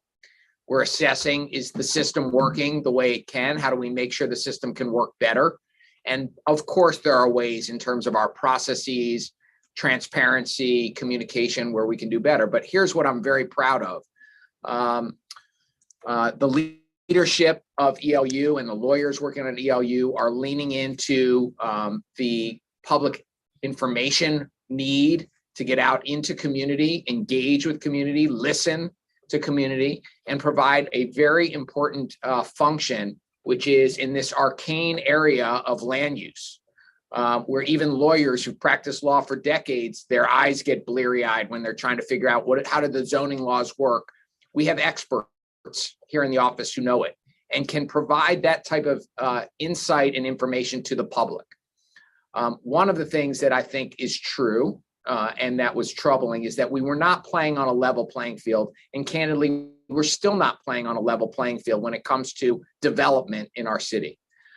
When you have a system where communities, neighborhoods, areas where development is going to happen are theoretically being protected by ANCs, commissioners who have full-time jobs, maybe more than one job, they're not paid in their role, and they're not experts in development, let alone land use, are all of a sudden called upon to respond to a development.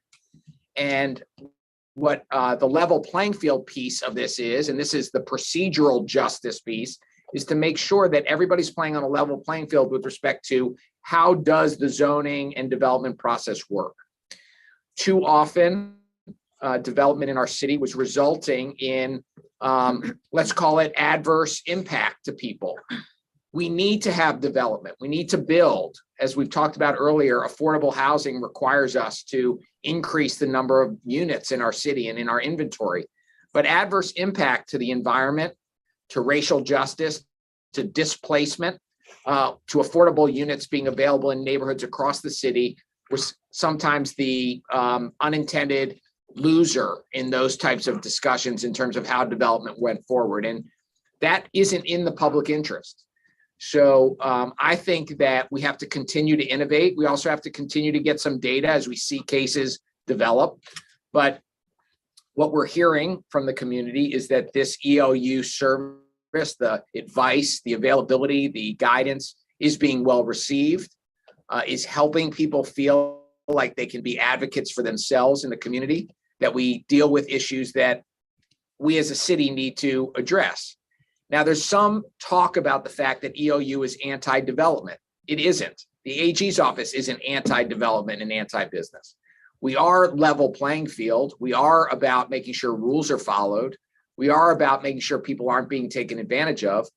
But as you can imagine, as you know, there is sometimes a phenomena where communities and neighborhoods are resistant to development when that development means that there'll be more affordable housing, maybe even more deeply affordable housing being brought into a community.